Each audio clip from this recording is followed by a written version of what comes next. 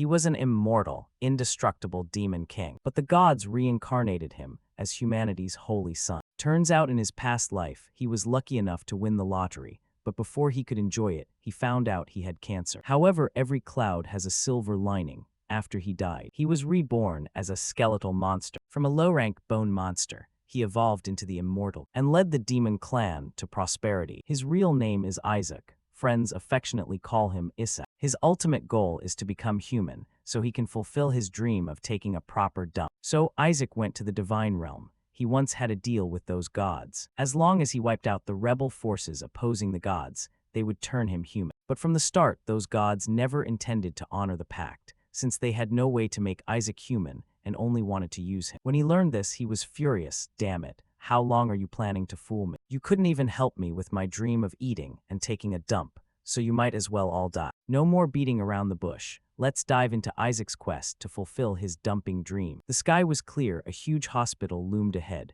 Panic seized him, and one thought filled his mind. I want to live, I don't want to die. The doctor solemnly announced that his disease had never been seen before and would be named after him. After a pause, with regret, he added that he had at most 6 months to live. Clutching the medical report, he was in agony. Those words kept ringing in his head. People around began whispering at his odd behavior, but he only felt hollow. Unable to believe it, he wondered why life had to be so unfair. He'd worked like a beast, just getting a bit stable, and now he's about to die. Wandering aimlessly down the street, someone suddenly grabbed him, urgently warning him to be careful because this place was dangerous. But he didn't care anymore, collapsing to the ground as negative thoughts overwhelmed him. Seeing the lottery ticket tumble on the floor, he bitterly thought how ironic it was that he'd just won the jackpot. Falling to his knees, trembling, he begged fate in despair. I want to live, I'm not ready to die. Clutching the ticket, he wished for a miracle. But then the scene changed. Though he begged to live, he unexpectedly existed as a skeleton. Looking at his new body, he could only exclaim to the heavens,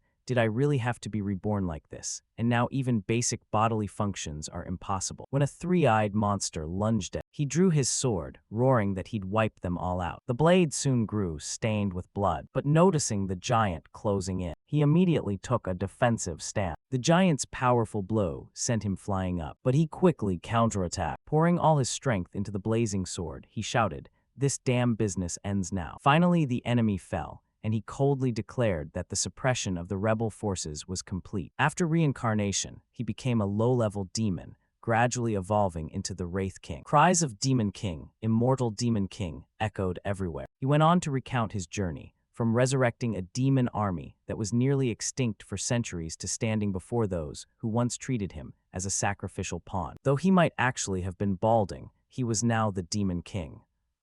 A trembling servant called his name but mangled it completely. Tired, he corrected them. My name is Isaac, not Isaac as you keep saying. But it seemed these people could never pronounce it right. Not wanting to continue the pointless chat, he told them to look after themselves. When someone anxiously asked where he was going, he replied coldly that he was going to collect his reward. He longed to achieve his ultimate goal, to become human. Looking toward the heavenly realm, he declared that he had eliminated all their enemies, and that, per the agreement, they must keep their promise to make him human. But instead of keeping their word, they hesitated, whispering among themselves that they hadn't expected him to complete the task so quickly. Some even muttered about the idea of forcing him to do unpaid work for a while longer. On hearing that, he instantly flew into a rage. I heard every word, he barked, then ground his teeth and reminded them they had promised to make him human if he defeated all enemies. Seeing their hesitation, he cursed under his breath in fury. At that moment, one of the heavenly leaders smiled slyly and asked if he could do one more favor for them. Anger exploded within him.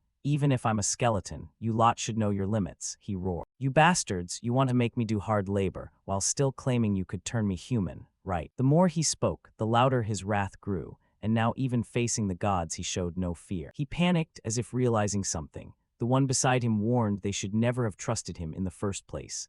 Another, arrogant, wondered why they had to compromise with such a madman. He shouted angrily, are you all just talk? Aside from summoning seals, you can't create or destroy anything. As a wraith, he couldn't truly live, yet they wanted to exploit him. If they couldn't make him someone the heavens feared, then he didn't need them anymore. They grew fearful, scrambling to beg for more time, promising that if he helped them with a few more tasks, they'd grant his wish. But he cut them off immediately, growling that to pay for their broken promise, he would take their lives. He threatened to turn them into dry skeletons like himself. Power surged through him, spreading across the room. He laughed with satisfaction. But then, at that moment, something strange happened. He was surprised to find his magic suddenly vanished, and his body could no longer move. The blonde in front of him sneered, declaring that once he'd written someone's name on the paper in his hand, that person couldn't budge.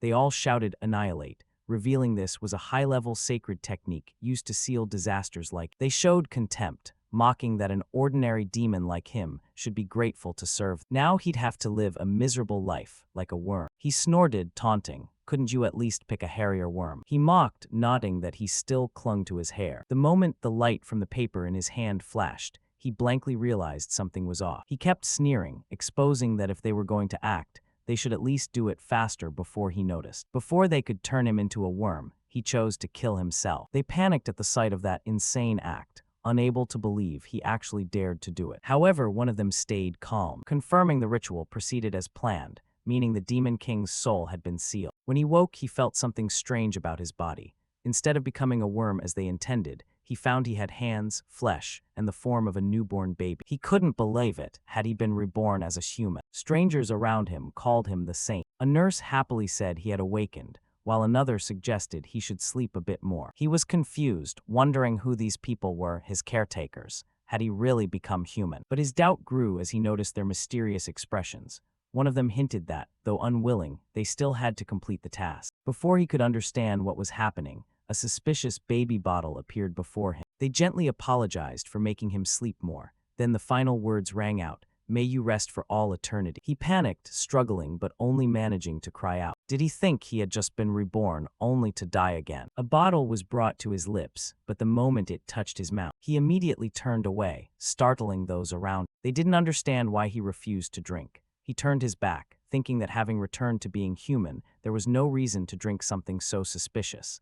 But then he wondered why he had to be human in the first place. His caretakers were puzzled that he didn't behave like a normal baby. Could he even sleep well like this? Someone accidentally called him Isaac, which made him start, "Isn't that his real name?" But they had mistaken it for Isaac. He gradually realized the truth. It turned out he had been sealed. But for some reason, he had been reincarnated into a body with the same name as his own. He snorted, inwardly despising those who sealed him. They thought themselves great, but were careless enough to fail at imprisoning. While he was still thinking, the bottle was forced into his mouth. He resisted instantly, leaving the attendants flustered.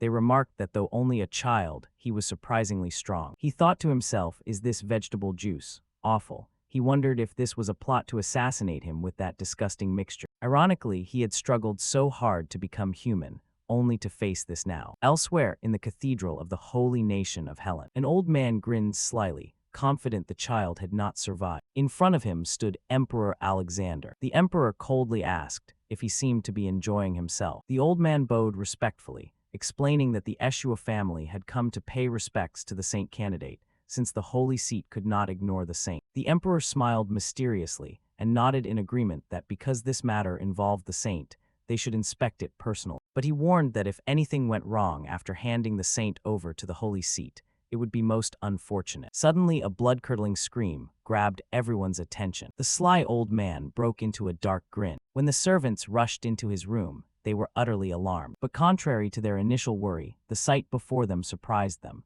He was still safe. He had even finished 15 bottles of vegetable juice. The servants cheered that he ate so well, truly an angel. The old man was stunned, unable to believe his ear. This was absurd. He should have died after drinking that. He was furious because the contents of that bottle were not ordinary vegetable juice, but a saint-slaying toxin, a poison that destroys holy power.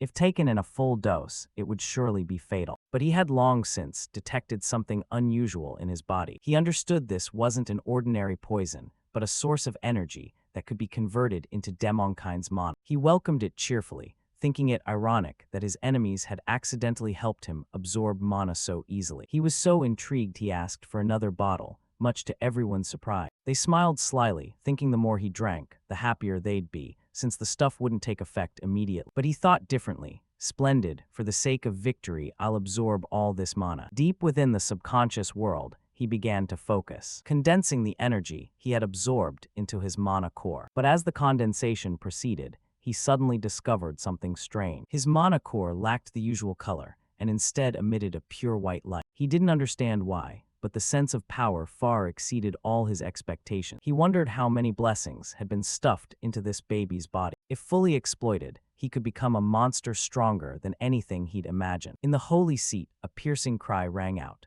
Someone angrily shouted, "Who dares claim the saint will rule the holy nation?" It was the cardinal primate, furious to the core, saying everyone insisted their child was the saint, even the lowliest houses. An old bishop below hurried to reassure them, assuring that all other saint candidates had been dealt with. The cardinal nodded in agreement but remained worried, saying there were unpleasant rumors about. These words unsettled the bishop. He straightened, his face darkening, warning that there was still a saint candidate from the Eshua family. The bishop stammered, mentioning that this family was an important power at court, and explaining they could do nothing about it. But before he finished, the glass in the cardinal's hand slipped, cutting him off. Wine splashed across the floor, looking like the color of blood. The cardinal went on to insist the child would die as soon as the bishop arrived, and that the bishop's task was only to confirm the death. He emphasized everything had been arranged. His expression grew increasingly terrifying, each word seeming to want to snatch another's life.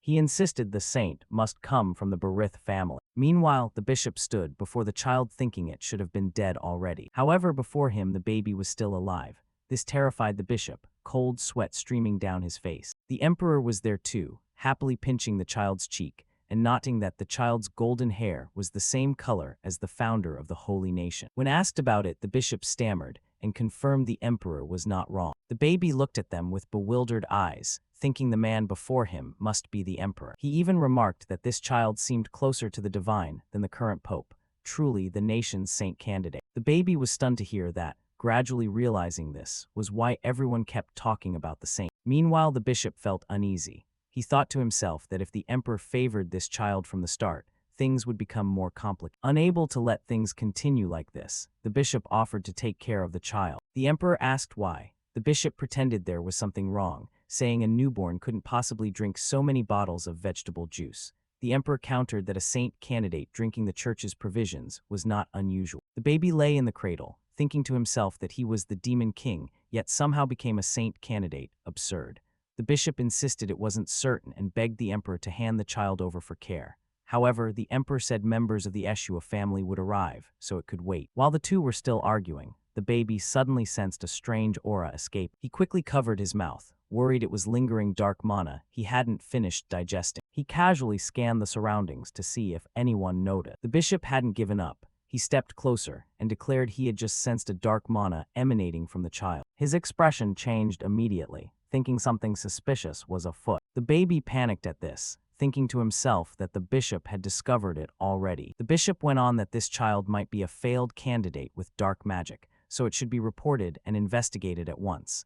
The baby fumed inwardly at these words. The emperor couldn't hide his anger either, shouting how dare the bishop say that about a precious saint candidate. However, the bishop remained calm, asserting the emperor needn't worry, because the pope had already decided to choose a candidate from the Berith family as the next saint. Hearing that, the emperor grew wary, thinking the bishop wanted to promote someone from his own family to be saint, shameless.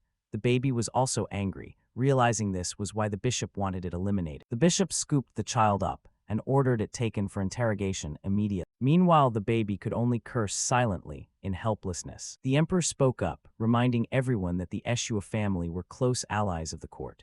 As emperor, he thought the child still needed to be examined. The bishop replied that he understood, but added that the crown prince's blessing could only be granted after the saint was decided.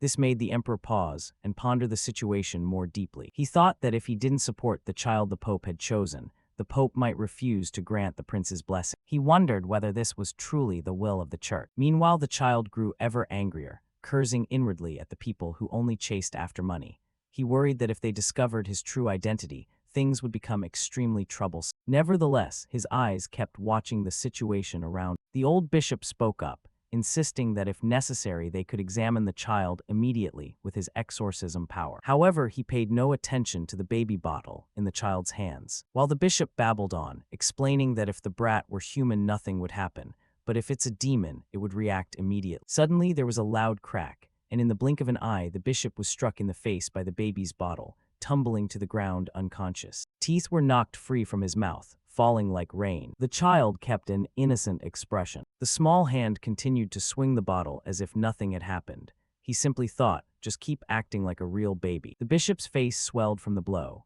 Glaring furiously at the child, he couldn't help exclaiming, "Can a single bottle do this much damage?" But no one paid him any mind. Everyone was busy praising the child, astonished at the light emanating and telling themselves that must be holy power. If so, this child must be a saint. The baby kept its innocent face but felt a bit bewildered. He admitted he could sense holy power within, but what exactly was this source of strength? Not wanting to overthink it, he cheerfully shook the bottle once more and delivered another smack to the bishop's cheek. He wanted to see what else the old man could do to him. The struck bishop was terrified and shuddered, repeatedly wondering if this was some form of dark magic. At this spectacle, the emperor laughed heartily, and the guards around him couldn't help getting excited. Isaac was ecstatic, repeatedly bashing his face while strengthening his weapon.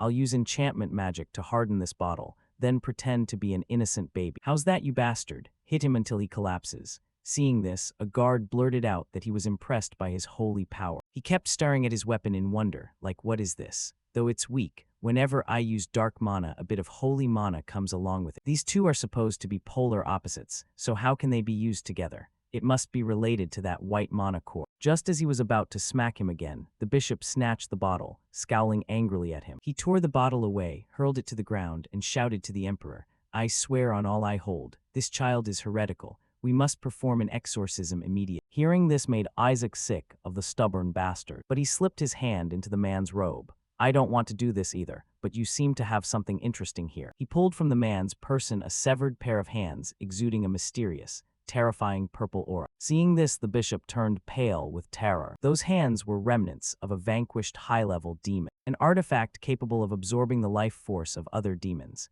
He had been hiding it on himself in case of pursuit. Was he scared that this kid knew about it? Isaac grinned wickedly, feeling very pleased with himself. In an instant, he tossed the hand behind him. "Look closely, you dog. If you keep eyeing me, don't blame me." As the demonic hand touched the ground, Isaac snapped his finger, making the hand transform into a huge demon, leaving the bishop terrified. What, a demon, really? And Isaac looked thoroughly pleased, admiring how big it had grown. A grotesque black shadow with blood-red eyes and sharp claws suddenly appeared in the shrine room. Everyone in the room gripped their weapons defensively and shouted in shock.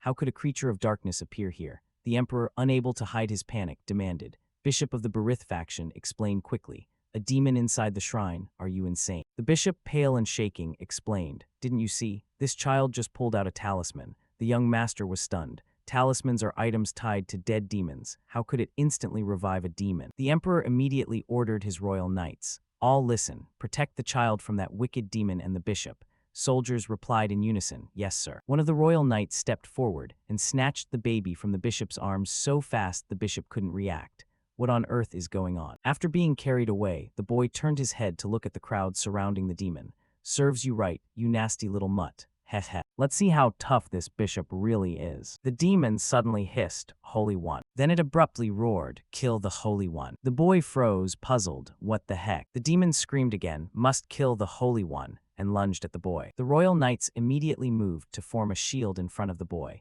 blades drawn to protect the young master. Meanwhile, the boy was baffled, wondering what's wrong with it. "I'm the one who revived it, so why is it targeting me? But hey, with the holy knights beside me, what is there to worry about?" No sooner had he thought that than a holy knight was felled by the demon, collapsing to the floor in agony. The boy didn't expect them to fall so quickly. Are they really holy knights? The demon continued advancing, striking toward the boy. "You must kill the Holy One, save the imprisoned king," it raged. One by one, the royal holy knights were brought down by the demon.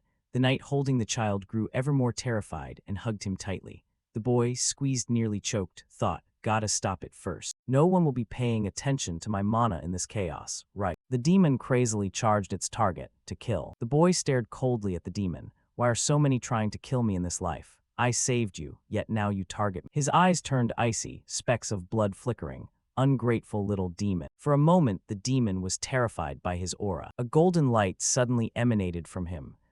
The light grew stronger and stronger, overwhelming the demon. The light radiating from him amazed everyone around at his immense power. The light, as if imbued with divine power, completely dominated the demon, making it panic and try to flee. The demon turned into a swirl of black smoke and flew away. "It's fleeing," someone shouted. The shrine returned to its usual calm. "Holy power is holy power, right? Sir Isaac just defeated a high-level demon. Impressive indeed, he's so young too, truly a young master." Everyone praised without restraint. Looking at his tiny hands, you wouldn't expect. What on earth is that really holy power? How did I manage to wipe them all out? Nonsense, could this strange body have converted my mana into holy power? Wait, then how am I supposed to gather dark mana? This holy kingdom is already short on dark mana. 2 royal knights are escorting the bishop. He's shouting, "Let me go, you fools." He yelled in anger, "That brat is a heretic. He's using demon power. A demon dared set foot in the holy kingdom. Your grace, allow me to demonstrate. I will perform an exorcism to expose his true face." The emperor intervened. "Enough, bishop. How dare you slander an innocent saint candidate as a heretic? And you even unleashed a high-level demon in front of the royal holy knights." The emperor said sternly, "Even if you are of the Holy See, don't think I'll let this slide." The bishop realized the situation wouldn't turn in his favor and began calculating inward. The seed of doubt has been planted in their minds. Soon they'll find a spot. If that happens, it will be disastrous for the Holy See. Even at the cost of my life, I must save the family. So, while scheming, he formed a white wolf with a hand seal, sharp fangs and blood-red eyes, hopping at least to eliminate the saint candidate. The massive white wolf lunged at the boy. Contrary to the nearby knight's fear, the boy remained calm. This stubborn fellow finally shows his true face. Does he really think he can kill me with such a weak attack? As the wolf closed in, he suddenly realized, "Oh, I'm out of mana." Suddenly a blue light appeared in the hall. The light attacked the wolf from all sides, forcing it to howl in pain. A cold, authoritative voice rang out. "How dare you lay a hand on the descendants of House Eshu?" A dashing young noble in a blue cloak entered, followed by several others also in blue cloaks, all with an imposing, devout. They were knights of House Eshua, led by the 7th son of the family, Rilai Eshua. The Eshua heir stepped in and ordered, "Seize that bishop immediately. Obey." "Let me go, you dogs of House Eshua. How dare you touch me?" The bishop resisted, while the boy on the side was busy thinking, "Wait, Eshua, Eshua. That name sounds familiar somehow." The heir commanded his knights to show their respect. All the Eshua knights knelt and shouted in unison, "Hail the heir of House Eshua." The heir turned to the boy, "Sorry I'm late, Isaac." Seeing his imposing bearing, the boy couldn't help comparing. Judging by that solemn look, he must be stronger than the royal knights. "I won't say this makes up for past mistakes, but here's a small gift I want to give you." As he spoke, the heir ordered a knight to take something from his pocket, something shiny. "Oh, is it gold? A gold bar." The knight presented it and said, "This is a model of the Demon King after long ago execution." At that introduction, Isaac froze. Before he could recover, they kept introducing more. "We also have a model of him being burned alive. Would you too like the model of him being crushed?" It made his head spin. "Our heir is so adorable. How can he be this cute?" Isaac was almost in tears. "How can I possibly survive in this crazy family?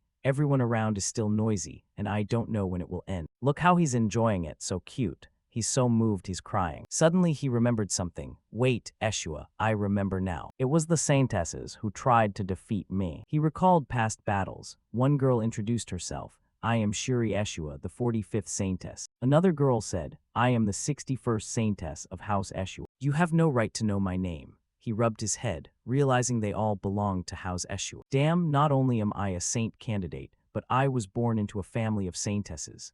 What sin did I commit in my past life to deserve this fate?" Suddenly someone shouted, "Those damned Eshua people over there." A knight holding the bishop shouted, "How dare you? Shut your mouth." The bishop kept cursing, "I knew you were heretics. Where did you pick up that creature, huh? I will expose your true identity," he snarled. A sword was about to be drawn as he continued to insult them.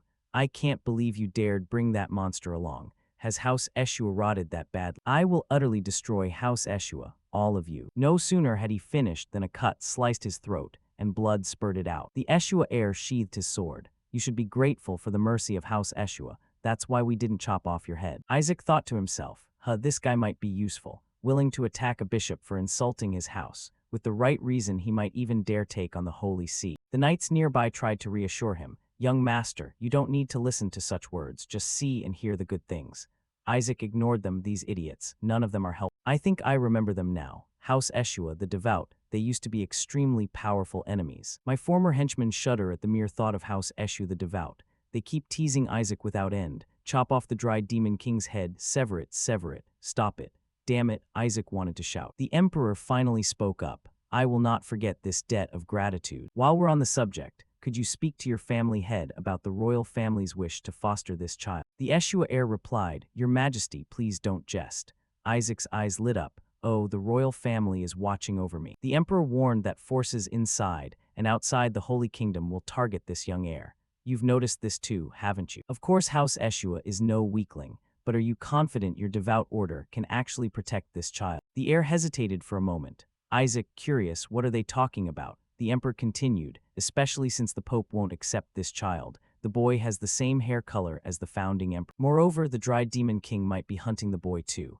At that, Isaac flinched. Wait, I'm the Dry Demon King. Why would I be hunting myself? The heir tightened his hold on Isaac. Pardon me, Your Majesty. Because this child is of Eshua blood, we will raise him as one of our own. Whether it's the Pope or the Dry Demon King, House Eshua can handle them all. Actually, I believe the previous Saintess Melissa would be delighted to meet the Dry Demon King again. The Emperor was at a loss for words. I tend to agree. The Eshua young master continued, so how could we possibly agree to hand the direct descendant of Saintess Melissa over to the royal family for foster care? Wait, Melissa. My final revenge before attacking the heavens was Melissa, the most troublesome, crazy saintess I've ever faced. Not only was I born a saint candidate in a family of saintesses, I'm also a direct descendant of Melissa. What did I do in past lives, seriously? What's a saintess even? After being defeated by the Dry Demon King countless times, they decided to create the ultimate weapon, the saintess. The saintess grows strong, and the Dry Demon King must be killed. A staff forged by the gods to punish evil, a holy warrior radiant light of the Holy Kingdom, and the highest title a knight can hold. With the overwhelming combat power of the saintesses, everyone thought the Dry Demon King would soon fall, their offense and defense rivaling the gods. Strong survival instincts, attacks that disregard self-preservation, beautiful and powerful beings who live long. However, the Dry Demon King is extremely merciless. Isaac recalled that he never killed saintesses, killing them only backfired. When a saintess dies, all her holy power returns to the gods, and that power is used to nurture future saintesses. However, the final saintess Melissa was truly powerful. Unexpectedly, Melissa is my ancestor. The Eshua young master continued. A saintess desires nothing more than the death of the Dry Demon King. House Eshua is the only family that created the saintess, and our sole duty is to defeat anything that stands against the gods. I am confident House Eshua can fully protect this child. Request denied. The emperor pondered. A knight of House Eshua added, Indeed, do you know how many saintesses fell to the Dry Demon King? Isaac grimaced. Nobody did anything. Nobody touched anyone, okay. They kept listing the Demon King's crimes. The Dry Demon King once imprisoned a saintess in a labyrinth after deeming her unworthy of his presence. 5 saintesses died of despair, they said. Isaac felt wronged. I let her go. How was I supposed to know she was so directionally challenged? Damn it, they should have gone to a hospital. The Eshua young master reassured him. It's fine, nothing to worry about. Even if you're cursed, we will do everything to protect you. Isaac felt his chest boil. I'm the one who can't accept that. He continued and hoisted Isaac up. We are very grateful for your birth. Your parents only asked one thing of you, with hopeful eyes, that you not grow up to be like that cruel Dry Demon King. Isaac frowned. To my anonymous parents, sorry for shattering your hopes and dreams, folk. The emperor didn't relent and pressed on. Please reconsider, Rilai. The Dry Demon King was sealed 150 years ago. Isaac then grasped the timeline. It's been that long. Does that mean Melissa is dead? She's 50 since our last duel. In that time, the demon race began expanding its armies. Having a saint beside, you would be the perfect opportunity to boost the Holy Kingdom's influence. So this young heir is very important to the royal family. However, currently there are no saintesses in House Eshua. It's been over a year since the saintess gave birth. The child disappeared along with her husband. Isaac gaped in shock. My mother was a saintess. But the Eshua young master brushed that aside. Even if my brother isn't here, the matriarch remains strong. House Eshua can certainly protect the child. Isaac clutched his head. I thought nothing could surprise me anymore. What could be more shocking than my mother being a saintess? Didn't you say Lady Melissa is currently out hunting the Dry Demon King's minions? She'll be back soon. The matriarch will surely be thrilled to meet her grandson. Isaac bowed his head in pain. She's lived over 200 years. Why won't she just die already? It'll be a while before Melissa returns. The child seems worried. Is he okay? He'll be fine soon. Isaac broke into a sweat, eyes rolling white. You think I'll be fine soon? While my eternal nemesis is still alive and grinning like that. The moment Melissa finds out, she'll burn me at the stake. How could anyone be fine? Melissa was the last person I faced. Isaac clutched the emperor's hand for dear life. He put on his cutest face. Oh, your majesty, please take me with you. Oh, this child. The two began to quarrel again. Oh look, even the boy wants to go with the royal family. He's just a bit overly friendly, Your Majesty. The emperor pulled Isaac closer. The royal family can provide a lot for the boy. Even if House Eshua specializes in producing saintesses, they don't have much experience raising a saint. The Eshua heir wouldn't back down. This child is destined to be a monster-hunting knight, and no family trains exorcist knights better than House Eshua. Besides, the boy is the first saint ever born. Doesn't the royal family also lack experience raising saints? They both tugged fiercely. Royal family is better, no, House Eshua is better. Isaac was exhausted. Oh, please stop. The knights intervened. Please calm down, you'll tear the young master in. Stuck in the middle, Isaac was helpless. I'll go with the royal family, so stop. I don't want to die. Besides, the light that shines on life. That light kept radiating from the emperor, so I'd have a better chance of survival if I went with him. I can't pass up that opportunity. The emperor beamed with satisfaction.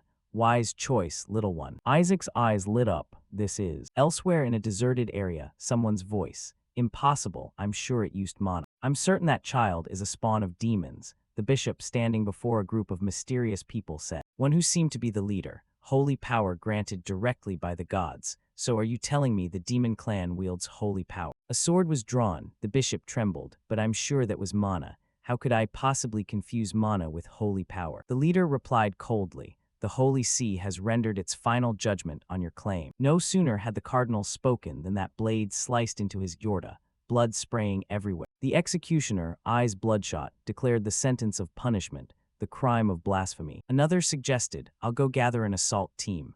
No need, the emperor will take the child anyway. There will be plenty of opportunities within royal territory. We'll plan for that later. In the cradle, Isaac itched his ears. Someone's mentioning him. This time that brat will surely die. From Isaac's vantage through the nursery window, the sunlight outside was dazzling. The sky seemed whiter than ever. He scratched his ear, eyes squinting red, thinking to himself, right now I'm heading to the Eshua residence. From above, it was easy to spot a luxurious carriage, escorted by knights in polished helmets riding horses. The black-clad group that ambushed last night, watching from above, looked bewildered at the sight. The crowd quickly turned to the leader for answers. Wait, sir. The story rewinds a few days. A blinding light appears in the room that piques everyone's curiosity. That light was. Isaac, cradled by Alexander Helcliffe, was squinting so hard he had to cover his chubby hands over his eyes. His head was in a whirl. Why is it so bright, my eyes? Rilai quickly spoke up. Yes, Your Majesty, House Eshua isn't exactly the best place to raise a child. He bowed respectfully and said earnestly, you might think it's just full of demon corpses and mana cores. Isaac, astonished, muttered, your will to survive shines that brightly. A dazzling halo formed around Rilai's hand. His voice, warm and deep, rang out. The most valuable thing in House Eshua at best is the dried demon king's corpse. Hearing this earth-shattering news, Isaac went pale, mouth agape in disbelief. My body, you have my body. Inside he was screaming dramatically. You should have said something first. Isaac quickly reached out his small hand to grab Rilai's, making the man pause mid-sentence. Even so, Rilai, huh? Isaac's face lit up with glee, waving his arms to draw everyone's attention. The tiny baby was just showing he wanted to go to House Eshua. Rilai couldn't resist the cuteness and covered his mouth, moved to tears. Isaac. Back to the present. Isaac lay sprawled, staring out the window with a jumble of thoughts. Even if dragged out of the royal family and into a house, there was no other choice if he wanted his body back. His mind leapt to the image of a fearsome skeleton clutching a magic orb. The body he'd trained with magic to rival the gods. If he could reclaim it, those of you would be nothing but dogs. Thinking of the blinding light Rilai summoned, he felt more certain of his decision. Besides, it was the first time he'd seen such a brilliant will-to-live glow. Following Uncle to House Eshua would greatly improve his chances of survival. On the carriage, a blonde knight was curious why the Pope's forces chased young Master Isaac. Hearing this, Isaac clung to the edge of the cradle to eavesdrop. I'm also wondering why they're so panicked. Rilai didn't hide it because they received a prophecy from the gods. It said the saint would become a child of the divine. The two on the carriage kept chatting, unaware he was listening, meaning he'll be the next pope. Indeed, that's why those Berith people want a saint. Chubby Isaac's face filled with dark suspicion at how the story was twisting into something bizarre. He quickly ran through some facts in his head. The Pope, the most powerful cleric capable of using level 10 holy arts. To all clerics and holy knights, he was no less than a king. In the Holy Kingdom, he held power nearly on par with the emperor. Isaac propped his leg up, stroking his chin in deep thought. For thousands of years, Berith produced popes, so they're hysterical at the idea of a saint stealing that from them. Thus, every other house wants to breed a saint. Just then, admiring murmurs outside the carriage caught Rilai Eshua's attention. He stuck his head out and asked the coachman what was wrong. The man awkwardly tipped his hat and replied, "Young Master Rilai, we've arrived at the duchy, but there's a small problem." In the distance behind the coachman, 3 gate guards were slowly approaching. One who appeared to be the leader raised a hand to stop them. "Sorry, but you cannot enter the duchy." Seeing the tension, Isaac also poked his head out to snoop. "What's it this time?" Rilai growled angrily and shouted, "Do you dare not recognize the Eshua sigil? How were you educated?" The lead guard grinned, revealing sharp fangs. He hissed, "Of course you cannot enter." No sooner had he spoken than he lunged forward, his hand morphing into a claw, ready to strike. "We must wipe out the child who inherits the Saintess's bloodline." The knights were horrified at the transformation. Demon Isaac, leaning at the door, also jumped in shock. "What the hell is this? I'm sure I ordered a ban on attacking human territory. What is the new Demon King doing?" The red-haired demon grinned nastily, pointing as he announced, "Hear this, lowly humans. Our exalted king has ordered the saints and saintesses to be killed without hesitation." At this, Isaac was left speechless. Of course, the new Demon King has taken the throne. The red-haired demon continued his harangue. "In the name of our great dried Demon King, King Isaac, we will slay the saint." Hearing this bluster, his round face twitched and he muttered, "In the name of a monkey, when did I say that, you idiot?" The demon horde, bristling with demonic chi, bared fangs and claws in menace. "If you hand the child over to His Majesty the Dried Demon King, we might spare you." Before they could finish, a bolt of lightning struck, instantly turning one demon to ash and freezing the others in place. After the flash, the demon was nothing but burning flesh collapsed on the ground. Terrified but defiant, one still gritted his teeth and threatened, "You lowly holy knight." Rilai ground his teeth. "How dare you speak that way to an exorcist of House Eshua? I see you don't want to die quietly." He drew his sword and pointed it forward, his face hidden in shadow so his expression was unreadable. "Listen up." Rilai flipped his grip on the sword and said slowly, "To protect all the small things in this world, House Eshua will destroy all evil." The knights swiftly lifted their swords to mirror Rilai Eshua's motion, their morale surging at the unanimous cry, "We will hunt your kind to the very depths of hell to wipe you out." Rilai's hair fluttered in the wind, his eyes sharp as he sneered, "I can't believe that cruel dried king actually sent his minion." The demons, not yet mourning their coffins, charged forward bloodthirstily. "You lowly humans dare." The lizard demon lunged, claws slashing, roaring in fury, mocking Demon King Isaac over his resurrection. House Eshua's knights showed no sign of wavering and quickly raised their swords in defense. The blonde knight grabbed Isaac and covered his eye. He reacted fast, snatching Isaac and leaping aside. Though they escaped danger, he still offered a hurried apology. "Forgive me, young master." Isaac, carried away in the hasty retreat, was dazed and not yet fully recovered. "What happened? Is someone impersonating me?" The blonde knight quickly ran with Isaac to a secluded corner of the woods and stopped. He gently set him down on a patch of grass and instructed softly, "Please wait here." The blonde knight swiftly cast a magical barrier around Isaac and promised, "I will return at once." Isaac was amazed at the barrier, security barrier. Isaac stretched his chubby hand, thinking to himself that even a high-ranking demon probably couldn't break this. It's really strong. After checking for a moment, he showed a refreshed, satisfied expression. Since nothing can get in from the outside, nothing inside can get out either. Deciding quickly, Isaac closed his eyes and focused. If so, activate the will to survive and release the magic. The surrounding space transformed wondrously, a busy sea of stars filling Isaac's mind. "Hear my call, you made by magic, but endowed with intelligence." At the whispered incantation, a shadowy figure with a sloped shape that didn't look gentle appeared. But as it opened its eyes, the evil look vanished and only cuteness remained. "Master, my lord." Isaac quickly covered its mouth. Got it, long time no see. Be quiet or I'll grab you." The observer quickly expressed longing to his master. "I thought I'd never behold your glorious face again." He chimed in, "I thought I was done for too." Looking at the cheerful pile of black bones, Isaac pondered a bit and murmured, "It's been a long time. Although it's a detection spell, it has its own consciousness. I made it because manually using scrying magic and analyzing results was a pain.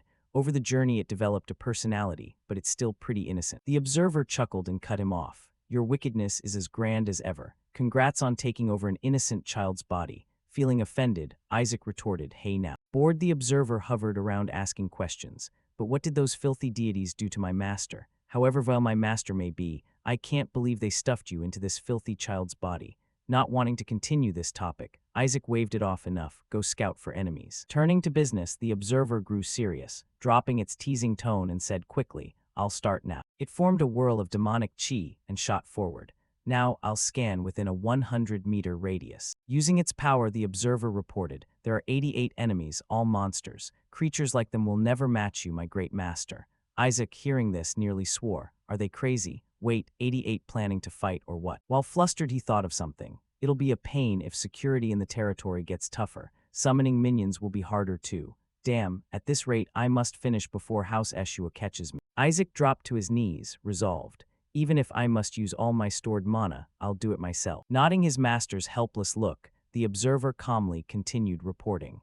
Currently there are 51 enemies. It quickly updated with important news. Enemy numbers are dropping fast, now only 31. He was a bit startled. What, how did that happen suddenly? Doing its duty as a ticker, the observer updated again. Now 13, young master, something's coming. Rilai was startled and urged, form defensive ranks. Just as they were swinging fiercely, the demons skittered over to the spot. Only 4 left. Finally, you arrived, brother. The lizard demon licked its lips and urged, grinning nastily, let's go together. The observer bowed its face with no clear expression, muttering repeatedly, today we will take the saint's life. The saint. The lizard demon hadn't finished his sentence before taking a full blow to the belly that shocked the others.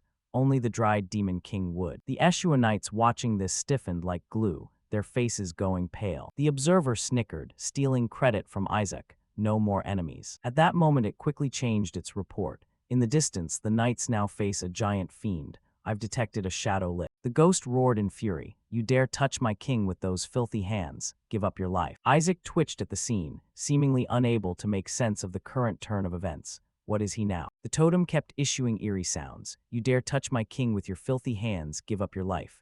Watching this made him turn pale. What's wrong with him now? The totem's gaze grew murderous as it rasped, my king, my sole master. The totem radiated ever more intense killing intent. It shouted, and you dare lock him inside the body of a lowly child.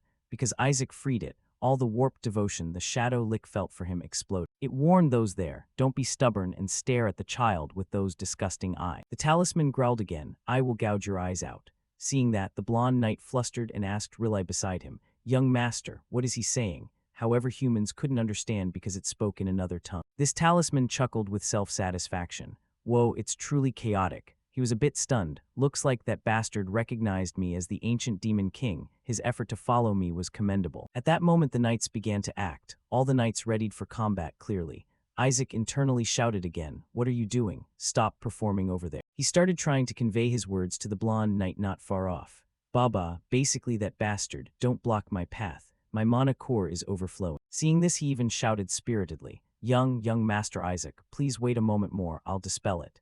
Then that eerie laughter echoed. The talisman couldn't help but gloat. My master has recognized me. My guiding light has acknowledged me. Yet in the blonde knight's eyes there was only fear and screams. The young master of the demon clan is showing hostility. At that moment the talisman zipped through the crowd of knights. I will go to my master immediately. Rilai quickly realized where that path was headed. That lowly thing was aiming for Isaac. The talisman lunged madly. Filthy holy knights, how dare you seal him in such a filthy place? Isaac panicked a bit. I've been noticed by him. He couldn't help feeling helpless. He couldn't let his mana core be exorcised. Isaac did his best to convey, start by breaking this protective barrier. At this, the talisman laughed excitedly. It kept targeting Isaac's protective membrane. I've received orders from my lord. The blonde knight cried out in a panic. Young master, Rilai's shield magic is also quite alarmed. Isaac smiled faintly in satisfaction. Escorted by the talisman, he praised it. Well done. Isaac reached out with both hands to grasp the talisman. Now don't cause trouble. Take a rest. It still didn't understand anything and spun around. Its master then hurled it away with a blow, sending it flying far. Only a scream remained. Why? Rilai saw this scene and went pale. Could it be? Isaac remained relaxed there, from which one could guess it had talismanized into a demon clan. The blonde knight couldn't help exclaiming happily. He turned a talisman into a demon clan on the first try. Isn't he extraordinary? The others also cheered Isaac on. That's a sacred spell that normally only cardinals or holy maidens of considerable power can use. Isaac thought to himself, it's not even a sacred spell, I'm just using. Rilai guessed it was definitely a talisman transformation sacred spell, but even with such a high-level sacred spell used, it's strange that he couldn't sense any holy power from it. The blonde knight figured he knew. People only reveal their true worth in danger. He recalled the events then, and that thing had also rushed at the young master. I'm sure even the dark lick sensed danger instinctively and hurried to remove the source of threat. The blonde knight kept flattering Isaac inwardly. Our young master is magnificent. I'm certain of it. I'm completely sure the young master is the Holy One. Riley pondered for a moment. He had a point. Even demon clans came here to target the baby. Even if he's not the Holy One, that child has something special about him. He gritted his teeth and wondered, but why does it have to be a boy? Riley reflected that, because of the ancient demon king's curse, the male children of the Eshua family would. Suddenly the blonde knight's voice rang out, cutting through his thoughts. I've made up my mind. He hugged Isaac resolutely. As captain of the Azure Faith, I will protect Isaac's future. You will become the future of the Eshua house. Riley was a bit surprised to hear that. He smiled faintly and replied, understood, I'm the fool. Riley reached out to lift Isaac. I've always feared the ancient demon king's curse. This child will bring honor to the Eshua line. He lifted Isaac and declared confidently, let's go home. Isaac, uncle will teach you many things. Riley continued, you have extraordinary talent, so I'll raise you to be an exceptional knight. Isaac thought to himself, I won't become that. Just return my body and we're even. Riley then said something that left Isaac dumbfounded. Even if you won't live long, I'll protect you at any cost. Isaac was stunned. What the? Riley declared his name would spread across the continent. Isaac protested vehemently. Whoa, wait, I feel like you just said something super embarrassing. Riley misunderstood. Of course I know you'll like it. Isaac shouted, I won't. Riley suggested that once home he'd start by teaching him how to curse that dishonorable ancient demon king. Isaac silently cursed the damned Eshua family. At that moment, the carriage arrived at the Eshua duke's residence. The statues were carved in gleaming gold. Even the building's architecture was exquisitely ornate. Isaac glared at the outside scene in growing anger. These Eshua bastards tear demons apart with gusto, yet live in such luxury. How much did this pile cost? Isaac remembered his time among the demons, and how those bourgeois scum made him toil, until his clothes wore thin to feed his children. The shadow murmured softly to him, oh my master, this place is on a whole other level compared to our crumbling palaces. Sell a few of those sculptures, and we could buy a dozen demon king castles. Isaac retorted, I know, shut up. Riley carried Isaac and said, this is the Eshua household. Isaac, this is the cradle of monster hunting and exorcism on the continent. He held Isaac up to look around. A group was training on a scarecrow. When you're older, you'll be like those kids. They took turns striking the scarecrow with sticks, shouting, die, demon king. They beat it with visible anger, half-heartedly at best. Curse you, your limbs torn apart won't be enough, ancient demon king. Those words kept echoing, die, die. Isaac froze in place. What are you teaching the children? Is this a fanatic family? He reassured himself, whatever, it's not important. Isaac vowed, once I infiltrate the Holy Empire, I'll burn the Emperor and make this place the Isaac Empire. The shadow whispered in his ear, what are you doing? Holding a grudge against kids playing? Pathetic. He told it to be quiet and went to survey the surroundings. It busily replied, of course. A magnificent building glowed, drawing gasps. Oh, Isaac watched and murmured calculations, exquisite. Are those all monocores? There are dozens. The shadow agreed. This is the first time I've seen so many monocores concentrated in one place. How many demons did they slaughter? At that moment a servant announced, we have arrived, young master. Riley stepped down from the carriage and ordered, prepare a room for us, he'll stay with me. The steward stammered, about that. He hurriedly reported, sorry young master, we've been ordered to take young master Isaac to the annex. Hearing that, Riley was puzzled. The annex, why? The steward awkwardly replied, the fifth young master ordered that young master Isaac must never be brought into the main house. Isaac was thoroughly annoyed. What now? Riley was naturally just as displeased. You want to send Isaac to that deadly cursed place. Isaac grew more puzzled. This family really excels at hypocrisy. Ever since I crawled around as a newborn I knew it. The Eshua house is falling apart. Riley complained, he's really making a fuss for nothing. Isaac quietly agreed. Right. I can live in the mansion. Why must I go to the annex? Whisper murmured in his ear. The monocores are in the annex. Order them back. I can't let my nephew stay in that ghost-haunted place. Hearing that, Isaac vehemently objected. No, the annex. I must go to the annex. Isaac's words were incomprehensible, and Riley tried to reassure him about Uncle's room. Uncle will read you holy tales of how the great saintess fought the ancient demon king as a bedtime story every night afterward. Then Uncle will teach you exorcism techniques made specifically for the ancient demon king. Isaac turned pale with fear. Damn, that's an exorcism on me. You trying to kill me? Just then a voice rang out. It's just picking up a homeless kid. Why are you making such a fuss about it? The man grinned. Obviously I already said I'd send that kid to the annex. That rude fellow even opposed Riley. After so long, you're actually going to defy your brother. That man was none other than the Eshua family's fifth son, Gol Eshua. Isaac turned his head and exclaimed, ooh. Seeing the two face off, he concluded the guy was a bully. Goal taunted, "Put that thing down. I'll send it to the annex." Riley angrily protested, "Are you joking? This child is a descendant of the Eshua house. We won't send him to the annex used for exile." Isaac wanted to scream inwardly, "Hey, put me down and just send me to the annex already." Goal reached out and touched Isaac's cheek, asking, "Where did you find this skin and bones kid?" He even mocked descendant like it was a joke. Hearing that, Isaac thought he liked the idea of being sent to the annex. But what's up with this jerk? Are you a cleric or a thug? Isaac sighed in relief and decided,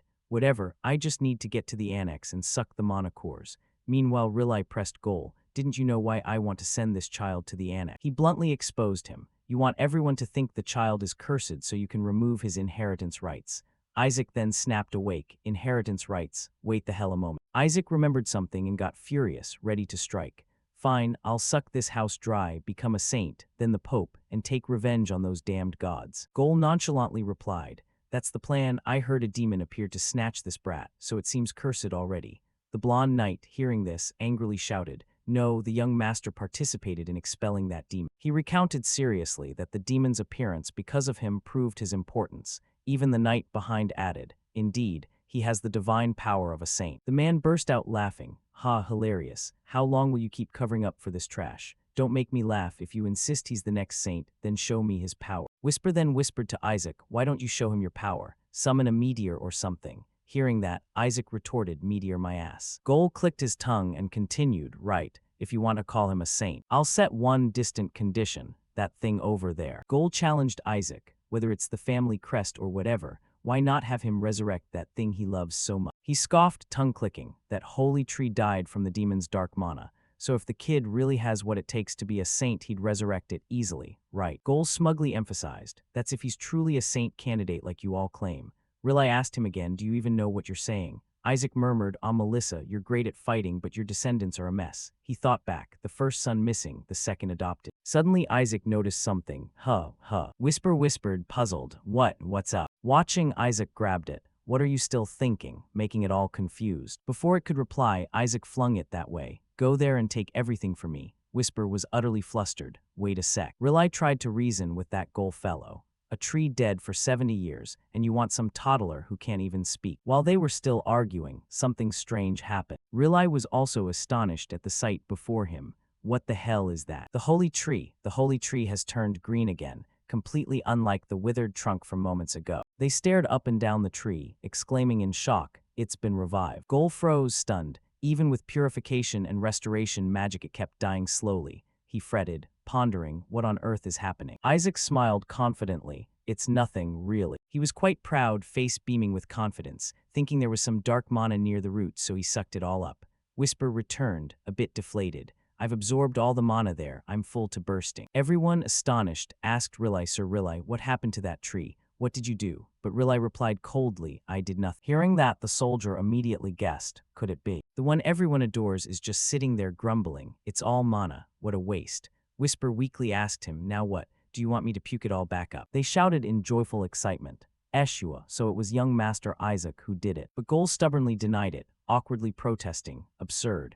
No one in this family has ever been able to save that tree. How could this brat do anything?" He stood there speculating to himself while no one paid attention. Someone must have helped him. Yeah, it must have been Riley. But everyone's attention turned to Isaac. Of course, young Master Isaac stands out. First exorcism, now purification. Goal clenched his fists, unable to accept the truth. "You did it, didn't you?" But Riley didn't understand what he meant. "What do you mean?" Goal grabbed Riley wildly and accused him. "You must have gotten help from the Saintess, then made it look like that filthy brat did it, right?"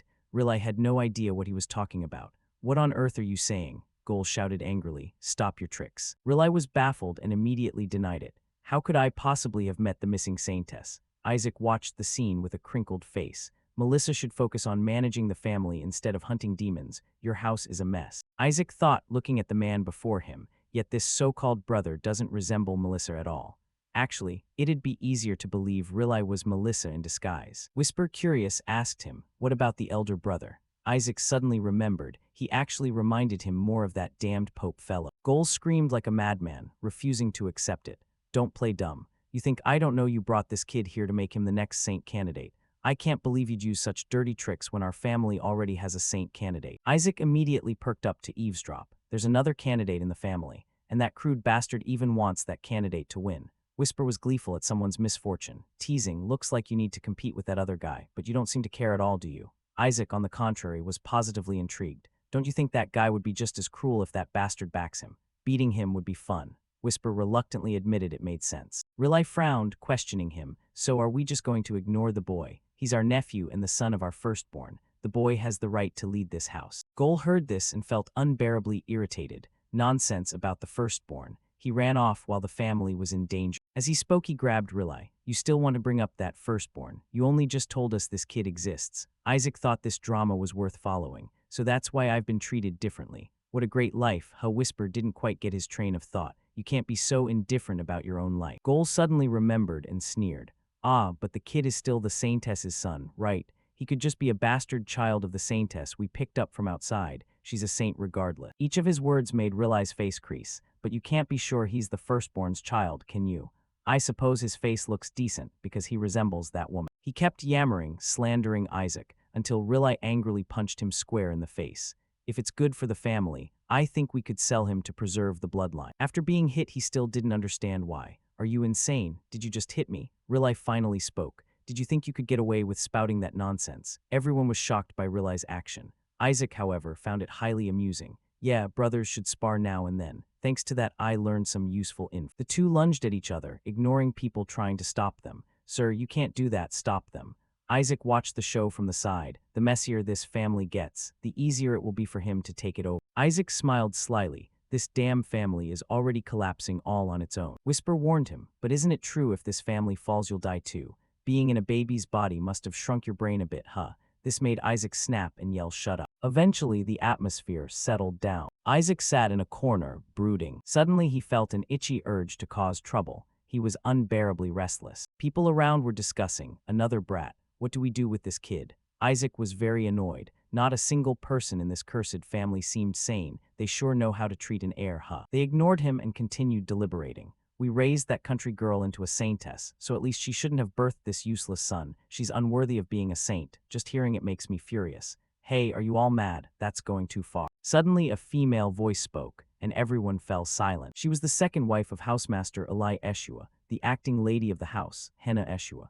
Riley, we decided to raise this child in the annex to avoid attention. She demanded coldly, why did you allow this child here? At a glance, Isaac understood. She was openly hostile, clearly the one behind those trying to shove him to the annex. Gol, whose face was already ugly, looked even harsher, grinding his teeth. The acting lady is asking you, so answer. Riley, Isaac guessed she must be the mother of this shameless uncle. Riley looked around and asked, is father not here? Henna explained, though her words weren't very convincing.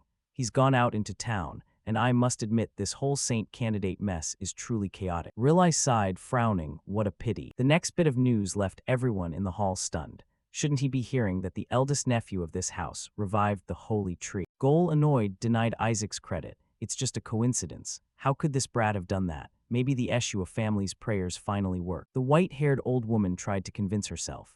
I think so too. Our housemaster couldn't find a solution, so how could a child like him do it? Henna added, I agree. She frowned and objected. There was no proof from the start. They each voiced their thoughts. The lady of the house said rightly, it's truly a great blessing the holy tree revived. Isaac couldn't help but view them differently. Look at those people. He spread his tiny hands out before them. Want proof? Everyone was utterly astonished by the sight. A blue light surrounded Isaac, and a stone hovered in midair. So take a good look. They all widened their eyes to see the energy, and they recognized it as the holy tree's energy. While Isaac shouted boastfully, surprised yet, you dimwits. The whole assembly fell silent at Isaac's display. Riley, standing nearby, concluded that Isaac seemed to have removed the mana corroding the holy tree. Upon hearing that, an old elder stood up in doubt, but a newborn could remove it. Others explained, isn't that a reasonable explanation? The boy directly formed a physical manifestation from that mana right in front of us. Others also spoke in shock. Yes, but even if this exorcising method worked, it's certainly not simple. One small mistake could have killed the holy tree. That's why the housemaster chose cyclical purification instead of straight exorcism. Gol went pale, panic-struck, thinking what the hell are they saying? There's no way a newborn could do that. Riley immediately rebutted him. Isaac must have instinctively exorcised the dark mana within his tiny body. I agree. Exact. Riley continued to praise Isaac lavishly. A nursing babe achieved what no one in the holy seat could for 70 years. but Gol whispered in horror, "What is he saying?" Then he slammed his hand on the table and demanded, "Elders, do you really believe this absurd story?" He ranted like a madman trying to convince them, a newborn exorcising. It doesn't even know how to speak. Outsiders hearing this would surely laugh at us. Isaac ignored Gol's words, scratching his ear in contempt, while Gol gritted his teeth with scorn. Even its claim to Eshua blood seems dubious. What if it's from some unknown clan? Suddenly Rilai spoke seriously. "Esteemed elders, please hear me out. This child will certainly become a saint." Not stopping there, he added that the boy could even become the next pope. "You see that," and folded his arms in approval. "Exactly right." Then Rilai suddenly hoisted the boy high and proclaimed above all that this child would slay the dry-aged demon king. Isaac immediately gritted his teeth in irritation. What the hell? The previous claim was enough. One elder exclaimed in amazement, "The dry-aged demon king." Another, upon hearing the name, angrily cursed, "That wretched creature." Meanwhile, the housemaster's second wife sat in a corner, smiling faintly and thinking, "You're digging your own grave, Rilai." At once she spoke up, "If you're that confident, why not put it to the test?" Henna, backlit and looking like an old witch, said, "I request access to the relic storage." Scene shifts to the northwest region of the holy nation Helen, the Black Forest. A razor-sharp slash swept across the monster's neck in an instant. The head of the Eshua family stood still, watching the monster's body topple alongside the other corpses around it. Then he sheathed his sword and spoke up, "This place is pathetic." A knight stepped forward and saluted him. "Greetings, housemaster." Eli asked calmly, "What's the matter?" The knight immediately reported, "Your representative in the clan has requested use of the relic vault, sir." He asked without surprise, "I've already said the Holy See isn't allowed to use it." The knight replied, "This isn't a request from the Holy See, sir." At this, Eli turned to listen to the knight's announcement. "Your nephew succeeded in reviving the holy tree, so the acting lady wishes to see whether that child has the makings of a saint, sir." Eli shifted his stance and turned back, suspicious. "What do you mean?" His gaze was cold and authoritative like a housemaster's. "Why is there a saint among our house?" Half his face hardened as he ordered icily, "I won't allow that. Only a saintess may safely enter that place. Tell them to avoid unnecessary conflict." He flicked his hand, instructing the knight to carry out the order with no exceptions. But another voice cut in and told them to go ahead. Melissa stepped forward leisurely to inquire, "You said that's Isaac, right?" Melissa is the lady of the Eshua house and the former saintess. She smiled approvingly with a hint of mockery. "Reviving the holy tree, isn't that somewhat impressive?" Melissa continued, "Since the vault's been opened, why not put all saint and saintess candidates in there?" The knight, alarmed, blurted, "What?" Then he asked, "But if we do that, what if a child from another house grabs something valuable?" Eli fell silent, while Melissa answered with a smile, "I hope so. Even the greatest saintesses of past generations couldn't take anything from that vault." A vision of a treasure chest flashed through her mind. Perhaps if someone does retrieve an item, they could locate the dry-aged demon king and slay him. Melissa's eyes turned calculating. "Then we should reward that person, shouldn't we?" With that, she ordered the knight to relay the message. "Whoever brings out the best relic from the vault will be granted a reward even the Pope couldn't buy." He grew worried hearing the lady's words. "That person will receive a family heirloom." Melissa raised her hand slightly and declared she would personally teach them the rituals of the demon tribe. Her face brimmed with confidence as she clenched her palm and promised, "Any child who succeeds in retrieving it can have whatever they want from me." The relic vault stores more than relics. It hides an arcane secret thousands of years old. Through generations, saintesses guard it. Thus people say the Eshua family are the keepers of this vault. Only children under 10 may enter, so the vault is used as a ritual for saintess candidates. When they turn one, these children enter and choose an item. People then predict what kind of power the saintess will receive based on the item the child returns with. However, the vault is extremely dangerous. Even saintess candidates face life-threatening risks upon entry. After many unfortunate incidents, the vault was sealed. Back in the present, Whisper's voice rose. "Let's see." It said with glee, "If my master can survive and bring back a relic," while Isaac snapped irritably, "Why are you repeating that?" Whisper then mused, "But you're looking forward to it too, aren't you, master?" The boy babbled in reply, implying of course he was. Then his face turned wickedly eager as he said, "They say the corpse of the dry-aged demon king is in there." Suddenly a hand wrapped around Isaac and curiously asked, "Are you excited, young master?" A knight hugged him and gently announced, "The lady has opened the vault to all candidates." Hearing that, his head filled with bewilderment. Then he gleefully tossed Isaac up to encourage him. "All the descendants of the 5 noble houses will come. Even that damned Pope's house will show up, but I'm sure you'll win whatever happens." "Young master," Whisper hovered nearby and observed, "seems like they're making a big deal out of this." While being cheered, Isaac grew a bit more confident. Good, more people means more distractions, so reclaiming my body will be easier. Just then another hand cradled his body, warning, be careful, Isaac. Riley smiled at his grandson and revealed, the demons captured from the battlefield will guard it. Hearing that, he blinked in thought, so there'll be danger because demons guard the place. Though it sounded scary, Isaac smirked confidently, thinking if they're caught like that they're probably only level 6. I just need to overwhelm them. And while he was musing, Riley set him down on the bed and warned that level 8 demons aren't easy to deal with. Immediately Isaac turned to anger, fuming silently. What the hell, why would level 8 demons be there? The knight from before spoke up to discuss. Even so, that level 9 dragon is probably the worst. Riley replied casually, if we're only talking ranks then yes. Whisper rolled its eyes beside him. The whole Eshua family must be insane. A dragon where a bunch of kids will go. Then it asked, but at least you know a lot about dragons, right, master? Seeing his expression, it loudly asked, what now? Isaac bit his finger, trembling with panic. Oh shite, dragons are on a totally different danger level. Well, I've tricked them a few times, Whisper admitted helplessly, then asked, how many exact? Suddenly visions of terrifying dragons and furious voices echoed. That bastard duped even the little dragons. What the hell did he sell those kids? They're not even 3 yet. The elder dragons being fooled, let alone wormlings, you skeletal bitch of a mother. Thinking that, he answered softly, about 70. Isaac grew more flustered. Oh no, and they have good memories too. They'll notice their souls are missing. Yet Whisper cheerfully calculated, maybe it's time I change masters. Seeing that, he ground his teeth and snapped, I can hear you, you know. After an internal struggle, Isaac pressed both hands to the mattress and concluded, looks like I'm out of options. Thinking of the treasure chest, his mind intensified with schemes.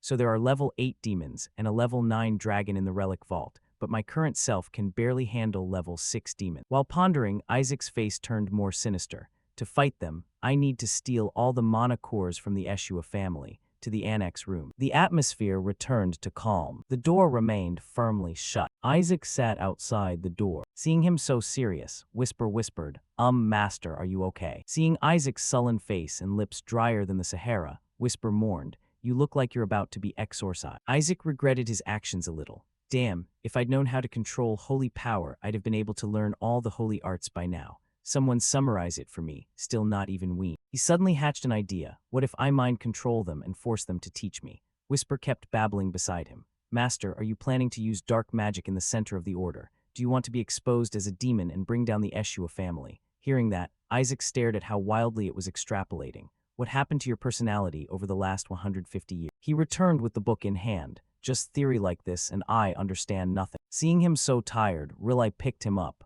You tired kid. Riley smiled, probably because so much happened today. Isaac tossed his chin. Right, kids my age need 16 hours of sleep a day. Riley carried him off while the servants cleaned up nearby. Riley waved his hand across his forehead. Instantly all of Isaac's strength returned. He thought happily, a holy technique, nice. His eyes grew a bit mischievous. Perfect, next, cast some magic attacks. Uncle Whisper sighed, please just lie still. It reminded him firmly, today you need to get to the annex. You have to find a way to drive these people out. Isaac suddenly realized, right, the annex. Do whatever, Isaac flopped down. I need to get rid of all these people quickly. Whisper scored the performance, who would fall for that awful act. And yet 2 oxen led him to sleep. He fell asleep so fast, what a wonderful child. The boy does everything quickly, leaving Whisper bewildered. Are you all insane? And you fell for it. Then they prepared to leave as he wanted. It's late, we should go, right? Yes, I need to train anyway. Whisper gave up. What an interesting bunch. Just as things were going well, Isaac pricked up his ears to listen. The talisman is dangerous. Hide it away quickly, which made him eavesdrop. What? Riley cautioned carefully. It's precious. It's Isaac's first talisman, so keep it safe. Yes, sir. Inside, Isaac screamed. I still need to resurrect that talisman. You can't take it. But protest was useless. I'll display it in a place where everyone can see. Isaac could only silently cry for his talisman. I need to absorb mana from it. Isaac had an idea. Then right now, I'll go drain the mana cores in the annex. He climbed out immediately. Let's go. Whisper asked, are you really going to crawl all the way to the annex? Not sure you'll make it today. But Isaac was calm. I have a plan, just open the door for me. Whisper obediently, yes, of course. I'll go ahead to lead the way. I'm not carrying you the whole trip. It regretfully reported, your uncle locked the door, and from the outside too, with a holy seal on it. Like a thunderclap, that damn uncle. You decided to just break it down. Whisper tried to stop him. They'll think you're being attacked and rush here, leaving Isaac helpless. Damn it. He angrily pounded the door, furious. This is driving me insane. I can't ride on Whisper the whole way there. but if I use magic everything gets more complicated. While Isaac was furious, Whisper seemed very relaxed. Not knowing what to do, the door suddenly swung open in his face. How am I supposed to get out? A little brat was slowly walking in. What the? The boy stared at Isaac on the floor in bewilderment. This kid was Gol Eshua's son, the saint candidate of the Eshua family. Shuri was 5, and the boy thought he's barely even walked. Isaac also stared. This brat is my rival. Whisper, seeing blood on his face, panicked. He dared harm my master. Shuri looked at him with a murderous gaze, grinding his teeth. This talisman even a genius like me couldn't make. He held the item in his hand. Jealousy toward Isaac obvious. There's no way that brat can do it. But Isaac didn't care much. He was feeling very excited. Shuri swung his hand, about to do something nasty. I'm the one who will become the saint. He used magic to take out the talisman. Seeing this, Isaac quietly gave him a thumbs up. You dare snatch that from me. But before he could enjoy it, Isaac controlled the talisman and punched Shuri, splitting his head. That's the plan to get me out of that damned Eshua family. At the same time, Isaac suddenly realized, I've found my means of transport. Shuri clutched his face in anger and glared down at Isaac. Do you know who I am? He thought, you look just like that thug uncle. You're probably his son. Isaac watched his every move and prepared a counter stance. Also, I see you're gathering holy mana to attack me, you bastard. He kept striking Shuri while the boy couldn't retaliate and could only take the hits, so you deserved it. Whisper approved too. Nice hit, master. Isaac, like a little devil, mocked Shuri. Brat, accept that you'll be my vehicle. So far Shuri lay still taking the blows, looking a mess. Finally he sprang up. Shuri shouted, you think you're so special. Isaac gave him an assessing look. The boy said, surprised. No one my age can use a level 3 defensive holy spell. Shuri tried to do something to show off, but it was still too early to be impressed. Shuri waved his hand and a beam of light covered the surroundings. Level 3 offensive holy spell, Radiance. He shouted and hurled the glowing orb at Isaac. Isaac remained calm, impressive, using 2 radiances at once. But this little stunt only amused Isaac more. Thanks for the meal. Shuri's radiance was gently absorbed by Isaac. Shuri stared in astonishment. His eyes widened. How could a defensive spell be so large? Isaac controlled the radiance while smiling happily. He was even grateful to the brat. Since his uncle never taught him, he didn't know how to use it. Shuri was amazed to see this, and Isaac smiled, thankful for the lesson. Faced with this powerful radiance, Shuri found it hard to believe. Impossible. Before he could adapt, Isaac continued manipulating the radiance. The strong beam lunged at Shuri, leaving him frantic and helpless. Wait. Shuri's piteous screams rang out. Whisper, seeing this, asked curiously, master, though I enjoy the show, is killing someone from the Eshua family really okay? Isaac sighed and thought, who said I'm trying to kill him? Seeing him all messy and bruised, Isaac explained softly, the attack doesn't even hit him anymore. Only then did Shuri, both embarrassed and angry, shout, you little bastard, you can't even hit us, so why are you scaring me like that? Shuri ground his teeth and yelled, no matter how many holy attacks you use, you can't defeat a saint candidate like me. As he spoke, a voice suddenly rang out, you dare. He looked back in puzzlement to see who had spoken. Whisper transformed outright and coldly asked, attack my master. It continued, each sentence making Shuri tremble. Are you tired of living? Shuri was so terrified he forgot how to speak. He actually wanted to cry out for his mom and dad. Isaac was very pleased to see this. He smiled. Isaac sat on Whisper and spoke, what are we waiting for? He raised an eyebrow and ordered Shuri to carry him. You miserable brat. The sky outside was pitch dark. Everything was very quiet. I am Shuri of the Eshua family. One day I'll become a saint. He frowned and looked ahead, his eyes full of unwillingness. The sound of footsteps echoed, but Shuri panted heavily while carrying Isaac, cursing inwardly, damn child. Isaac, the one being carried, was extremely excited. Let's head to the annex. Shuri ground his teeth and glared. Why are you doing this? He was about to put on a threatening face when Whisper appeared beside him to discipline him. Dare move and I'll tear you to pieces, you lowly insect. So Shuri was shoved back into a meek position. Right, just focus on surviving and getting out of here first. Shuri trembled all over, his eyes watery. He whispered, someone please save me. The moon was very bright tonight, lighting the way for Isaac's mischief. From his perch, Isaac happily directed the one below to go left. Left, you hear. Not pleased, he bent down and nagged. Want to die? Focus. Shuri, confused and panting, asked, where exactly are you taking me in the dead of night? Then suddenly he stopped in his track. Looking at the scene before him, Shuri's face went pale. He hesitated and said, this is. They'd finally arrived. The Eshua family mansion, the second annex. Shuri's mind filled with dread. The annex was haunted. He looked up at Isaac, full of thought. Why did this crazy kid drag me here? People have died here before, the owners forbid entry. Whisper and Isaac were delighted. Seems there's quite a lot in here. Looking at the house, Whisper marveled. You'd have to train to death and be reborn for decades to amass this much mana. Isaac grabbed Shuri and demanded he step inside. Let's go, kid, but Shuri resisted. You want to go in? No, we can't. Adults said it's forbidden. At that moment, Whisper appeared to intimidate him. Shut up and lift your feet. The lowly thing made Shuri break into a cold sweat. Shuri stepped inside. With no furnishings, every sound they made echoed loudly. Shuri was exhausted and out of breath, while Isaac was busy appraising the surroundings. Inside was worse than outside. Suddenly he noticed something unusual, a thin mist drifting about. Isaac thought in surprise, wait, that's... Whisper explained beside him. This whole place has been sealed, master. Every door has something like a protective barrier. Isaac frowned and said, what a hassle. Shuri's head was sweaty. He tried suggesting, maybe we should go back. Everything's locked anyway. But things didn't go his way. Isaac grabbed his hair, making Shuri cry out in pain. What's wrong? He begged in pain, both hands trying to stop Isaac's action.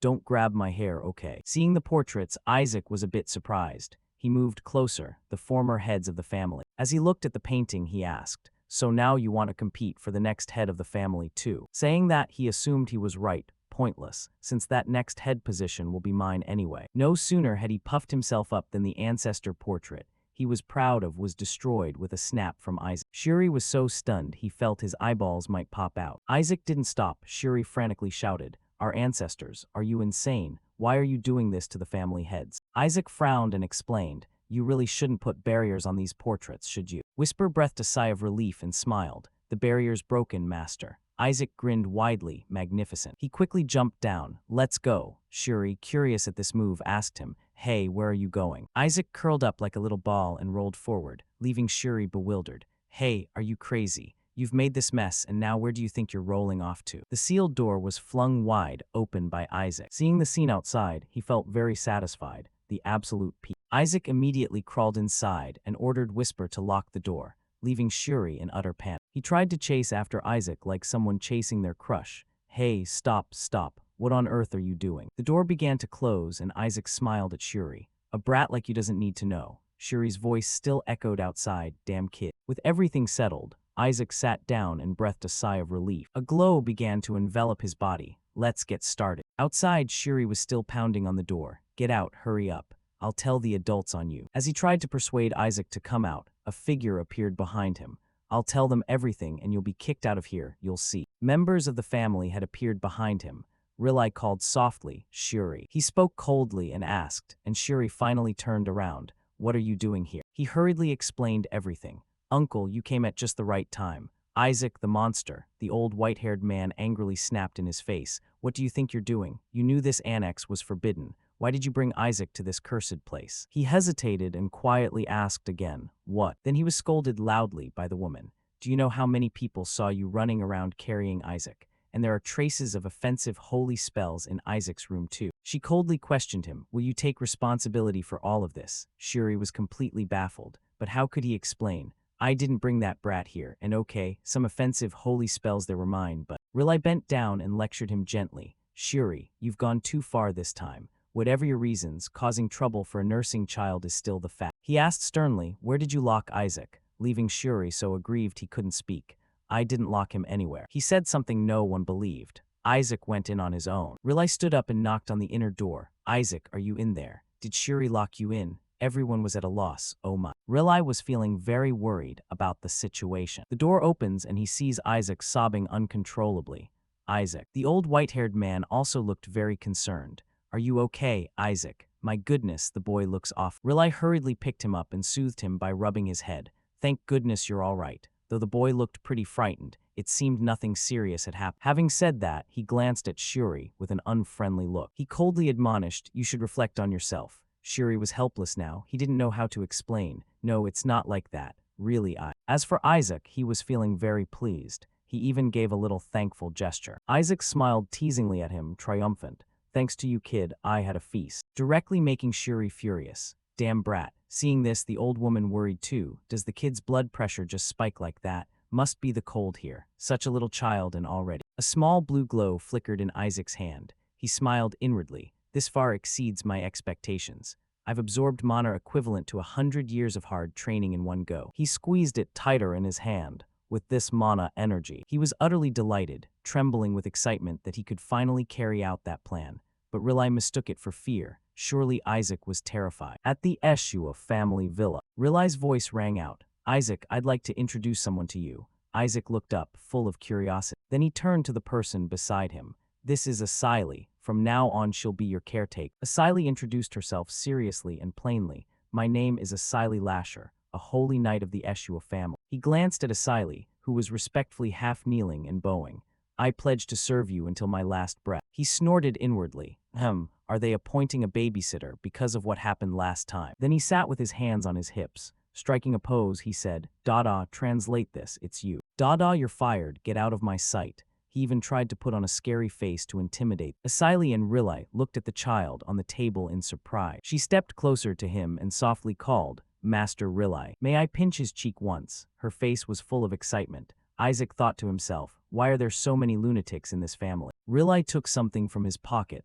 All right, Isaac. Here, I have a gift for you. It turned out to be an old ring placed in a plain box. Isaac snorted in silent judgment. Did Uncle pick that up from the trash? Whisper's face beside him showed disdain too, chiming in. I thought I misheard, but apparently the Eshua family really is facing a crisis. How is this fit as a first birthday gift for the master? Asili was immediately surprised. Oh my God, isn't this the Holy Maiden's heirloom? He picked up the ring to inspect it. An heirloom of the Holy Maiden. Riley smiled and patted the boy's head. Your uncle received it from the council. It's for you alone. He widened his eyes in surprise. Really? This was the ring the Holy Maidens used in battles against demons. A progenitor ring, containing a bit of divine magic. The holy power contained within it was truly magnificent. Isaac's face grew more wicked, smiling dangerously as he schemed. It seems the ring can only be used once or twice before it breaks, but I've already got a workaround. Moreover, then he turned his gaze somewhere else. In the distance, Gol was leaning against a tree, face twisted with resentment, grinding his teeth. That look alone proved it was the real thing. He looked like he wanted to crush his grandson. Then he walked over with a smiling greeting. Aha, Isaac, my dear little grandson. Gol put on a fake friendly face. Oh, look how cute you are. Hope you feel comfortable here. Isaac reacted with instant revulsion, mocking. What the hell is that? Gross. Is he out of his mind? Gol mouth says one thing while his belly's full of knives, cursing silently. Damn, this just got complicated. I sabotaged the blessing device in the relic storage, so this brat wouldn't receive a blessing. Yet, surprise, they gave him the Holy Maiden's heirloom instead. Recall the old white-haired woman negotiated with Riley that Isaac couldn't get a blessing anymore, so to be fair, we'll give this to the boy. Gol was stunned and stammered. The Holy Maiden's heirloom. Please, please give it to my son. She turned and asked Shuri about it. But didn't the boy already receive a blessing from the cathedral? Don't be greedy, go back now. He clenched his jaw in frustration, thinking he had planned to sneak it away while pretending to donate it to the cathedral. The brat would never appreciate its true value. Then he pulled something from his coat and said solemnly, if you're giving a gift to the boy, at least pick something decent. That other thing is completely useless. Riley snapped back, useless. Are you saying the Holy Maiden's heirloom is useless? Big brother. He opened a luxurious golden box and continued, Isaac is also my beloved grandson. How could I give him something useless? Inside the box was an extravagant sparkling ring, a piece that had directly absorbed many blessings from the cathedral. So keeping it would benefit the boy more when he enters the relic vault. It's such a precious item that Riley could never possess it. Oh really, nephew? Now hand over that old dirty ring. Isaac gave a benevolent smile and slapped his hand hard. Get lost. He tossed the fancy ring box aside. That ridiculous thing smelled like the Pope. And live too. Gol shouted, what are you all standing there for? Go find that ring now. Riley, witnessing this, thought to himself that the ring looked thousands of times more valuable than the trinket he'd given the boy. Yet the boy still chose mine. He raised his hand and called out, Isaac, my beloved grandson. From now on I'll give you all the best things in life. Asili chimed in, Master Isaac is the best. The two showered the boy with affection, praising him like a balloon. On the other side, a frantic group scrambled to find it. It's deep, Master, Gol shouted. Find it at all costs. If it's lost, don't expect to keep your lives. While Isaac basked in praise, he crossed his arms, smirking. I've cast a gravity spell on it. Good luck finding it. Whisper flattered, indeed my master. Your decision to touch that filthy thing with one finger is truly admirable. The one who picked it up at dawn said, Me, of course. Why would it be me? It's worth a fortune, I'll sell it. Over there he was still clutching his head and screaming in helplessness. Gol stormed back into the room, slammed his fist on the table and snarled at the guard opposite him. That damn brat. Does he even know how valuable that thing is? Huh, whatever. I bet he doesn't even know how to use that ring properly. It's precisely an item for someone who can't use holy magic. It needs to absorb the holy power of at least 20 people to work, and of course that's impossible. I wonder if even 10 people showed up for his first birthday. The next day, at the Eshua Manor, every household had come with their children, bustling and chattering. Asili held Isaac and gaped. Impressive. Over 148 saint candidates attended, and with nobles in attendance, it was about 4,000 people gathered today. It seemed all the ducal families plus dozens of viscount houses had come. The emperor even showed up, and other nations sent saint candidates too. Amazing. While you snoozed in her arms babbling in your sleep. Then you woke up thinking, why are there so many saint candidates? Are those gods lazy so they scatter them everywhere? Whisper replied. That's exactly the sort who would do that. Rilai stroked his chin thoughtfully. Surprising. I thought no one would come thinking this was a trap. A voice from the doorway cut in on the conversation. How could they think that, my friend? Long time no see, Rilai. The visitor was the chairman of one of the Empire's 3 merchant guilds, and Rilai's close friend, Count Simon. Rilai surprised. Simon, you came too. He chuckled and continued. Rumors spread across the Empire, so of course I had to come. Everyone knows this isn't a trap, and decided to attend. Besides, didn't those weak kids of House Eshua join too? Aha. Not to mention the rewards the head of House Eshua put up, so how could I miss it? Even the Pope's family will be there. Isaac perked up at that. What prize did she set? Rilai, incredulous, asked. Don't be ridiculous. How could the Pope's family participate? Simon shrugged innocently, just guessing. There's no way those pompous types would appear on Eshua territory. Except our Berith family. Who else don't we consider filthy commoners? Simon, lower your voice. Why, my son Aeon is also a saint candidate, and this event is hosted by House Eshua. The Pope's family has no reason to come. You should think carefully before speaking. Someone outside just opened the door and stepped in. Regardless of that crew who always look like they've stepped on a thorn, the newcomer cut him off. There's an old saying, nothing is more dangerous than a crude friend. Oh my, indeed, the wisdom of the elders is never wrong. Simon was startled out of his wit. Rilai anxiously called the newcomer's name. Cardinal Berith. Berith smiled with dangerous arrogance and said, I didn't expect the weaklings of House Eshua to hold an event like this. I hope this inexperienced child will bring something back from the relic vault to save your family's face. I've been very curious to see the face of the child who dares claim to be House Eshua's saint candidate. Yet now I don't see that brat anywhere. Ah well, in any case, this is still an opportunity for you. I offer my sincerest prayers that this saint candidate may raise your family's reputation. Rilai, stunned, wondered, could this be a scheme arranged by the cathedral? The fact that saint candidates jumped from 25 to 148 in just a week was already bizarre. The only plausible explanation was that the cathedral turned a blind eye to candidates appearing out of thin air. Everyone would try to get their child named a saint candidate, but once those kids were brought into the vault, they'd inevitably try to eliminate weaker rivals. They might very well harm the boy in the chaos, and at the thought his hand involuntarily clenched. Then he turned to look at Isaac. If that happened, Isaac would be in danger. At that moment our protagonist, cradled by Asili, was picking his nose innocently with a puzzled face. The son of House Eshua is excellent in appearance, but apart from the family reputation, he's utterly useless. However, to those insanely jealous of House Eshua, or to those trying to curry favor with the Pope's family, those disgusting descendants of the Holy Maiden, the child of House Eshua would be a perfect prey. Let's give this to the Eshua brat as a little joke. He won't die, but he won't be able to do anything anymore. Mix this potion into his water with a holy toxin. Teach that brat a lesson about how cruel the world is. Humiliate him in front of everyone, and announce to the world that the child of House Eshua will never become a saint.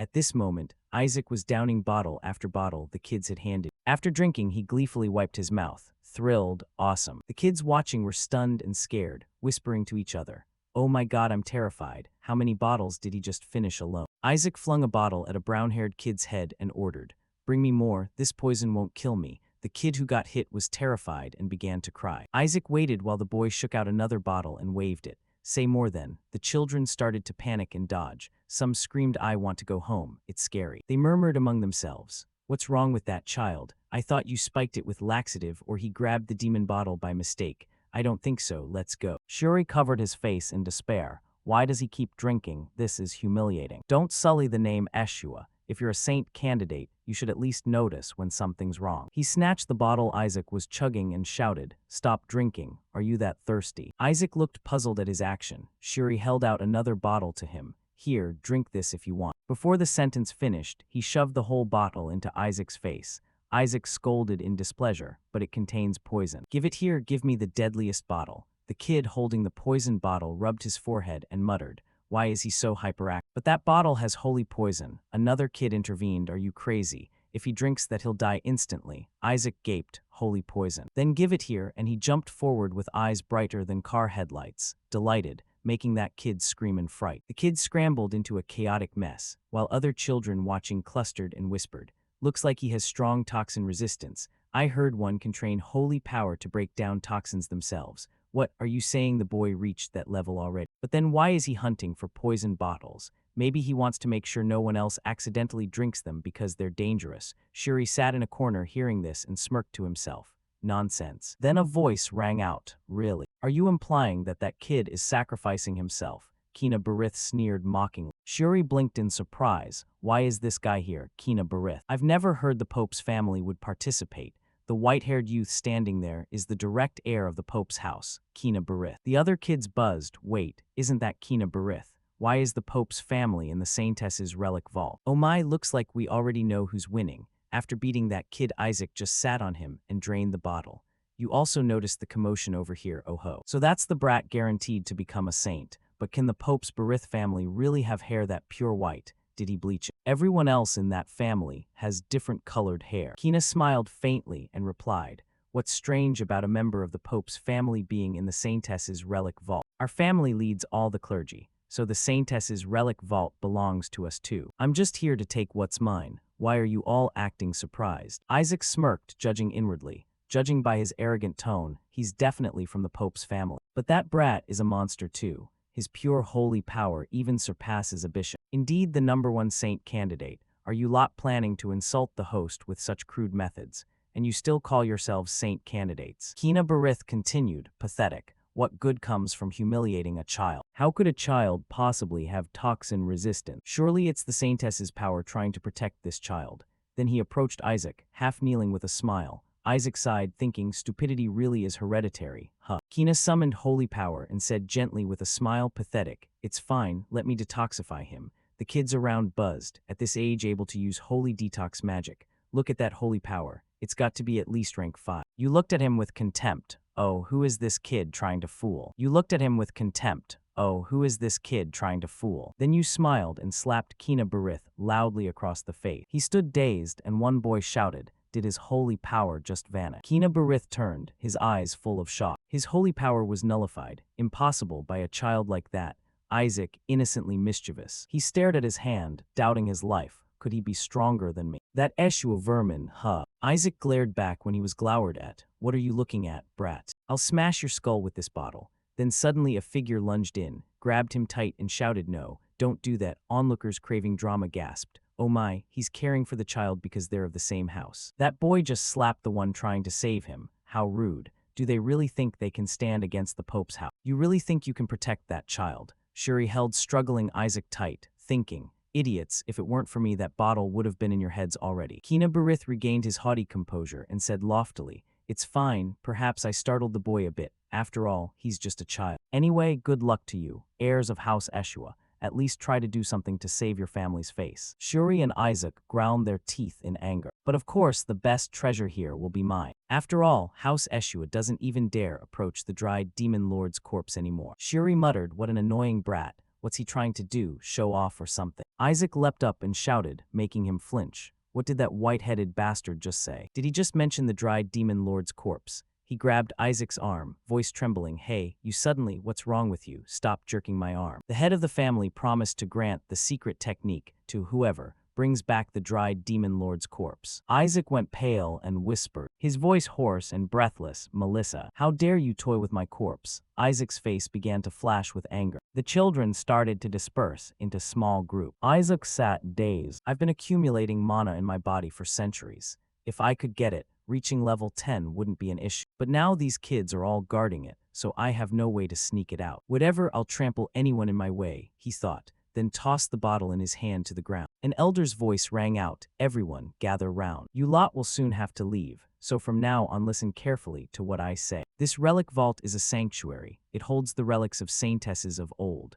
Hearing that, he thought, here we go with the history lecture again. When will we ever get out of here? Ah, how boring. I'll go ahead. Shuri, are you coming? Hey, where do you think you're going? He took a running start with his foot and dashed off with a bang, kicking up a cloud of dust. Shuri turned his face away to avoid it. He quickly called for the elder. Isaac had. The kid's face was grinning like he'd won the lottery as he raced off. It's finally time to use the holy spell I just learned. The elder shouted a warning, Isaac. That's a forbidden area. If you go that way, all the vault's traps will activate. At that, the children were all terrified. Shuri chased after him at the command, "Stop that boy." Eshua Manor, Great Hall. Asili anxiously told Rilai standing beside her, "I hope the young master is okay." The host announced, "We've established connection with the inside of the relic vault. My summoned beast is following the third-place candidate, so I'll relay information. The first vault door has opened, and candidates are passing through." Rilai was equally worried, thinking to herself, it's already starting. "The current third place is Ammon," Simon shouted in delight. "My second place is Shuri." Goal was a bit surprised and proudly boasted, "That's my child." "And first place goes to, Isaac." Rilai and Asili widened their eyes in surprise. The loudspeaker nearly exploded as it repeated, "Isaac." The elder chasing after you is about to spit blood. "Isaac, please, not that way." Then he accidentally stepped on some mechanism. "If you keep running, more traps will trigger." Boom. A bolt of lightning struck the elder, making him scream. Shuri, terrified, screamed too. The scene descended into chaos. The kids scattered, some screaming as they ran. "Mom, I'm sorry, save me." Shuri sobbed without sound, accusing, "You crazy idiot. Why did you run there and cause this mess?" The vault's trial itself was dangerous enough, and now we have to avoid intrusion prevention traps too. Isaac didn't care and kept charging forward. They reached a massive door. He stopped and asked, "So this is the door to the second vault?" "The second trap door has been triggered. Use the side entrance to the second vault." Shuri shouted a warning. Isaac isn't there. Whisper suddenly appeared and said, "Wonderful master. Thanks to the mana you absorbed in the annex, I've ranked up."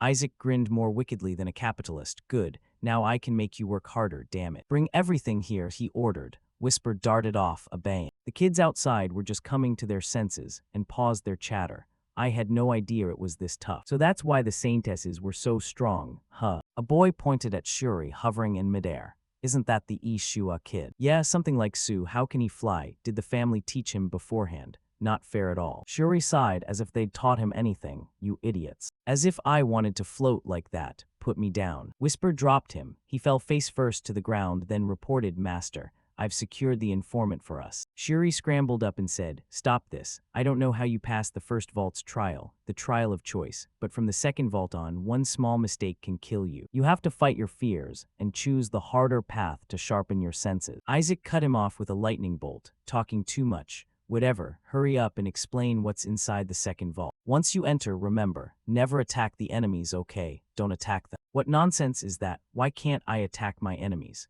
That's the only way to clear the second vault. Whatever appears, you must stand still for 3 minutes until they vanish. Say you understand, or we'll both die." Isaac felt his patience wearing thin. Ridiculous. Testing my patience, huh? People have actually died from that. Fine, fine. How hard can it be? Just don't attack, right? 3 minutes is nothing for me. As the great door opened, a voice rang out. "Welcome to the corridor of calm. Patience is a virtue and cold reason. Remain calm and steadfast, and that patience will lead you to the light." Zane shifts to another space. "It's over with Kina Barith's group." The blue-haired underling anxiously asked, "Are you sure this is safe? We're at the end there." Kina turned and smiled confidently. "There's no reason for us to go first on that dangerous path. Those meat shields will take the hits for us. Did you forget there's an 8-tier demon standing guard at the door of the second vault? I'm sure the ones up front are stuck in there." "See that?" Following where he pointed, the second door was ajar. "The trial has begun." Inside the second vault, "Do not waver." A shadowy figure gradually appeared. It was a ridiculously handsome deity who continued, "That patience will lead you to the light. If not, after only 3 seconds, Isaac unleashed holy power and tore that guy apart, damn it." Shuri saw it, and his hope of survival died right then. Remembering Isaac's confident line, 3 minutes is nothing for me, oh boy. He couldn't help but shout, "That crazy bastard." Isaac grit his teeth. How can I stand still seeing the face of a deity? Whisper chimed in, "I think 3 seconds is already generous." A disembodied announcement rang out, "You have failed." Those lacking patience will be punished by the deity. A monster appeared from who knows where. Oh shit, my soul left my body, he muttered. That's it, I'm dead for sure. Isaac grinned wickedly and summoned a powerful red holy surge. He threw a strike that knocked the monster flat as a pancake. Shuri gaped, mouth agape, stammering. The monster exploded in a spray of bits like fireworks. Shuri stared in disbelief. What the hell just happened? Its corpse collapsed into a pile of rubble and dirt. He thought to himself, this is supposed to be tier 8. Are you kidding me? The magic from my subordinate created that golem. The elite demons of the Dried Demon Lord, the 14 attendants, that's their unique magic. Have they now been turned into lapdogs for House Eshua, or does this place have something to do with my body? I need to go see for myself. Shuri saw Isaac start running again and hurriedly asked, hey, where are you going now? A smug laugh came from behind. Aha. Who would have thought the descendants of House Eshua would help us like this? They stepped out from behind the bushes. Leading them was a red-haired brat pointing and saying, see, I told you those people knew how to pass the trial. He's the Scarlet Faith Zealot, one of the 5 faiths, the 3rd son of Duke Sepet's house, Nizer. Nizer chuckled smugly. Thanks for taking out the gatekeeper for us. Now move aside. We'll be the first into the 2nd vault. You don't know what we had to go through because of that damn kid. Yeah, if that brat had gone in first, he'd have triggered all the traps inside. Isaac didn't hear a word, only wondered how so many of them were still alive. Nizer continued to taunt. Who knew the Eshua descendants could be so vicious? Shuri, are you in leg with him? He asked, bewildered. Who with him? No way, I told you I'm not. Did you hear me? Nizer stepped in front of Isaac and said, everyone saw this kid dodge all the traps, right? Do you think he could do it alone? See, it's an artifact. The ring must be imbued with some magic. He snatched the ring off Isaac's neck and held it up to show off. Everyone looked. With this we can dodge all the traps ahead. Shuri, sitting over there, sneered at the kids. You're mistaken, kid. But he still looked so calm that I'm scared. He's not the kind to let someone steal his stuff and walk away. Nizer and his gang pocketed the ring and marched off. Stay put, Eshua. Someone will bring back the Dried Demon Lord's corpse, something no one has ever done before. It'll be me, no one else. The boy cheered like he'd won the lottery. Mid-celebration, he suddenly felt a mysterious power and froze, his grin fatting. Then in a flash, a terrifying explosion erupted amid scream. Shuri grit her teeth and dodged the blast remnants. What kind of trap is this? Isaac used them as bait. Inside the room it was all smoke and dust. In the 2nd vault, Shuri carried Isaac on her shoulders, wadding through corpses strewn everywhere. He glanced at them with a sneer. All the mines here have detonated. Thanks for the help, kids. But his eyes grew hazy as he began to ponder. Why did those kids follow me? The remaining kids watched in awe. That child must have some divine sense, right? After all, he's from the Saintess family. Nizer acted odd earlier. The ring looked like an antique. Besides, no way someone from House Eshua would cheat like that. Whisper covered his mouth, chuckling. It seems they've recognized your greatness. Master, how wonderful. Isaac ground his teeth and scrawled a huge, scornful expression. I don't need their recognition. Shuri mocked the naive kids. You'd better run before it's too late. This kid's scarier than any demon. Another figure stepped forward and said if there's truly a saint, that child is the most fitting. Isaac glanced toward. The blond boy smiled as he approached and introduced himself. Pleased to meet you, youngest scion of House Eshua. I'm Paris Julius, 2nd prince of the Julius kingdom. The crowd murmured, it's a kingdom east of the holy state. They say the prince there received the god's blessing. Isaac heard and concluded, oh, this guy might be useful. Shuri called out, Isaac. Isaac answered with a single call in reply. He announced, we're here. This is the door to the 3rd vault. Before them stood a massive gate adorned with ancient, intricate patterns. This is the door to the 3rd vault. Before them stood a massive gate adorned with ancient, intricate patterns. This is the memory level. Show your courage and resolve. The kids behind cheered excitedly. Great, we've reached the next vault. Good thing we followed this child instead of Nizer. We'll secure the Dried Demon Lord's corpse. The challenge is simple. Defeat us and claim the glory. The kids excitedly debated. Say, show us your courage so we should fight them. Just a trial. Isaac was still thinking whether that gatekeeper could be. Isaac's gaze turned dangerous. It's probably them. This will be entertaining, he thought with obvious delight. He signaled the kids to stop. Shuri sweated and calculated. Isaac always makes the right call, so that gatekeeper is lying. The 1st vault was about choice. Isaac just had to rush straight through it. The 2nd vault was about composure. Isaac was anything but composed. And this 3rd one is about memory. That's the clue, so we have to recall what happened in the 1st and 2nd trial. We can't attack them. He waved his hands. Shuri, everyone fall back, this way. Shuri was surprised. Isaac is helping those people. No matter how nasty he is, he's still a descendant of the Saintess. Maybe the saintess's kindness has awakened. Could I have misjudged Isaac all this time? This kid would sacrifice himself and guide everyone the right way. Isaac chuckled and flung a holy orb square into that deity's face. Shuri fell silent for a moment. The man snarled and gripped his weapon in anger. At the same time, he darted forward like a lightning bolt. Then he lunged and slashed toward the kid's spot, his voice full of warning. You've chosen poorly. The kid screamed wildly for help. Shuri trembled at the horrific scene before her. Oh mother. She stared frozen, unable to process what was happening. What is this? Contrary to Shuri's doubt, Isaac couldn't hide his amusement. Could this madman? Isaac grinned so hard his eyes squinted, all sly and wicked. It's been ages since I've seen them again. How foolish to believe others so easily. Aspiring saint. They are deceitful puppets, created by the magic of the 14 attendants. The two demons were unleashed, and explosions erupted everywhere. The surviving kids wailed for their parents. Where did the Eshua clan people go? They were just here, find them quick. Shuri and Isaac were wrapped in a level 6 invisible holy war. And there was also that prince. Seeing he was safe, he sneaked closer. Isaac felt smug. This was the blessing Uncle gave me for emergencies, perfect timing to use it. Little Paris murmured, thanks for casting the spell on me, by the way. Isaac signaled and tossed him a ring, meaning, take it. Paris immediately held the ring up to inspect. He then turned to Paris, delighted, and asked, you gave me this because I'm not used to fighting demons, right?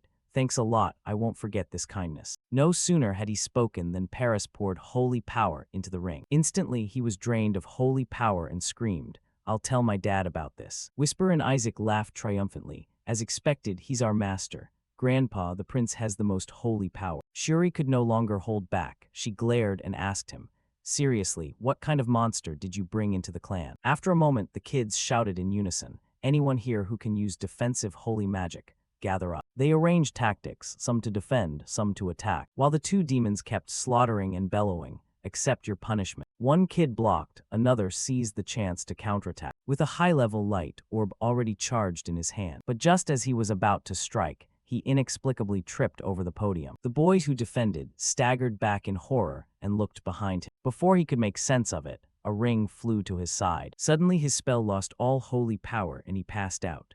The demon attacking paused and glanced over, then puzzledly asked its companion, is there anyone else here we've tricked? Whisper reported back, the ring has absorbed all the holy power from the kids here. Isaac commanded, then go to the other side. Whisper complied and flew over. One boy immediately lost all holy power and collapsed. Isaac thought to himself, don't blame me, these trick puppets won't attack an enemy that's been neutralized. So fainting from being drained is better than getting hurt. After dealing with the two, Whisper returned to report, Master, almost done. No sooner had it finished speaking than a giant fireball appeared, slamming into the two demons and incinerating them. Whisper couldn't react in time, and dove face first to dodge. At that moment, another kid rushed in shouting, found him, Isaac. It was none other than white-haired Kina. Seeing him, Isaac frowned inwardly. I've been wondering where this guy ran off to. Finally, he shows up. Shuri stared below, panic-stricken, thinking, oh my god, I know he's a genius. But beside Kina, a pair of wings slowly materialized, and then the complete body of a gigantic bird appeared. Shuri panicked inwardly. At this age, he can summon a holy spirit. Is he cheating at the game? Kina said again, you surprised me. Didn't expect anyone besides me here could slay demons. Or did you trick those kids into a trap like in the first trial? If so, then. As he spoke, two other kids suddenly limped in supporting each other, shouting, no, that child tried to complete the trial for us. He even pointed us the right way. He's our benefactor. Hearing them, Isaac sighed inwardly. These kids are seriously crazy. Whisper snickered. Is this what people call Stockholm Syndrome? Kina ignored them and turned back. Benefactor, aren't you ashamed to call yourselves saint candidates? I can't believe you'd need help from a kid. One kid snapped back. Hey, you've been hiding this whole time. Why are you barking now? Did you help at all when we were bending over looking for traps? More and more kids crawled out, shouting insults. Yeah, right, Isaac's more like a saint than you. When we get out, we'll tell our parents. You always dodge danger. Who did all the work? You didn't do anything. Let's tell our parents they'd be better off joining the Eshua clan. Shuri listened and thought bitterly. That's not it. The nasty kid is trying to profit off them. As they were fervently insulting, the ground suddenly shook violently. The kids turned toward the sound and saw only a light orb rising there. They clustered around, curiously asking one another, is that the real door leading to the third archive? Seems like it. I think so. So does that mean the second trial is over? The orb spoke, congratulations, candidates, you have passed the second trial. I am the final guardian of the archive of holy relics. Now choose, end the trial here and claim your treasure, or continue facing the challenge to reach the third archive. One kid said, of course we choose the latter. The voice immediately echoed. Choose carefully, end the trial here and take your treasure, or continue to face the challenge to the third repository. If you pass, you may find treasures in the third repository. If you fail, you will die. The kids trembled at that. Whisper reported, Master, judging from that tone. Isaac cut in to confirm, yes, it's a dragon. It's been a long time since I've met one. Then what it said about death must be true. Suddenly the kids bravely shouted, even so, I still choose the challenge. We've put so much effort into getting here. Yeah, if we can get the treasure from the third archive, we'll surely become saints. Me too, I want to reach the third archive. After a moment of discussion, the voice rang out again. So you don't fear danger and choose to face the challenge. Very well, then accept the challenge. No sooner had it spoken than the ground shook again. Stones and earth rained down continuously. Isaac was thrilled like a fiend. The voice boomed. The final trial is simple, praise your gods. As soon as it finished, a statue fell. The kids asked each other in confusion, what is it? Another statue. Is that our god's statue? The statue moved again and spoke, show reverence to your gods. Only those who prove their faith may enter the third archive. The kids couldn't believe it and said, all we have to do is kneel and pray before that statue. But this is a trial. This is way too easy. Only Isaac muttered angrily under his breath, as if, you little. Like I'd kneel before that pile of crap, especially after it toyed with me for centuries and tricked me at the last minute. Suddenly a kid stepped forward and said, it's not that hard, right? I just need to pray to our God, yes. Then he dropped to one knee, raised both hands and prayed. O Most High, supreme and worthy of all glory and honor, your servant humbly worships you. The statue immediately intoned, you are well taught, good, proceed. The boy jumped up cheering. The others clustered, whispering, so we only need to pray, yep really. Suddenly Isaac leapt down from Shuri's back. Shuri was about to tell him to pray when she got kicked and he snarled, Grandpa, why the hell should I do that? Then someone else strode past Isaac. Kina walked up with an air of solemnity, saying, we were taught how to pray at the cathedral. Look, this is the proper posture for worshiping our God. The kids exclaimed in surprise, I want to be a servant too. Then to Shuri's astonishment, the whole bunch lunged to their knees, prayer chants ringing.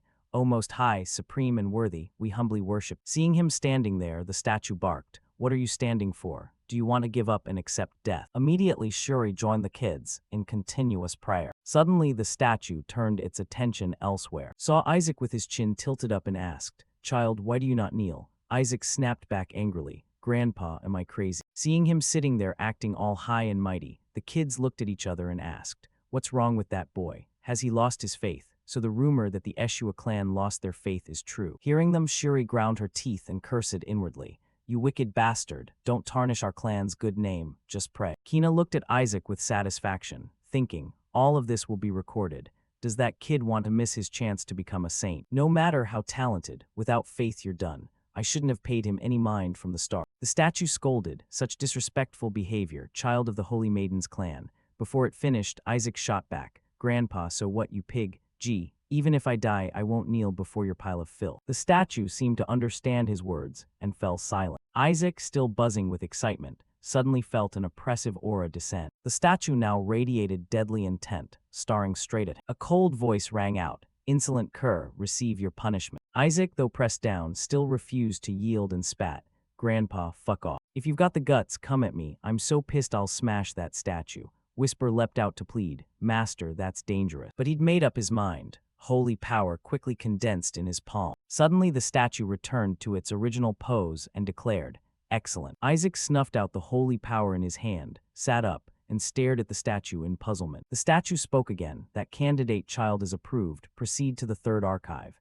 Hearing this, Kina shouted in disbelief, huh, what did you say? He jumped up in protest, pointed at Isaac and demanded, you said we must show faith to pass. That kid didn't even pray, and yet he passed, that's absurd. The statue replied, that child is the only one who qualifies to pass through this gate. Only he truly showed his faith to the divine. Don't you really understand? You knelt before the statue, not before the god. Is your faith just kneeling before a symbol? Hearing that, Shuri was slightly unsettled, thinking, even if it looks like the deity, a statue is still just a symbol. We've been fooled. The kids erupted in commotion. How is that possible? That statue looks just like our god in the sacred painting. Well, the scriptures do forbid idol worship. Then the statue pointed at Isaac and said, look at that child. Even facing the fear of death, he won't submit and he keeps his faith. Therefore only that child is worthy to enter the third archive. Isaac, unconvinced, cursed back, shut the hell up. Kina glared at him, grinding his teeth. I won't accept that. He lunged toward the statue and shouted, that kid can't even speak. How do you know he didn't kneel out of faith? Whisper jumped out to say, I think he's got a point. The child clearly didn't want to.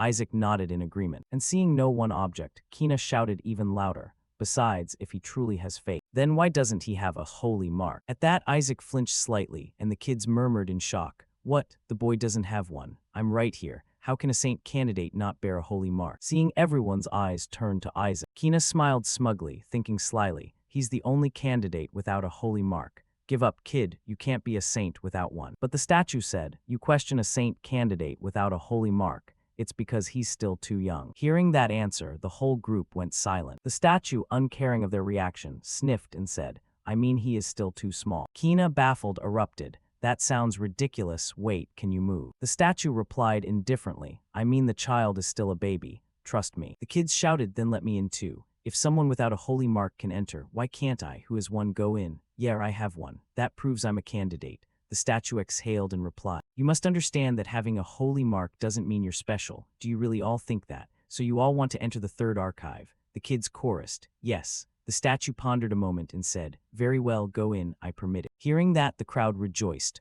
Wonderful, now we can enter the third archive. Only Shuri was a bit startled, wondering, something's off, did it really let us in that easily? The statue continued, I mean, if you want to fling yourselves into the fire like moths, go ahead, I will let you in. As soon as it finished speaking, the statue dimmed and a terrifying smile curled at its lip. The third vault's door opened, and a surge of dark mana released, slamming into the kids' faces. Some struggled to breathe, others vomited from the blast, when the voice rang out again. Can you feel it? That's the dark mana seeping from the corpse demon king. Know your place, you fool. I had planned to spare those who couldn't withstand dark mana. Now most of you are collapsing, retching on the spot. Only Isaac wore a curl of a smile, eyes gleaming as he peered inside and cheered. Wonderful, my body, the corpse demon king's body, my body is in there. Isaac drooled inwardly, thinking, never thought we'd reunite after self-destructing in the heavens. Oh damn, look at the amount of dark mana leaking out. His sinister stance immediately terrified the kids, but the voice said, look, that child has proven his faith. That's the face of a brave warrior. The kids went pale and muttered, yeah right, but his eyes are all glazed like an addict. What kind of freakish baby is that? The orb's voice chimed in again. It's not too late. Those who can't smile in the face of death should turn back. If you give up now, I'll allow you to choose a treasure from the second vault. Hearing that, the kids thought to themselves, damn, how can we survive this enormous dark mana? I'm out, going in means death. I'll just try to pick the best item from the second vault. Suddenly a voice declared, no, I don't need any treasure from the second vault. Kina stepped forward and shouted, we're going into the third vault, so activate all traps inside. Hearing him, the kids cursed the idiot under their breath. The voice asked in surprise, are you serious? Kina spread his arms and proclaimed loudly, no saint in history has ever taken the corpse demon king's body, not even the famed saintess Melissa. The voice praised, it seems you know something about the third vault. Kina smugly thought, of course saintess Melissa wouldn't let these kids die. This is clearly just a method to weed out candidates. He went on, I don't want to hear nonsense about us grabbing treasures without trouble. So restore the third vault to its most dangerous state. Only then will I be ranked above the saintess. Hearing that, Isaac rolled his eyes and muttered, this kid is truly insane. The orb brightened and replied, if you insist, fine. It's even easier for me to determine who is the true saint that way. Seeing the blinding light, one kid couldn't help yelling, ah, go in by yourself if you want. But the whole group was lifted off their feet, crying out in disbelief, why are you dragging us in with you? Deep inside the third vault, a skeletal hand lay at the center. Once inside, the kids couldn't stand up anymore. Isaac rejoiced, oh, chaos indeed. Whisper pointed and shouted, master, over there. It was pointing to the skeletal hand, with mana swirling around it. Whisper exclaimed happily, your body, sir. Isaac murmured with quiet delight, well done. My baby, no, my body, is absorbing the energy from the third vault. The kids now saw it too and panicked, asking each other, is that the corpse demon king's corpse? Just the hand is giving off that much dark mana. Isaac thought differently, not the whole hand, only the thumb. Is that what's left of me? The rest are just copies. Suddenly the hand erupted with a huge burst of mana. From within that column of mana, the shape of a demon emerged. The kids clutched their heads in terror. Aya, a demon, thought there wouldn't be any more after the second trial. The voice rang out again. Didn't you say you disabled all the safety devices? Isaac stared at the demon in astonishment. Wait, the demon stamped its foot on the ground, threw its head back and bellowed. You maggots, how dare you covet my king's body? One kid pointed at Kina and cursed. It's all your fault. Are you going to take responsibility for this? Kina waved indifferently and stepped forward. Trust me, I'll make sure you all leave with a treasure, safe and sound. He thought the 14 retainers, the elite underlings trained by the corpse demon king, are just fools captured by the papal clan. I've prepared a holy spell that can counter that one. The treasure will definitely be mine. Thinking that, Kina's eyes flashed. A massive pressure descended and a voice commanded, kneel. At the sight, the kids gaped and whispered, wow, that's the light of the papal clan. Kina privately rejoiced. Good, it's working, now I'll take it. Suddenly the demon snarled. So it's you, isn't it? No longer controlled, it charged at Kina, threatening. You maggot who dares to covet my king's body. At the same time, outside the relic vault entrance, people gathered and murmured, what's happening in there? The connection suddenly cut out, and a moment later someone ran up shouting, big trouble. The demon seals in the third vault have been lifted. Hearing this, Riley and Simon broke into a cold sweat, panic. Simon bit his hand and muttered, Riley, the sealed demon is one of the 14 retainers, right? Riley wondered in alarm, how did this happen? If it really is one of the 14 retainers, then those inside are in danger. Parents of kids inside started panicking. What about the senior supervisors sent in? They went missing trying to disable the traps. Does that mean the children are in extreme danger? How could the kids handle that monster? We must stop the trial and get them out. Just then a gigantic teleport gate appeared outside the entrance. A blinding light made everyone squint. Riley stared inside, puzzled. How is the relic vault opening? What is that blinding light? Someone called out, please stay away from the entrance. The leaking dark mana could be dangerous. Another voice said, no, wait a moment, I don't sense any demon present. Has it been defeated? Hearing that, Barit quietly rejoiced in the crowd. Well done, Kina. The crowd buzzed. You mean the demon guarding the corpse demon king's body has been defeated? Then one of the saint candidates must have done it. Probably Kina Barit, as expected from the papal clan. Riley only bit his lip and endured as they spoke, while others paid no mind and stepped up to congratulate Barit. Congratulations, Cardinal, truly a result befitting the strongest saint candidate. Barit smiled in return. It seems Kina has performed the mission admirably. Saying that, he glanced at Riley, thinking smugly to himself, Eshua clan, this is the end for your foolish resistance to the papal clan's authority. Now that we have the corpse demon king's body, you will bow before us. It's time to end your little acts of nobility. Suddenly someone shouted, look, the kids are coming out. Everyone turned to look. Riley prayed anxiously, Isaac, Shuri, please be okay. After a while, most of the children came out, and as they reunited with their families, they burst into loud sobs. Riley did a quick head count and exhaled. Thank the heavens, though a few are injured, thankfully none are seriously hurt. Seeing no more emerging, the crowd murmured, the children who entered the third vault still haven't returned. Could they be in danger? Riley grew more anxious, staring at the gate without blinking. Someone shouted again, the last saint candidates are coming out. Shuri and Ammon, exhausted, led the group of kids out. Gol and Simon rushed over to ask, Kid, are you all right? Gol picked Shuri up, and she wailed like never before. Gol gently checked if she had any injuries. Riley's face went pale. Incredulous, he screamed inside, where is Isaac? Isn't the boy with them? Suddenly Barit shouted, Kina, come out. Kina looked at him with an ugly expression. Barit demanded, Kina, what are you holding in your hand? Where is the corpse demon king's body? Kina stammered, face in utter panic, unable to speak clearly. That. Barit snapped angrily, cursing, when did I tell you to bring this useless thing back? At that moment, another teleport gate opened in the sky, and the crowd pointed and shouted, look, is that a wolf? In the sky, a wolf descended holding Isaac in its jaws. Riley turned in shock and exclaimed in disbelief, wait, that's Isaac. The wolf landed. Riley ran to call Isaac. Asili also called, young Master Isaac. She hesitated as she looked at the wolf and said, but young Master Riley, that wolf is a little guardian dragon, serving as the protector of the relic vault. A holy dragon, Riley thought in shock. She's right, that's the little dragon, the guardian of the relic vault. Even in wolf form, the energy it radiates proves it's a holy dragon. Madam of the house, you have a close bond with dragons, and summoned it to guard the relic vault. Its mere presence is noble enough. He walked over to look at Isaac, puzzled, wondering, what's that noise? He saw Isaac quietly sucking on a small bone in his mouth. Seeing this, a few people shouted, Elder, the thing A is holding, could it possibly be the body of the corpse demon king? Why is the boy holding it in his mouth? Isaac did it. That kid brought back the corpse demon king's body. Hearing that, Berit barked. Kina, did you give it to that brat? I don't think that was a wise move, but it's the mercy of a saint helping the house save face.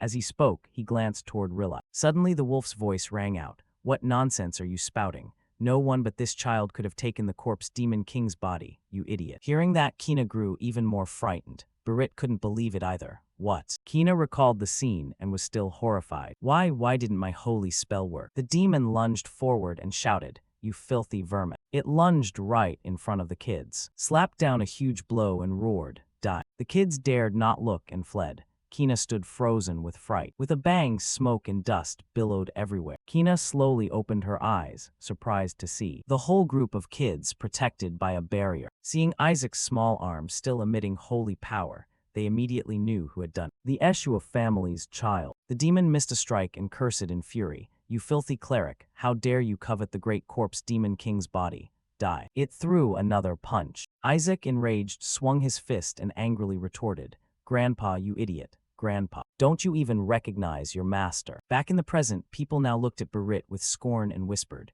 the dragon wouldn't lie, right? So the Eshua child really did bring it back. Then what did Kina do? Suddenly Rilai stepped forward and said, but isn't that dragon very dangerous? The 14 retainers aren't demons children can handle. Why did you lift its seal? The wolf replied smugly, oh, that 14 retainers. The pale-headed brat asked me to lift the seal. It was that white-headed kid who requested I remove the seal. The kids calmed down and pointed at Kina, accusing. Yes, Kina ordered the dragon to trigger all the traps in the third vault. He dragged us along and put us in danger. The crowd surrounded Berit and accused him. So our children nearly died because of Kina. How could someone from the papal clan do such a thing? If Isaac hadn't defeated the demon, things would have been worse.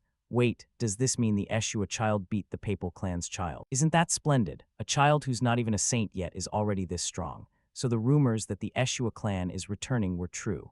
Berit grew angrier the more he heard, grinding his teeth. Rilai felt both relieved and worried, thinking, Isaac, you've really done a great thing. Just then some elders came over cooing, little one, that bone place is dangerous. Can you be a bit more obedient this time? But Isaac stubbornly refused and pushed their hands away. The bony elders cried in disbelief. Oh heavens, how is this child so strong? Isaac thought happily to himself. Now I've got so much mana, maybe it's from my will to survive, but I can absorb it almost instantly. Unable to pry it from Isaac, one man went to Rilai and said, Ha, Isaac did very well. The lady of the house will be delighted to hear this.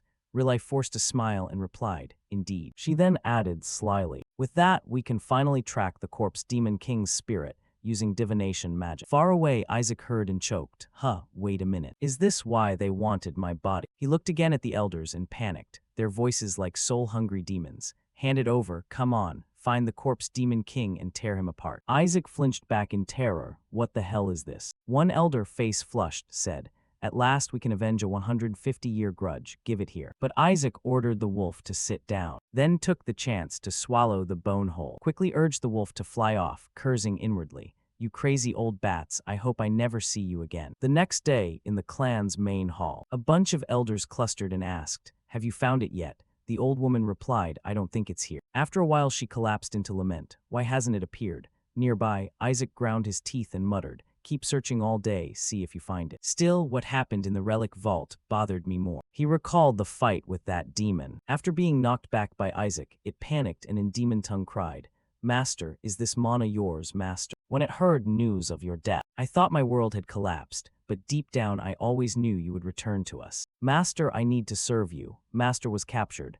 and at that point the demon vanished. Isaac tried in vain to hold it back and curse it in frustration. Damn it, if you're going to talk, say it clearly. I have a lot more to ask. Back in the present, he rubbed his chin and analyzed. The ones who captured him were people from the papal clan, right? I need to investigate this. Just then a bottle of milk was put before him, jolting Isaac wide awake. Rilai shouted like crazy, Isaac, quick, bring some laxatives, the strong kind. Seeing this, Whisper laughed heartily while Isaac scowled and swore, This damned clan, one day I'll turn their house upside down. An elder worriedly cried, If the lady of the house finds out we'll be dead for sure, she might even gut the boy. Rilai calmed him and reassured, Steady on, elder, it'll be fine. Although she once dissected one of her sons, the boy is still her grandson after all. Mentioning that made the two of them even more terrified, even her son. Over there, Whisper said, But didn't Melissa go on a pilgrimage with the lady of the house? Aya answered, Yes, they won't be back for a while, so I just need to absorb all the mana before Melissa returns, then I'll run away. Suddenly, the door was thrown open by Gol. He stormed in and shouted, "Right, come out here immediately. The lady of the house is calling for you." Those words made Ayak startle. What? Rilai was just as shocked. My mother is back, but she's never returned early from a pilgrimage like this. Isaac broke into a sweat, cursing inwardly. Damn, did they come back early because of me? I haven't even absorbed all the mana yet. This is bad. With Melissa's temper, she'll definitely gut me for sure. After a while, gold, silver, and jewels were laid out in the room. The elders asked in disbelief, "All of this is a gift for Isaac." Rilai sighed. "I thought the lady herself would come." Gold joked back, scared. "She's not back. She just sent a voice message saying she'll return with the master. Besides, I never said she's already home." Hearing his even tone, Isaac gritted his teeth and cursed, "You bloody bastard." Suddenly, a blonde soldier entered to report. It seems the Pope has also sent a gift. At the news, two elders spat and swore. Damn them. The blonde soldier was flustered. "The Pope's envoys will hear you, sir. They're waiting right outside." No sooner had he finished than a man entered smiling. "The Emperor is very concerned about this incident, so this gift was prepared by the Pope's people as an apology, and thanks to the Eshua family. But it seems the Eshua family isn't too fond of the Pope's gift. Huh. However, I'm sure everyone will like this one." The cardinal said it would be of great help to Isaac. Seeing the item inside, the elders stammered. "Is that the three armies, General?" Isaac asked, puzzled. "What the hell is that?" Whisper replied, "It's a medal." Over there, the old men gathered and murmured, "A medal from the Pope. No way." Suddenly, the man shouted, "Lord Rilai, please accept it. It's for Isaac." Isaac couldn't understand it, looking at the man and thinking, "It's mine, so why is he giving it to Uncle?" Rilai shook with anger and shouted, "Did he really say to give this to me and not Isaac?" The man smiled and replied, "Yes, I was ordered to ensure it is presented to you." Hearing that, Rilai grew even angrier. An elder couldn't hold back and jumped out swearing, "You're giving something that belongs to Isaac to another family member. Are you insane? Did you know that awarding a medal to another member means implying the recipient of that medal is dead?" At that explanation, both Isaac and Whisper were startled. The man smiled again and said, "What? Oh my, please don't misunderstand the Pope's good intention. I was instructed to do so simply because he's still too young." The old man from before wouldn't back down and spat. "What about the thing on the ribbon of the medal? Don't the Pope's people know that the sunflower signifies the medal recipient is deceased?" The more Isaac heard, the angrier he got. "Does he want me dead or what? The Pope's gone mad." The old woman lunged in, cursing, "Damn it, that Pope and his clan dare openly mock us over the Eshua curse." Seeing the tension, Gol stepped in to mediate. "Calm down, elders, we can't be hasty like this." He was immediately shouted at. "How can we stay calm, Gol?" Gol forced a smile and answered, "That could be interpreted as the Eshua clan openly hostile toward the Pope's clan. If this is blown up, it won't be good for our family." He left the rest unsaid in his heart. Plainly, we should know our place. Surely the cardinal did this on purpose. Even though I'm married into their clan, this is filth. Anyway, this also means Rilai, and that brat won't be able to do anything anymore. That's convenient for me. Thinking that, Gol ordered, "What are you standing there for? Rilai, go accept it and be grateful." Rilai cried out in anger, but big brother, Gol cut him off. "What's there to be angry about?" Isaac disagreed too, casually waving his hand and thinking, "This won't do." Immediately, the metal in the box suddenly burst into flame, the fire growing and drawing everyone's attention. The man holding the box couldn't stand the heat and threw it away. Gol cried in disbelief, "That's holy fire." A blue holy flame wrapped the metal, lifting it up high. The Pope's men panicked. Who cast holy fire? The metal. They looked and saw Isaac's arm raised, a little holy fire on it. His smug face couldn't hide it, grinning and baring his teeth at the man. So they stopped caring who did it and shoved the responsibility onto Isaac. The Pope's men, clutching their arms, leapt up in fear and shouted angrily, "What is the meaning of this? This is the medal personally awarded by the Pope to you people. Are you turning against?" The old men put on regretful tones and wailed, "Are you saying we did this on purpose? The child is so young, he doesn't know anything. Do you plan to punish Isaac for not accepting the medal?" Unfortunately, this happened before the boy accepted the medal, so consider that we were never presented with it. Hearing that, the man shouted in disbelief, "What? Are you insane?" The elders joined in unison with threats, "Or do you want to?" Rilai held up the charred medal and asked him, "We accept the medal sent by the Pope himself." Despite the fact it was melted by a child's toy flame, the elders chimed in, lamenting, "The medal really melted. Oh my." Seeing they couldn't argue with the group, the Pope's man tried to make peace. "Please give it back to me. I must have brought the wrong item." Rilai threw it back, but the metal suddenly burst into flame. The fire leapt onto the man's hand and burned him. despite his burning screams. The old men turned and scolded Isaac affectionately. "Oh dear, our little Isaac is quite the troublemaker." Isaac had his cheek pinched and muttered, "Get your hands off me, or I'll burn you right now." After a while, the man finally managed to put out the fire and stood up, fuming. He didn't dare stay any longer. He ran off yelling, "You damn Eshu a lot, remember this." Immediately, the elders' grieving faces vanished. They cheered and joked. "Well done, Isaac, you really eased our minds." One even stepped forward to instruct Gol, "Throw that disgusting metal away." Then he tossed his head back laughing. The lady of the house should have seen that bootlicker of the Pope's face earlier. The others chimed in, "Well done. Rilai, you were behind all this, right? Pretty clever using holy fire." Rilai looked confused. "What?" An old man came up and hissed, "Stop playing dumb, kid. You cast the holy fire, didn't you?" Rilai broke into a sweat and shot back. Wasn't it you elders who did it?" Hearing him, the elders went blank and began turning on each other, questioning. "Didn't you also cast a holy spell on the boy when he entered the relic archive?" "I only cast invisible magic." "What about the speed Isaac used? If the kid could do it, then so what?" After a while, they all stared in one direction like at a monster, muttering,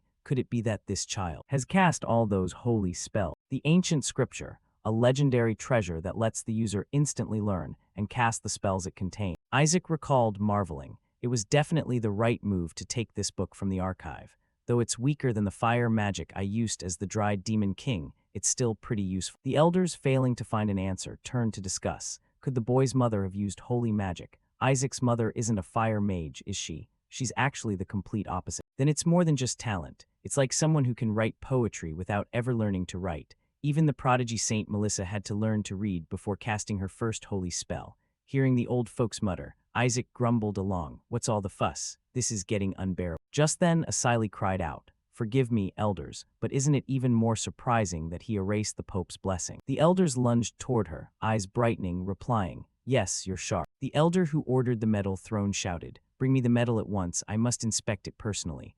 Rilai replied, "Yes, elder." Before he could finish, the metal was gone and he cried out helplessly, "It's not here." He lost it and yelled, "What? It was right here a moment ago." Gol stood back and cleared his throat. "I threw it away." The elder who told me to do it looked taken aback. He shouldn't have said that. That elder, helpless, ordered, "Gather people and go find it." Gol didn't bother to go. He stood there sinisterly thinking, "I never expected that brat could melt the Pope's metal, something made from supposedly unmeltable metal. We can't let the family head find out about this. Let's see how they'll prove anything without evidence." A few days later, in the western Eshua duchy, the head of the Eshua family returned. He ordered his descendants, "Although the manor isn't far now, do not let your guard down, understood?" Looking at the layer of ice, he himself had frozen. The family head frowned and murmured something under his breath. At the same time, inside the family's mansion, the elders turned pale and muttered, Why is it? The body of the dried demon king still refuses to appear." Isaac was blissed out on the mountain of laxatives, smiling contentedly.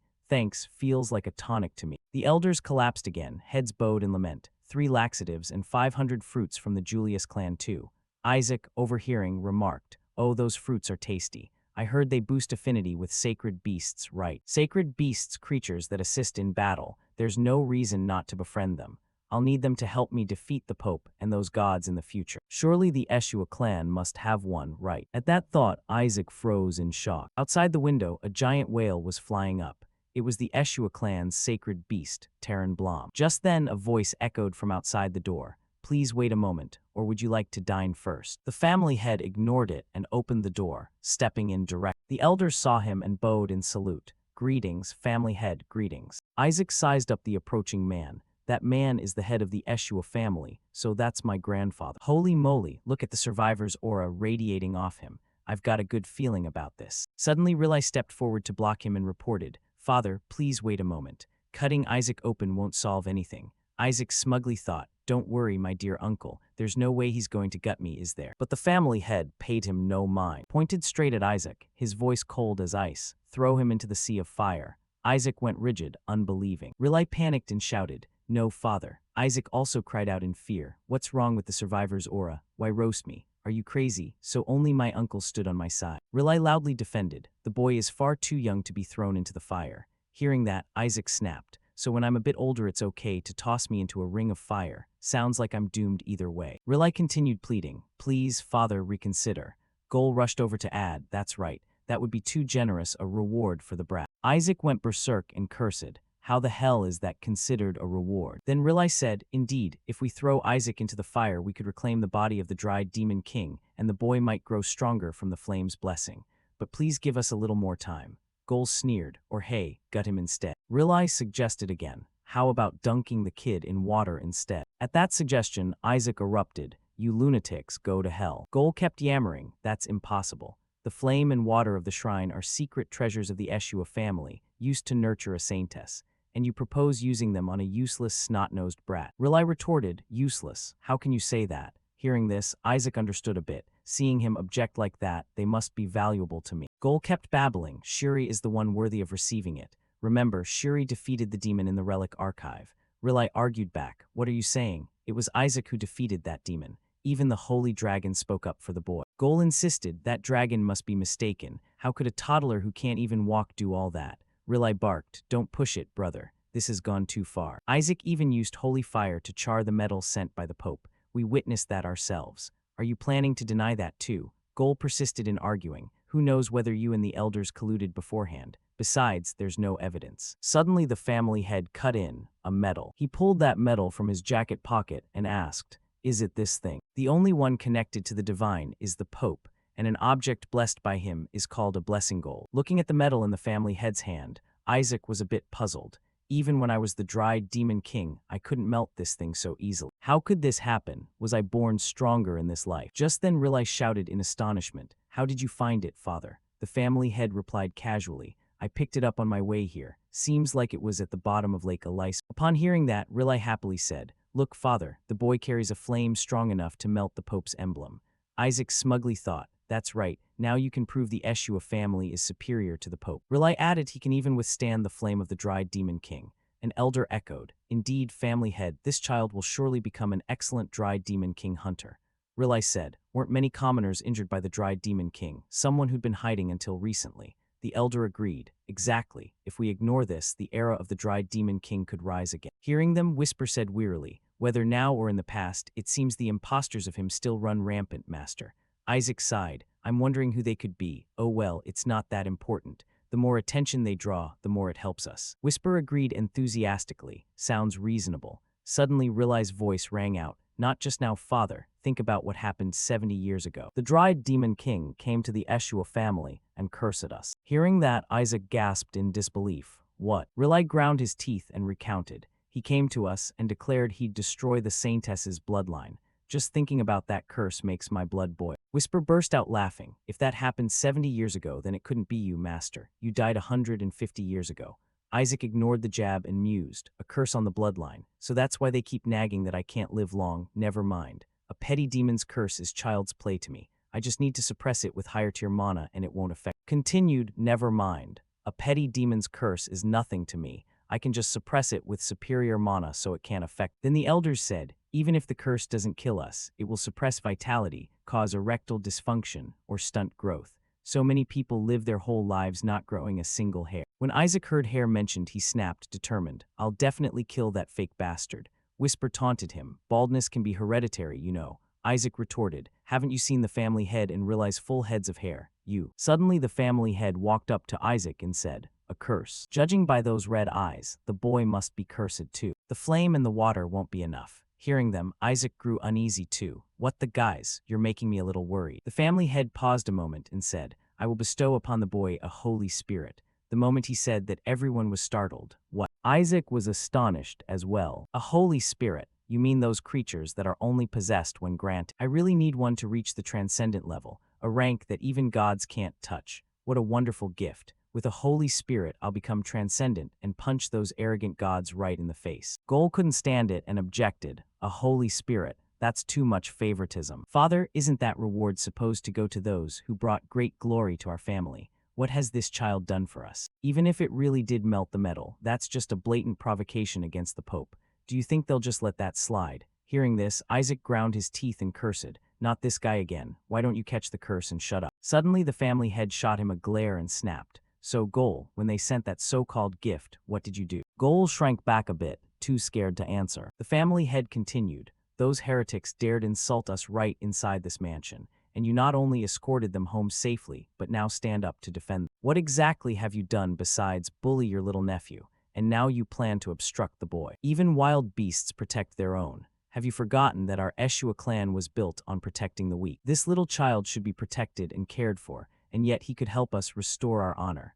Isn't that an example of bringing glory to the Eshua family? Summon everyone to the main hall. I will bestow a blessing on Isaac. A few days later, inside the family mansion, Rilai arrived with a few people and asked confusedly, "Father, you're not simply bestowing the boy. What do you mean by that?" The family head turned and said, "Don't you understand? If we shove the boy into the fire or water to expel the dry demon king, the boy will be harmed. The flame and waters of the shrine have strong anti-demon properties, so the boy wouldn't be able to learn any exorcism rites." Rilai sweating asked, "So the boy could never reach higher than a 5th-rank cleric?" The family head replied, "Yes, he'll be stuck at rank 4 forever." He pulled out 3 gems and said, "I'll let Isaac choose between fire, water, or a holy spirit. That should be enough of a test." Gol was secretly pleased at the suggestion. "Is that so? I knew he wouldn't easily grant that kid a holy spirit." The family head placed the 3 gems before Isaac and said, Isaac and Rilai standing nearby tensed, thinking, "Fire, water, and Holy Spirit energy. Isaac, pick the white gem, grandson." "Please choose it, Isaac." But Isaac instead reached for the red gem. He raised it up curiously to inspect it. Rilai immediately froze. Gol nudged him and mocked, "Don't be so disappointed. After all, even a 4th-rank Eshua will make a fuss in the end." Before he could finish, a brilliant light burst forth. The red gem in his hand cracked and shattered, releasing a massive flame. The onlookers screamed in shock. "What? Isn't that the shrine's flame?" Within the flame, the phantom of a person gradually coalesced. Rilai blurted out in terror, "It's an arrogant divine being flying above, looking down." The elders stepped back and shouted, "It's a holy spirit." Gol couldn't believe it and ran over to demand, "What's going on, father? Why is there a holy spirit in that gem?" The family head calmly replied, "Don't panic." Gol said there was only one holy spirit. The root of the Eshua clan is from water, but for a child who can produce a fire hot enough to melt the Pope's gold. I placed a trap even in this test. It seems the boy chose correctly. Still, this is beyond my expectations. The divine being had clearly lost his mind, erupting into flames and roaring. "Are you out of your mind or what? Eli Eshua, how dare you summon a royal rank like me to the mortal realm?" The more he screamed, the angrier he became, continuously spewing fire in every direction. The elders dared not watch and fled, shouting to one another, "Quickly, use defensive holy magic." Gol yelled in panic, "Father, you summoned a royal rank. Are you planning to burn our whole land down?" The family head nervously pointed and replied, "It wasn't me. It was this child who did it. This brat really plans to turn this place into his own graveyard." Isaac heard him and could only sigh at his bad luck. The fire spread, forcing everyone to fall back to avoid it. Isaac muttered in annoyance, "I only meant to add a bit of holy power to summon a mid-rank. Why did it call out a royal rank?" Whisper threw up his hands and asked, "What on earth are you made of?" Isaac grew even more bewildered. "I was wondering what I'd summon if I pushed it a bit."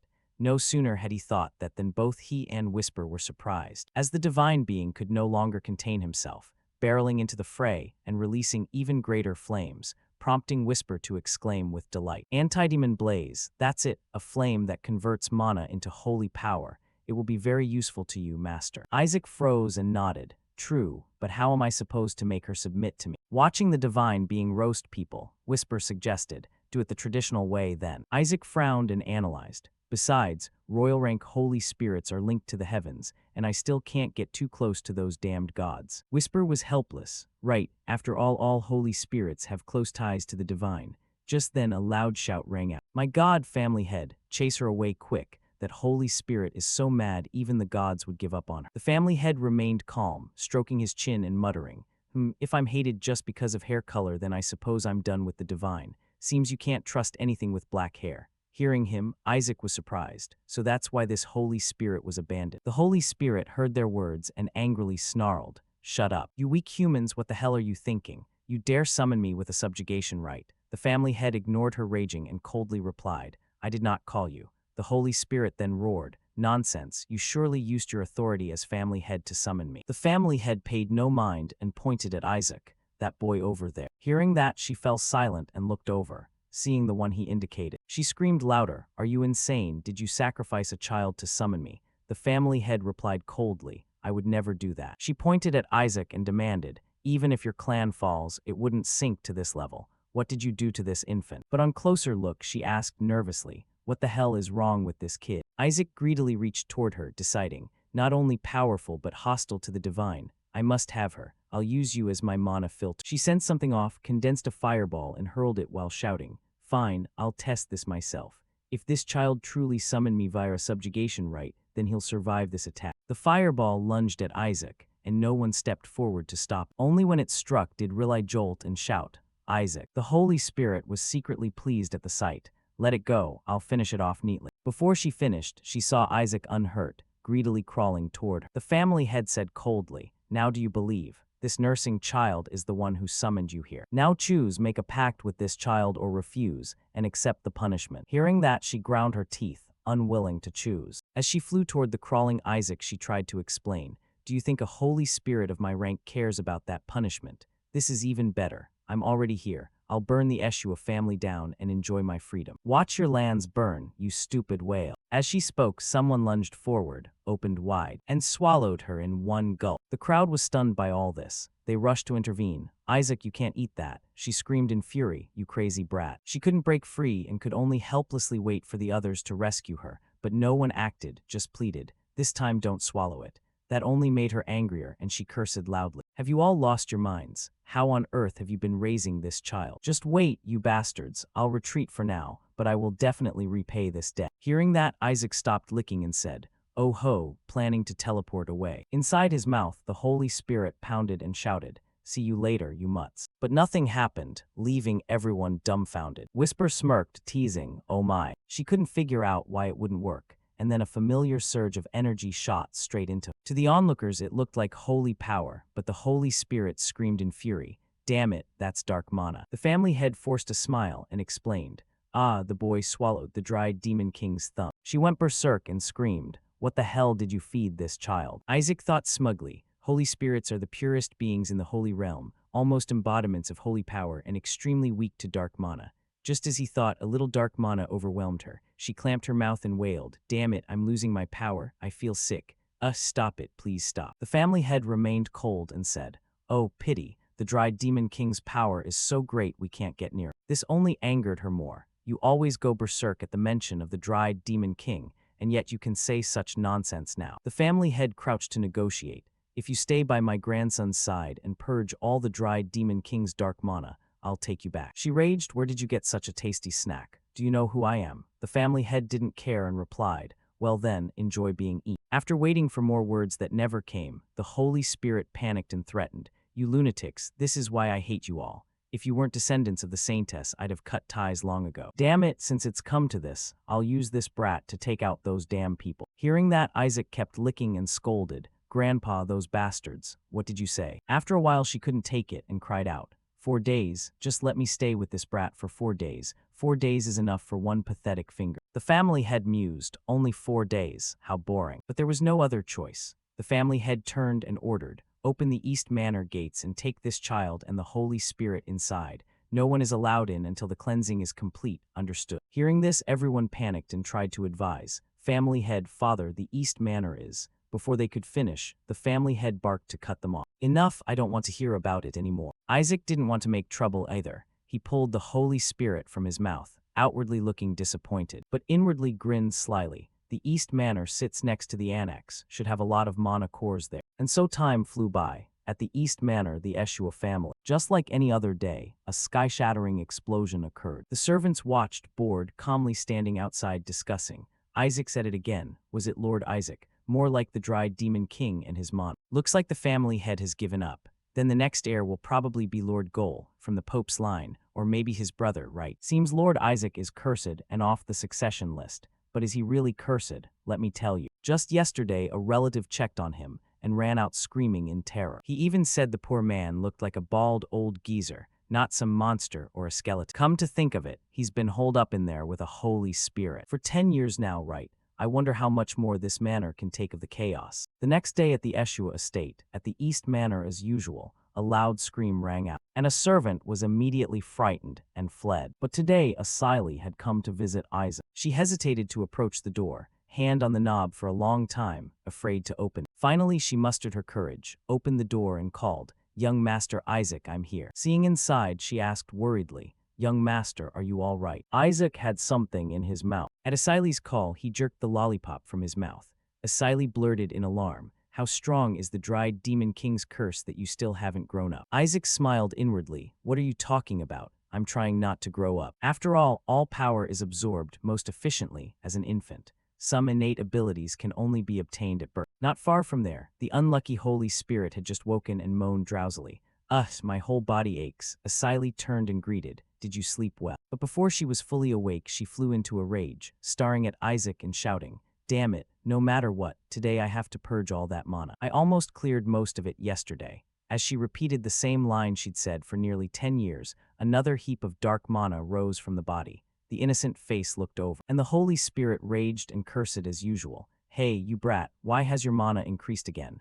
Isaac pretended to look away, chuckling to himself. The Holy Spirit flew at him, grabbing his collar and shouting, you damned monster, how much of the dried demon king's body did you swallow that even after 10 years of cleansing the mana hasn't decreased?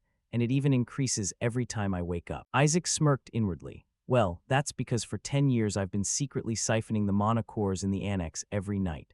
Whisper chuckled and added, I never expected there to be so many mana cores in the annex. That's wonderful, Master. I thought it would take 40 years, but surprisingly you finished it in just 10. Isaac sighed with relief. Finally, the exhausting mana collection is over. Self-taught, so my knowledge is a bit limited, but I've trained up to 6th-tier holy arts. Seeing Isaac sitting quietly alone, Asili, worried he's unhappy, comforted him.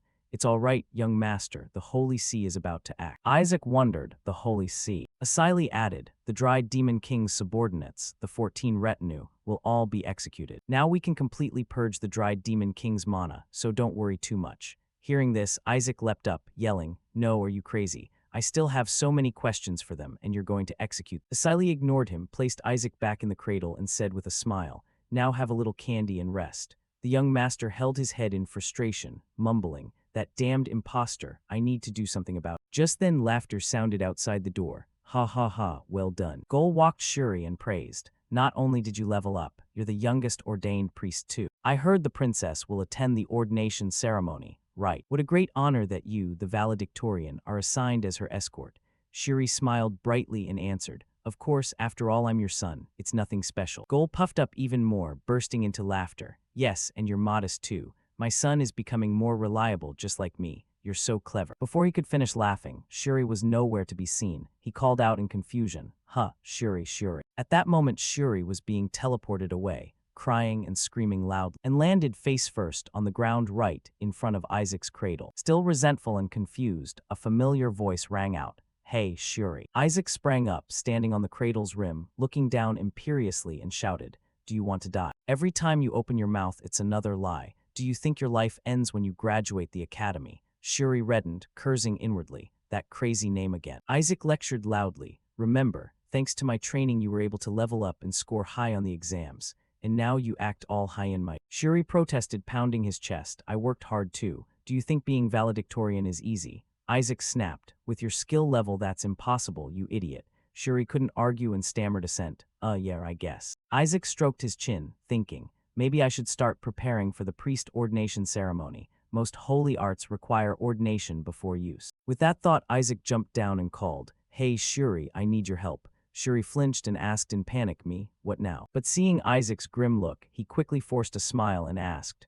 what do you need help with? Isaac smirked and said, hand over everything you've got, the prize money from the debate contest, and the stipend you get from Gol. Shuri cried but could only scold inwardly. He's really a demon. Isaac, as if reading Shuri's mind, said, I thought so too. Ah, and what about the dried demon king's subordinates being executed? Isaac asked further. Shuri replied wearily, that, after the incident at the Relic Archive they stopped following orders. Since they look like they're just waiting to die, they decided to eliminate them. Isaac, surprised, really? No choice then, I have to get it this year. Shuri asked in astonishment. Get what? Isaac answered, ordination as a priest. Shuri almost laughed out loud. But when he saw Isaac's fist raised, he stifled the laugh and explained, you haven't even enrolled at the academy yet, and you want ordination. No sooner had he finished than Isaac slapped him. He said coldly, try laughing again. Shuri obediently replied, I wouldn't dare, sir. After a moment, Shuri hesitated and said, actually there's a recommendation system. If academy professors happen to be present, a recommendation letter plus passing the test can get you ordained, but you must accomplish a great deed to prove your virtue. Isaac immediately exclaimed, Oh, a perfect system for backdoor favor. Before he could enjoy that, Shuri added, but your character is terrible. Isaac got angry, about to blow up when Whisper chimed in. At least this bastard knows how to judge people. Isaac promptly shut it down, then heard Shuri continue. You have to save a life to be recommended. The higher the person's status, the better your chances. But when does an important person conveniently get into danger for you to rush in and save them? Isaac didn't care, muttering as he calculated time. So there's only 1 month left. He then asked, the princess will attend this ordination ceremony, right? Shuri sensed trouble but still answered, yes. Isaac grinned wickedly and said, isn't the princess an extremely important figure? The next day at the Eshua estate, in the training ground, Rilai stood at the gate shouting, go quickly, Isaac won't come to the capital. 2 family members tried to persuade, Your Grace, this year is different from all others. He absolutely must attend the founding festival. This is the year when saint candidates will be ordained as priests. Rilai fell silent and pondered on hearing that. The 2, seeing this, went on to analyze. For 10 years, while other candidates achieved great deeds, young Master Isaac hasn't even shown himself. That's right, he displayed extraordinary skill at the Relic Archive 10 years ago. I hear young Master Isaac lives in the East Manor. Like the Holy Maidens, right? I'm really eager to see how much he's grown. As an academy instructor, teaching young Master Isaac would be my lifelong dream. Also, this ordination coincides with the princess's birthday, so the Pope will personally preside over the ceremony. Hearing that, Rilai calculated in his head, the Pope. The other added, he will bestow the title of hero on those who are ordained. Rilai fell into thought again. Receiving the title of hero will greatly boost a person's power domain. That's a huge perk. But Rilai still objected, replying, Isaac isn't old enough to be granted the title yet. They weren't satisfied and added, if he's that talented, what's age got to do with it? After he spoke, the 2 of them gave him sparkling eyes waiting for Rilai's decision.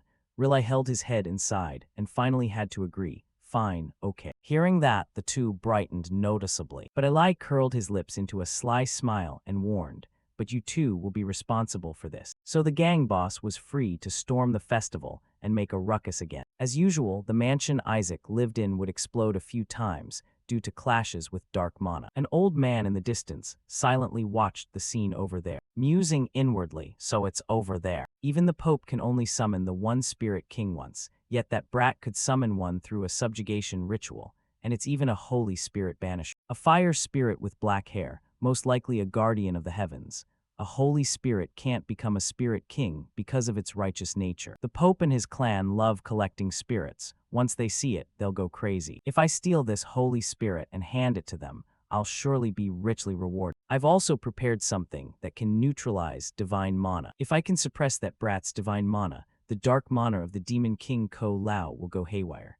Then I can sneak the holy spirit away in the chaos. A moment later, a voice sounded outside Isaac's room. This room, Professor. He was invited in. The servants exclaimed joyfully, finally we can see the young master. Yes, indeed. Oh, young Master Isaac. As they said, he looked no different from 10 years ago. Hearing the noise, Isaac turned his head, smiled brightly and called out, come in, my fan club of recommenders. Seeing this, the onlookers couldn't help but cry out, ah, my heart, we must take him to the academy right away. Only the old man stepped forward, gritting his teeth as he looked at Isaac, thinking, that little fox dares to charm others. I'll do my best to drive the Demon King Ko Lao's dark mana mad. Isaac kept gazing at him with sparkling eyes. The old man clenched his fists inwardly and shouted in his heart, now go insane. But nothing happened no matter how long he waited. He looked down and saw Isaac mischievously winking and playing with it. The old man's face went gray, puzzled, wondering, why is nothing happening? I've released enough divine mana to make dark mana go out of control. At that moment, the Holy Spirit leapt onto Isaac's head and shouted, hey, annoying brat, what are you waiting for? Go kill that damned priest already. Why are you releasing so much divine mana? Seeing this, the old man felt both relieved and worried. There it is, a royal-class Holy Spirit. This is my chance. He pulled from his sleeve a cloth wrapped with dark mana, slowly wiped Isaac's face with it and said, seems the weather's awfully hot, huh? Isaac sniffed and was surprised.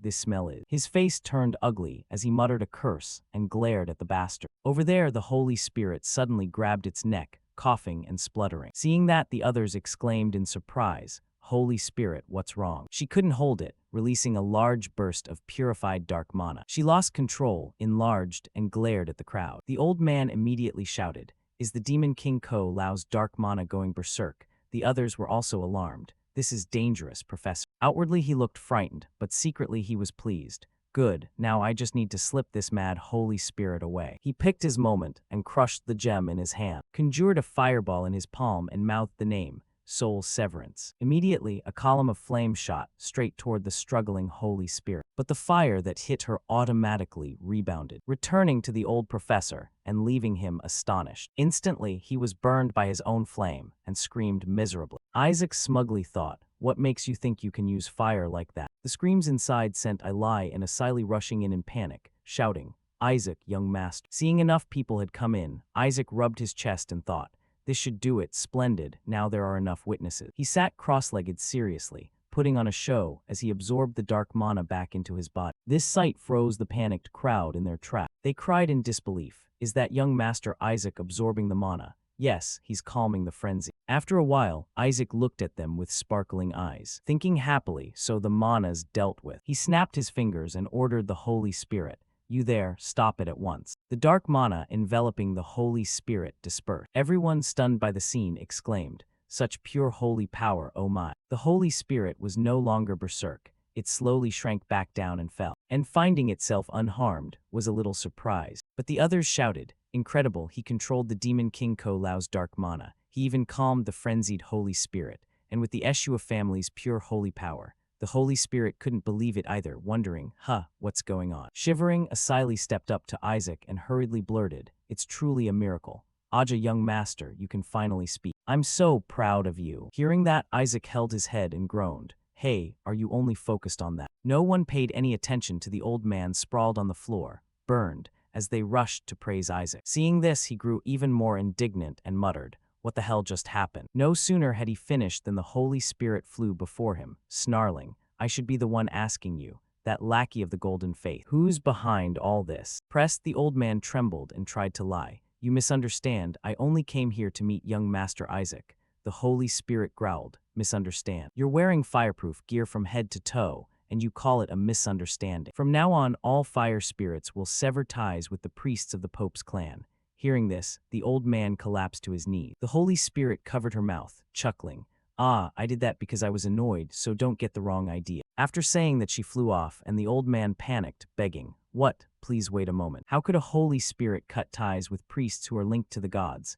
especially those from the Pope's clan? There's no way a Holy Spirit could do that, right?" She ignored his wailing and snapped coldly, "Get out of my sight. I've long severed ties with the gods. I'm no longer bound by their rule." Isaac heard this and looked visibly pleased. The old man was about to say more when she cut him off, cursing, "And don't you dare show your face here again." Then she turned gently to Isaac and said, "As for you, Isaac, you saved me with divine mana, and you even controlled the Demon King Ko Lao's dark mana. Now that Ko Lao's dark mana has been purified, our contract ends here, but I'll stay by your side to repay this favor."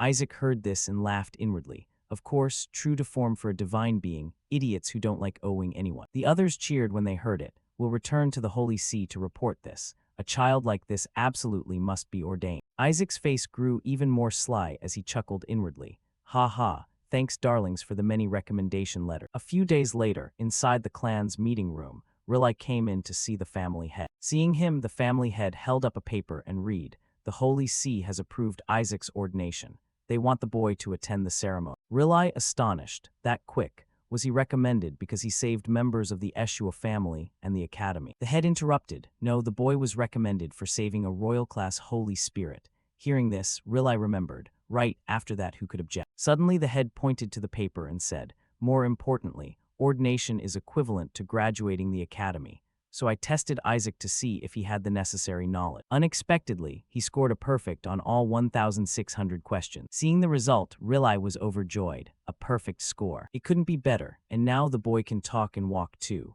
But the head sighed with a headache, lamenting that his attitude was somewhat poor. "Now we only need to test Isaac's character. Most people pass, except for a few sick cases or criminal." Rilai perked up. I remember. That's the test using holy magic to force truthful answers, right?" The head flipped to another sheet to see how the boy fared. The question read, "What do you think of the family that raised you?" Isaac answered, "I will conquer it. It will all be mine." Rilai excited, "Oh, such strong will." The head approved too. "At first I was shocked reading it, but only someone with that ambition suits our clan." Question 2, "What will you do after ordination?" Isaac replied, "I'll chew up those damn gods' heads, what else?" This left the two speechless. Question 3. What are your goals and aspirations as a priest of the holy nation Helen? Isaac answered, I will destroy this nation. Seeing the answer, Rilai's eyes nearly popped out. He was still bewildered, pointing at the paper, when the head cleared his throat. Ahem, only you and I know these results. If Isaac took such a test again, Rilai held his head and groaned. The boy would certainly be executed for heresy. Seeing Rilai grasp the seriousness, the family head slapped the table and decided, I'll go in his stead for the ordination. Do not let Isaac leave the house until then, understood. That brat needs a proper lesson first. That night inside Isaac's room, Whisper shyly called, Master, have you decided? Isaac replied contentedly, of course. His tiny hand grabbed a cloth bundle, boldly wrapped it, and crawled out the window with a smile. I'm off. The next day, at the Capital Romans Academy, inside the Holy Magic Department, someone called out, I hear a 10-year-old is getting ordained this time. The kids whispered in surprise, really? How did he get ordained so early? Looks like this year's graduation ceremony will be entertaining. At that, a red-haired kid burst out laughing. Nizer lounged arrogantly before them and sneered, a child who can't even walk getting ordained. What a joke. Another kid asked, confused, what do you mean can't walk? Nizer replied matter-of-factly, exactly that. That brat hasn't grown a bit in 10 years. He's cursed by Demon King Ko Lao. How could he possibly grow up? Saying that, he turned to taunt. Right, Shuri. A kid chimed in, that guy getting ordained. Probably just an honorary title. The others laughed along. Oh, is that so? Shuri, who'd been sitting quiet, took the hit and sighed. What a nuisance. He was finally quiet for a bit and now this start. But Nizer wouldn't let it go and kept mocking. Must be nice being of the Saintess clan. Even a useless brat gets ordained. What a disgrace. Hearing that, Shuri couldn't hold it. His face darkened as he stood up, fuming silently. That bastard, how dare he? Just then another kid strode in and barked. Do you think the Holy See is a joke? Nizer Sepet. And didn't you accept the recommendation letter from Duke Leon Sepet, your father? I didn't think you'd be dumb enough to insult your own father. Stung by Kina's comeback, Nizer snapped angrily. Shut up, you're not even a student anymore. What are you doing here? Kina replied casually. I didn't want to come either, I was invited. Besides, I'm here to help guide you as an advisor and holy magic instructor. This left the kids stunned. After that, Kina turned to Shuri. Shuri, I'm actually worried about you. Shuri didn't understand a thing. Kina smiled and explained that cursed Isaac could never become a priest. If the Eshua family still stands when you become head, maybe. But if it collapses, come find me. I can get you a menial position in the Pope's clan. Those words made Shuri, who had just calmed, fly into a rage. But he forced his hands to clench and told himself, no, stay calm, it's not the time yet, there's no other option. Shuri turned his head aside and said, I don't need your help, mind your own business. With that, he gloomily left for the dormitory. A while later, inside the dormitory, Shuri had thrown his belongings everywhere. He clutched his head and shouted at the top of his lungs, damn those dogs, why is this nonsense happening to me? Our family didn't even bother to attend the ordination, because that brat ran away. Why now, that useless bastard? I curse you to lose all your hair like the dry demon king. No sooner had the words left his mouth than a magic circle appeared, and a baby's arm reached out from within. Isaac's face darkened, he growled, what did you just say? Shuri screamed in fright when he saw on th letter 1EA7N. Isaac continued to thunder, lose all my hair, huh, you wanna die. Shuri recoiled in terror, shouting, why are you crawling out of there? And how did you even get here? Isaac sat with his legs crossed like a spoiled old man and replied calmly, to get ordained, obviously. The family head and uncle tried to stop me, so I ran away. Anyway, Shuri, look at the baby bottle being snatched. Shuri staggered back in horror. What now? Isaac barked, you weakling. You actually went to beg for a menial job from those Pope clan folk. Before Shuri could finish, he got a slam in the gut, Isaac hitting and cursing as he did. Shut up, how dare those bastards slander the name Eshua. Eshua belongs to me, only I may insult it, only I may destroy it. Shuri wailed, what the hell are you saying?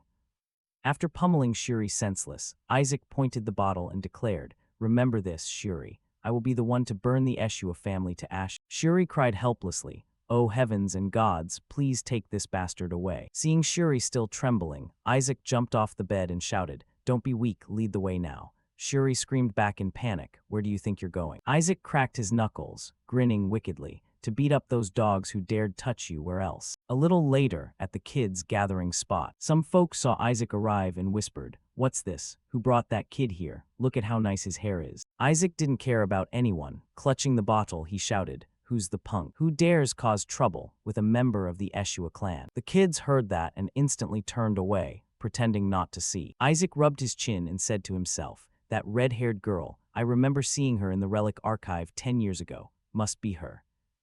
Hearing that, Shuri rushed in and shouted, wait. He thought to himself that he had to stop Isaac. If Isaac caused trouble here, they'd be in deep shit. Besides, that girl is Nizer's sister. She's Naki Sepet. Shuri leapt up urgently, trying to grab Isaac, but he darted off and landed right in front of Naki, shouting, you there, red hair, did you mess with Shuri? Naki didn't bother to care, calmly replied, I never touched Shuri Eshua. It was Nizer who did it. Isaac didn't care either, folding his arms and declaring, good, so you admit it. From afar, Shuri tore at his hair and cried, I told you it wasn't Nizer Sepet. Are you even listening? Then Whisper piped up, Master, I sense a familiar energy from this girl. Isaac nodded with satisfaction. Yes, it's familiar indeed. It's the energy of one of the 5 great patron deities. Seeing Isaac keep targeting her, Naki pointed at him and shot back. You must be the Isaac from the rumors. One is a cursed child, the other is a descendant of the Pope's clan. Looks like this year's purity rites won't amount to much. The Eshua family will sooner or later be erased from the 5 faiths. Hearing the girl, Isaac thought irritably, how rude, just like the servants of the 5 great patrons. Shuri couldn't hold it and slammed his hand down, shouting, Isaac, don't cause trouble with the rival family, go home. But his words were useless. Isaac held up a hand to stop him. Shut up, why should I go back? Am I here to receive my ordination? Naki snapped at him immediately. You'll never be ordained. Nizer said he'll file an appeal with the Pope to cancel it. There's no way an unrecognized child could be ordained, right? Hearing her, Shuri ground his teeth. That bastard. Naki kept jabbering, and with your attitude, you won't need Nizer's appeal. You'll self-destruct sooner or later. Hearing that, a servant quietly asked, Miss, should I call the Inquisitor? Shuri panicked in his head. No, 70% of the Inquisitors are from the rival family. With no choice, he lunged to grab Isaac, shouting, Isaac, let's go now. Just then, shouts rang out from outside. A foot full of deadly intent stepped in, followed by the massive body of a wolf, causing the kids to scream, monster. While the kids fled, Isaac smugly thought, there it is, my insurance policy. Naki asked in confusion, a monster, did it escape from the training room? The servant rushed to block her, warning, it's dangerous, miss, step back. No sooner had he said that than a shockwave hit him, sending him flying from a wolf's paw. That paw lashed out again and struck Naki's face, terrifying the girl. At that moment, Isaac grabbed the bottle and shouted, hey, not that easy. He hurled the bottle at the wolf, muttering angrily, damn it, I called for you and you only crawl in now. After being hit hard, the wolf shifted its target. It bared its teeth and growled toward where Isaac stood. Naki steadied herself, gathered magic, and shouted, you damned monster. But then she glared and snarled, hey, get out of here. Isaac's imposing aura spread toward the wolf. Recognizing the master of that presence, the wolf was moved to tears, and finally obediently trotted out like a happy little dog. Seeing this, Whisper smiled in satisfaction. That's my master, dragging a sleeping monster out, beating it up, then kicking it away to show off.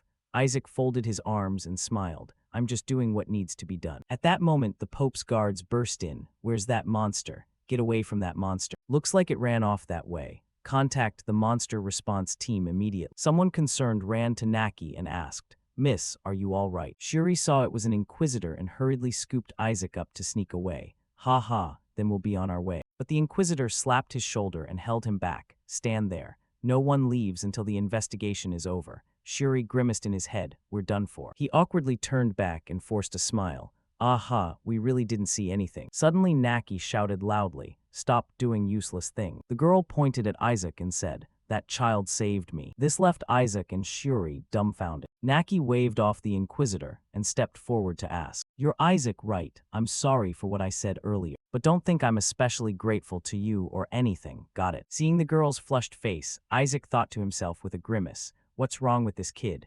Meanwhile, the fleeing kids whispered among themselves, so the boy really did get a recommendation letter for saving someone. Among the kids, a blonde girl exclaimed in surprise, that child is the one my brother mentioned. She is Princess Helen Charlotte Electric Hella of the Holy Nation. At the same time, at the Eshua Manor in Eli's office, a voice rang out, my lord, why do you keep refusing, Cardinal of Purity? Isn't it a good thing for your nephew to be ordained? Let the boy attend the ordination ceremony. The family head, displeased, replied, get lost. The voice continued to plead, but the Pope will be angry. The family head wasn't bothered and said plainly, that's not my concern. My nephew will be raised at the Eshua Manor until he's grown. The other person protested and threatened, if you lock up a child like that, you'll damage his character. The family head ground his teeth. His character is already bad, there's no persuading him. The person changed the subject and announced, I don't know if you've heard, but apparently there's a golden-haired child walking around the academy. Hearing that description, the head realized it was Isaac and angrily snapped.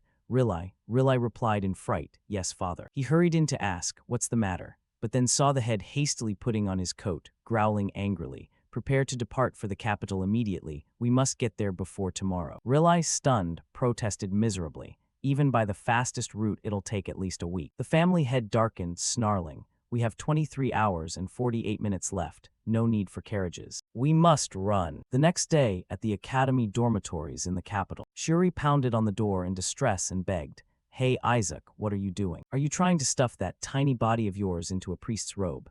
Get out now, everyone's already here. They'll only laugh at you anyway, so hurry up. Just go and then come back home, please. While still crying, a voice rang out, I'm ready. Shuri gasped, I beg you. He'd only gotten halfway through when Isaac's appearance made him stare wide-eyed. Then he couldn't believe it and tried to hold back a chuckle. You. Isaac ordered, let's go. The final night of the founding festival. In the banquet hall for the ordination ceremony, the kids sat properly in their places, awaiting orders from above. Suddenly a loud voice shouted, everyone stand up. A foot stepped into the hall, followed by the clan heads of the 5 great houses filing in. Gol saw this, stood up, and applauded with the others. But inwardly he wickedly thought, those are the heads of the 5 great houses. The future family head post for Eshua and the Cardinal of Purity title will all belong to me for sure. Just then Rilai came over panting and asked, am I late? Gol surprised. Rilai didn't care and cut to the chase. Have you seen Isaac? Gol scowled and replied, why would he be here? He's probably at home. And don't tell me you ran all the way here. Rilai answered miserably, yes, that's exactly what happened. Do you know where Shuri is? I think Isaac is with that kid. Gol said I haven't seen him. Before he finished, someone shouted, the Pope has arrived, pay your respects. An old man entered from outside, followed by a group of priests. He was Pope Giulio Barret. Seeing him enter, everyone bowed. The herald cried out, may God's blessing always be with you. No sooner had the words ended than the Pope sat on the central throne. The herald signaled, please be seated, my honored guests. The family head sat as well, thinking puzzled, I don't see Isaac anywhere. The herald read, the ordination ceremony will begin now. When Isaac is called, step forward. The family head inwardly, well, that's fine. The herald read again, Isaac Eshua. This made the family head pause for a beat. No one answered, so the herald asked, is Isaac Eshua here? Still no response. The family head cheerfully raised his glass and sighed in relief. If he's not here, don't call him. His name should have been removed long ago. He's not here, so let's continue. Just as he was smug, a sound from outside broke in and caused the family head to spit out his wine. Gol scowled and snapped, that cheeky brat, how dare he show his face here. At the door a teenager walked in, followed by a very displeased Shuri. This was Isaac in his teenage form, after unsealing the child. The moment they saw him, the family head went pale and smashed his glass. The head of the Pope's house ground his teeth and sprang up. Isaac didn't care and walked forward as directed. Isaac Eshua, please step forward. Hearing his name, Isaac stepped up. Rilai couldn't hold back and jumped to his feet, tears streaming as he sobbed. Isaac, is that Isaac? When did you get so grown up? And you're even wearing the robe I prepared for you. The crowd murmured with curiosity. I heard he was still a child. Does the Eshua family really have such a strong kid? Could he have broken the Demon King's Ko-Lau's curse? Oh my, so handsome. Nizer couldn't believe it and jumped up shouting, what the hell is going on? How did he suddenly get so tall? Isaac paid little mind to the chatter and just smiled. But the family head couldn't contain himself. He slammed his fist into the armrest and hissed, damn Demon King Ko-Lau, you hellspawn, what did you do to Isaac? My grandson never smiled like that. Have you possessed the boy? The crowd kept buzzing. Could the Eshua family's curse finally be broken? If this isn't a saint, then what is? He looks more blessed than cursed. With that, Isaac walked to stand before the Pope. The Pope calmly said, Isaac Eshua. Isaac stared at him and assessed, is this guy the Pope? He looks over 70, yet his aura is monstrous.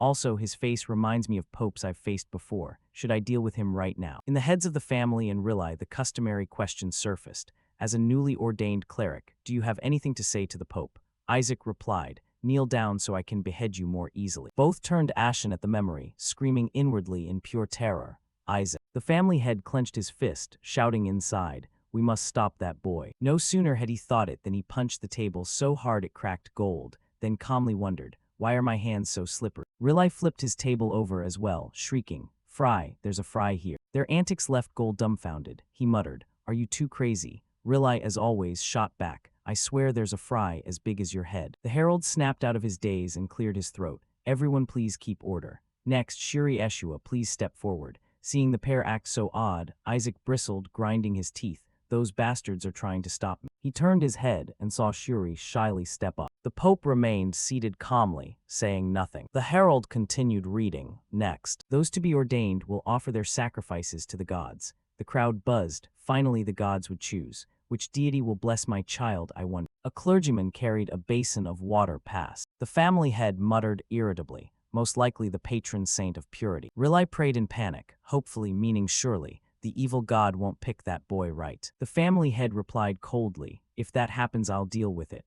Rilai was stunned by this. What, deal with him? Isaac. The family head frowned and said, I meant the holy chalice, what did you think I meant? Meanwhile below, it was Shuri's turn to step forward. He pricked his fingertip with a needle, dropping a single drop of blood into the holy chalice. As the drop fell, the surface of the water began to change. Streams of pure light rose up into the air. Gol laughed out loud. That's my son. Indeed, the patron saint of purity has shown himself. Shuri ran back excited, while Isaac, displeased, followed behind thinking, so the god the Eshua family reveres is the god of light, humble but righteous. As for me, any god would annoy me. He sighed and let a drop of blood fall into the chalice. The Pope, upon seeing the drop of blood, was startled as a strange light shot up from the chalice, shocking him. The drop immediately released a thick black aura. The black mist grew denser and began to engulf the room. This made the family head and Rilai panic and rush forward. The family head cried in disbelief. Could it be? From the thick black mist the visage of Demon King Ko Lao appeared,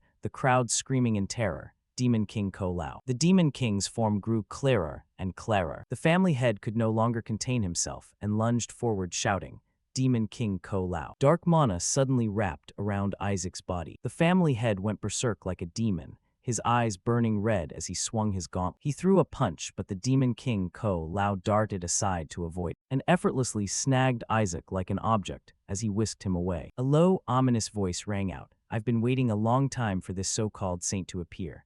Isaac startled. What? He threw his head back and laughed. I'll destroy the holy nation bit by bit, starting with this brat. Isaac froze. What's going on? Gotta admit, he looks exactly like me in my past life. Creepy as hell. Suddenly Whisper popped out, snickering. What's wrong with this fate? My master should look more stupid and defeated. Isaac snapped angrily. Hey, you bastard. Meanwhile, the Pope and other family heads were gathering their power. Energy spheres began flying one after another toward Demon King Ko Lao, creating an explosion that forced the Eshua Patriarch to step back. Rilai shouted urgently, fall back. The family head went berserk and gathered his strength, summoning a giant white serpent that lunged forward with jaws wide to swallow the Demon King Ko Lao's head. But the sacred power was absorbed in an instant. Demon King Ko Lao, unharmed, stood there casually laughing. Patriarch of purity, because of my curse you probably can't use your full strength, right? Wouldn't it be better if you just stood still obedient? The Patriarch looked up and retorted, I wasn't planning to act anyway, for fear of destroying this place. The formation at his feet flashed, his eyes burning blood red. A colossal holy whale spirit appeared, roaring, but you've been babbling on too much. Demon King Ko Lao paid him no mind, leisurely using Isaac as a shield and taunted. Do you want to see this little saint kid die? Isaac panicked. That's exactly what I was thinking. My grandson's been taken hostage, and you summoned such a dangerous thing. Huh, why is its mouth open like that? The Patriarch snarled darkly. A saint won't die just from taking this hit. Isaac cursed in rage. You madman, I really will die. With a boom, the whale bit down and then exploded. Isaac clutched his head in agony and collapsed. Demon King Ko Lao straightened and took the blow. His body then slowly dissipated, the force so great it shattered the entire hall. After a moment, Gol finally looked up and asked, did we take him down? Others trembled and whispered, oh my, Demon Ko Lao has returned. Didn't he vanish when he cursed the Eshua family 70 years ago? Could he have regained enough power to come back? Only Isaac was annoyed, slamming his hand down, thinking to himself, no way, that bastard was just a fake. Seeing Isaac collapse like a dead fish, Rilai hurried over.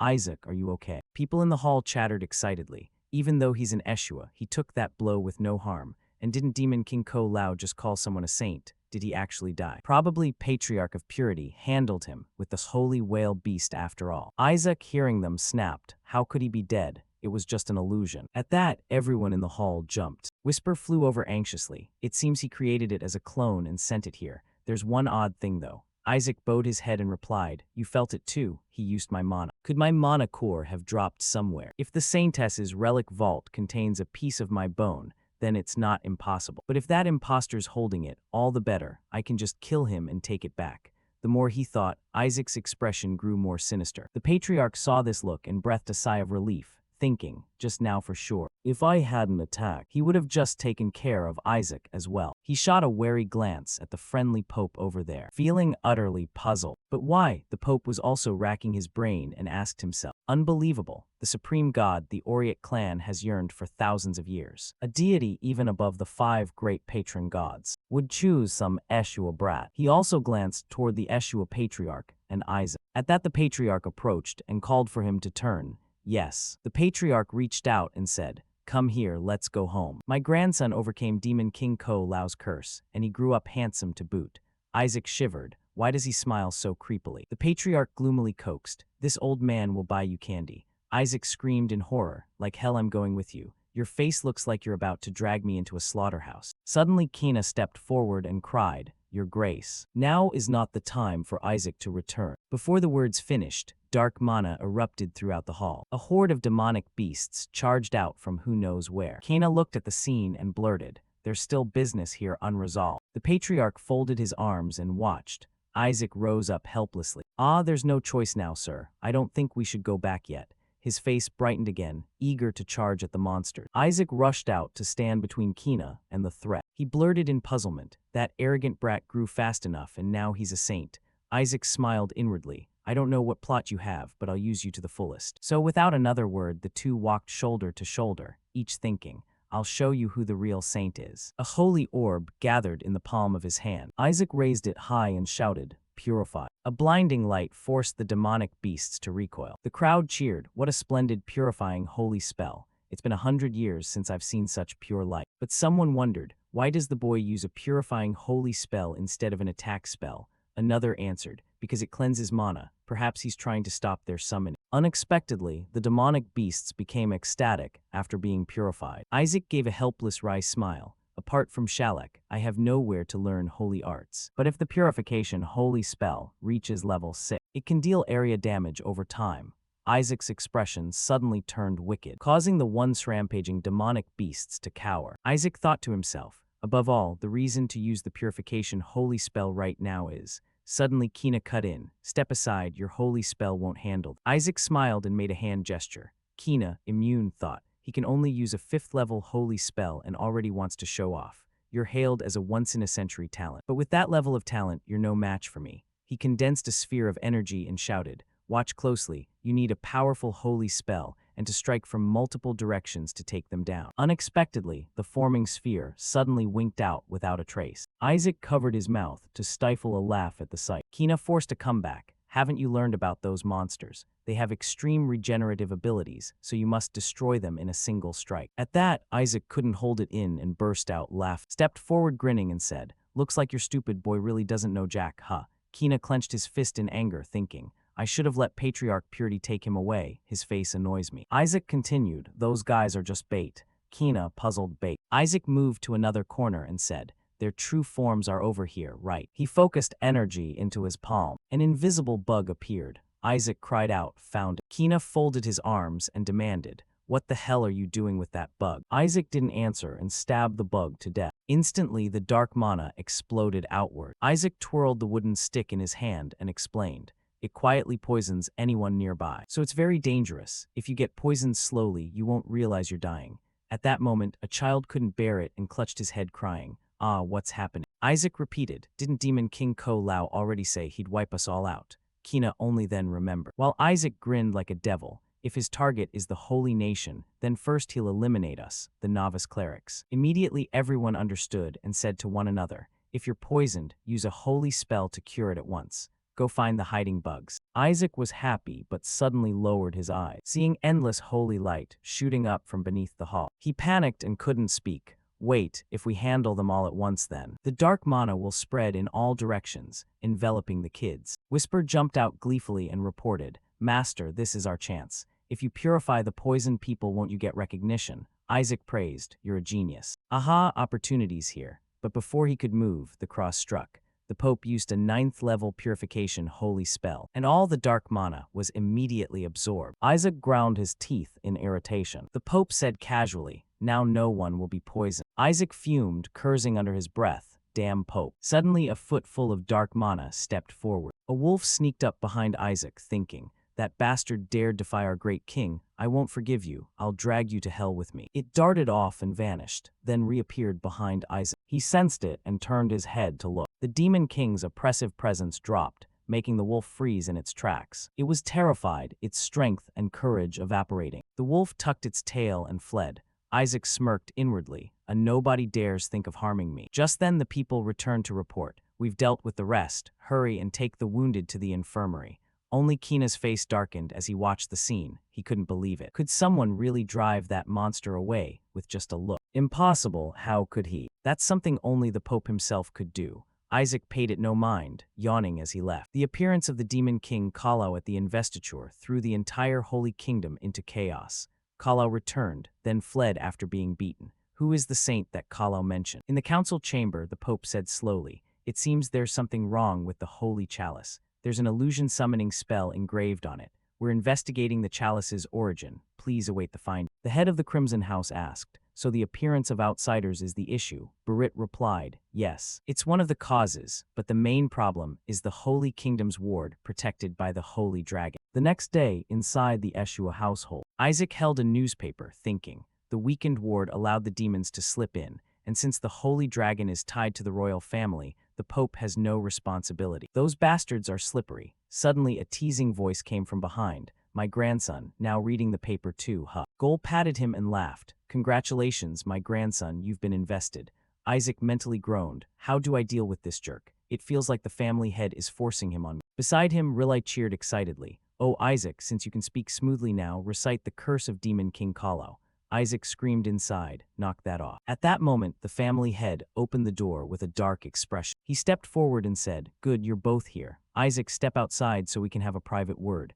Isaac stood and agreed. "Ah, yes." The room's door was quickly shut. The family head looked around pensively and cast a third-tier sacred spell of absolute soundproofing to enclose the three of them. He sat and replied, "Just to be safe, this concerns Isaac." Rilai, sweating, asked, "Father, why call in soundproof magic for this?" Both of them sat down anxiously to listen. He braced his hands, face sour, and said, "I think Isaac was chosen by an evil god during the investiture. The god who chose Isaac is definitely not normal. It seems this was a mark never before seen in the history of the investiture. Only the Pope and Cardinal Oriot saw that mark, and the Pope tried to eliminate Isaac." Rilai couldn't help exclaiming, "What? The Pope did that?" The family head sighed in confirmation. "Yes, unless it was an evil god choosing him, he certainly wouldn't have acted like that." Gol thought for a moment and said, "Could it be not an evil god, but a deity worshipped by that family?" That question led the three to one answer, the Oriot faith. Seeing everyone's silence, Gol continued,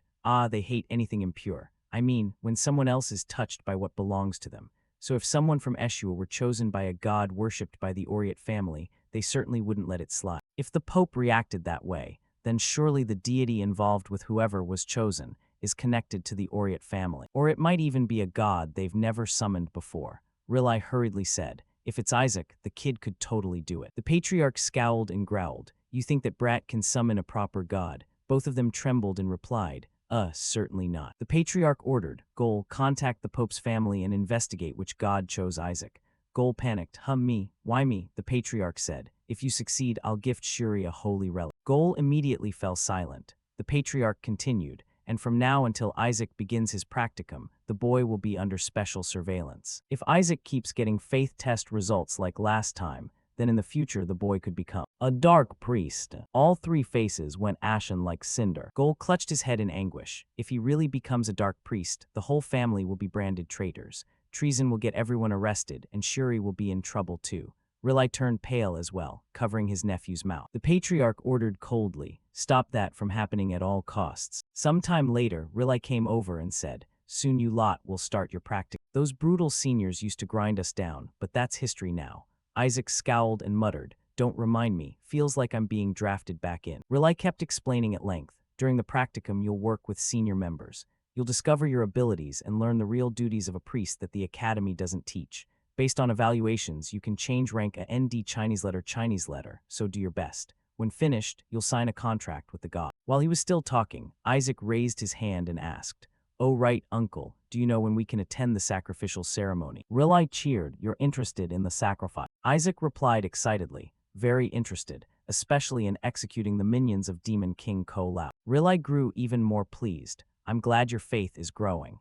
Then let me explain the sacrificial ceremony to you." The sacrificial ceremony is when we offer gifts to the gods, and many people gather to celebrate like a festival. Actually, everyone will attend, but the most important thing is their hearts and faith toward the deities, so essentially this is a very personal rite. Isaac banged the table to cut him off. "Hold on." But Rilai kept babbling like a machine. "This brings us back to the basic question. Do we really need to gather a crowd to perform this rite? But think about it, the sacrificial ceremony is a ritual we perform to offer to the gods, and rituals have always been communal. The core is that we all serve the divine together, and the clearest proof is each person's personal faith." Isaac groaned inwardly. "Uncle's taking this too seriously, and where did those glasses come from?" Rilai continued, "An interesting point is kneeling alone a prayer and kneeling in a group a ritual. Not exactly. The key is the purpose people gather for and their attitude." Maybe I've rambled a bit, but I think you get it. The ceremony is like a festival. And what's the first thing you think of at a festival? Right, fun and enjoying things together. Is joy part of faith? Then the gods will bless this ceremony with great joy. That's the gods' prerogative in the sacrifice, right? Isaac smirked, realizing, so low-ranked gods or angels will attend the ceremony, right? If I catch them, I'll tear you to pieces. Rilai enthusiastically concluded, our Isaac surely wants to personally execute the Demon King's minions, right? That righteous spirit is truly needed. Goal stepped forward to add, the group with the highest score will be honored to execute the Demon King's minions, so remember to do well. Shuri forced out, yes, father. Isaac put his face in his hands helplessly. Group work again, really. Rilai lowered himself and prayed, I hope you kids do well so you can achieve what you want. Isaac agreed, yes, uncle. Internally he sighed helplessly, no choice. I'll have to take out a few teams and pretend to rescue the others. He perked up, I'll do my best. Rilai breathed a sigh of relief, trusting appearances. Yes, this lovely child definitely can't become a dark priest. What a relief. Suddenly Gol, standing beside them, twisted his face and hissed, but Isaac, which God chose you at the last consecration? Isaac turned pale at the question and snapped, I don't remember clearly, but it was a rather strange and unpleasant mark. The two of them immediately painted that scene in their minds, and terrifiedly concluded, look, this is a sign of doom. It's definitely an evil god. Both of them flinched back. It's okay, sometimes gods have marks that look angry. Right, faith is what matters in the end. Isaac paid it no mind. I'm not that worried. Suddenly Rilai said, oh right, Cardinal Hongsak will come to see you. Isaac scratched his ear in annoyance. That bastard. I mean that person. What? Before anyone could answer, a shout came from the door. Isaac Eshua. Rilai and Gol turned ashen and looked toward the voice outside. Kina Barit, he thundered, I have business with you. The two of them groaned. Why is he here to see Isaac? Gol tore at his hair. Who knows, how could I read his mind? Kina barged in without a word. Someone guessed. Maybe he came to harm Isaac, not sent by the Pope.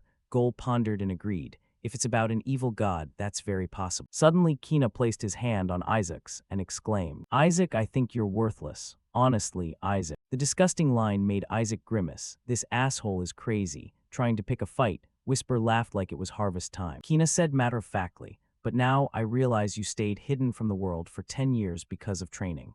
You didn't want your skills sullied by the idiots at the academy. I've known since you were consecrated. You're exceptional and can't be compared to those fools. It's a waste for someone like you to be stuck doing practicum.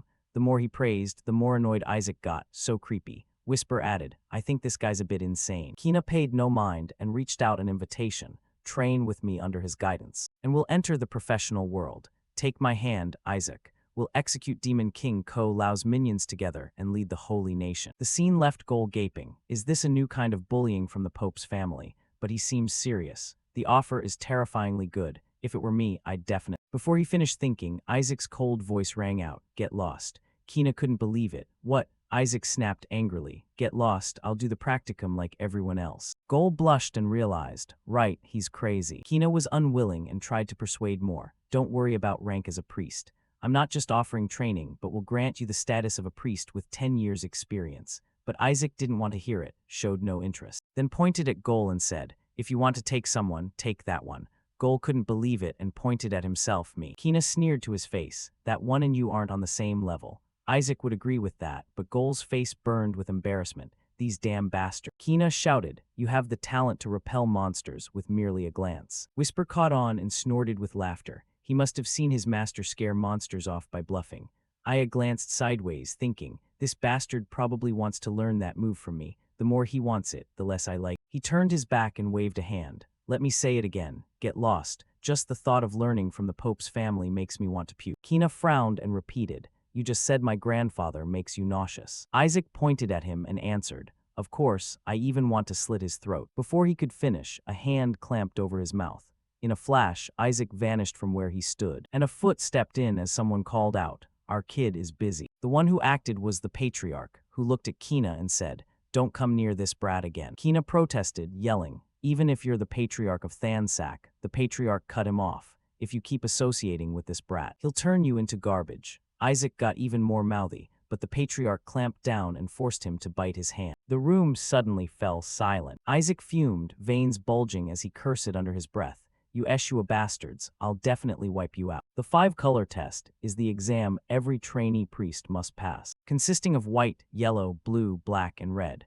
That's the order they'll be tested in, overseen by the cardinals of each faith. So to become a full priest, you absolutely must pass this test. Isaac walked up to a room and muttered, so our team will stay here. According to Shuri, they grouped 30 people of similar background or faith into one team. Isaac heard the insults. Do they expect us to fight over factions or what? But Shuri said, our group is all my friends, so it's fine. After Shuri filled him in, Isaac praised. Seems like sending you to study early paid off, Shuri. Then he opened the door, smiling at his plan. I'll use these guys to get through the 5-color test and save my subordinates. First, make a good impression. Just as he flashed a grin, someone shouted, he's here. The gloomy crowd stared at Isaac and told each other, tie that bastard up. That left Isaac stunned. A few jumped out to confront him. You're the one who bullied Shuri all these years, right? Let us teach you how to behave. Think of it as joking around with the big guys. If you dare tell Shuri, you're dead. Isaac dropped his gaze and sighed. These guys are hopeless. The blonde-haired one saw Isaac's resignation and stepped forward with a smile. Yeah, treat this like a friendly meetup. As he spoke, Isaac pulled out his baby bottle. They clutched their stomachs, laughing and pointed, teasing. Is that a rattle? Haha, that rumor he was a baby recently might be true. Just hang him up somewhere. Before the words finished, the bottle hit him square in the face. Blood splattered everywhere. He flew backward unconscious and his friends fell silent. What the hell is this? Is that bastard crazy? Isaac didn't bother and said, you need closeness to score well, right? So let's do some team-building exercise. Get to know each other, my good friends. But this face is a bit too friendly. Isaac felt these guys were too depraved and needed divine light for cleansing. Seeing the bottle in his hand, the classmates screamed in terror. Then they did team activities so merrily, the noise echoed through the whole building. A moment later, Shuri pushed the door open irritably and shouted, Isaac, I don't get this place. Is this what you call team building? All he could see was Isaac having them form shapes for him to sit on, leaving Shuri speechless. Seeing Shuri come in, they begged miserably. Shuri, isn't this guy your relative? Shuri awkwardly stepped aside. Thanks for playing with my cousin. They yelled, save us. Shuri pretended not to see and leaned in to ask Isaac quietly, hey, the first test grades you on group harmony. What are you planning? Isaac repeated in surprise, harmony. Are you blind not to see this pyramid? This is harmony overload. Shuri blinked, at a loss, thinking angrily. It's harmony because you forced them by violence, you lunatic. Suddenly Isaac produced a sheet of paper and said, here, take a look. Shuri asked in astonishment, what's this? Isaac replied without much care. A list of those freeloaders mooching off you. These bastards have found every excuse to sponge off you for 7 years.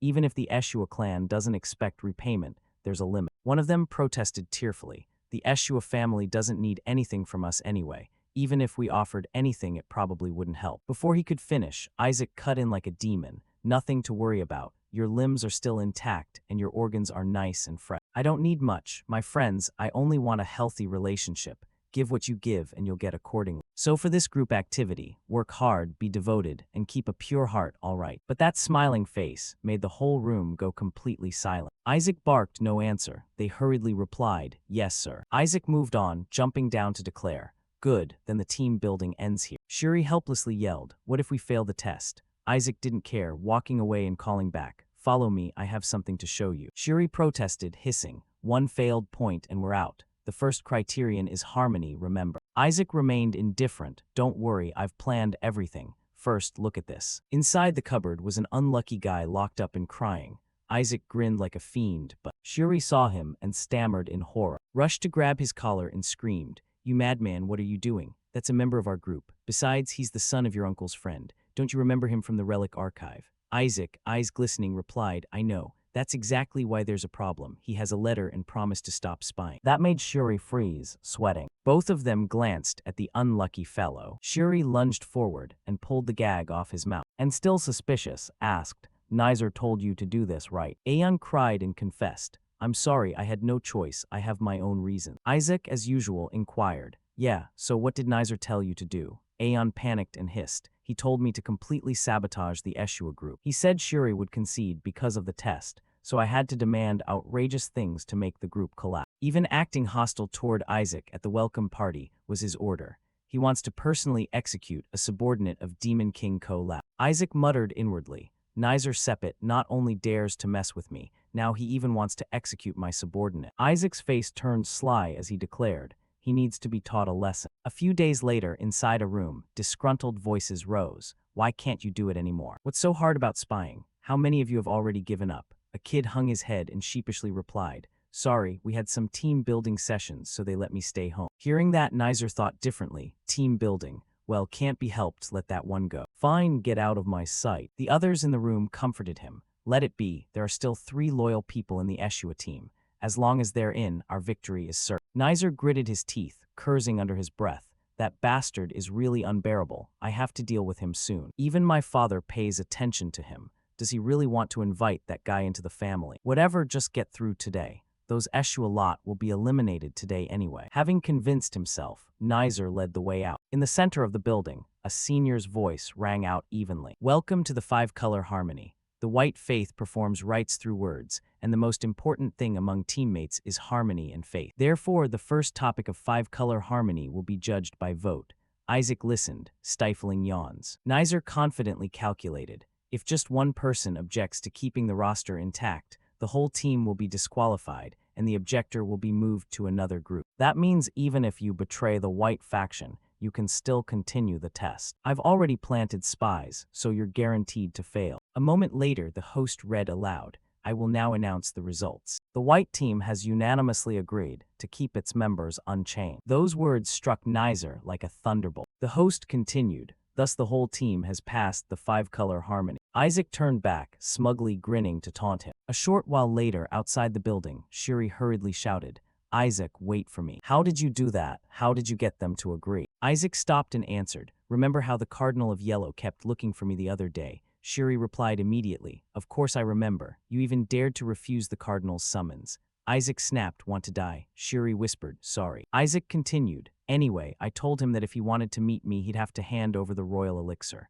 That frightened Shuri pale. "Isn't that the secret potion only the Yellow Faith's lineage possesses? It's extremely precious. There's no way he'd hand it over." But Isaac walked on and said, "He gave it to me too. That's why I used that pill to make a deal with those guys." Shuri gaped. "What, he really gave it to you?" Then he realized and shouted, "So you were going to give the royal elixir to them after the vote?" Isaac replied as usual, "Oh no, I already gave it to them to drink before the vote." Shuri couldn't believe it and snapped, What if they rebel?" Isaac grinned cheerfully, "It's fine, I trust my teammates." Shuri pondered existentially for a moment. Weird, could he have really reformed? If so, that's something to be glad about. Until he opened the door. Inside, the kids were screaming and begging, "Please, we did exactly what you told us. Please give us the antidote. My stomach hurts so bad." Shuri snapped, "Antidote for what?" Isaac, suddenly alert, added, "I trust they won't dare betray us." Shuri turned pale with fear. "What the hell did you do, you madman? Don't tell me you gave them poison instead of the royal elixir." Isaac waved it off. It was the royal elixir, honest, like a candy con. 93% flour, 5% Demon King Ko-Lao's mana essence, 1% laxative, 0.5% hair extract, and a whopping 0% royal elixir. Shuri yelled in despair. Even rinsing a real royal elixir with water would be more than that. Isaac beamed. "It's high time they paid back after sucking you dry for years." Shuri heard this and clutched his head in despair. The kids went deathly pale, crying and begging, "Save me, I can't take it anymore. We've already passed the 5-color harmony. Please give us the antidote." Seeing their pitiful faces, Isaac softened. He rummaged through the neighboring cabinet and said, "All right, I'm a man of my word after all. Now, where did I put that antidote?" "Tada, found it." Shuri went livid and cursed under his breath. You're insane. That's the diaper you used. Who would keep an antidote in a diaper? Isaac waved the diaper and asked, so who should I give this to first? The crowd lunged forward to grab it. Suddenly the door was flung open. Nizer stormed in angrily, shouting, give me back my people, you bastard. I don't know what bribe you used to kill my men. But mid-rant he glared over at Isaac. And the victims, as fierce as berserk gods, charged at Nizer. Before he understood, Nizer shouted, I won't let this go. That was his last sentence. Then only his and their terrified screams remained. Don't you dare touch Isaac. Why are you suddenly defending him? What did you do to them? After letting them beat him thoroughly, Isaac stepped forward to reprimand. I heard you told them this. In desperate times, people seek overwhelming power. You're wrong. The most important thing for them now is to save their own lives. No one can resist death. Nizer paled with each word, glanced at those people trembling, and couldn't look Isaac in the eye anymore. He questioned his whole existence and wondered, is that still a human game? A while later, inside the cathedral office, Berit was working when he heard a knock. Casually he called, come in. When the servant opened the door and entered, Berit sighed. It took 7 days just to meet an apprentice priest. How rude. Unexpectedly, the servant awkwardly reported, sorry sir, but Isaac said he won't be coming. Berit frowned and ground his teeth. He received the royal elixir and still won't come. The servant stammered, that's what he said, sir. He also asked me to pass on a message. Berit asked darkly, what message? The servant replied, next time if you want me to come, send a big lump of gold. That made Berit so angry he snapped his pen. He hissed sharply, by any means, bring that brat before me. A short while later, Nizer marched down the corridor in a fury non-stop cursing, that bastard. Still, it wasn't a total loss. A short while later, Nizer marched down the corridor in a fury non-stop cursing, that bastard. Still, it wasn't a total loss. My informant reported he has something he can't let inspectors see. If I investigate, I'll find clues and expose his identity with my own hands.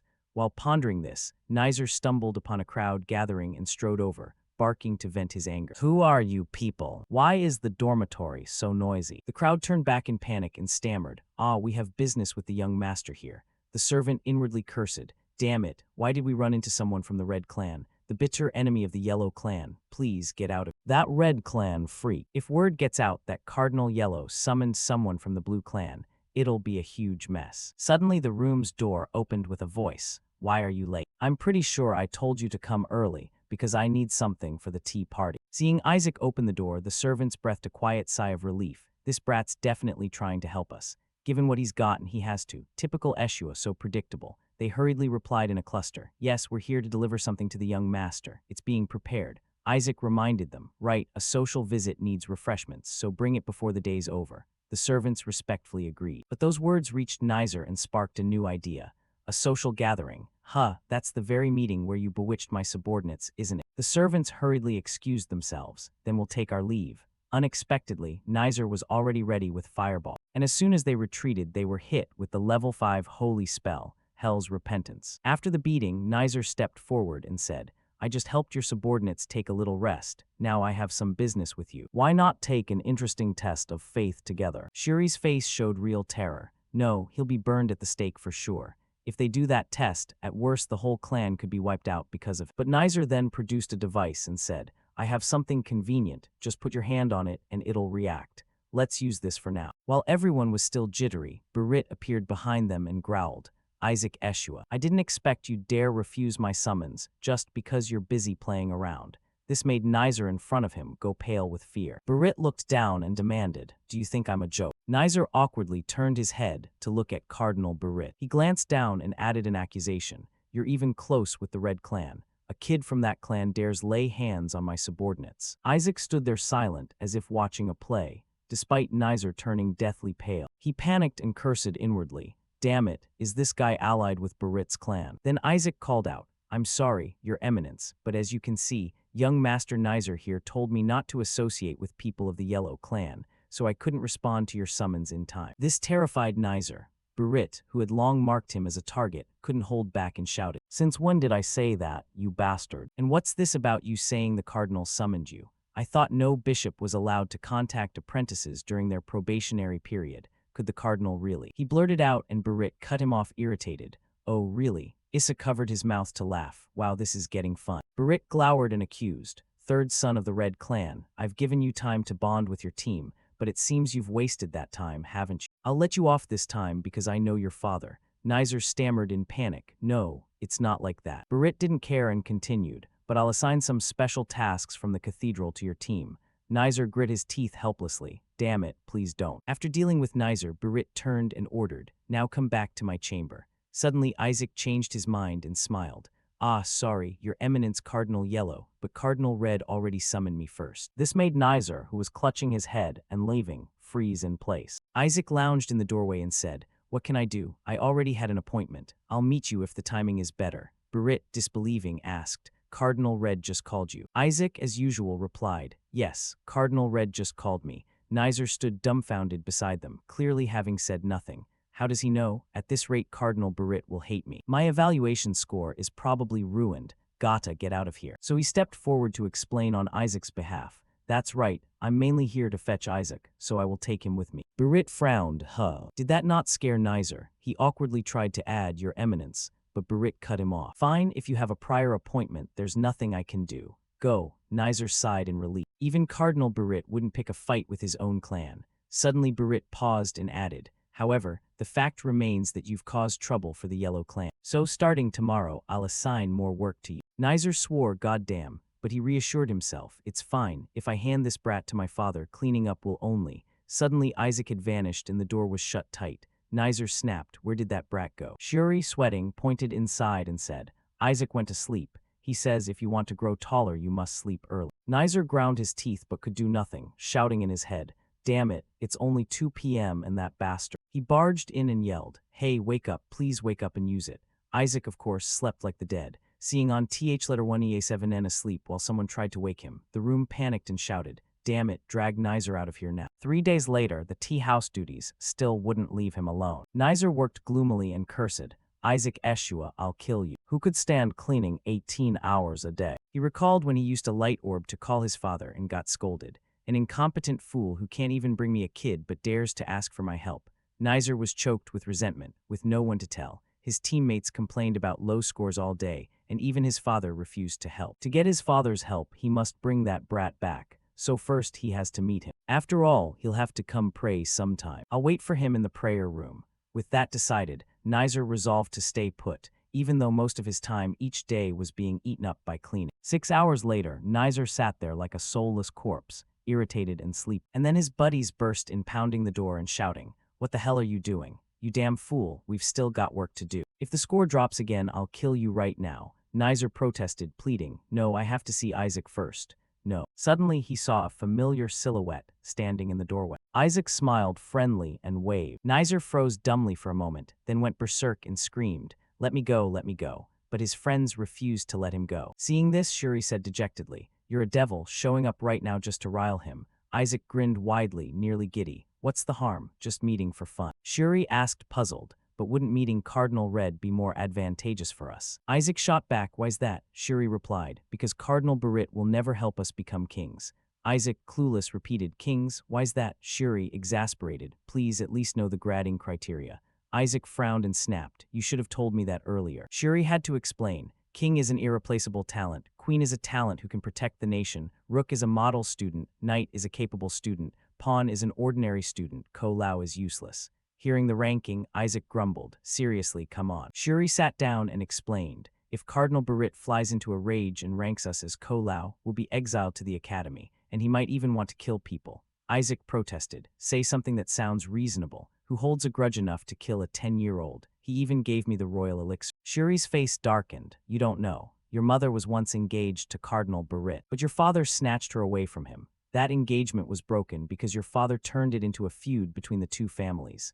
Isaac heard this and went pale. He's definitely going to try to kill me, 100%. Suddenly Whisper leapt out snacking on popcorn, startling everyone as he jumped back. You scared me to death. Shuri helplessly analyzed further. If you can win Cardinal Red to our side, you can use him to keep Cardinal Yellow in check. Besides, the Yellow Clan's descendants must pass the Red Clan's test, so just promising they won't be ranked Ko-Lao in the Yellow Clan's exam would be enough.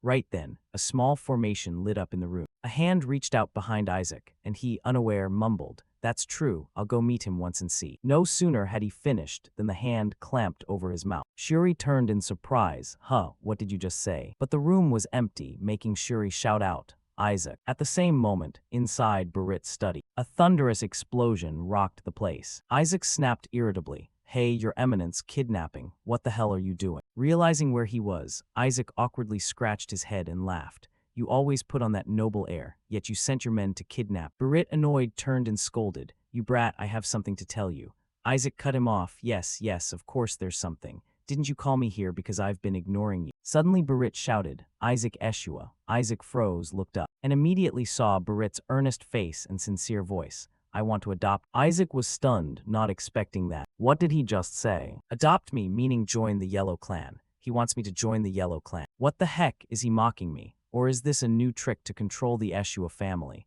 When Barit said nothing, he had to explain clearly. There are no ulterior motives. I'm just offering for you to leave Eshua and become a foster son of the Barit family. The more Isaac heard, the more suspicious he became, and he asked, why are you doing this? Is it just because that fake demon king Ko Lao called me a saint? Whatever your motive is, it doesn't matter. Thinking that, he hesitantly asked, but if I become your foster son, what do I get? That remark stunned Barit. Isaac shamelessly spread his hands and demanded, if we're negotiating, you should at least state the terms clearly, right? Barit couldn't believe it and wondered. He's trying to haggle with me at that age. He seriously listed, I'll give you everything the Eshua family can't. The papal family can make up for all your shortcomings. But he was cut off by loud laughter before he finished. But what does the Eshua family lack? Barit awkwardly rubbed his chin and said, I've heard Eshua's trying to lock you up in their mansion, right? The Azure faith demands patience and self-restraint, so you'll face countless restrictions. As for our Yellow Clan, we won't interfere in your affairs.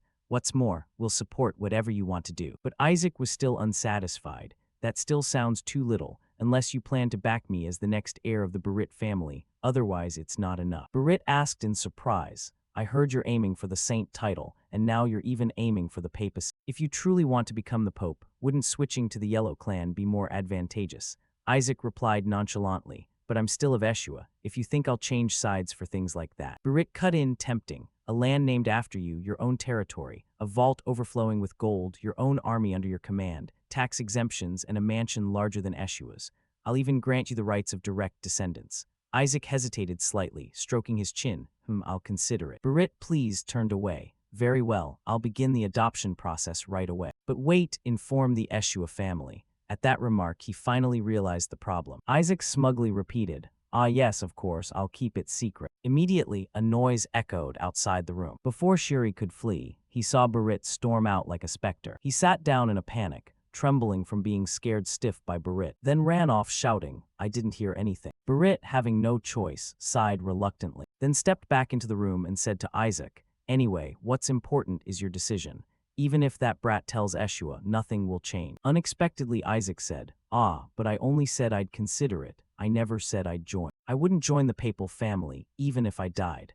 That line darkened Barit's face as he was walking away. He couldn't believe it and repeated, Even if you died. Isaac replied firmly, Yes, even if I died. Barit snapped angrily, You really are your mother's child. In looks and in the way you speak. With a single word from me, you'll be expelled and never allowed to be a priest. Don't dream of becoming pope, won't even be recognized as a saint. With the pope's authority, I could ban you from setting foot in the Holy Realm. You know that, yet you still dare say such things. Isaac smiled brightly and replied, I'll found a nation where priests and popes aren't necessary. From the start, why would a country need two leaders? Anyway, it'll become my country. Barit's fierce threats were oddly frightened by those words. The man beside him could only smile wryly. I'll need at least that much guts if I want to defeat the fake demon King Ko Lao.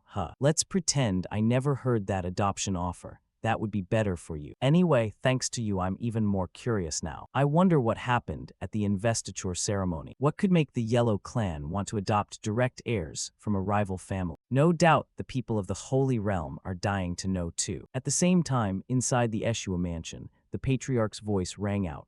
Isaac passed the 5-color harmony test. How did he manage that? He was supposed to fail. Damn it, maybe my faith wasn't strong enough after all. He fell to his knees before the holy chalice and prayed with all his heart. O you, my God, sovereign power over heaven and earth, please make him fail, that damn grandson of mine. This left Riley speechless. People go to exams and grandparents pray for success, but this household prays for failure. Benjamin Eshua, the second son, couldn't hold back. Riley, what happened to the family while you were gone? Since when does the Azure faith curse others? Riley forced a smile while Benjamin grew more curious. Is Isaac really such a problematic child? Riley waved his hand awkwardly. Problematic. The boy's gentle, pure, polite, and very smart brother. Benjamin grew more baffled, watching the patriarch praying for the boy to fail, and asked, "Then why is father acting like this?" Eli broke into a sweat and whispered, "I think he's just overly worried for the grandson. After all, the upcoming tests from the yellow and red clans are dangerous." Benjamin rubbed his chin. "You can't inherit as a younger son, so a child with heir potential should be good news. But why do I feel so unsettled?" Just then the patriarch stepped forward, scratching his head. "Strange, whoever got blessed by that should be so eager they'd faint for 3 days, so why doesn't it work on that brat?" The two sons were left speechless. "Isn't it more like a curse? I think it'd be better if it had no effect." A voice piped up, "Even so, I think that child still means a lot to you right now." They turned to see a young woman making her respects. "Greetings, patriarch and uncle. She is sainthood candidate Lee Eshua." Eli R. called cheerfully, "Oh Lee, you're home." Lee smiled in greeting. "Is everyone well?" But nobody paid much attention. The patriarch muttered to himself, "But how did that kid pass the harmony test? He wasn't supposed to." The papal family is showing excessive interest in Isaac.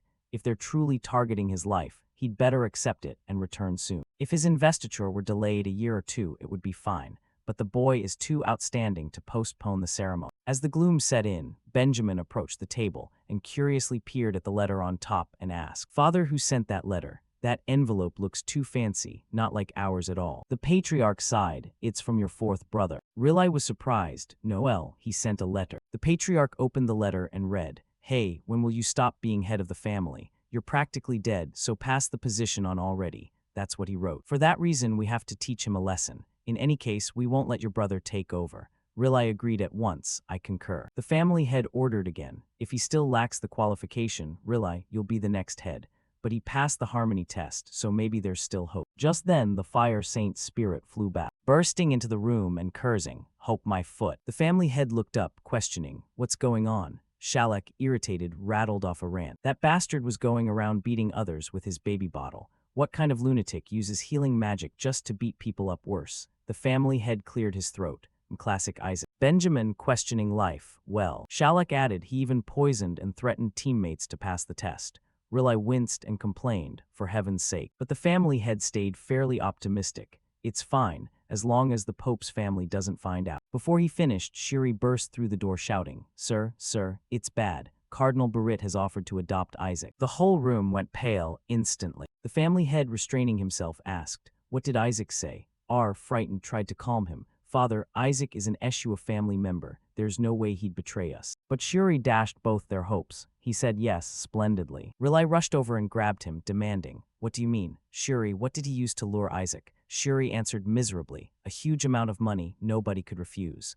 R muttered angrily, "Bastard." The servants murmured among themselves, "Of course, money can buy even immortals. That's right." The family head clenched his fist in anger, veins bulging, growling, "Those damned dogs, that old man is still alive and grinning. And they dare steal my family member." Meanwhile, at Isaac's place, heaps of gold, silver, and jewels were delivered. The students gaped at the treasure. "All that gold is from the Barit household. I heard they're giving it all to Isaac." So the rumor that Isaac is close to the Pope's family is true.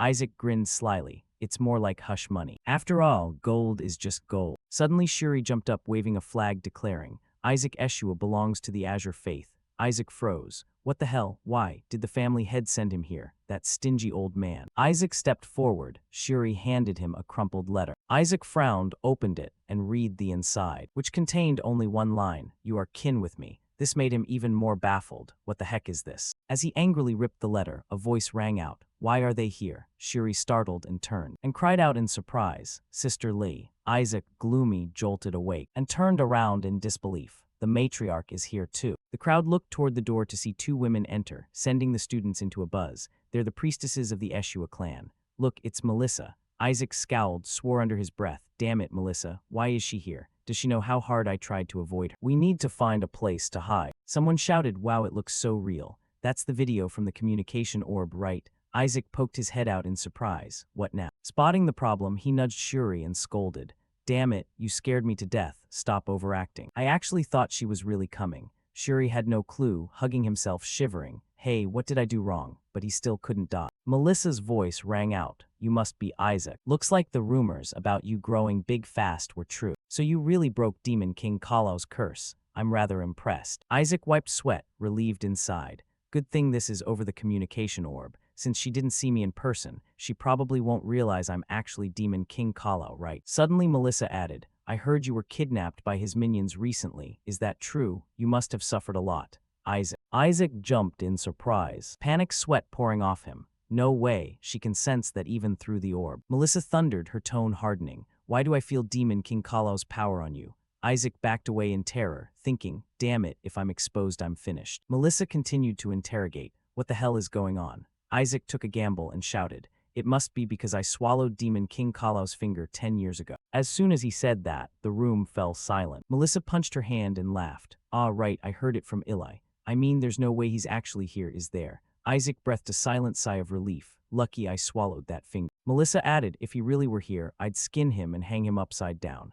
Isaac smugly teased in his head, good luck skinning a skeleton, huh? Suddenly, a child asked, did those people really come all the way here just to see some trainee cleric? Nizer replied, annoyed. I heard the priestess doesn't get involved in family affairs, so what are they doing here? Lei turned and said, because I'm interested in you, the third son of the Crimson House. Nizer startled me. Lee grinned widely and explained, I heard you were chosen to inherit the headship, but you lost everyone in the harmony test and were dumb enough to get your whole team punished.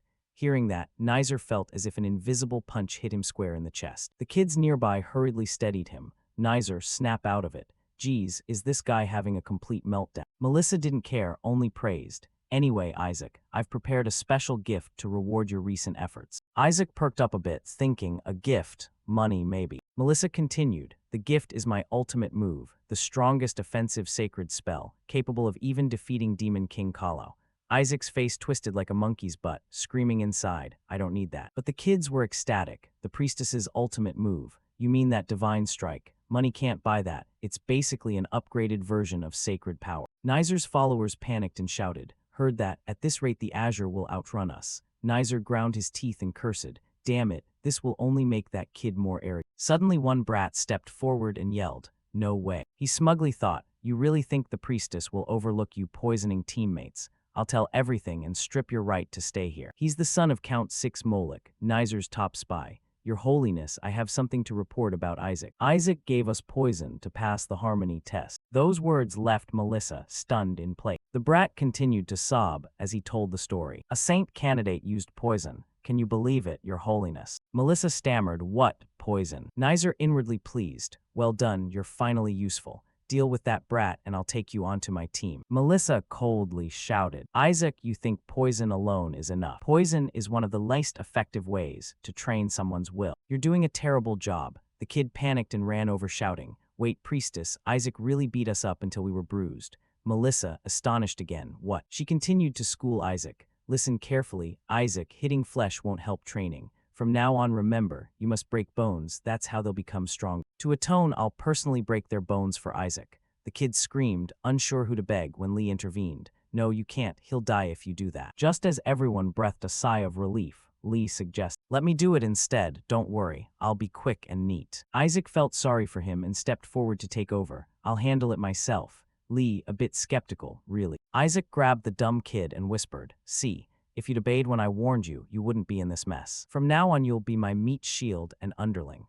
The unlucky kid could only scream inside. These Eshua nobles are all crazy. A while later, in a private room, Isaac idly scratched his ear as Melissa asked, Isaac, do you want to become the head of the clan? He mumbled a reply, ah, yes. Lee then asked, if you became family head, what would you do? Isaac didn't hesitate, definitely wipe out the priestesses. Shuri panicked and yelled, you lunatic. But Lee patiently asked, why? Isaac casually answered, because priestesses are unnecessary. Shuri begged miserably, please, I'm begging you. Isaac clamped his hand over his mouth, stood and said, I'll personally deal with Demon King Kalo. So why don't you just quit being a priestess? That threat made Lee fall silent, only able to look at Melissa. Melissa not only wasn't angry but smiled. I cannot do that. I committed a sin I should never have committed. Lee hesitated. There was once in my life when I had the chance to destroy Demon King Kala. A perfect opportunity to erase him forever. But I couldn't do it. I'm not even sure why. Perhaps the gods will never forgive them. I am the reason the Eshua clan was cursed.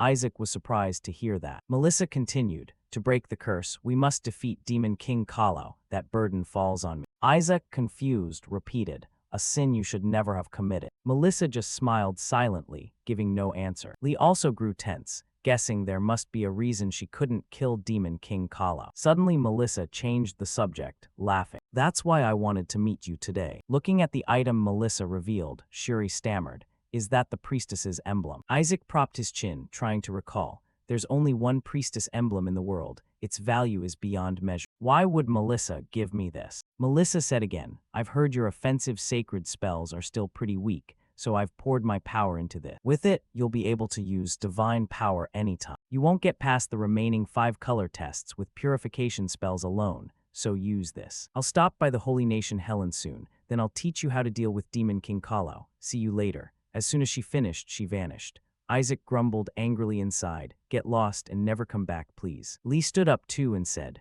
well, I must be going as well. Isaac also rose to leave, but Lee paused and asked softly, Isaac, tell me, you have a monocore, right? Isaac went pale and looked ugly. This brat discovered I made a monocore. Even Melissa didn't notice, so how does she know? Should I just kill her right here? But Lee stroked her chin and murmured, or am I mistaken? The thing inside is the monocore from the annex, right? Isaac hastily went along. Ah yes, a monocore, that's right. Isaac touched his chest and muttered, oh crap, I forgot I haven't absorbed it yet. I thought I could unseal it with holy magic, but I still can't. What the hell is it? Nothing works. Suddenly Lei took off her necklace and said, that seal, you can break it with this necklace. Isaac lit up with joy and respectfully held out his hands to receive it. This kid not only knew about the monocore, but even handed me a way to unseal it. Jackpot. Lee hesitated and warned, even so, I'm not sure you can actually use it, but it seems you're trying to restore the family's secret art, aren't you? Isaac couldn't understand. What? Lee asked further. After you eliminate the priestesses, what will you do? Isaac ostentatiously replied, become a rich freeloader. Lee snorted and walked off. Right, I'm leaving. Be sure to meet me again after your traineeship is over. Isaac rolled his eyes and watched her go, thinking, this girl's really not normal. A moment later, an Azure soldier startled and looked in. Lee walked past and said, let's go. The soldier hesitated and asked, Miss, that necklace could reveal the family's secret art, sir. Lee lowered her eyes and sighed, I know. The soldier didn't understand, so Lee added, it's a family heirloom. It was passed directly by the family head, so other direct descendants are eyeing. Lee smiled and cut in. If it's taken, that only proves his worth is that much. The soldier sighed, but if he protects the necklace, he'll become the successor. Lee didn't care much and said cheerfully, still better than him going to the Holy See. Recalling Isaac's earlier lines, definitely wipe out the priestesses, personally deal with Demon King Kala. She couldn't help but snicker again. Peering out of the carriage, she murmured, make sure you do it, Isaac. And Isaac was now all bright-eyed at the thought of money. That night, rain poured down over Barit Manor. Inside, a servant's voice sounded. My goodness, Lord Gol, it's been a long time since we've seen you. Gol replied coldly, you're well, I hope. The servant bowed, still well, sir. How about the Eshua family? Gol scoffed, what do you think? They're still a pile of trash as always. The servant agreed, indeed, Eshua are all hypocrites. That made Gol hesitate a bit. Truth be told, he feared he might soften toward them. But inwardly Gol thought differently. Something must have happened at the investiture ceremony. The cleric in charge of Isaac's investiture was found dead in the monster forest. Was it serious enough to warrant silencing? And now the Oriot family wants to adopt Isaac. No way they do that, unless they're completely mad. Too many strange things here. Damn it. Even though my mother is from that family, if I dig too deep I might end up dead. A short while later in the family's private chamber, Gol instructed, I want to rest, do not enter until I call. The servant replied respectfully, yes, sir. Alone, Gol told himself, soften, me, the one who handed Eshua over to Cardinal Barit. Sometimes I think I've been too close to the Eshua family, but I feel nothing for this miserable clan. Lost in thought, Gol crept into Barit's office and delved into the secure archives to check the investiture record for Isaac Eshua. There it was, the mark of the god who chose Isaac. Everything belongs to me. The more he read, the uglier Gol looked. The greatest god, really. So that's it. It's why the Holy Papal family engineered all of this. This isn't for the Holy See. It's for the survival of the Barit family. No, it's about the survival of the entire empire, actually. Meanwhile, back at Isaac's place, he tossed a pile of stuff onto the floor. Whisper asked excitedly, this cash should be enough to buy the weapon to break the binding orb, right? Isaac wiped his brow and nodded. Yeah, I think it's enough for now. But the problem is the anti-demon stone. Whisper added, it doesn't just strip mana, it makes you immune to magic, aura, and even holy power. What a headache. Isaac grew angrier. They dared turn my subordinate's binding orb into an anti-demon stone. Those bastards. Whisper teased. Probably the only way to take down a rank 9 demon king, eh? After a while Isaac sighed and gave up. Fine, whatever, I'll try unsealing the mana core first. Whisper perked up. Finally you'll absorb it. Isaac took it out and smiled. According to Lei, this should help me break the seal, right? I've never seen anything like this before. As he said it, he brought the necklace closer. His eyes lighting up. Look, it's opening. The box completely broke its seal. Mana inside leaked out bit by bit. Isaac yelled, eat it already. Whisper cheered enthusiastically. But the mana flowed so fast Whisper couldn't chew and swallow it quick enough. Isaac happily reached out. There's more mana than I thought. This is plenty to rank up my spell. Now I can spam high-tier spells to my heart's content. And so the two of them whooped and hollered over the pile of mana in the room. Whisper gaped wide and tried to swallow as much as possible. And Isaac took the chance to reach out and absorb it. They were having fun when Isaac's face suddenly froze, staring in shock as the hand absorbing mana turned into Kalo's hand. What the hell is this? After a while, the room was completely drained of mana. But the corner of the bed where Isaac sat was shrouded in darkness. He stared at his hand in panic, muttering, damn bones again. Shit, it's definitely a curse. A curse that made Demon King Kalo the strongest. A reversal between life and death. Whisper asked confused, will that curse take over your body? Isaac denied it. My body's blessed plenty, it won't be swallowed that easily. The curse only surged because the mana I absorbed spiked too fast. Whisper realized, so the balance was broken. They began arguing. I could boost holy power to suppress the curse, but then I'd have to act like a devout sheep again. What a pain. Your body can auto-convert mana into holy mana, or wait it out, who knows how long that'll take, or siphon a bit from the priestess emblem. That's wasteful. At worst you'll be found out and burned alive. No choice, I'll exploit the 5-color test. This made innocent Whisper jump in surprise. Isaac analyzed, if I cleverly use the Zich Sak family's heresy test, I can boost holy power a lot. For now, I'll seal my right hand. Before he could act, someone called, Isaac. Shuri opened the door and asked, what are you doing here? Isaac panicked. Oh no, he jumped up, hid his right hand and forced a smile. You're here too. But this made Shuri suspicious. Why are you smiling to yourself? You're scaring me. Why are you hiding your hand? Are you hurt? Isaac denied it. Hurt? Oh no, I'm fine. Shuri didn't believe him and grabbed his right hand. Fine, let me see it. Under close inspection, she was startled and jumped back. What the hell? Bones are those bones. Whisper flew over and suggested, Master, cast a memory wipe spell now. Isaac whispered angrily, no, if I use it on others, they'll notice. Unexpectedly, Shuri trembled and pointed at him. I didn't expect you'd be corrupt in body as well as morals. Is your rotten ethics because your body is literally rotting? You should have told me when this happened. I already thought you were evil for no reason. Isaac was startled by that. What? His mind raced. The Eshua clan's curse is like that. Either you're born useless, or talented but with a severe flaw. Shuri clutched her head and lamented. Ancestors had someone like this before. But why are you both disabled and morally corrupt? Being questioned like this, Isaac grit his teeth and cursed silently. Should I just kill her? But Shuri was genuinely worried and said, first we'll tell father and get you treated. Though you may not live long, there may be ways to extend your life. Isaac grimaced, yelling inside, that'll expose me as Demon King Kala. So he put a hand on her shoulder and said, don't tell father or the uncles. I don't want our family to worry. Besides, the 5-color test is much more important right now. I want to personally eliminate Demon King Kala's minions before I die. His Hollywood-level performance instantly moved Shuri. Isaac turned his back and said, don't worry, I won't die that easily. I have a plan. Shuri, impatient, a plan? Tell me, I'll help. Isaac curled a sly smile. His sneering face turned back and said,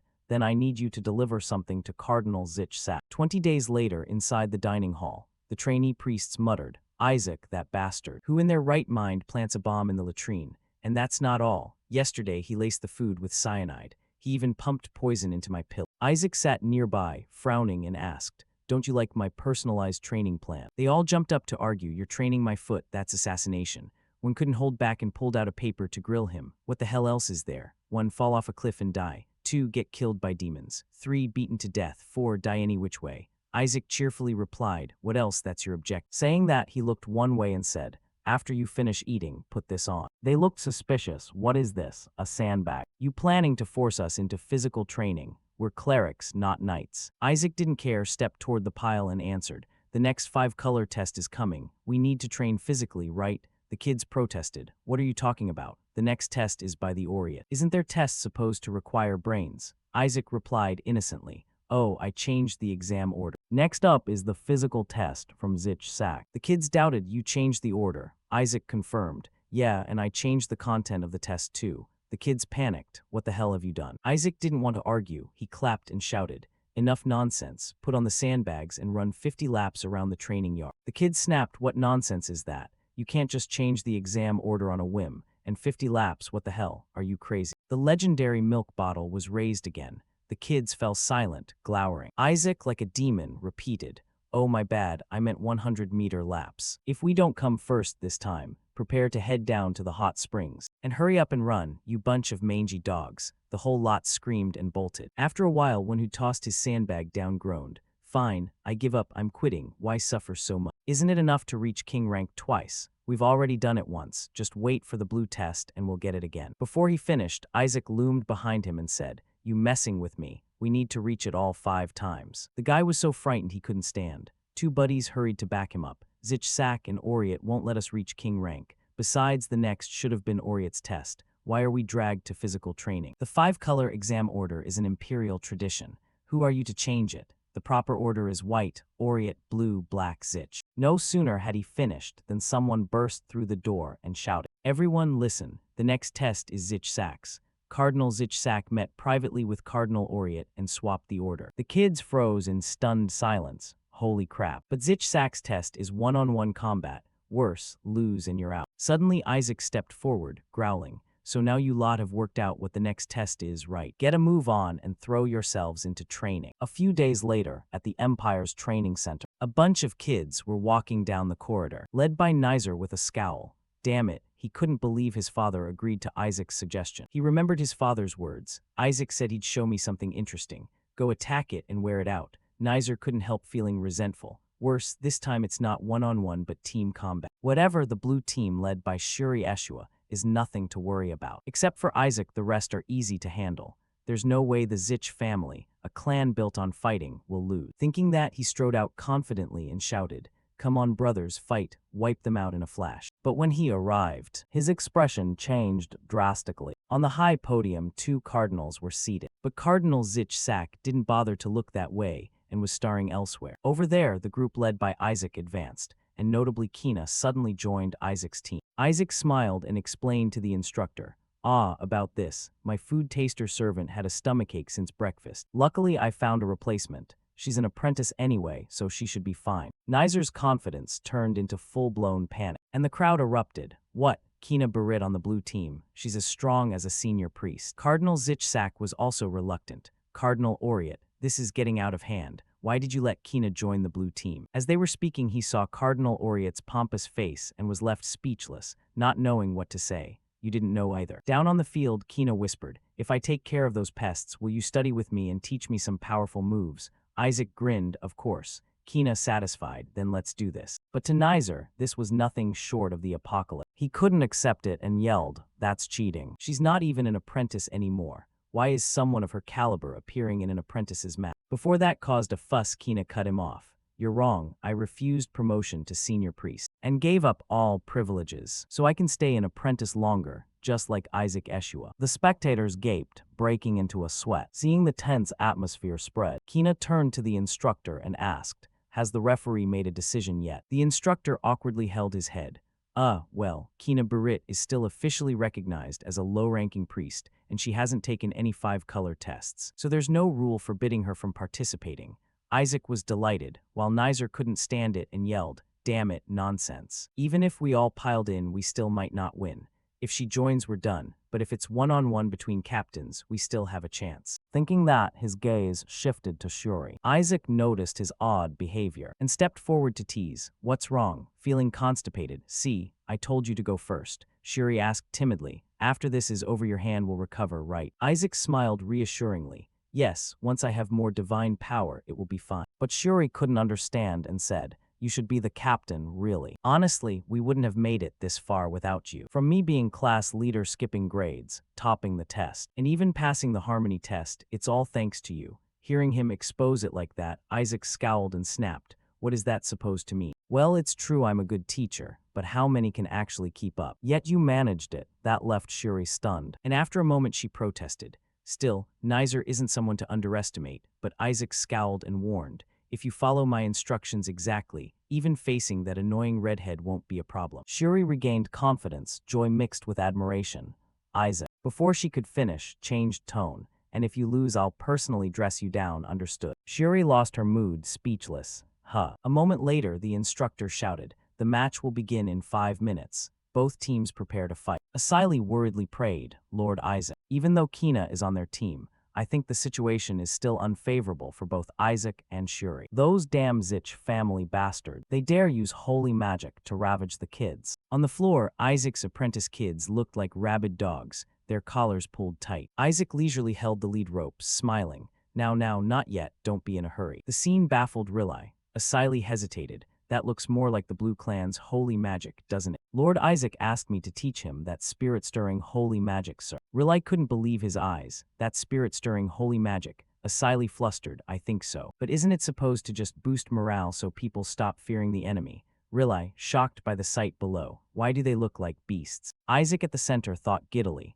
This is a secret I've never revealed. Spirit stirring combined with stimulant herbs will create a beastification effect. I've already conditioned their bodies to undergo the beast transformation. Now it's time to make full use of it. Just then, countless battle formations appeared above the arena. Isaac cheerfully looked up. It's starting. One formation after another lit up. Illusory images of a sacred tree growing boundlessly. The legion then knelt and bowed. The crowd roared with excitement. That's the guardian god of the Zich family, the god of justice. Shuri led his group in kneeling and shouted, pray quickly. Whoever has the strongest faith will be blessed by the Zich family's god and will gain the advantage. He clasped his hands respectfully and vowed inwardly, we must win. Unexpectedly, when Isaac saw the deity's face, he couldn't help himself and threw the legendary milk bottle. With one throw, the whole statue shattered into 100 pieces. Then he muttered, I didn't do it on purpose. The statue's head had just hit the ground. Shuri couldn't believe it and lunged forward to scold.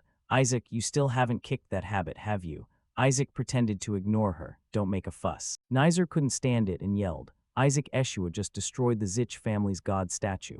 Isaac chopped the god's head off. Kina's expression also turned grim. Isaac, you just destroyed a god's statue. How on earth did you do that? Some kind of holy magic, right? Can you teach me? Seeing him steal her spotlight, Shuri panicked. Why did you learn that? And smashing a god's head. Kina snapped back annoyed. So what? Other gods don't mean much to me besides the Oriot family's deity. Shuri was at a loss, smiled ruefully. Oh gods, please save this one too. Suddenly Shuri dashed up and grabbed Isaac by the collar, shouting, Isaac, you bastard, you were just testing the arena floor's durability, right? That's crazy, you should apologize. Isaac showed his annoyance. Happy now, sorry enough. After saying that, the whole group looked up at where the two cardinals sat. Cardinal Zich smiled and murmured, this kid is quite the unpredictable troublemaker. Bringing him down could be entertaining. Shuri panicked, thinking, are they going to interrogate Isaac? Suddenly Cardinal Oriot interjected. If we're talking issues, didn't the Zich family let their own statue be destroyed? The Lord here allowed an apprentice priest to use magic to destroy a statue. Perhaps the Zich family's faith should be reconsidered. He thought to himself, I won't let them touch Isaac. Immediately the two cardinals clashed fiercely. No concession. After a moment, Cardinal Zich had to yield. The sly man forced a smile and said, holding an inquisition over a few apprentice priests is a bit much. Let's continue the 5-color test. Shuri heard this and rejoiced. Suddenly Nizer heard a voice whisper by his ear, that's an order. Nizer immediately looked up at his father. His father's face darkened as he glanced down, make Isaac Eshua a cripple. A moment later, the instructor stepped out to announce the rules. The Zich test rules are very simple. Find the real necklace among the fake ones. The team that finds the real necklace first wins. The holder of the real necklace will be chosen by each team's captain, and once chosen the holder cannot be changed. Shuri nervously calculated, choosing who holds the necklace is crucial. The instructor added, there are 3 ways to find the real necklace. First, capture the opposing captain and force a confession. Second, use deduction to guess who holds the real necklace. And finally, defeat the entire opposing team and seize all the necklaces. The 2 captains should now divide the necklaces. As soon as he finished, Nizer immediately commanded, everyone assemble, don't worry, it's just the weak blue family. Meanwhile, Shuri stepped closer to the instructor, his face extremely serious, and said, I want to resign as captain. The instructor flustered. What? At that moment, Isaac went berserk and charged over, grabbing him up. What the hell are you doing? Divide the necklaces now. Shuri, furious, shouted. Wait. Over there, Isaac and Nizer felt secretly pleased. That Shuri is so weak, truly stupid. He should have volunteered to be captain. What's there to worry about fighting the blues? Just watch out for Kina, and everything else will be fine. She knows how to hunt monsters, but who says she can handle people? A bunch of dimwits, seriously. A moment later, the instructor signaled to start the mat. Nizer's side swaggered forward, drawing weapons, everyone brimming with confidence. No reason to fear those weak blues. But the moment the sound rang out, their faces drained as black as ash. What the hell is this? Isaac, possessed, charged forward by himself with thunderous step. Because he was wildly excited, this was a legit test where he could teach those annoying clerics a lesson.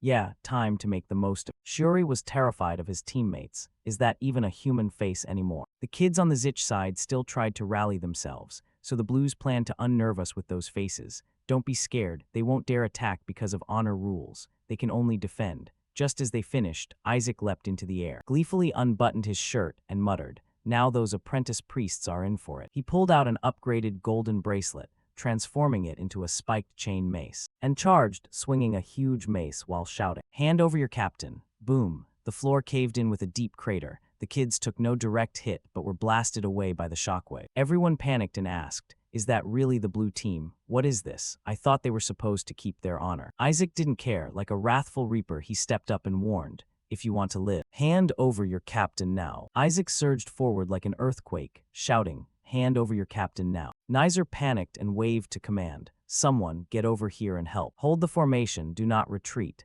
As he spoke, Kina bent her knee to launch and shot straight toward him. Her speed so fast the kids stared in bewilderment. Stop them, pretend to attack. Nizer cautiously watched Kina's hand nearing him and gritted his teeth. As I thought, you're talented, Kina, but not enough yet. He curled his lips in a cold smile. I've seen through everything you planned. The moment Kina touched him, Nizer's form vanished on the spot. Kina glanced back and saw Nizer appear there. Surprised, she thought, a duplication spell. Nizer did not hesitate and shouted, seize her. The kids quickly surrounded and encircled Kina, and simultaneously used 5th level binding repentance, holy magic. Kina was hit and helplessly grit her teeth as she stood and watched. Nizer took the opportunity to disappear and reappeared right beside the blue family's kids. He shouted excitedly, capture them. Another group of kids received the order and rushed at the blue family. Got them? Nizer took advantage of the chaos between the two sides and charged through, confidently thinking, this is no different from common beast transformation spells. At worst, it just makes you a bit stronger. Found you, Shiori. Let me take an arm or two of yours as a souvenir. With that in mind, he gathered divine power in his palm. Above, Rilai and Asili looked down anxiously. Lord Rilai, isn't that the holy magic? Be careful. Nizer resolvedly lunged at Shuri. Shuri wiped sweat from his brow, gritted his teeth and cursed under his breath.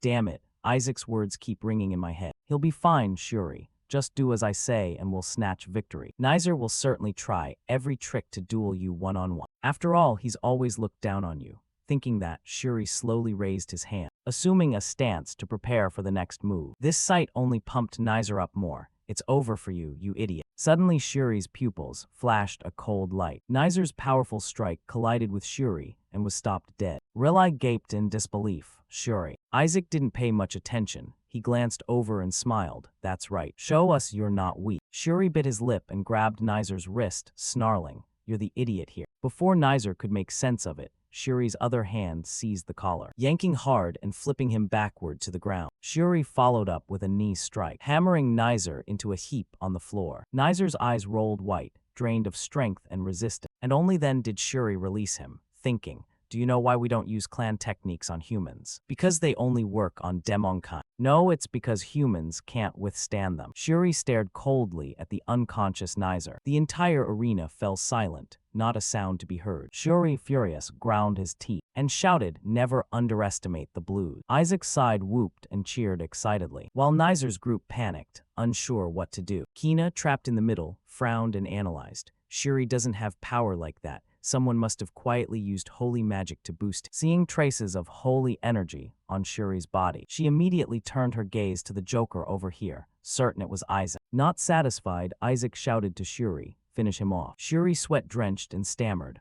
all right, then let me take the necklace. Hearing that shaky voice, Isaac barked annoyed.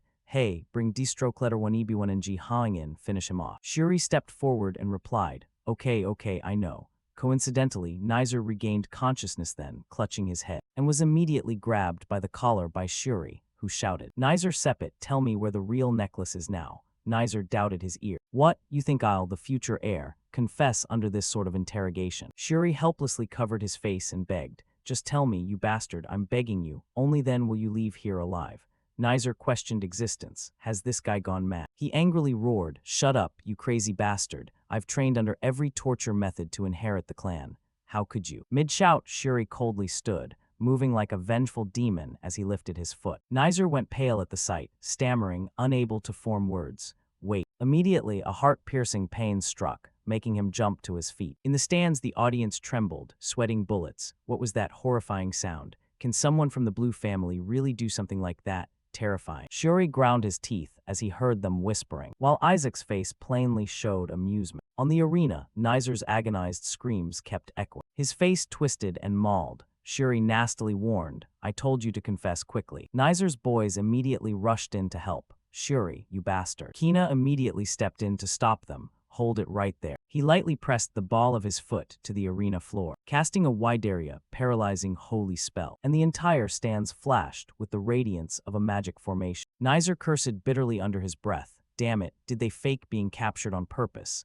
They even already knew where the necklace was hidden. Then why did it hit? Shuri, sweating, muttered, Fine, then let me take the necklace. Nizer immediately shifted his gaze in another direction, saw Isaac smirk and shouted inwardly, could he have planned this all along? Nizer's boys, unwilling to accept it, crawled forward cursing. You did all this just to force Nizer to confess. But no matter what, Nizer won't tell you. Isaac raised an eyebrow and asked, what are you talking about? Don't you all already know where the necklace is hidden? Then he pulled out the ancestral ring, its unique effect absorbing holy power on his hand. The kids, seeing this, hurriedly begged, wait, I'll tell you where it's hidden. But Isaac didn't care. He swung the mace and smashed them, barking, no more talking, let's get started. A moment later, Isaac pulled out the necklace set with a ruby, stamped on Nizer's boys and shouted, found it. The judge immediately declared the blue team the winners. Cheers roared nonstop, hail the blue faith, but Shuri couldn't hear it. Bewildered, he stared at his hand as excited chatter rose around him.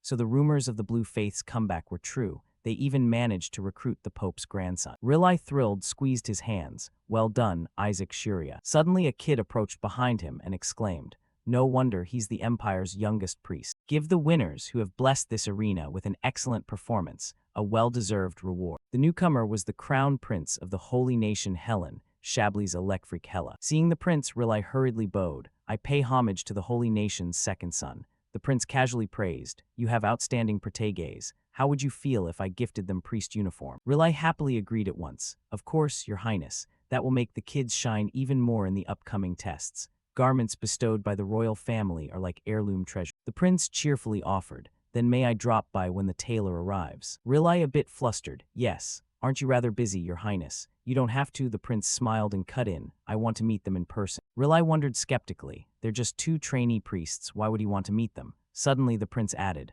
oh right, consider it a little extra gift. You'd better advise your youngest grandchild to skip the Oriat exam. The Pope is trying to have Isaac killed. No sooner had he spoken than Rilai hurriedly looked down at the arena, saw Isaac standing there unscathed, and breathed a sigh of relief, whispering, thank you, your highness, but he'll be fine. A while later in the waiting room, the kids made a ruckus. Hey, heard the news. The prince plans to gift us uniforms. Really? And we placed king ranked this time too. Looks like we've made quite the splat. Amid the crowd, Isaac scowled, stared ahead and growled. Hey, aren't you going home? The exam's over. I don't need you anymore. Kina calmly sipped his tea as if he hadn't heard a thing. His servant worriedly advised, he's right, you should go. The master is looking for you. Kina angrily set his teacup down and snapped. No, didn't you tell me to join the blue family? That line frightened the servants pale, leaving them speechless. Isaac sneered in rebuttal. When did I say that? Kina replied nonchalantly, last night. Isaac scowled and snapped, don't make things up. That was just for the red exam.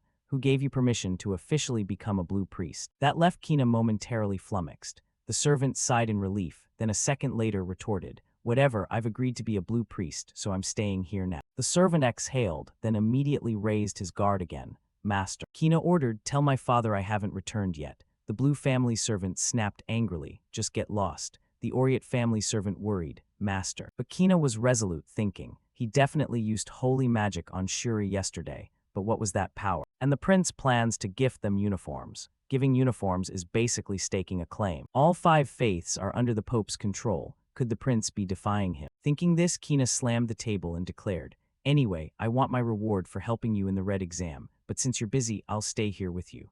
The servant secretly cried inside, but if Lord Ongwai finds out, the whole clan will be turned upside down. Kina didn't care and added, If you want, I can help you win the remaining exams. I'll even deal with those Oriot priests for you and help the Blue Priest execute the Demon King's subordinate Ko Lao. How's that? Isaac couldn't care less and turned away. No need, just piss off. That attitude drove Kina crazy. What? You said you'd teach me. I'm not leaving until you do. If you're so tough, drag me out.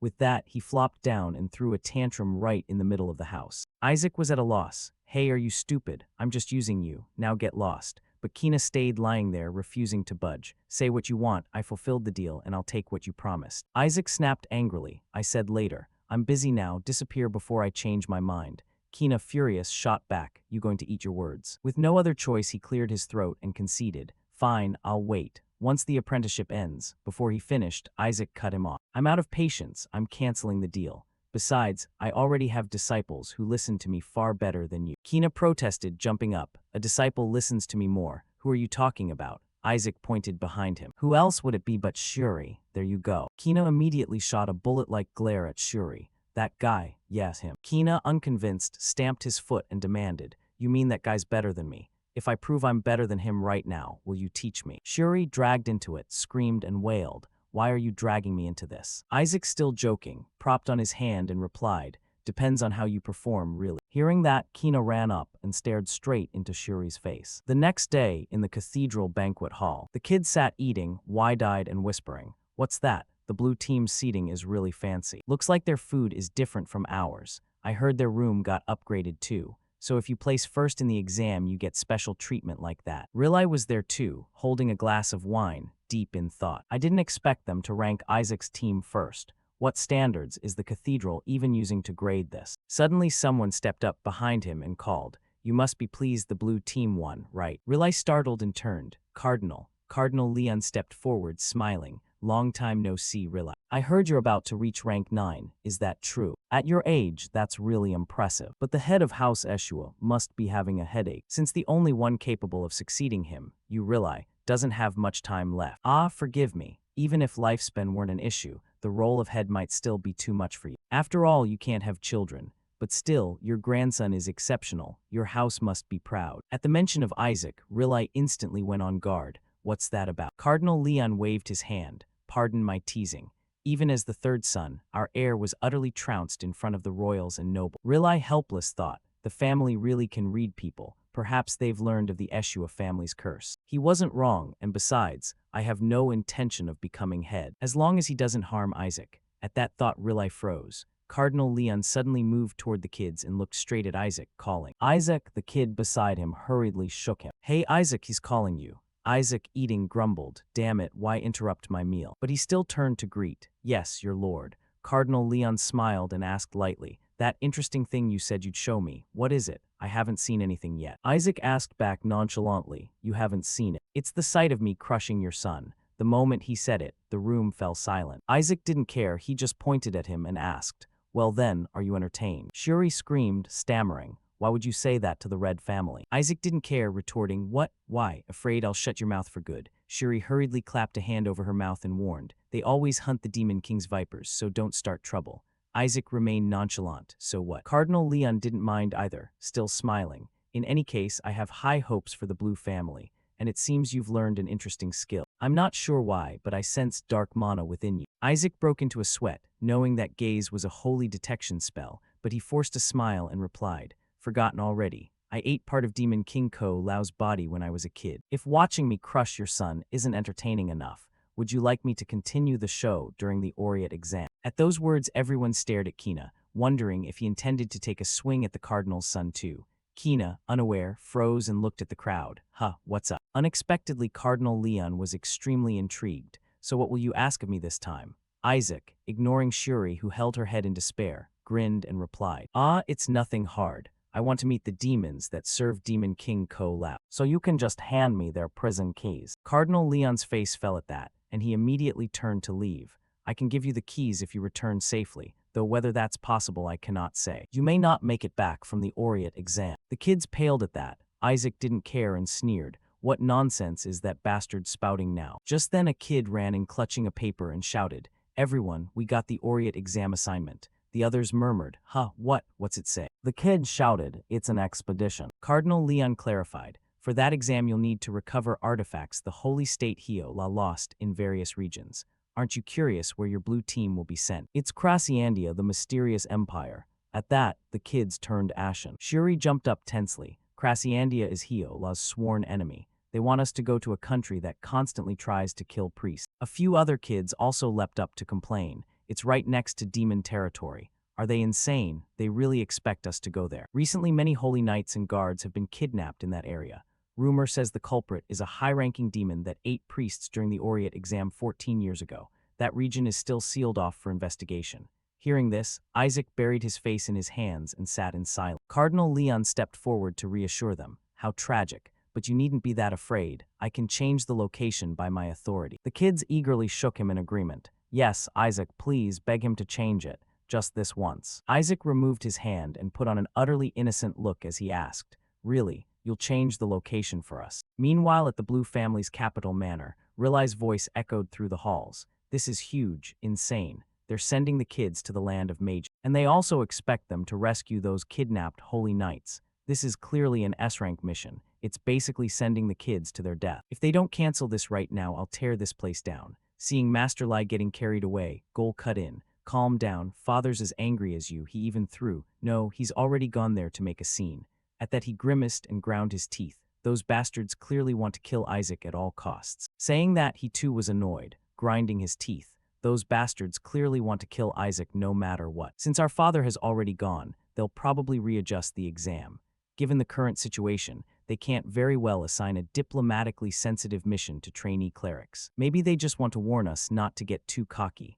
Rilai was a little surprised by that attitude. Gol added, "I don't want Shuri to die there either, so don't freak out. Even Isaac, if he's still sober." Just then a servant burst in yelling, "Sir, there's big news. Young Master Isaac is on the other side." Cardinal Leon cheerfully praised, "That's right, Isaac, just tell me you want to live." But Isaac cut in, his face darkening, and casually shot back at him, "I think that place sounds fun. Why would I want to change the location?" At the manor, the servant shouted, "He has accepted the mission," leaving Rilai and Gol speechless. At the same time, in the demon's stronghold's dark hall, a small demon came in to report. The demon sitting high up asked, "So you mean you failed to kill the saint?" The little demon didn't dare raise his head and replied, "I sincerely apologize, my lord." The lord frowned and muttered, "Oh well, it's fine. After all, the main goal was to sow chaos. Seeing the power of our revered king with our own eyes was a great achievement.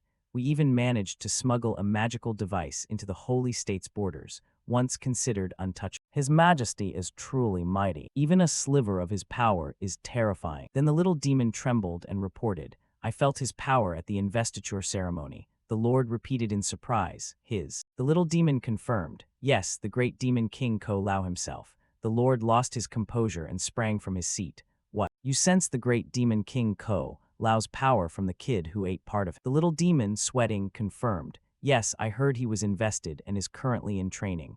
The Lord couldn't help but shout, "Heaven favors us. Although we can't touch him while he's within his family's territory. Sooner or later he'll have to take the Orient and Blue exams. A perfect opportunity for young clerics and demons to hunt each other. Just a fraction of his power made us this strong. Imagine how powerful we'd be if we ate a piece of him direct. I want to taste that kid's flesh so badly, I can't control myself." Back where the trainee clerics gathered, they buzzed. "Have you heard about the mission assigned to the blue team? The mission to that mysterious empire. Not only that, I heard they also have to rescue a holy knight taken hostage. The Orient family really wants to send them to their deaths. Those mages will definitely slaughter them." Hearing the kids gossip, Shuri muttered bitterly, "Damn it. Everyone thinks we're going to die. Doesn't anyone believe we'll succeed? But the worst part is, the Holy Knights completely ignore our team, which means we'll be in danger as soon as we cross the border. Because both the demons and the bandits will surely attack the moment we step out of the Empire." While thinking, Isaac's irritating voice rang out,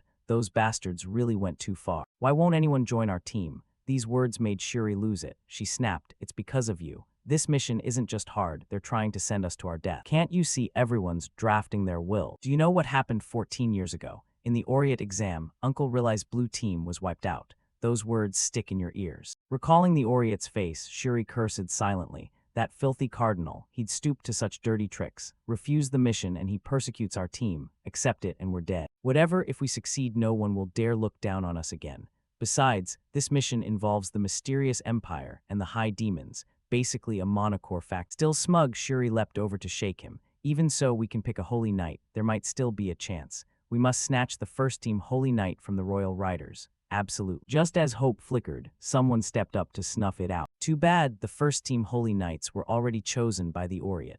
The man who approached was Count Mach. He added, "And that's not all. My son and his friend have moved to that side too. I really shouldn't have handed the kids over to the blue team, just for past glory." Isaac wasn't fazed and shot back. "You're very perceptive. Count, you'll be ostracized once we succeed." Shuri kept pleading, "If you can't get the first team holy knight, take the second or third, just not the fourth." But Isaac wasn't listening. Musing to himself, "Get a holy knight, where are those pretty boys even from?" He shot off immediately, making Shuri scream in panic. "Great, Isaac, go sign a contract with the second team holy knight." But Isaac passed by the organizer, leaving him dumbfounded. "What the?" Isaac didn't bother, he turned back to look, then thumped his thumb up and gave a confident grin. Shuri, puzzled, gave a thumbs up too, thinking, did he actually do it? But the organizer smashed that fragile hope. The blue team has chosen the fourth Holy Knight squad. Isaac strolled back carefree, smiling. "Hey, good news. I just signed a contract with the strongest team." The lot couldn't help but shout, "Are you insane?" The fourth Holy Knight squad,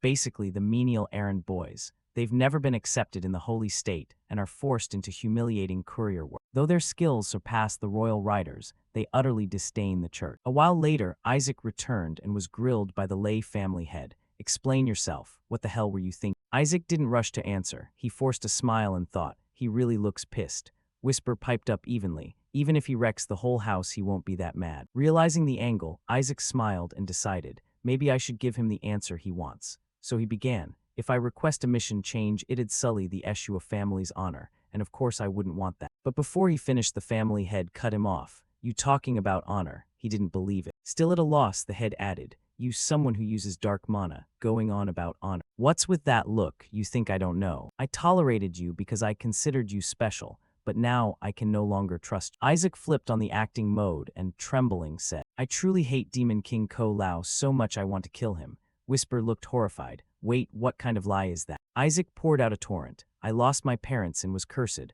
all because of that damn Demon King Ko Lao. Not to mention our family is shamed because we couldn't beat him. I'm so humiliated I can't sleep. I will definitely destroy that Demon King Ko Lao. The reason I used the Demon King's power was only to investigate. I will kill him with my own hands and will do whatever it takes. I must protect the Eshua family. If I abandon honor and live on miserably, then the Eshua family will live in shame and eventually become nothing but the past." He added to himself, "So later I can take this family for myself." The head listened and, brainwashed a bit, thought, the boy really isn't lying. He nodded approvingly. "I always said you needn't sacrifice yourself for this family. But it seems you truly are one of us. You may fail this mission, as long as everyone returns alive. If you return safely, I will officially declare you my heir." Achieving more than expected, Isaac's sullen face broke into a smile as he replied, "I understand, thank you very much, sir." A few days later, on the outskirts of the capital, Isaac excitedly led the ragged kids and said,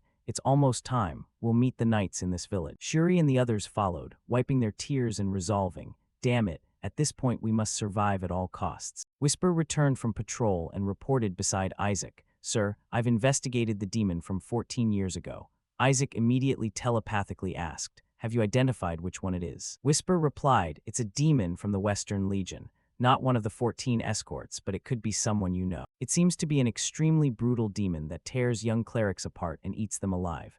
Isaac ground his teeth and snarled, "That bastard dared to break the rules I set. I'll show him how merciless I can be." Whisper trailed behind, reminding him, "But please be careful, sir. You're still not fully recovered." The kids trudged along, struggling, unaware that Acute was already hiding nearby, and chuckled with glee, "Found you, you little turtle brat." Meanwhile, in the palace, in the Crown Prince's hall, the prince's astonished voice rang out. "Really?" Isaac chose the Holy Knight errand squad. A servant respectfully reported, It seems he pays no mind to the night unit you dispatched, sir. He seems to have poor judgment of people. The prince pondered, then after a moment contradicted himself. No, I think he actually has a keen eye. The servant, surprised, pardon. The prince chuckled and explained. The knight commander I sent is a demihuman, meaning he'll be fairly weak against demons. The servant trembled at that. Lord Cylon is a demihuman. Did you send him as a test? The prince stood and denied. No, while Cylon is weak against demons, his abilities are still very reliable. But Isaac picking the errand squad is actually kind of interesting, because that whole Holy Knight team is made up of half-demons. The servant awkwardly analyzed.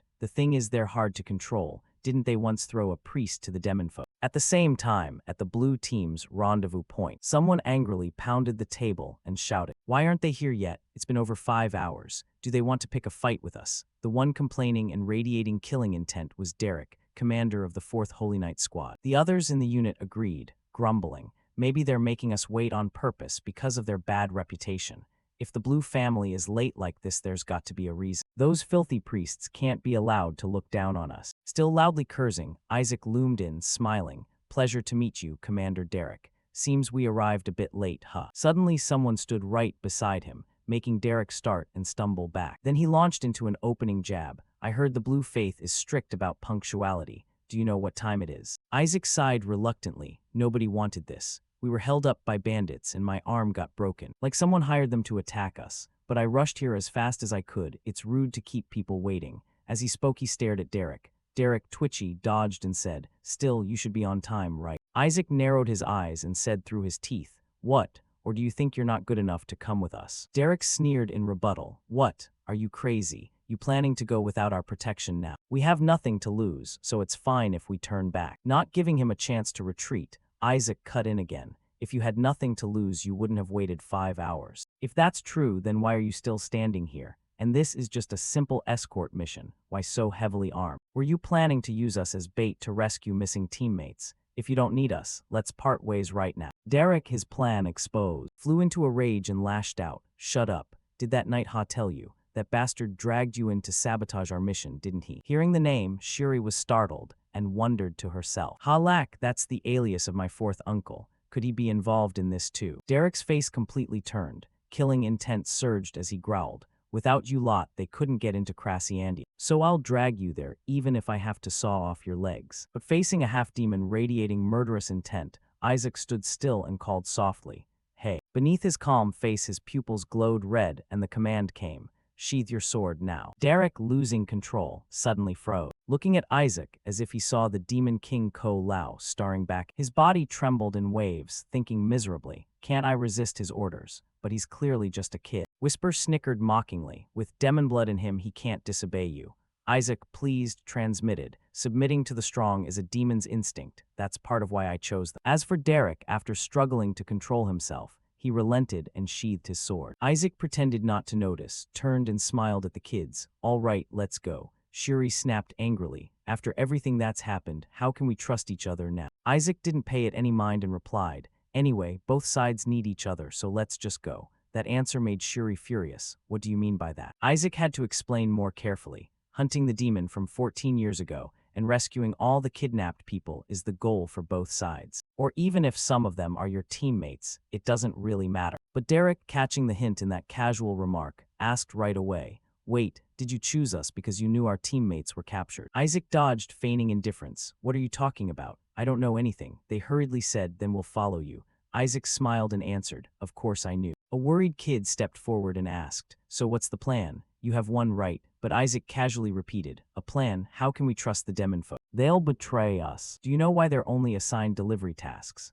While he was still speaking, Derek's body suddenly surged with demonic chi, his hand swollen and growing claws like a beast. He lost his mind and lunged at Isaac, just as he grabbed the collar of the kid beside him. The nearby kids stepped back, shouting, "Knew it, trouble. We can't trust them, quickly restrain them." Isaac, not very surprised, pulled out a baby bottle and smacked it once, barking, "Snap out of it. You're losing control already." Derek immediately regained his senses, embarrassed, and turned apologetic. "Sorry, I don't usually transform so fast. It felt like something was pressing on my head." A few of the knights chimed in. "Maybe because we're near Crassiandia's territory, we're being affected.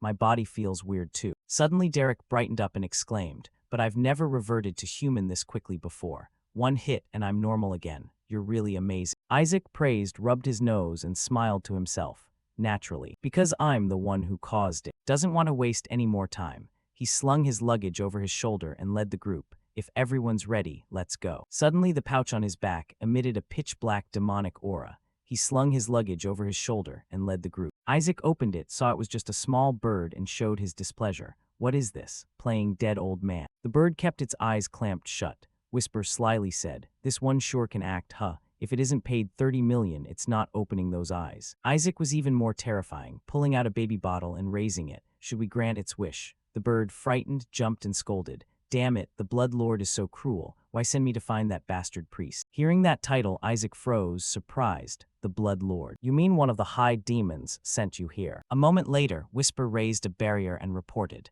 The warding is complete, my lord. Isaac held the bird in his hand, pensive. The Blood Lord is one of my subordinates. He's probably imprisoned beneath the Holy See. Seems he heard about me and sent this thing to make contact. Looks like he didn't tell this sparrow that I'm the dried Lord Demon. Isaac lifted it and asked, do you have any information for me? The bird defiantly retorted, I have no information for a priest. But after Isaac squeezed it a bit, it changed tone. I'll tell. The demon you'll face. I'm the one who interfered with your consecration ceremony.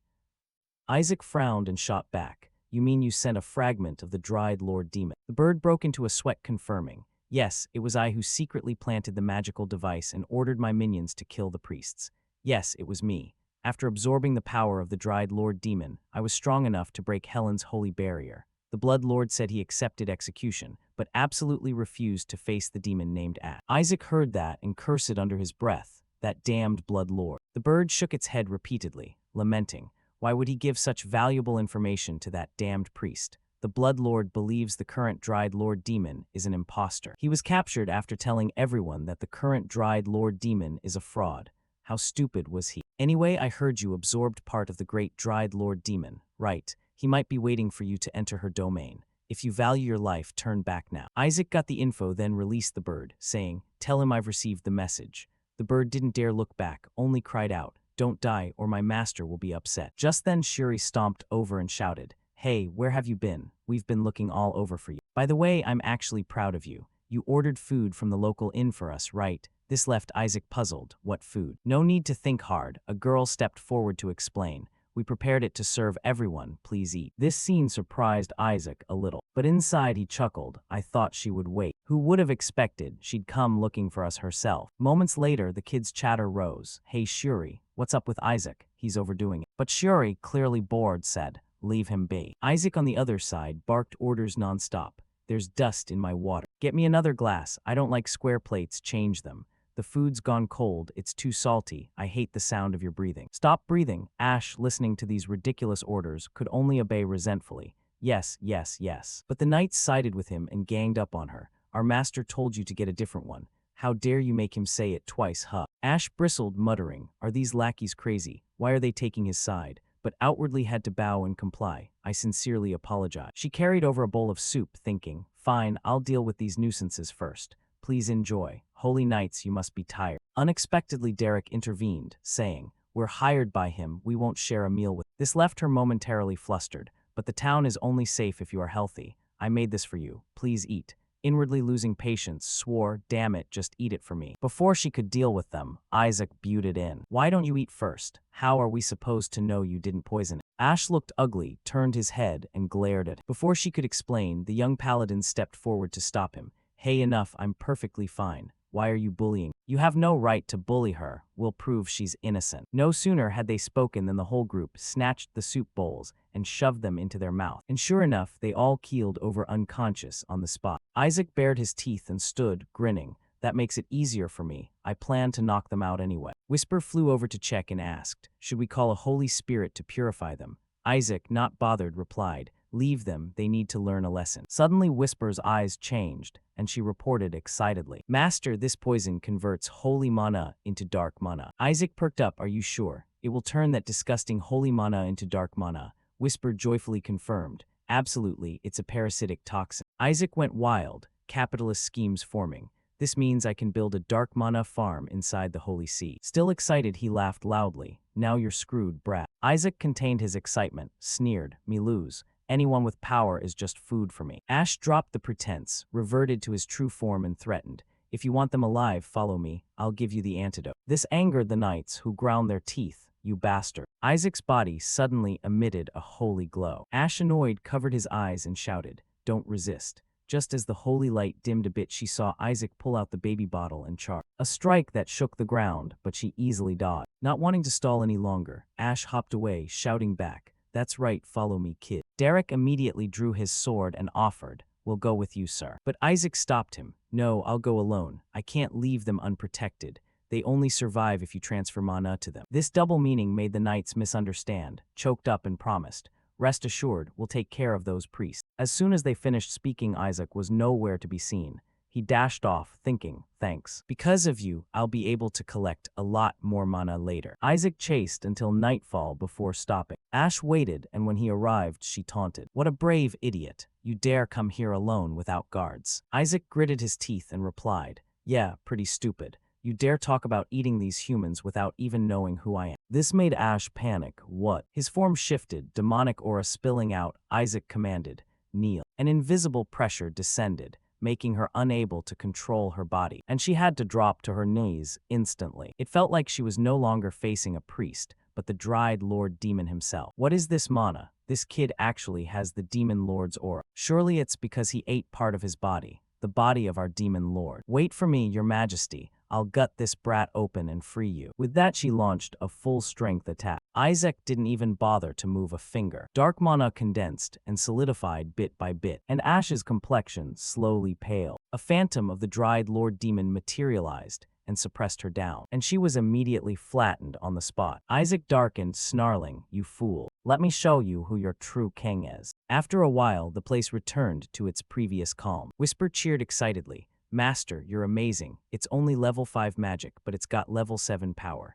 Indeed, fusing dark mana and holy mana is the move of a genius. Isaac was smug too, relieved to have reached a new level. Maybe this is why the gods don't want to become human. Just then, a noise nearby caught both their attention. Ash trembled, kneeling on the ground, stammering, your majesty. Whisper hesitated, how should we deal with her? Maybe you were a bit heavy-handed. Isaac asked indifferently, oh really? He waved his hand once in front of her. She was so terrified she wouldn't lift her head, begged, your majesty, I have committed a capital sin. Let me give you the antidote. Isaac cut her off coldly. We'll deal with that later. Now bring the holy knights you kidnapped here. I'll give you 1 minute, and most importantly, I want full marks on the test. So besides rescuing the holy knights, I also need proof. Ash went cold, puzzled. Proof of what? Isaac answered slyly. Proof that I killed a demon. 2 days later, inside a villager's house. Shuri frowned and grumbled. Damn it, what on earth happened to that Isaac? Derek awkwardly reassured. We've had someone tailing him, so don't worry too much.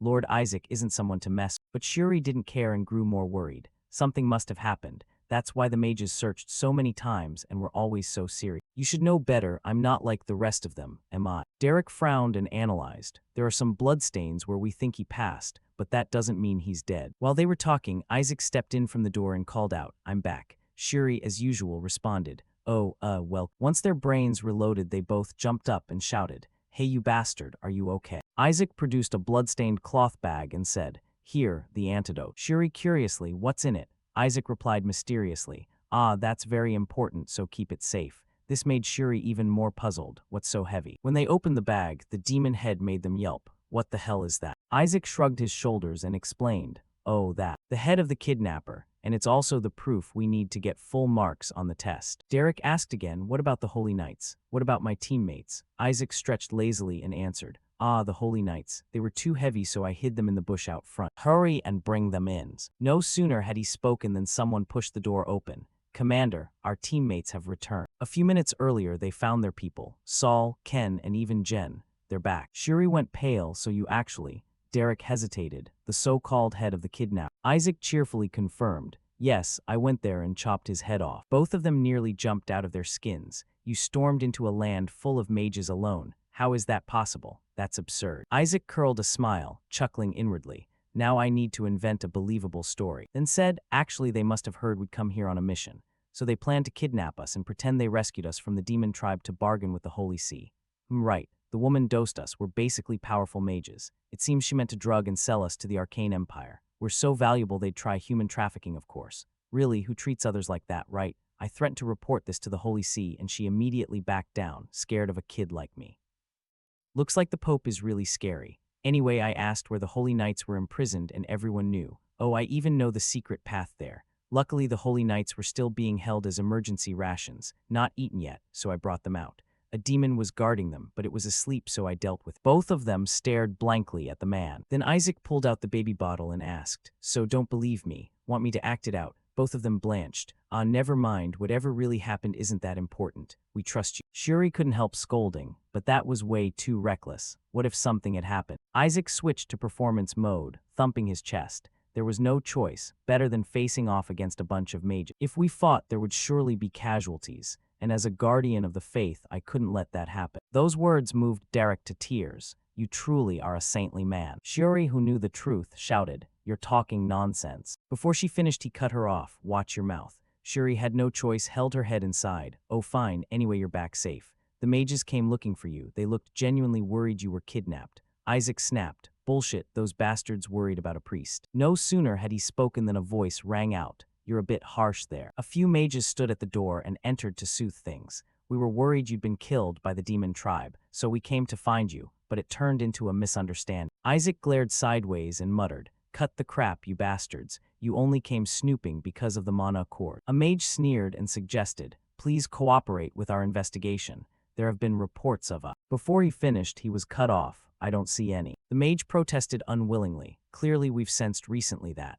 Again interrupted, "You're getting it wrong, at least make it sound believable. Demons aren't dogs and cats on the street. Do you really think a trainee priest like me could defeat a demon?" That made them waver a bit. Fair enough, a trainee who survives an encounter with demons. But this is really absurd. Halak clearly said there was one here. Shuri froze, hearing them. She thought Halak must mean the fourth uncle, or maybe I'm wrong, it's a common name anyway. While she was still thinking, Isaac jumped up and shouted, "Whatever. I'm going to rest now, you lot take care of it." Left with an unnamed mess, Shuri protested angrily. "Hey, we're not done yet. Finish talking before you go." A moment later, Isaac walked to a remote villager's house. Hailong pushed the door open, looked inside and smiled. "All right, now then, we should finish dealing with this place too, right?" 2 days earlier, Ash, confused, asked, "Proof that you killed a demon?" "Proof? You mean confirming that the one who devoured the trainee priests of Azure, Hugh, 14 years ago, wasn't you, right? Someone weak like you couldn't have done that. Even 14 years ago, you couldn't have beaten Rilla. Even if I took your head, they'd still suspect you weren't the real culprit. So go and bring me proof. I need a head to present to the Holy See." Back in the present, Isaac sat on a crate, praising. "I didn't expect you'd actually bring the killer's head to me. Seems you're not completely stupid." "Good, I'll let it slide." Trembling, he asked, "You knew who the culprit was from the start?" Isaac nonchalantly answered, "A woman and the monster she kept." "Right. You think I wouldn't know at least that much?" Trembling replied, "No, my lord." Isaac leaned down to question, "But why did my intelligence point to you as the demon from 14 years ago?" Rushed to explain, "The truth is the culprit 14 years ago was my sister. She sent her monster to hunt the priests and treated them like snacks." Hearing this, Isaac sighed, thinking, must be because of shared blood their energies are similar and caused confusion. Still, she did bring me the killer who ate Rilai's friend 14 years ago. He continued to probe, "I need a bit more info. How's the demon rank system these days?" Ash reported in fear. "The fake dried lord demon is currently commanding 9th tier foot demons. Since you lost power after the battle with the god, he ordered them to kill the saints and collect your power." Isaac wondered, what are the gods doing? Ash hesitated, "I'm not sure either. Maybe the heavens suffered heavy losses, hence their silence until now." Isaac frowned and pondered, surprised. Could the impact of that self-destruct move be greater than I thought? With their nature, they'd never stay silent for 150 years. They're surely scouring the worlds to reclaim their souls. There's no way they wouldn't notice that the sealed beetle is hollow inside. But it's also impossible that their supreme holy spell failed like that. Even if they botched sealing their soul, failing to notice the seal is empty is even more absurd. Could it be that the beetle contains someone else's soul instead of theirs? Could it be a high-level being with dark mana, another catastrophe like the dried lord demon, or even a god? Just thinking about it is thrilling. I have to check it out. Thinking that, he asked again, "You're Ash, right?" Ash bowed respectfully and replied, "Yes, your majesty." Isaac ordered, "Go to the demons and be my eyes and ears there." A while later, inside a house, constant grateful voices rang out. "Thank you so much, young Master Isaac. We could never repay you for this. We never expected you'd be able to defeat that demon yourself, and even rescue each of us personally." Isaac modestly declined, "Don't fuss, it's our duty. That remark moved the knights even more. Truly the bearing of the Azure Hue family. What can we do now to repay you? You even saved my teammates. Hearing them chatter, Derek couldn't help shouting. The answer's obvious, isn't it? Sir Isaac, as a 7th-ranked knight, eyed Derek. And all my comrades will go wherever you command. Sir Isaac. Suddenly recruiting a bunch of knights left Isaac a bit astonished. I didn't expect this to happen, so I even get a troop that's skilled and free. They have networks across the continent, good for intel and movement. Saving 11 people and getting this much benefit is a steal. There's even a child here. Why is he staring at me like that? Seeing him keep staring at the child, Derek looked up and said, "It seems you don't know who that child is, right? You'll be shocked when you find out." The kid beamed and approached to greet. "Hello, I'm Hiberius, the youngest prince of the Magic Empire. Thank you for saving my life." Isaac was stunned, mouth agape. What the heck? So that's why the mages pretended to help. The prince was kidnapped. Jackpot. Hiberius admired. "I thought the people of the Holy See were trash, but it turns out there are people like you too. I owe you my life. You're truly impressive, especially compared to the bastards at the Holy See who only send trainee priests instead of real reinforcements to rescue a group of knights." Isaac thought approvingly. This kid has potential. Hiberius, unaware, kept praising. "Compared to them, you're truly a man of the gods. Please let me repay you." Isaac curled a smile, grinning slyly.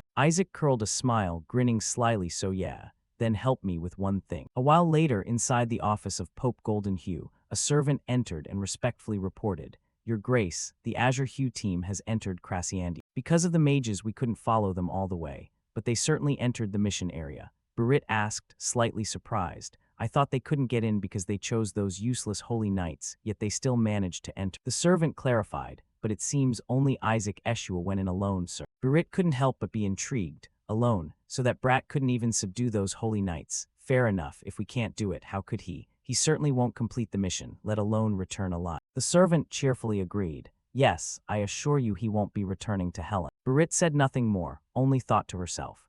The 4th son of the Eshua family said he'd entertain his favored nephews if they came to his area. If it's him, he'll surely use the mages to deal with. Suddenly the servant wondered, but won't the royal family help Isaac? After all, they seemed pretty interested in that brat. Barit smiled and explained, "They don't have the luxury. Crasiandia is a disputed region between the Holy See and the Magic Empire. If something happens there that the Magic Empire can exploit, it'll be a disaster. Even if by some miracle he succeeds, we must ensure he can't come back. Clear." The servant bowed. "Yes, Your Grace." Everything going so smoothly made Barit quietly pleased. I can already picture those Azure Hue lot being laughed at. Unbeknownst to them, Isaac grinned sinisterly. "If that's what they're thinking, I'll give them a painful lesson. Let me introduce my secret weapon against the Holy See, the youngest prince of the Magic Empire." The priests in the room fell silent and stared. Isaac snapped, displeased. "What? Why are you all looking at me like that?" Shuri angrily spat. "Are you crazy? What did you just do? Who introduces an enemy prince like that?" Unexpectedly, Hiberius had the knack. He scratched his head and laughed at the scolding. "That's why I hid my identity. Sorry for freaking you out." The foolish priests, Shuri suspiciously asked. "You didn't kidnap him, did you?" Hiberius chuckled. "Kidnap? No way." Shuri muttered, exasperated. "You're definitely being kidnapped, you idiot." But Isaac thoroughly enjoyed recruiting this new little brother. "With this, the Holy See is doomed. We didn't just save some holy knights. This will surely force them to honor us." Shuri was speechless. "Aren't we the ones doomed?" Suddenly, a booming voice declared, "The basic rule of politics is to make your opponent indebted to you. Rescue the prince, and the Magic Empire owes us a huge favor." Everyone panicked and glanced over. Why say that in front of the prince? This lunatic. Surprisingly, Hiberius agreed at once. "Indeed, you are a brilliant strategist." The group despaired. "Is this kid crazy too?" Shuri frowned, trying to press. "So you plan to openly announce you saved the Magic Prince and swagger home?" Isaac lowered his voice. "Don't tell anyone yet. That's why I gathered everyone here. The Holy See will surely lay traps to sabotage our mission. So what do you think will happen if the Empire's prince walks straight into that trap?" The group went pale, while Hiberius was ecstatic, cheering. "You're so clever. If you ask, I'll throw myself into the fire for you." Isaac couldn't hide his excitement, rubbing his hands. "Let's slap the Holy See right in the face." A while later, Isaac sat down seriously to discuss. "It's fine if only we fall into that trap. But what if the Empire's youngest prince also gets captured? Of course, there will be a thorough investigation by both the Holy See and the Empire to find out who's behind this." So the trap setter. The Holy See worship faction would be terrified. How terrified would they be? Shuri still doubted. "I get your point, but Cardinal Barit isn't the type to act so blatantly that he'd reveal himself as the cult." Isaac waved it off. "That's fine, he has accomplices.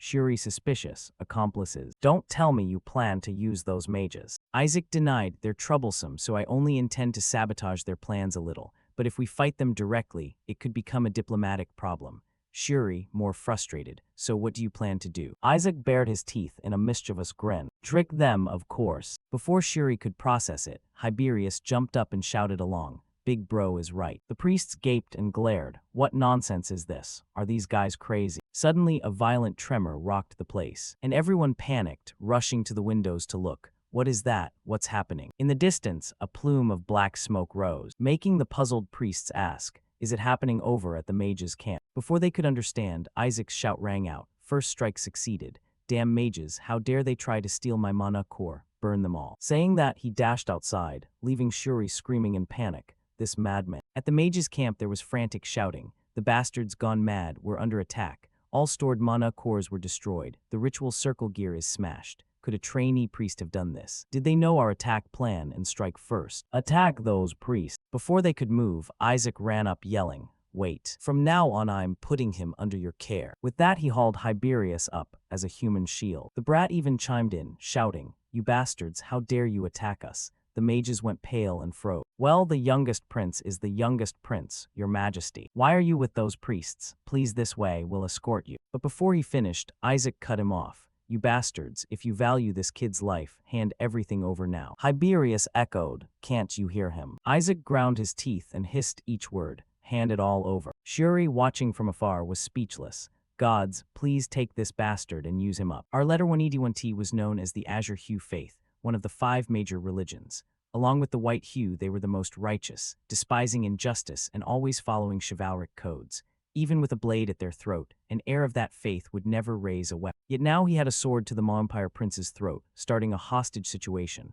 Isaac, like a demon, threatened, so you mean it's fine if this brat gets beheaded? Hiberius, not the least bit scared, shot back. Is that what you're saying? The mages were thrown into utter confusion. Why is His Highness there? And how did he get captured like this? He's strong enough to crush many grown men. There must be some weakness they exploited. We have to help him. As Shuri moved to stop the charade, the mages cried out, that man is a disciple of Eshu. Calm down, resolve this through negotiation. Isaac still calmly pointed his sword at them. Negotiation, my ass. Listen to me. Hand everything over now. Suddenly Shuri was teleported away and replaced by a mage. He reached out, whispering, Your Highness, over here, grab my hand and I'll save you. But Hiberius clearly didn't need saving, and angrily shouted, You idiots, why haven't you saved me yet? Do you still call yourselves great mages? The mage could only lunge forward, trying to seize Hiberius. I'm trying, Your Highness, I'm right here. But Hiberius dodged them all, constantly berating. Useless, rebellious brats. The beleaguered mage complained, Come on, we're here to save you.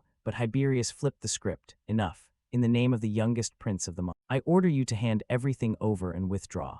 Isaac gleefully shouted along, Hear that. Withdraw, you bastards. The mages seethed but had to kneel, begrudgingly crying out, That's the future of our empire. Not knowing what's really going on, they had no choice but obey His Highness, setting their things down one by one and shouting, We obey, we'll hand everything over. Release His Highness. Isaac's eyes lit up. Mana cores, Whisper, sweating, warned, Master, please restrain your expression. Isaac still bantered, yelling, All right, to honor your kindness, I'll let it slide this time. And I'll make sure to report to the Empire that you tried to attack us. The mages frantically explained, You must be mistaken, we were just hunting demons. But Isaac snapped back, If you hunt demons, why bring tools meant for catching priests? If you don't like it, prepare to send back the prince's corpse. The mage could only grit his teeth and curse under his breath. Damn. Isaac urged, What are you doing? Not withdrawing. Hiberius also ordered, Get out of here now. A little while later, inside a civilian house, a pile of mana cores bounced around. Isaac swam through the heap of cores, laughing with delight. Mana cores, mana cores. Hiberius stood beside him, excitedly praising. As expected, Big Bro knows his stuff. The Empire's mana cores are on a whole different level from the Holy Sea's junk. Can't you see? The color, the scent, even the stone veins are different. I thought the Holy See was full of worms who couldn't keep mana cores. But to find someone like you in the Azure Hue faith, true sincere faith, unmatched. Hearing Hiberius flatter him, Isaac could only doubt humanity and think he'd met another lunatic. Hiberius kept shouting cheerfully, Big Bro, just say the word and when we return to the capital, I'll make sure the Azure Hue faith gets a big reward. Isaac enthusiastically approved. Oh, sounds good. Hiberius added, Big Bro, have you ever thought about joining the Empire? We wouldn't treat you badly. Shuri, exasperated. That's insane, you two maniacs. He couldn't help himself and shouted, Isaac, I have something to tell you. First wipe your drool. Are you seriously going to tell the head of the house that the fourth uncle is a maid? Isaac didn't hesitate. Of course, I need to eliminate a rival for the headship. Shuri alarmedly reasoned, if you do that, you'll be in big trouble. You've never met that fourth uncle. You don't know his temperament. He's not joking. If you falsely accuse him without proof, you'll really. Before she finished, Isaac shut her up. Innocent, he recalled what the lead mage had said and couldn't help smirking with satisfaction. Earlier, that damn mage clearly knew who we were and aimed at us from the start. Shuri still tried to be reasonable. The one who chased stood out with his looks, so he probably recognized. Before she could pat herself on the back, Isaac yelled a torrent. What are you even saying? You're ugly as sin, your hair color is trash. Anyone can tell you're one of Eshua's people, right? I told you they must have known beforehand. Shuri sullenly sobbed. Shut up, you bastard. Isaac asserted, clearly that uncle is behind this. There's no way they would know there's a direct descendant of Eshua among the trainee priests. Wake up, Shuri. The person you call uncle just tried to kill you. You think your father will sit still? He must have raised hell by now. Shuri firmly denied. He probably doesn't know yet, but that commotion has likely. In the middle of saying that, he realized the problem. Don't tell me that bastard has. Isaac confirmed. Yes, I've turned everything upside down. Azure Hue, White Hue, the royal family, even the Holy See. Everything's probably in chaos right now. A few days later at the Holy See, Barit's horrified shout rang out. What did you just say? The priest beside him couldn't help repeating. The trainee priests of the Azure Hue have returned safely. The servant respectfully confirmed. Yes, they're likely on their way to the capital now. We've checked, and it seems there are even more of them than when they left. Apparently they rescued those who were kidnapped. The priest couldn't accept it, demanding, what the hell were those mages doing? Barit said nothing, but his face was ghastly as he cursed inwardly. That fourth son of the Eshua family and those mages, did they actually accomplish anything? Why is that brat back alive? The servant hesitated. They said they couldn't attack. The priest gasped, what? The servant explained that it seemed the prince of the Ma Empire was among those rescued. The priest staggered back. Who? The servant bowed respectfully and read aloud. The youngest prince of Britannia, Hiberius Britannia. Isaac Eshua also requested a thorough investigation into those mages. That brat said he'd find whoever tried to assassinate the prince. Barit understood and ground his teeth in anger. So that's how that brat planned to play me. The prince's appearance changed everything. They'll investigate thoroughly. If so, I'm not only powerless, but could be framed for attempting to murder the prince. What rotten luck. Father and son of theirs are truly a disaster. While still fuming, another man burst in shouting, Your Eminence, bad news. The head of the Eshua family has come to Barit and is causing a scene. He demands to see his fourth son immediately. Barit's face went black as he muttered, now even the grandfather shows up. Bloody hell, the whole tree. At the same time, in the Holy See capital Helen, the head of the Azure Hue family received a letter from Isaac saying, Sir, I nearly died. That fourth uncle tried to kill us with the help of those mages. The patriarch immediately exploded. That brat dares. Imagining it, Isaac clutched his head and chuckled, so like him. I knew he was no joke, but I didn't expect him to stir trouble right under the Pope's nose. Asili, who had been silent, now spoke. Sir, I sincerely thank you for avenging my brother. He was murdered 14 years ago. Isaac was stunned. He really didn't know, but put on a nonchalant face. It's nothing. He then asked, what about the others? Asili replied cheerfully. Their reactions were similar, sir. Sir Gol seemed rather angry about something else. That lunatic didn't just try to kill Isaac, but his nephew too. Rilai protested helplessly. Isaac is his nephew too. Gol tried to argue. Their hair colors are different. The uncle said, their faces are different, let alone hair. Gol couldn't win the argument and snapped, shut up. Suddenly the two fell silent and looked to the side. Asili sighed, and Sir Benjamin, the finance officer, had already burned up that fourth son's entire inheritance.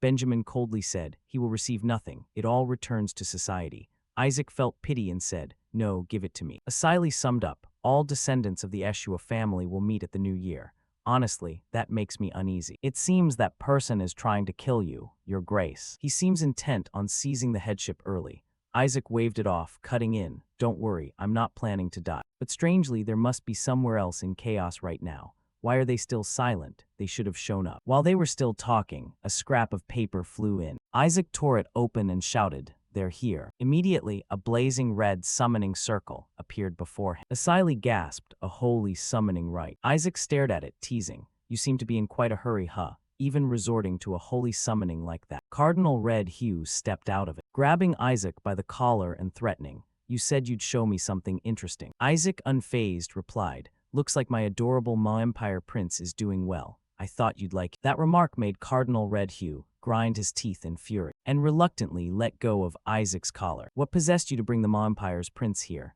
Isaac shrugged. "What? I did it to help you." He echoed oddly. "Help, you say?" He couldn't help remembering that at first he did like the idea. It's a rare chance to fleece them a little. Reading Isaac's letter to the mages, perhaps someone tried to harm the prince. As the Red Hue family in charge of interrogation, please investigate who's behind this. He was overexcited. It's painfully obvious who did it. Very likely the Pope and that fourth son of Eshua planned to cripple Isaac. Isaac Eshua, thanks to that stupid brat. I can make both the White Hue and Azure Hue families kneel. That should be enough leverage to get a chance to face the 14 loyalists. Maybe even more. But when he met Hyberius, things didn't go as planned. The brat wasn't scared in the interrogation room and fired back. "Is this how Helen interrogates? You call yourselves the Holy See yet act barbaric. What, you ask my name? What about my rights? Are all priests like this? How dare you ask about Big Brother Isaac? Aren't you ashamed? You lowlifes dare mention the Red Hue family. You'd need 10 more lifetimes to understand Big Brother's vision." One priest, losing his temper after the interrogation, shouted, "Let me go, I'll kill that bastard even if I end up in the afterlife." The man beside him, sweating, held him back. "Calm down." Cardinal Red Hue was speechless. That brat, did he call for this interrogation just to scare the White Hue family? He didn't want the Eshua family to suffer for the fourth son's sake, so he brought the prince. "You have no intention of cooperating here, so the White Hues will be in total chaos." "You little bastard, you dare use us." Thinking that, Cardinal Red Hue growled, "Do you think you'll get away with this? Do you think you'll get away with this?" Isaac was annoyed to see his people suffer so much trouble, but he smiled bright as a daisy and answered, "What, you don't look bothered at all? Don't you enjoy savoring your subordinates' pain?" Cardinal Red Hue froze for a moment, then broke into a wild grin. "Funny, no one ever noticed that before." An invisible pressure radiated around them. Asili couldn't bear it and collapsed to his knees. Cardinal Red Hue's voice turned gloomy. "The head of the Azure Hue told you, huh? What do you know? Making a trainee priest disappear isn't that hard. I wonder who told you." But Isaac wasn't fazed by such threats and cut him off again. "If you're pleased, then pay up already." Cardinal Leon Sepin. He curled the corner of his mouth and reached a hand toward him threateningly. "Looks like you haven't learned anything except how to die faster, huh?" Asili, terrified at the scene, shouted, "Run." But Isaac calmly snatched the item from his sleeve and proudly displayed it. "Thank you, sir. This is more than enough payment." The oppressive aura finally dissipated. Cardinal Red Hue bent down and asked, "By the way, I'm curious. Did you really slay that monster yourself? How could a trainee priest pull that off?" Isaac chuckled. "That's a family secret, Your Eminence. Unlike the Azure Hue, your family seems pretty bad at monster hunting, so I'm not surprised you're curious. That's also why your son got beaten to a pulp." Cardinal Red Hue was poked but didn't take it to heart. He just smiled and turned away. Muttering inwardly, "What an insolent brat." Isaac didn't bother to see him off, sitting and waving with a grin, "Travel safe, Your Eminence." Only then did Asili rush over in a panic. "Are you all right, young master?" She glared after Cardinal Red Hue and snapped, "Why are people from the Red Hue family all so unpleasant?" He sighed helplessly, because their head is always some kind of lunatic. She then noticed the item in his hand. Isaac asked, "But what's that?" His expression darkened as he looked at the pass and said, "A prison access pass for the Holy See." He thought to himself, "With this, I can visit my subordinate." The next day, at the White Hue Evaluation Council, the attendees gossipingly wondered, which team will earn the king rank in this trial? Of course, the White Hues. There's never been a case where the White Hues didn't get king in their test. They even say the Red Hues lost to the Azure Hues. Cardinal Red Hue heard it and angrily crushed the wineglass in his hand. At that moment, footsteps echoed and everyone's attention turned. "The trainee priests are here. Who are they?" "The Azure Faith, Isaac Eshua." Seeing Isaac enter, the Azure kids behind him went berserk, tearing at their hair. "Why won't he just die? How many times have I almost died because of that bastard?" Isaac snapped irritably, "I can see everything, you bastards. Smile for me or else." Before he finished, they were obedient as puppies and grinned. Suddenly murmurs rose. "Look, it's the White Hue team." The White Hues entered, smirking slyly to themselves. "You clueless Azure lot. Thanks to Kin's help, we recovered a lost relic of the Holy See from the enemy. This is what actually helps the Holy See. Merits from the Ma Empire, really. Ridiculous. You think rescuing a few survivors will change anything? Use your brains, you foolish Azure Hue." Just then the moderator stepped forward with the list and read aloud. "Greetings, trainee priests and honored guests. Thank you for attending the White Hue trial results evaluation. Please rise. The results will be announced personally by the Emperor." No sooner had he finished than the Emperor, and the prince walked out hand in hand, leaving the attendees agape in disbelief. The emperor in person, this is rare, means this evaluation is important enough that he had to announce it himself. The White Hue kids peeked secretly, quietly thrilled. Of course, we recovered the Holy Sea's lost treasure. The emperor had to come himself. Then the moderator's voice rang across the square. So now, the evaluation of results will begin. The relic recovered by the White Hues was an ancient lost codex. The Red Hues brought back a holy sword, crafted 300 years ago by the genius artisan Arctic. Seeing those two items, some people murmured, "Not bad, worth studying. Ah, his works still hold immense value." This year's trainees are truly different. Last year, there wasn't anything this valuable. The moderator continued. As for the White Hue team, astonishing indeed. They recovered a national treasure that Helen lost centuries ago. The crowd buzzed. That's the heirloom passed down the royal line. The necklace stolen by the Manji, right? Shuri widened her eyes in awe. A national treasure. No wonder the emperor came himself. The emperor nodded with satisfaction. This is a treasure used in royal ceremonies, stolen during my grandfather's time. I thought I'd never see it again, yet you found it. The White Hue team's skill is truly outstanding. The kids jumped for joy at the praise, and deliberately glanced at the group who disdained them. That's class difference right there. Useless azure hues, if you can do something greater, step up. Shuri couldn't face them and turned away in annoyance. The moderator flipped through the report and read on. And finally, the Azure Hue team. The Azure Hues heroically rescued all the holy knights who had been kidnapped by demons in Crasyandia.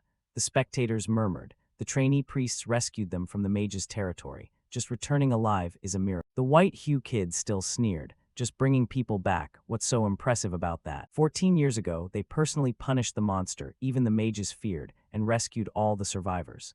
At last, Helen's 14-year pain has been eased. The White Hue kids began to sweat and tried to reassure themselves. It's fine, I didn't think they'd beat that monster, but the national treasure is far more valuable anyway. But the moderator wasn't done. The Azure Hues also rescued Hyberius Britannia, prince of the Ma Empire. The White Hue kids couldn't believe it. Isaac, really? The moderator tossed down the stack of reports and shouted, "The Holy See of Helen has requested recompense from the Ma Empire for saving Prince Hyberius, which means returning a previously stolen treasure. And more importantly, canceling the unreasonable taxes in the disputed Crasyandia region. The Ma Empire has agreed to these demands." The entire square fell silent, not a sound. The emperor stood, supporting himself with his hand, and prayed. This achievement is so great that I struggle to find worthy praise. What the trainee priests accomplished today not only elevates Helen's honor, but brings tangible benefits to us. The national treasure and holy relics both raise the Holy Sea's prestige. But to me, the lives of the faithful are even more precious. The Azure Hues didn't just save the holy knights, but countless civilians, even the enemy prince. One life is worth more than the universe. Saving that life is why the Holy See of Helen exists. Solving trade issues that affect livelihoods is like saving thousands of lives. Regarding this unprecedented feat, I trust the Evaluation Council will think the same as I do, right? The White Hue clergy only cleared their throats, not daring to speak. The audience buzzed again. The national treasure the White Hues brought back is truly amazing, but what the Azure Hues did can't be compared. That's beyond what trainees could do. Above all, the Azure Hues reaffirmed the true purpose of clerics, to protect the weak and serve the people. That is the essence of a cleric. While other teams returned items to restore former glory, whether by accident or intent, the Azure Hues did a great service for Helen. Hina, sitting above, ground her teeth in anger. If it wasn't intentional, how could Isaac possibly have done all this? Because they saved the people, the White Hues had no choice but to award the king rank to the Azure Hue. Everything went exactly according to Isaac's plan. To quiet the chatter, the emperor stepped forward to declare, "Then I will announce the final results." This year, the trainees showed exceptional talent, especially the Azure Hues. Despite the dangerous mission, they didn't give up and risk themselves to save their comrade. Their deed will be a shining example, not only to their peers, but to their elders as well. Therefore, the winner of this White Hue trial will be the Azure Hues. The kids, hearing this, hugged each other in glut. A while later, at the Azure Hues dormitory, the head of the Azure Hues walked quietly down the corridor. His face flushed with excitement.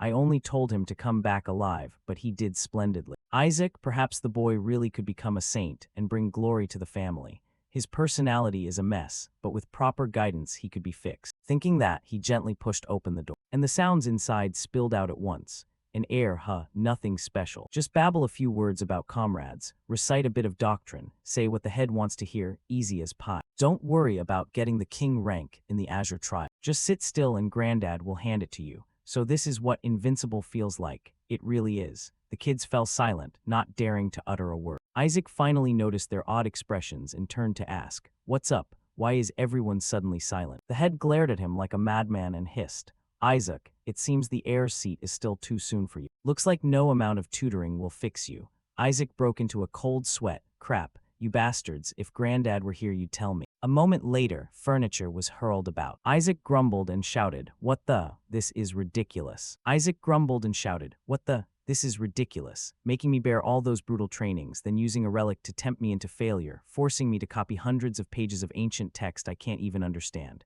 And that's fair. What did I do wrong?" Whisper, sweating, explained. "You spat all those awful words at the head. You had no choice. He said he'd give you the lowest score if you didn't do all of it. Did you want to fail? You brought it on yourself." He glared at it in irritation. Damn. Suddenly an idea sparked in his head. There's a way. After all, that uncle is going with the head. He shouted loudly, "Uncle." Riley, not yet understanding, was grabbed by him and hugged while he sobbed loudly. "Uncle, uncle." Riley restrained himself until his face went pale. "Tell me who made my nephew cry, and I'll twist their neck and bring it back to him." Isaac immediately slipped into character, sobbing as he said, "I think Granddad hates me. Maybe I should leave this house." Riley panicked, dropping to one knee and asked, "Father, what's wrong? Is something the matter?" Isaac began to tell the tale. "He told me to leave, actually to leave the dorm and live with him. He said I wasn't worthy. Honestly, when he was drunk, he said I was still too young." Riley only caught half of it and worried nonstop. Why would father do that? Is he trying to discipline Isaac? "My eldest brother and sister-in-law were like parents to me when I lost both of mine 10 years ago. My world almost collapsed. So when I learned my nephew was alive, I was choked with joy. For this child, I'd give my life." Seeing Isaac forcing a pitiful face, Whisper couldn't help but ask, "What are you doing?" Isaac mumbled gloomily, "I just want to pass the Azure trial and become a full priest, then join Uncle in defeating the Dried Lord Demon." Whisper, exasperated, "Are you insane? Why are you referring to yourself in the third person?" But Riley was moved by that line, and brimming with confidence, shouted, "Don't worry, Isaac, your uncle will handle everything." Isaac stopped crying and looked up. "Really?" Riley patted his chest and assured him, "Of course, I will help my beloved nephew breeze through that silly test like flipping a hand. It's a piece of cake, don't worry." As soon as Isaac finished speaking, Riley shot off. Whisper doubted, "But the test is tomorrow. Can Riley really pull it off?" Isaac was certain, if it's uncle, no problem. Besides, there's something more urgent. I must see my subordinates before they're executed. The next day, Isaac went to the Holy See prison. A jailer checked the pass and handed it back to him saying, "Confirmed. This is indeed the pass issued by Cardinal Red Hue. You may see them after 14 days. Isaac, like a little devil, grinned delightedly as he took it. "You do have quite the pull." But he wasn't satisfied and bargained. "The executions are in less than a month.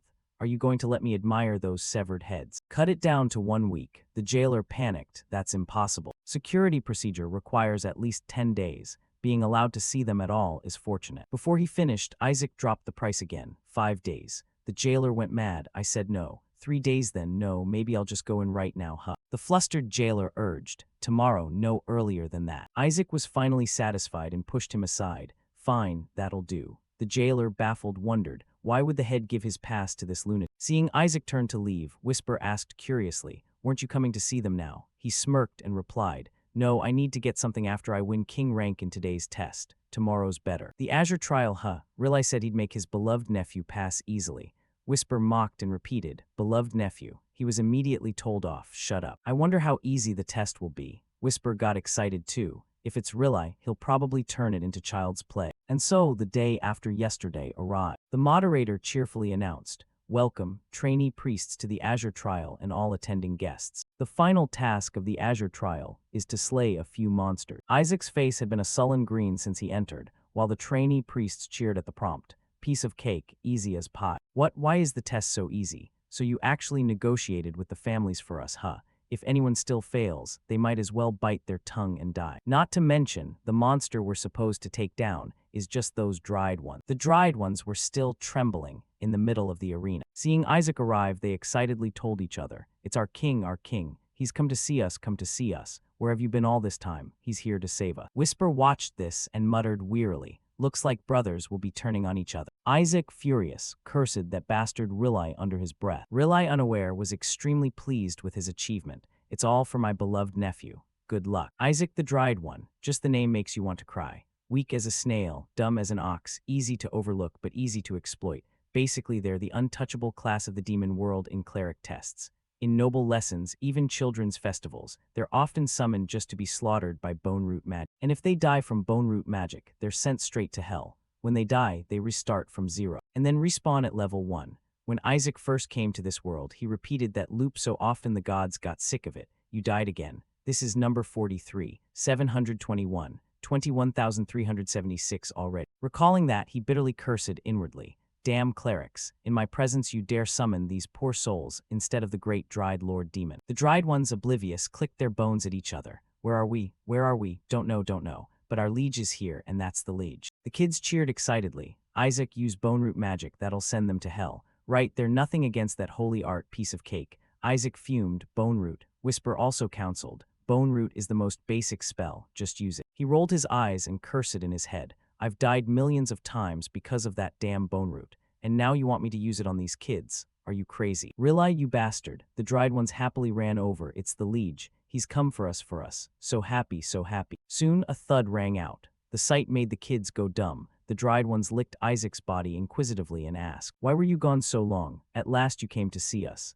Isaac sighed helplessly. I get you're happy, but you're awfully heavy. The kids looked on suspiciously. Are they attacking? Are they trying to crush him to death? But why do they seem so glad to see him? Facing the expectant dried ones, Isaac resorted to a low move. Damn it, if this goes wrong my identity will be exposed. I'll pull out their mana cores so they can't fight. If I give the mana cores back afterward, they'll be fine. Just then the moderator shouted, the test begins. In this test, you must absolutely not touch their mana cores. Clerics must use bone root to turn them to ash. The plan collapsing at the last minute made Isaac furious as he cursed inwardly.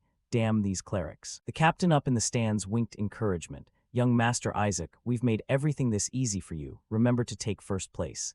Isaac grew even angrier. Damn Eshua clan, I'll wipe you out. Spectators in the stands murmured. Just using bone root is enough to pass. This is the easiest test in history. Indeed, bone root alone is already overpowering for undead creatures. They should have increased difficulty by forcing clerics to pull out their mana cores. Like this, even a newborn could pass. Isaac punched the dried ones away and cursed under his breath.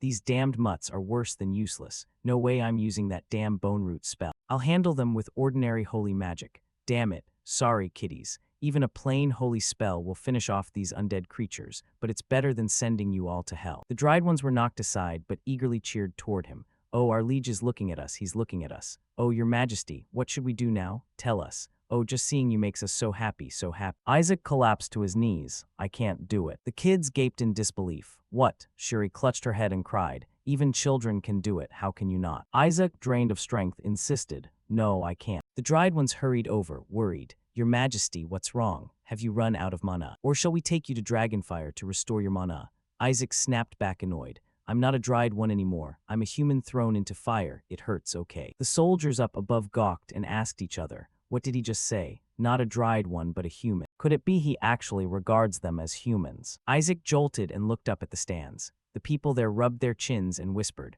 well, dried ones were once human. The boy doesn't want to attack creatures that used to be people. Maybe he wants to save the humans turned monster. Sure enough, Azure Hue is a faith that protects all from demons, son of the saintess. What a noble heart. Suddenly, the crowd's attitude shifted to praise. Shuri could only clutch her head in exasperation. You people are insane. There's no way that guy is thinking that high-minded. He had no choice and volunteered. Step aside, Isaac. If you won't do it, I'll do it. Before he finished, Isaac punched him in the mouth. Stop. He glared around in fury, thinking, if someone else uses bone root, they'll send these creatures to hell. I can't let that happen. No more jokes. Isaac gathered mana into his palm, pressed it hard to the floor, and shouted, bone root. A magic circle of energy flared up. Isaac tensely told himself, I must aim so I don't hit them. Up in the stands, people stared at the mana field spreading before them and gasped, is that bone root? I've never seen one this big. The dried ones enclosed within cheered joyfully. What is that sparkling thing? No idea, but it looks beautiful. Isaac's face darkened as he ordered, Dark Lick, hide them all within the shadows. The Dark Lick appeared and acknowledged, as you command. Immediately the dried ones were swallowed by darkness.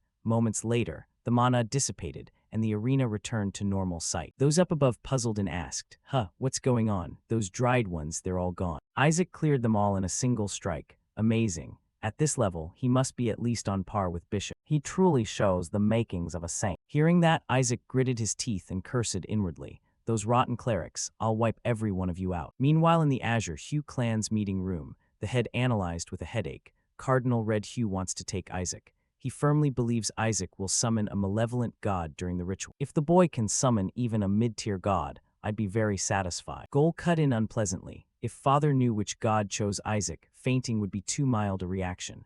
The head jumped, worse than a malevolent god. Goal asserted confidently, completely incomparable. The family head grew more exasperated. Damn it, what kind of rotten god is about to show up? Riley was unsettled too. Could that god possibly be disaster tier? After a few minutes of thought, the head of the household sighed and made a decision. Bringing Isaac back and re-educating him is the top priority. I've already sent people to him. We should have news soon. No sooner had he finished speaking than someone opened the door and reported, Master, I just returned from visiting young Master Isaac. Young Master Isaac is currently on his way to the Holy See's prison. Those words hit the three people in the room like a bolt of lightning. The head of the household lost his composure, braced himself and stood up. Why there? That's the Red Cardinal's territory. The boy doesn't even have the right to go there, does he? The messenger explained further. It seems the Red Cardinal gave the young master a pass. The head of the household clenched his jaw, veins bulging. That bastard. He's trying to lure my grandson with cheap tricks. Riley and Goal panicked, not knowing what to advise. Father. The head of the household's eyes blazed red as he growled. Does he think I don't know his tricks? We're going to the Holy See's prison right now. Meanwhile, with Isaac, he wandered as if bereft of soul. Seeing his master like that, Whisper had to console him. You're already at the Holy See's prison, so why so glum? Isaac, still despondent, replied, I'm tainted. I can't believe I used that filthy bone extraction magic. Whisper shifted topics, but isn't everything okay in the end? Did you bring the reward from the exam? Isaac sulked, reaching into his pocket and pulling out. I did all this for that. Of course I brought it. Seeing the item in his hand, Whisper asked. It's just a cord. Isaac explained. It's a cord that can remove demonic energy, a precious item that helps free people from demonic addiction. For me, it also helps hide dark mana. Whisper realized and grinned. So you plan to hide your mana before going into the prison. But Isaac remained cautious. There's nobody around before we go in, right? Whisper checked and confirmed. Within my sensing range, there's no one. Isaac snapped his fingers in satisfaction. Fine, let's go. The imprisoned familiars, once released, erupted in joyful cheers. Master, we thought we'd never see you again. We love. Before they could go on, Isaac ordered, Dark Lick, take them home. The familiars wailed and begged. Master, what did we do wrong? We'll do anything you say, please don't abandon us. Can't we stay with you? Isaac snapped. If you stay here, you'll be wiped out. You fools, do you think I want to do this? Make sure they get home safely. The Dark Lick obediently accepted the order. Yes, master. Isaac turned away comfortably. All right, now let's go in. He suddenly halted, looking down to see a small familiar clinging to his waist, and cried out, when did you sneak in there? The little familiar clung and sulked. I don't want to be separated from you again. Whisper sighed in exasperation. Oh, come on, its mana is so weak I can't even sense it. Before he could deal with it, a soldier came to call. It's time for the interview. Isaac darkened. How did they arrive so fast? Do you know how hard I work to keep these familiars alive? If they're captured, they'll be wiped out. There's no other way. He had to tuck it into his sleeve and ordered, hold on tight, absolutely no peek. Seeing Isaac approach, the soldier stepped aside and made way. Please come in. Isaac smiled arrogantly and strode forward. 50 years ago, the Holy Kingdom captured a level 9 demon. That demon infiltrated the kingdom alone to reclaim the corpse of the demon Lord Lick, but the clergy seized the corpse as a bargaining chip. In the end, the demon willingly knelt to protect its master's corpse. The capture of a pure-blood primordial demon sent the entire continent into shock. That's what's recorded. Hearing Whisper's tale, Isaac realized immediately, so it really was you. The Blood Lord is rotted wax. Suddenly Whisper leaned forward and shouted. But everyone saw the scene and scolded in annoyance. You call this a visit, you bastards. Whisper got mocked all around, couldn't even spot him with a spyglass. A soldier stepped closer, taunting. You should be grateful we even showed you this much. Isaac wasn't fazed. He pulled out his pass and barked. Fine, get lost. The soldier, unsure what to do, muttered, damn. The other soldier suggested, then we'll have to search you. We're sure there's something suspicious. Please cooperate. But before they touched Isaac, his mana flared and he said coldly, hey, if you lay a hand on him, you'll die. Both of them immediately recoiled. Ash, what's with this pressure? Damn, I can't move. Isaac gritted his teeth and ranted. How dare you doubt a descendant of the Eshua family? If you touch him, I'll take that as a declaration of war against the Eshua house. What are you going to do to a child? Want me to bite my tongue and die? Don't believe me. I'll do it for real. Both were left speechless and waved their hands frantically. Sir, please don't say things that can be so easily misunderstood. Isaac continued to intimidate. You think my uncle will sit idly by? One cowardly guy turned to persuade his partner. If it's Rilai, he'd start a war for sure. Didn't you hear how he bragged about his grandson's first poop? The other trembled, but the master told us to investigate this kid's motives. For now, let's let him through. After all, the head of the household gave him a pass. After convincing themselves, one cleared his throat and concluded, Understood, come with me. Isaac still looked displeased. You should have done this earlier. Moments later, they led Isaac into a pitch-black cellar. Arrive. Behind this door is that demon's solitary cell. I'll warn you, its demonic aura can cause heart attacks. Isaac scoffed and snapped back. Shut up and open it. The cell door slowly opened, and dark demonic energy instantly filled the air. The face of a demon gradually emerged, and upon seeing Isaac's group, it roared madly. The two soldiers asked each other in puzzlement, why is it acting like this? It was always calm before. The demon grew angrier by the moment. One soldier turned away worriedly. See, that's the demon's power. Now get back quickly. But Isaac wasn't worried. He rubbed his nose and smirked. Still pretty strong, huh? Seeing that, the two soldiers were furious and cursed under their breath.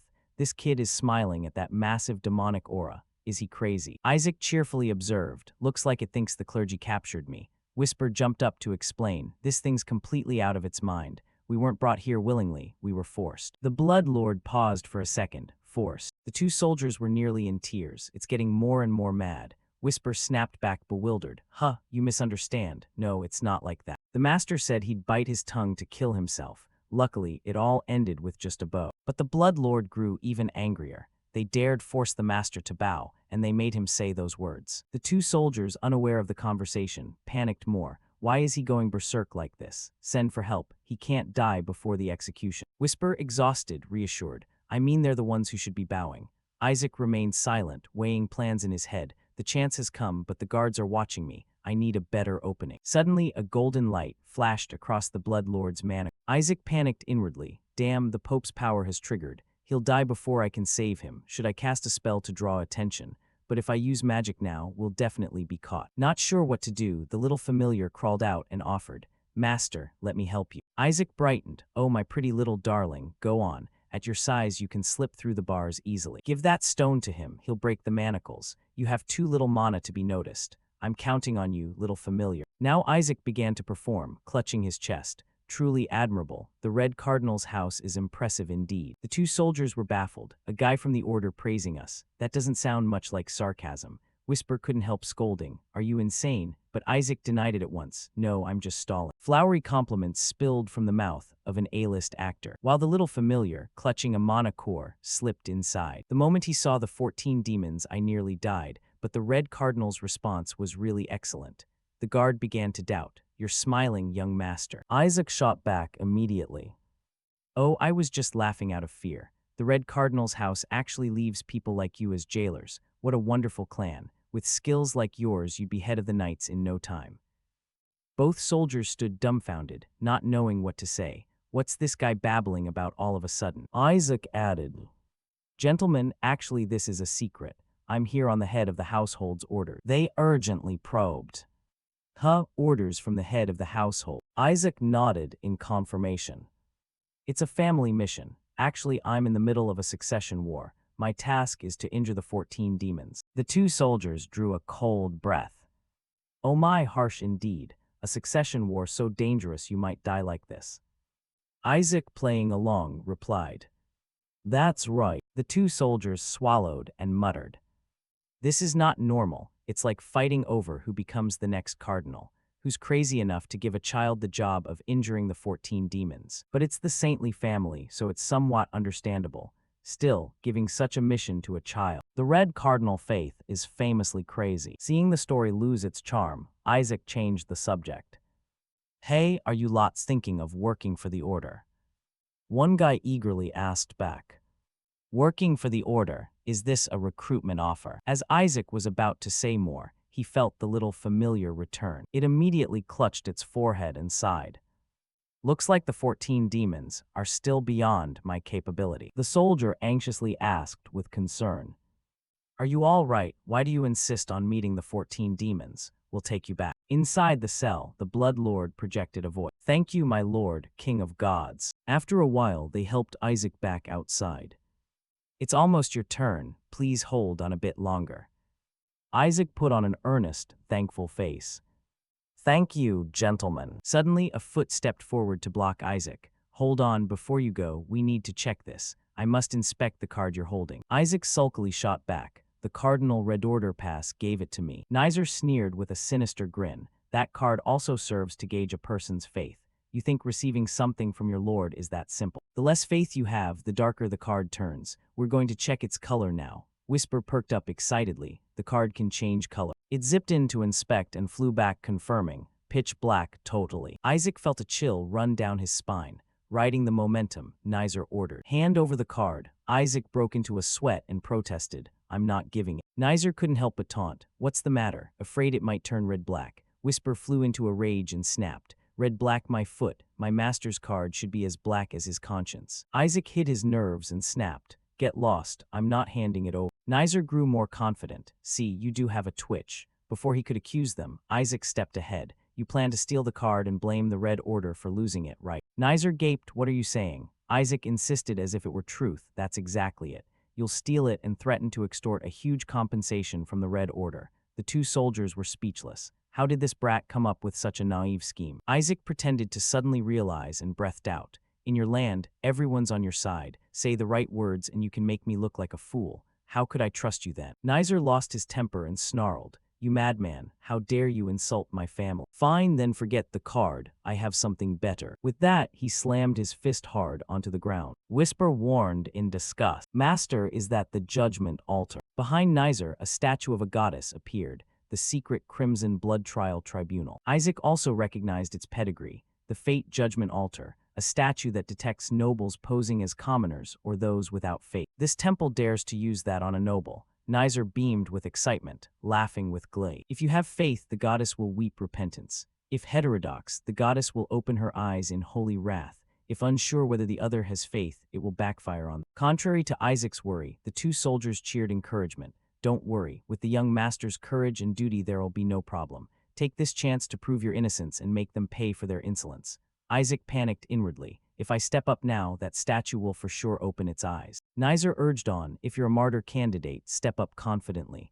Isaac refused to argue and shot back. "Why should I listen to you?" Nizer threatened. "If you don't want your name erased from the Red Order's records, you'd better come up." That caught Isaac off guard. "Erased from what records?" "Speak less. Do you think the Red Order is easy to bully?" While he was still speaking, Nizer's body began to dissolve, and a moment later he appeared behind Isaac, grabbing him and yelling, "Stop talking nonsense, get up there." Before Isaac could react, he was teleported in front of the statue. Coming to his senses, he found himself standing right before the statue. Behind him, Nizer's face darkened as he smiled. "Don't worry, it'll only take a second." Isaac grumbled sullenly. "My body's not moving. How am I supposed to run now?" Nizer grew more and more excited, raising both arms and shouting, "Come on, goddess statue, open your eyes. With this I can get rid of Isaac and the Reds." No sooner had he thought that than the statue began to shed blood tears. The sight made the nearby guard unable to hold back a shout. "The goddess statue is weeping blood. Wasn't that something only a cardinal could do?" Nizer couldn't believe it, eyes wide. No way, how could he possibly have faith? Isaac couldn't believe it either. "Holy crap, it's crying. What even is blood tears?" Whisper called out, "Master, pay attention to your expression." It glanced down and, seeing the little skeletal familiar, realized. It seems the statue can also measure the familiar's faith. Right, the Demon King is also an object of worship. It measured the little bone's faith in his master. No plus 100 and it's still 100. Isaac cheerfully praised, "True to being my subordinate." The guards muttered annoyed. He used the judgment altar without being sure of the result.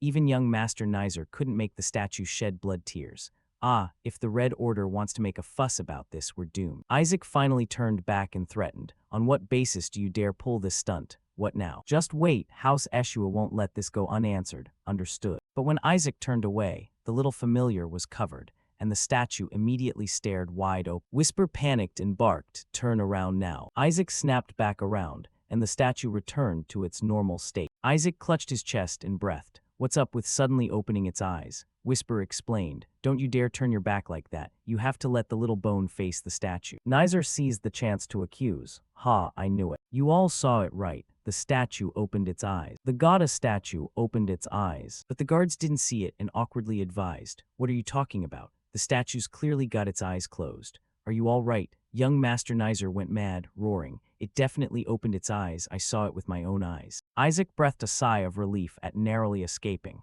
Whisper was visibly delighted. "Seems like only he can see it." The guard's whispers grew louder, but didn't the statue shed blood tears? "Oh my, what do we do now?" Nizer, furious, tried to defend himself. "I'm telling you the statue opened its eyes. I saw it clearly." The guards shot back. "Do you think our house has fallen so low that our statue arbitrarily changes verdicts? You mean the judgment altar just changed its ruling on its own?" Isaac and Whisper, like fans waiting for drama, perked up. "This is getting interesting." The guards took turns questioning. "If the verdict can really change mid-judgment like that, we won't be able to hold trials for heresy anymore. I think you should watch your words." Young Master Nizer gritted his teeth in anger but dared not speak further, only cursing silently. "Damn, can't argue with the guards." He turned to Isaac and shouted, "I really saw it. Hey, you, check it again." But Isaac just stood with arms crossed, sneering. "Why should I? So you can change the result. Or are you jealous because you'll never reach that level in your life?" As he spoke, he slipped a hand into his coat and patted the little familiar's head, praising, "Good job, kid." Isaac added with emphasis, "Pathetic." Nizer trembled with rage. "You bastard, you'd better step up while I'm still speaking civilly." Suddenly a hand reached out. The head of the Red Order grabbed his arm and pulled him back. "I guessed this would happen, so I came, and it seems I was right. Are you insane?" "This brat." Nizer went pale, too afraid to speak. Rilai hurried over to intervene. "If you strike him, it'll cause a big incident. Father, please first return and file a complaint." Before he finished, Isaac flipped into performance mode and grabbed on. "Uncle Nizer hit me. Boo-hoo." Rilai instantly flew into a rage, roaring, "That bastard must die." A while later, the housemaster grumbled irritably. "It seems I need to have a word with Cardinal Red." Rilai wiped his hands and agreed. "I'll draft the complaint." Shuri reluctantly jumped in to stop him. "Stop it, uncle, he's about to die." Seeing Nizer knocked out on the ground, Rilai still fumed and judged. "He's faking it, just a few light hits and he's like this. Kids are too fragile these days." Helpless, he could only mutter angrily at that pretender who loved drama. "You bastard, what were you even doing coming here? You knew they'd pull this stunt." After watching a bit, he barked, "Hey, let's go. Staying here any longer will be a big problem." The kid still feigned ignorance and replied, "What's wrong? Like we're being judged for heresy or something." Shuri sighed and nodded. "Yeah, something like that." Before he finished, Isaac cut in, "But I've already been judged." Nier brought out that terrifying statue and forced me to step onto it.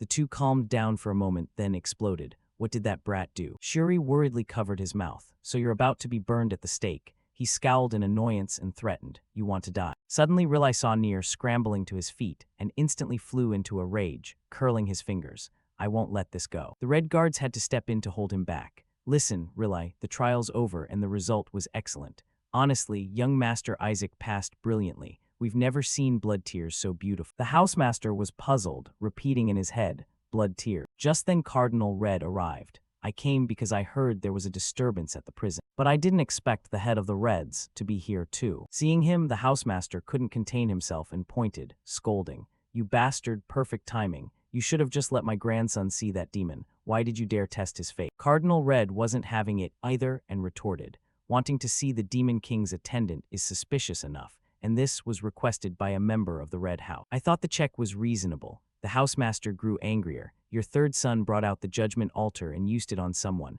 He was somewhat stunned." "What?" The housemaster frowned and emphasized, "Do you intend to start a war?" But Cardinal Red replied calmly, "Good heavens, I didn't know the boy would bring out the statue. Can we have back the pass I gave?" The housemaster snapped, cracking his knuckles. "No need to remind me. I don't want to keep it another sec." "It's ridiculous you gave something like that to Isaac." He smiled and replied, "Your grandson asked for it." Approaching Isaac, the housemaster still fumed inwardly. "Those bastards. Even if the kid causes trouble, you shouldn't have brought out the judgment altar." But unexpectedly, the boy made the statue shed blood tears, something only a cardinal could do. "Sorry for doubting your faith until now." Thinking that, he chuckled with delight. "Isaac, hand over the pass." He took the pass, still pleased. If there really were blood tears, this thing should be blacker than a pot's bottom, which made the housemaster freeze for a few seconds.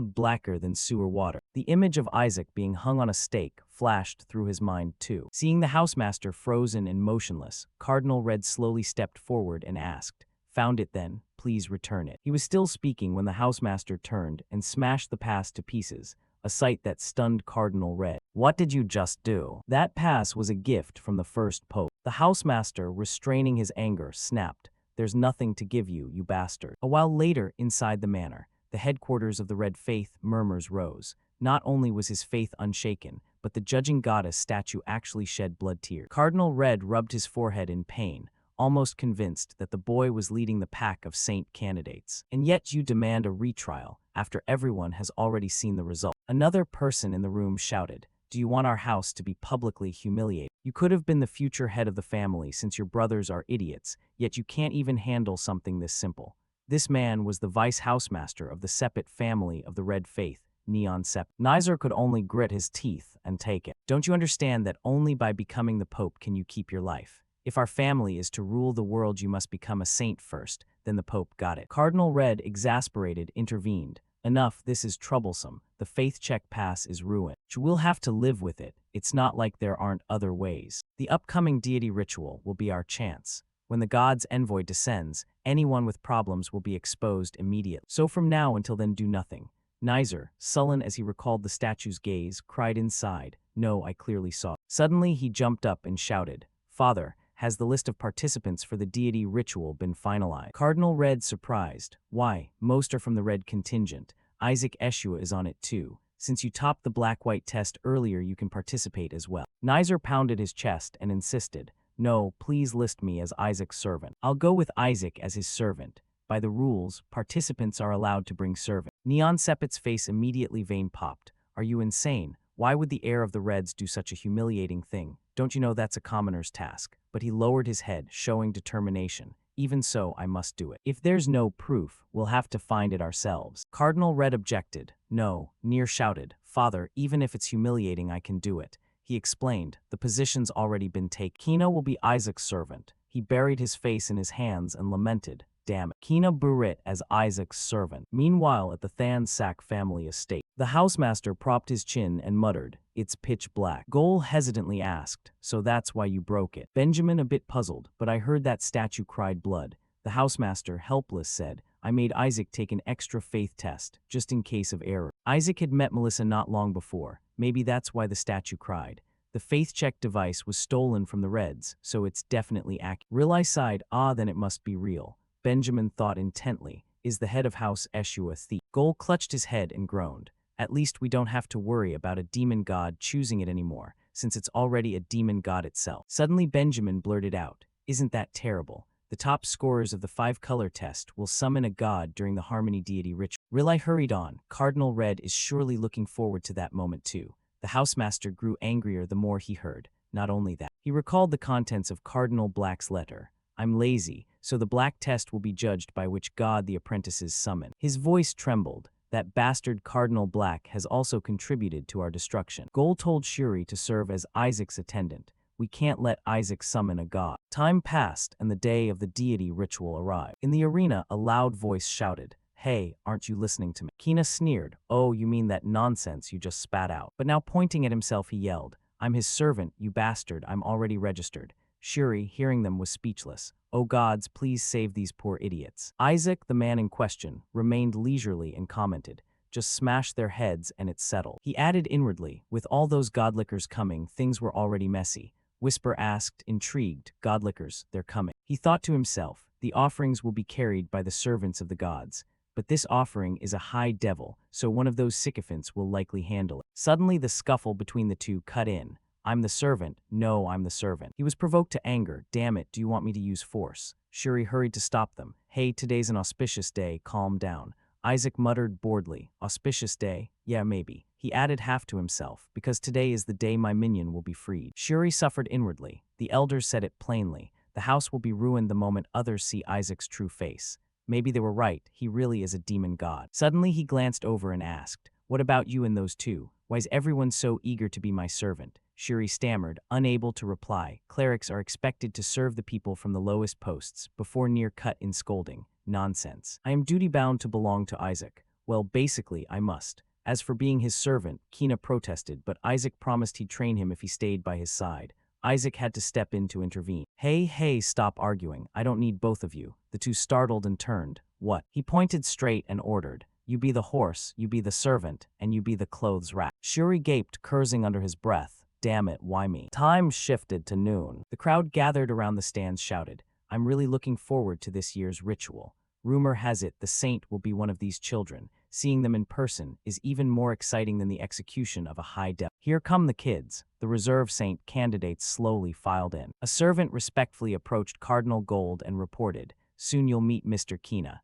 It's my first time seeing him in person. He will surely become a saint. Hearing this, the red servant scowled, become a saint. People from the other houses grumbled too. Haven't you heard the prophecy? The new saint will come from the red family. What kind of prophecy is that? Sounds totally sketchy to me. Do you know how rare the holy mark on Mr. Kina is? Nowadays, everyone seems to have one. Hearing the servants gossip, Cardinal Red smiled happily. Suddenly, an announcement rang out. The priests have arrived. The doors opened, and Isaac led the way in. Kina followed beside him, fanning himself. Nizer had to act as the horse for him to ride. Shuri trailed behind, holding up his robe. The sight was absurd. Pale with suppressed fury, he thought, this bastard will surely summon the nastiest demon god. He's been a demon god from the start. The two cardinals from the other houses couldn't believe their eyes. The atmosphere turned gloomy. The servants' voices rose in confusion. What's going on? Isn't that the Red family's man acting as the horse? Why is Mr. Kina there? Oh my, what on earth is happening? Cardinal White couldn't help but cover her mouth to laugh.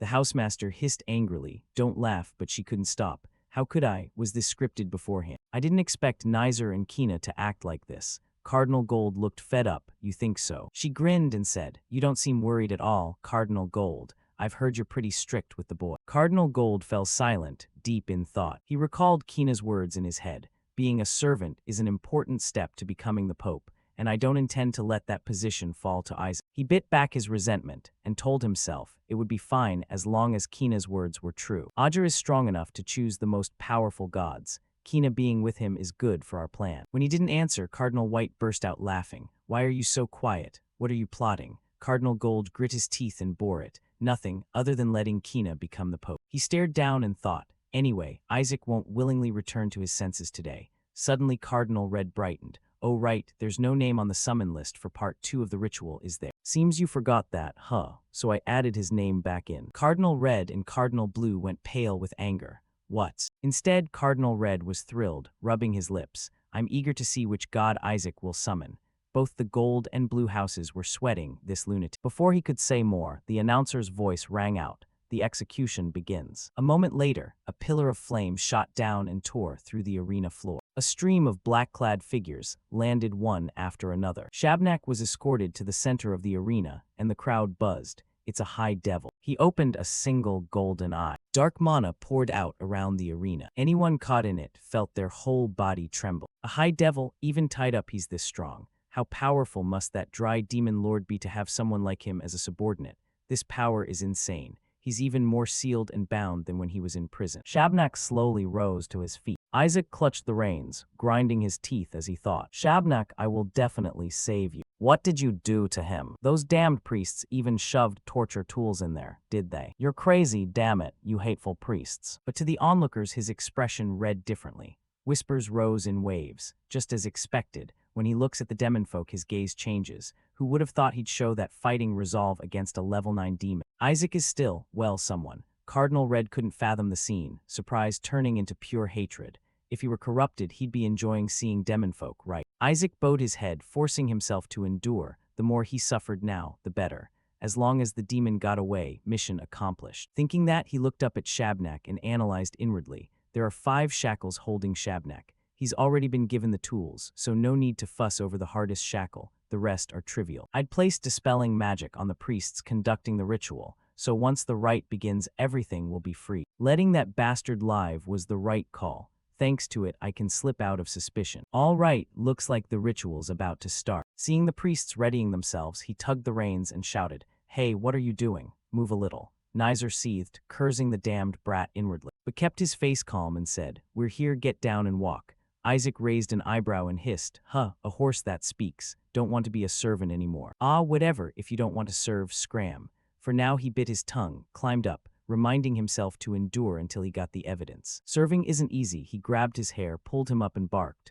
Why aren't you answering? The guy had to neigh like a horse, swearing at the Eshua line in his head again. At that moment an announcement rang out. Begin the execution. Immediately the priests clasped hands and chanted.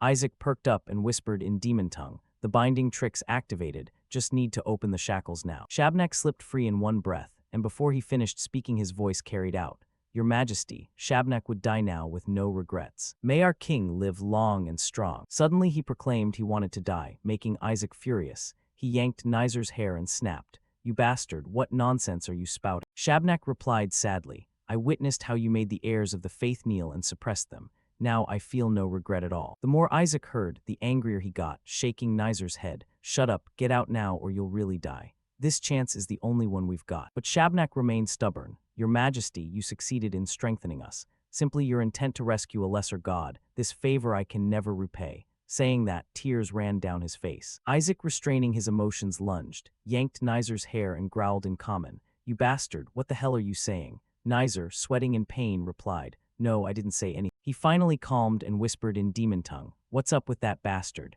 Whisper, exasperated, flew out and said, Hard to say, maybe some secret reason. Look closely, the thing on his chest seems to be another shackle. He suddenly snapped awake, staring intently, realizing there's another shackle. Was it added when they brought him out of the dungeon? He transmitted, So this is why you surrendered, Shabnak. He answered dejectedly, You've just gotten a new life. There's no need to take such risks. The Pope and the Cardinals aren't people to be trifled with. Instead, you just abandon your subordinates and curry favor with them. But the more Isaac heard, the angrier he became, grinding his teeth. Don't be ridiculous. You're telling me to give you up over a shackle like some child's toy. Shabnak hung his head, silent. Isaac stood stunned for a moment, analyzing. It's not a high-grade binding device, so it can be dispelled immediately. The problem is you need to get close to do it. What to do, it's risky, but within this line of sight.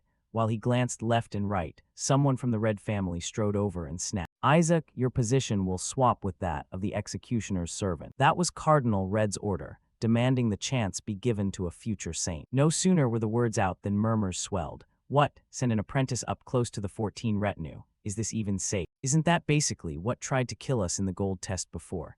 AJ already ate part of the dry demon lord's body. How could a subordinate of the dry demon lord let that pass? Contrary to their worry, Isaac cracked a crooked grin and said, Sure, why not? Inside he laughed. Cardinal Red, why are you handing him over to me like that? He stomped hard on Nizer's back, launching. Gleefully stood before the efficient, leaving him flustered, pathetic, and now he's freaking out from fear. After being approved, he cheerfully took the chain and walked forward, thinking, Now I can openly touch him. Game over, what use are these foolish restraints? Just as he was smug over those cheap tricks, his expression suddenly changed. He straightened up abruptly. The thing on his chest became clearer. He gasped, the divine law of the gods. Which goddamn deity had the leisure to cram this thing in here? It'll probably take a month to get it off now. Whisper flew over when his master went dark and suggested, It seems removing this requires holy blood. Try using the saint's blood or the Pope's. The more he heard, the more his head ached. Where are we supposed to get that now? That damn lunatic, what do we do? If we can't get it now, he'll be executed. The Pope, that bastard Pope, isn't coming today. No sooner had he thought that than an announcement. Everyone please stand. The god's envoy is about to descend. A giant magic array appeared above Isaac. From within, a blinding light burst forth, and an arrogant divine voice thundered. That stench is pungent. Are you really a subordinate of that damned dry demon lord? The crowd erupted at the arrival. It's an angel. The god's envoy of punishment has come. Isaac was frozen stiff by the surprise. The being looked at him and ordered, Show reverence, then personally deal with. Whisper grimaced and said, Now I see why the executioner gave up. If the executioner were an angel, surviving and escaping would be even harder. Do you hear me, master? Master. But Isaac laughed madly inside. The thing needed to open the shackle just wandered here. Whisper screamed in panic. Are you insane? On the other side, Shuri saw him standing still and felt a strange déjà vu. This scene looks familiar. I'm sure I've seen it somewhere. Just then he saw Isaac gathering sacred energy into a sphere in his palm. Old images popped into Shuri's head. Isaac punching through a divine being in the 3-year trial, then hurling a milk bottle to obliterate the statue's silhouette. Immediately his face went slick with sweat, speechless. Oh, for crying out loud, Isaac. Hey, Isaac, you bastard, stop that. But it was too late. Isaac's strike charged through, detonating into a massive explosion. Before the bastard could finish speaking, Shabnak put a hand up to stop him and loudly announced for everyone to hear, Thank you. Thanks to your plan, I escaped safe. Isaac smirked inwardly. Shabnak, turning into a spice snake really made you sly, huh? The stubborn brat finally used his brain. About time. He mouthed guidance. Now just inflict a little damage. Then bury it. Shabnak complied, asking for a bit of the deity's blood, and then shouted loudly so everyone could hear. Now I'll swallow your mana core whole to restore my energy. Isaac hadn't expected such theatrics and thought to himself, oh wow, you're quite the con artist. The deity was temporarily stunned and could only struggle to fend off. You demon, don't talk nonsense. Breaking free from Shabnak's grip, he immediately focused power into his palm, determined, I must kill him before he regains strength. I'll offer this arrogant fool as a sacrificial gift to the god. But Shabnak moved a step faster. One swipe, his claw plunged through the man's belly. The blow was swift, then the claw was withdrawn. The deity clutched the wound and staggered back, seeing Shabnak's mocking face and urgently calculating.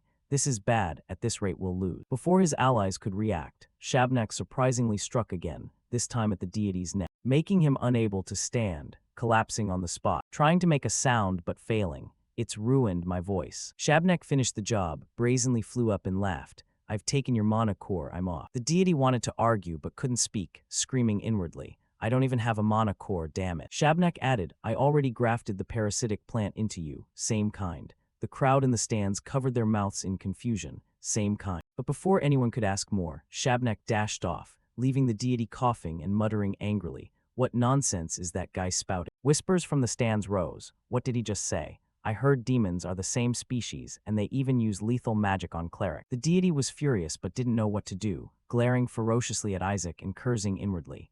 Damn it, it's all that bastard's fault. From the start, someone like him didn't deserve to be a saint. I won't spare him, but before he could act, light flashed from above. Several beams of blade light hurtled in from all directions, piercing through his body with precision. A moment later, someone landed from above. The deity looked around in panic. Rilai was ready. The family's envoy stepped forward, growling, how dare you lay a hand on my neck? At that moment, the entire square was filled with a blue-gray haze. The deity hastily stepped back to avoid it, bewildered why they attacked a messenger instead of the enemy. About to lunge forward, he was shouted at by the patriarch. What are you doing? Stop beheading him, torture him to death instead. The dreadful deity cursed inwardly, and this madman too. Luckily, as Rilai prepared to charge, some of the Crimson Clan rushed out to block him. Dare you strike the god's envoy? What are you playing at? Has Azure really lost its mind? Rilai coldly spun around and glared. Who came up with the scheme to use sacrificial magic on the god's servant? He's already smeared with blood like this. That's real sacrificial magic. Whatever those other things were, what the heck were they? Isaac, hearing his name, tried to look pathetic and trembled. While the people from Red Shade still wouldn't relent, scolding. It was just acting. Remember what that guy did at the Pentagon. He's clearly an evil demon. Rilai snapped, turning his head. A demon, you say? How dare you call my gentle child, angel-like a demon? The two Red Shade men assumed fighting stances and ordered, move aside, quickly bring him to the heretic pyre. Rilai drew his sword and charged. Do you think I'll stand by and watch? Let's go. Just then a fist slammed down with a shout. Stop right there. Cardinal Goldred stepped forward angrily and demanded, is now the time for fighting? Cardinal Red Scarlet immediately waved his hand and ordered, all forces, capture the 14 attendants who escaped. Cardinal White Scarlet also commanded his people. Seeing many people disperse, Cardinal Goldred stared at Isaac and smirked inwardly. Even if the 14 attendants get away, this is fine. He's so badly wounded, he won't be able to summon a god. When he saw Rilai rushing to Isaac, the host huffed and turned away, instructing, the 14 attendants have fled.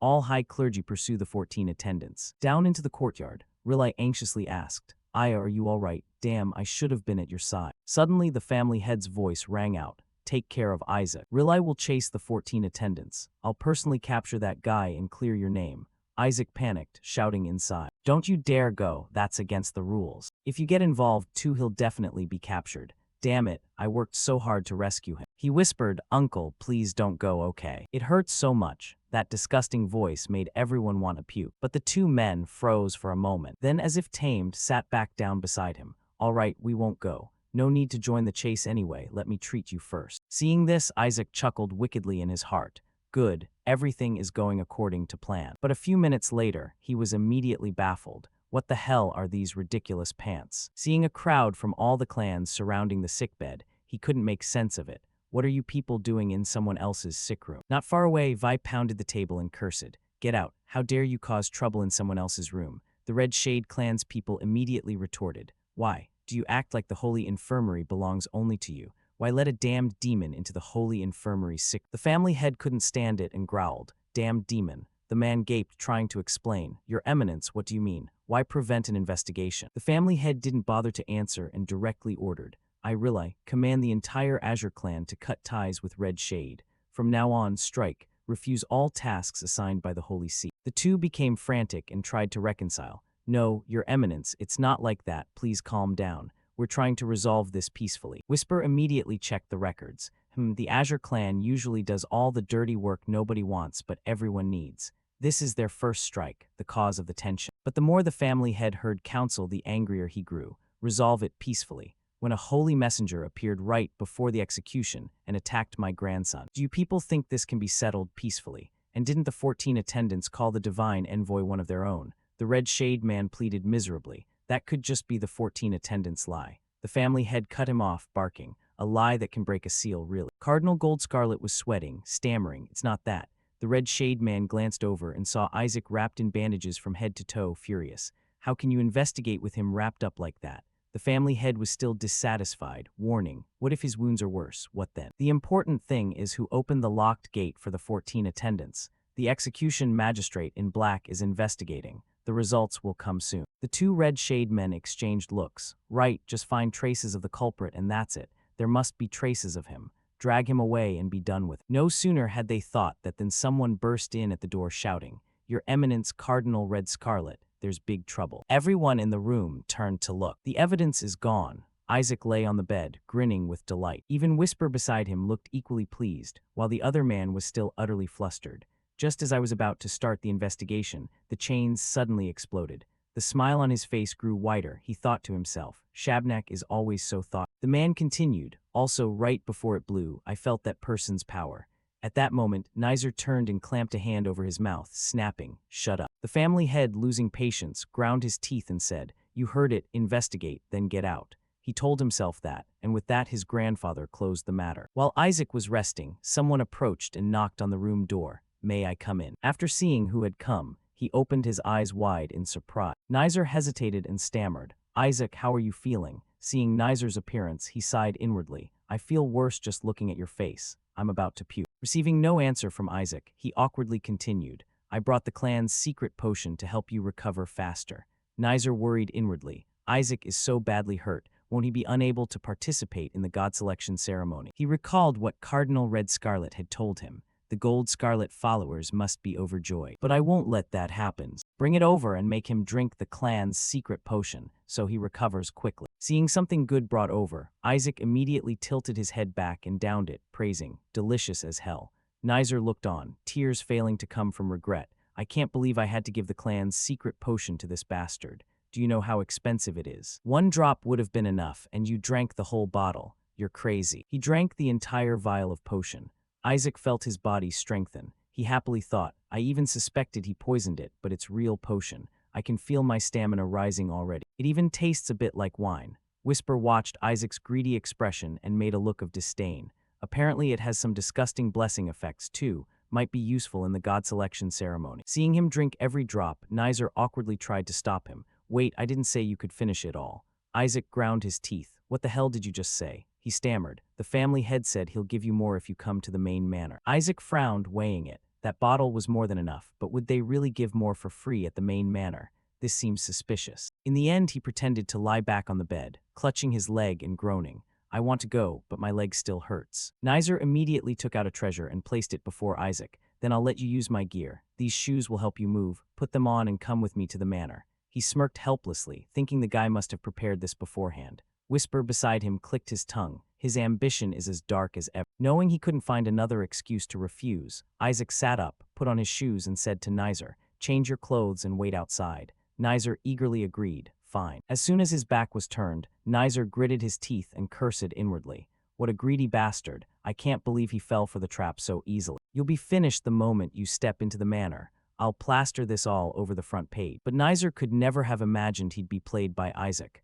Isaac walked to the window, opened it, and smirked triumphantly. Thanks, idiot. At the same time, elsewhere, Cardinal Gold Scarlet slammed his hand on the table and roared in fury. Those Red Shade bastards. How dare they bring the secret potion into the infirmary? I gave him a VIP room so he wouldn't run off, and yet they dared to heal him and even bless him. I have to make the ritual fail. The Black Shade and Red Shade clans are completely out of control. We must stop Isaac at all costs. We can't let him summon a god. Turning back to Isaac, he saw Gol and slurred in a syrupy voice. Oh, my dear uncle, I have something to ask you. He thought in fear. He's gone mad, then hurriedly spun away, stammering. I'm very busy, ask later. Gol had only taken a few steps when a strange sensation shot through him, and he screamed in alarm. Isaac chuckled. I think you know the answer, uncle. Gol snapped, know what? Isaac teased, which god do you think I'll summon? He swallowed and immediately realized Isaac's intention. That little schemer, asking because he can squeeze information out of the Pope. If I tell him and the news leaks, what then? The Azure clan can't stand against the Pope. But everything would change if he summoned the supreme god. Then no one would dare look down on the Eshua clan. Lost in that thought, Isaac's voice snapped Gol back to reality. I'll give up summoning a god. Gol gasped, what did you just say? Isaac crossed his arms and pouted. I thought you'd refuse to tell because you'd assume I'd summon a malevolent god. Besides, what if an evil god actually shows up? Gol tore at his hair in anger. Are you insane? Why give up? Evil god, my ass, the supreme god. At the slip of Gol's tongue, Isaac's smile immediately turned inhuman. He took deliberate steps toward Gol and asked in a low voice, the supreme god. Gol backed away and stammered a denial. You misheard me. Isaac clung to Gol's leg and pleaded in a whining voice. My dear uncle, tell me again, what god will I summon? Gol shivered and yelled, let me go. Isaac's face grew hungrier. I love you so much, uncle. Don't toy with me. Do you want to die? Gol could only muster all his strength to shove him off, thinking in horror, he's gone mad. Isaac clung like a leech and wouldn't let go even when shaken.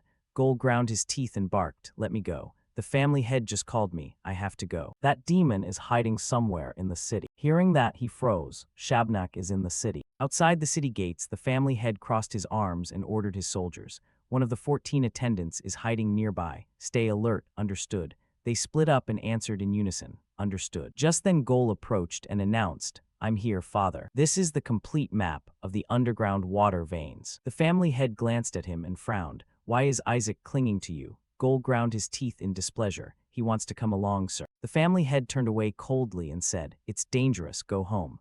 Isaac pouted and refused. No, I must get revenge. He disrupted the execution and endangered everyone. So as soon as I find him, I'll take revenge. Whisper beside him couldn't help mocking. Your acting is a bit over the top. Seeing his stubbornness, the family head could only sigh helplessly and said, suit yourself. That's all I'm waiting for. Isaac inwardly cheered with joy. Fantastic. The surrounding scene grew increasingly live. A soldier who spotted him from afar showed surprise. So that's Lord Isaac. The man beside him nodded. I thought they were on strike so no one came. Turns out they sent the direct air. That soldier laughed. Then it's probably almost over. The Eshua clan is the best at hunting demons. Isaac merely stretched, and the people behind him were thrilled. Is he starting now? He turned to them and grinned wickedly. Those henchmen of the Demon King have been idle too long. Finding them won't be easy. This one's probably going to take a while. A while later, as Isaac lounged, an angry shout rang out. Isaac, are you being serious? He clicked his tongue and shrugged. Calm down, he's a high demon after all. Good at hiding is expected. I feel he's still nearby. That answer only angered the man more. Are you mocking us? That's beyond acceptable, your eminence. The long-haired man beside him agreed. This brat does nothing all day, and this only makes us more suspicious of your grandson. Those words successfully provoked the family head, who crushed his cup in his hand and let the glass shard fall. The family head ground his teeth and asked, you mean I'm wrong? The long-haired man flinched and stammered, no, not at all. He called in a low voice, Isaac. Isaac obediently replied, yes, sir. The family head pointed at the two men and ordered, make them pay. Isaac said gleefully, loudly, I sense the demon over there. The two were so scared they fled, pathetic. Suddenly a voice sounded from behind the family head. I thought you were on strike. What's going on here? Are you trying to hide your grandson's crime? He frowned and asked coldly. What? Cardinal Red Scarlet calmly explained. Doing that only makes someone's guilt look worse. His mocking tone made the family head uneasy. Do you have proof that he released that high demon? Cardinal Red Scarlet arrogantly curled his lip. It will all become clear. He already had a plan. If we find the Pope's power inside the sealed orb, he'll be finished. I can't accuse the Pope. So the ideal scenario is to find traces linking Isaac. If that happens, I'll witness these arrogant Azure folks crumble. The more he thought about it, the more pleased Cardinal Red Scarlet became. He turned to leave and kindly reminded, I don't want to ruin the summoning ceremony, so for now cooperate. At least I'll help hide the handcuffs when your grandson is arrested. Gol hurried to the family head and whispered in his ear, Father, don't listen to him. He's scared, that's why he's acting.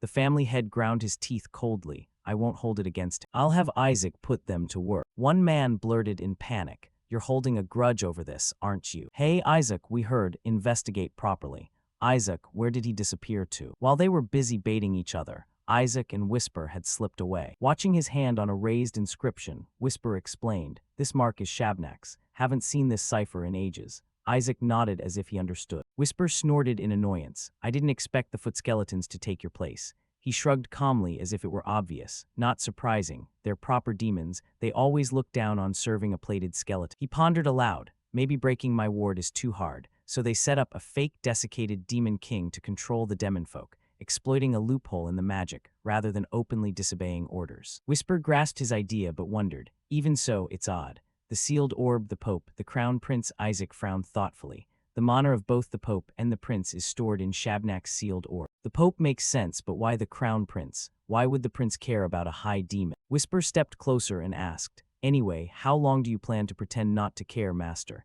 He glanced back and whispered, you mean those guys? Isaac boldly looked up at the ceiling. A group of masked men lay in ambush there, but he showed no fear. He even cleared his throat loudly. Didn't expect assassins to join the party. The masked men panicked. We've been spotted, but priests are usually so lax. Then they widened their eyes, as the aura pouring from his body began to spread fiercely. With no choice left, the masked men jumped down from the roof. Each of them was shocked. What the, I didn't even see this kid cast a single holy spell. Watching them land, Isaac frowned and sighed. You guys are mages too. The leader, not wanting to parley, charged at him. Take him out. The priests can't stand against our magic. Hearing that, Whisper burst out laughing. What exactly do they think? Are we that weak? Can't believe they're using third-tier magic on you. Isaac felt deeply insulted, rolled up his sleeve and cursed, you bastards, I'll deal with. At that moment, something pierced straight into the neck of the masked men, who immediately laughed triumphantly. You're dead. Get ready to taste the Holy Slayer. Whisper inspected it and judged. This Holy Slayer is pretty high quality. Isaac nodded in agreement. If I could absorb all the mana in it, even better. His nonchalant look stunned the leader. He's fine, he asked, voice trembling. You should have collapsed. Did you drink an antidote to the Holy Slayer beforehand? Suddenly, Isaac's flair for performance kicked in. He clutched his head and wailed, my head, but this won't bring me down. I'm a proud member of the Azure clan. The masked men, pleased with the response, laughed in unison, while only Whisper, who'd watched it all, couldn't help shouting, what on earth am I watching? Regaining seriousness, one masked man shouted, it's still a turtle anyway. Give him another shot. The leader brought the barrel to his mouth and fired 2 Holy Slayer shots at Isaac. He didn't even bother to dodge, mocking. 2 shots aren't going to do squat. You bastards, do you think Eshua clan folk go down that easily from poison? Seeing it didn't faze him, the leader immediately ordered his men. He's still talking, everyone. Unload everything you've got on him. The Holy Slayer bolt shot out, embedding in Isaac's arms and legs, yet he stood there unscathed. Seeing the intruders exhausted, Isaac curled a triumphant smirk.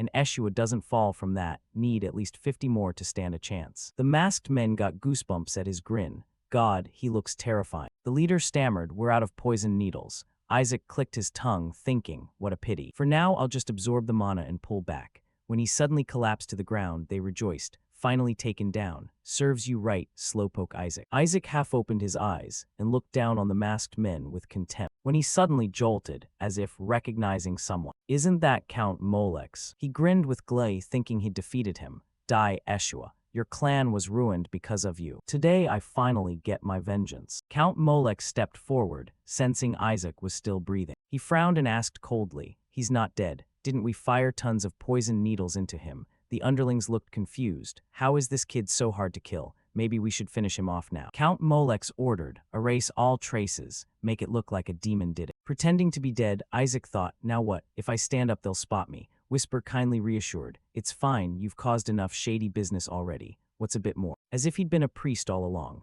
Isaac angrily grabbed his throat, grit his teeth and asked, you want to die? Even that small move drew the masked men's attention. They cried out, he's still moving. Count Molex barked coldly, hold him, make it bloody so we can blame a demon. I'll slit his throat. The gleaming knife in the masked men's hands made Isaac uneasy. Oh mother, I haven't absorbed all the mana yet. At the critical moment, at that hair's breadth instant, a keen sword was drawn. One clean stroke sliced through the masked men's bodies, leaving them no chance to fight back. Their painful screams echoed in the suddenly silent space. Count Molex stared in shock. What? A swordsman? Why is a swordsman here? The crown prince stood in mysterious garb, face icy and expressionless. The blade in his hand pointed directly at Count Molex. A pressure radiated from him, pushing Molex back until he screamed in terror. Recognizing that aura, Isaac immediately grinned. Magic, huh? Whisper flattered from the side. Compared to Master, it's still raw but fairly strong. Count Molex dropped to his knees, coughing, and yelled in rage. You bastard, do you know who I am? How dare you lay hands on nobility? Though bold-mouthed, faced with the prince's icy gaze, he knew he was outmatched. Count Molex thought angrily, damn it, Black gave no warning about this. What's going on? The door in front of Count Molex opened, and he was overjoyed at the sight of who entered. Lord Kana, please save me. Before the plea finished, flames materialized and wrapped around his body. Kina warned coldly, Count Molex, take one more step and you'll be dead. I told you to train with me, so why do you keep causing trouble? Count Molex trembled and pleaded, what are you going to do? Stay calm, I'm here to help you. If that fellow can summon a god, the Pope will be at a disadvantage.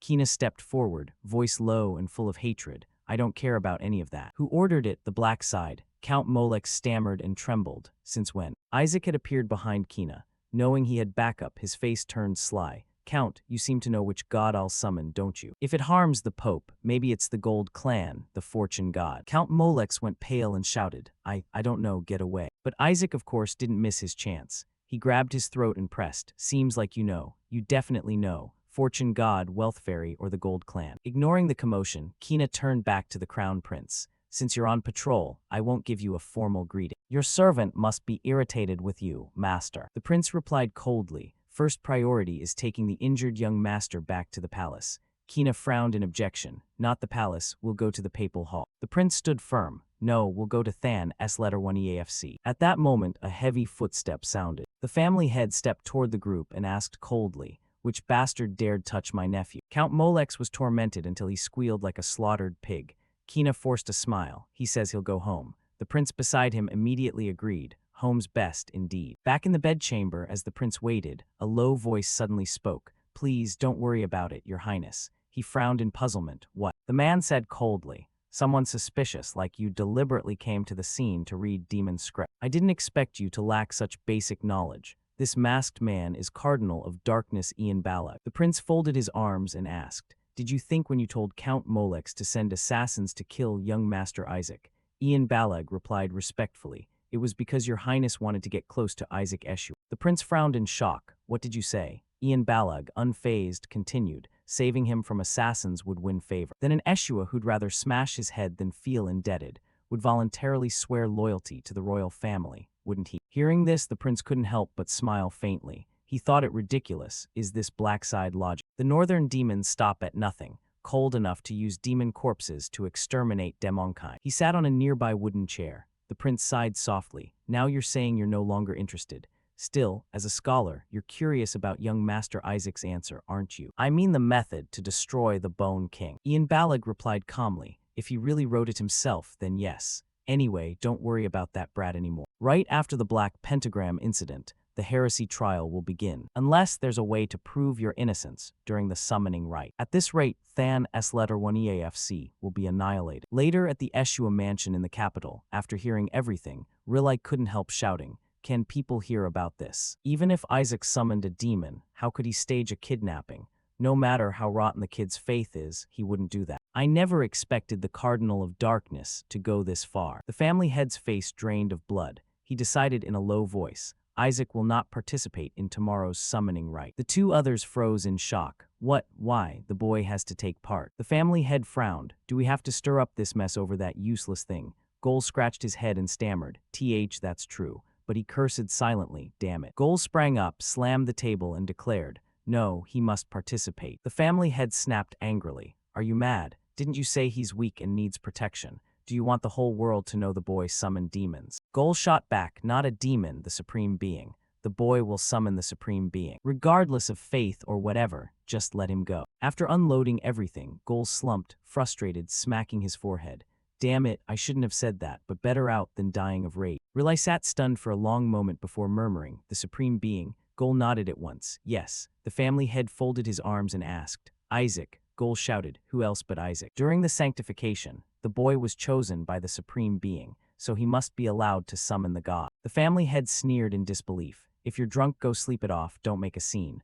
Gol immediately recounted everything. It's true, I saw it at the Barit house. Do you wonder why they wanted to adopt the boy? Because he refused, they tried to kill him at the pentagram. Now they've failed and are desperately trying to stop the summoning rite. Don't you know why the Barits did that? Riley found Gol's words too absurd and warned, brother, writing novels like that gets you mocked. If you're unwell, go rest. Gol, livid and trembling, turned to leave, tossing back. If you don't want to believe it, fine. You've already got the Pope by the throat, let go if you wish. If you want, I'll take Isaac out of this house. Seeing Gol so determined, Riley's faith wavered slightly. Could it really be true? Gol had barely taken a few steps when the family head called. Is everything you said true? Gol spun around and yelled, I already told you. The family head gripped his teacup and said seriously, the Supreme Being is a pervert. Gol was so offended he nearly swooned. How did you jump to that conclusion? The family head pondered. Isaac was in danger in another sense. An entity like the Supreme Being couldn't be opposed, but at least they could avoid the heresy trial. Faith was meaningless. The chooser was an entity above even patron gods.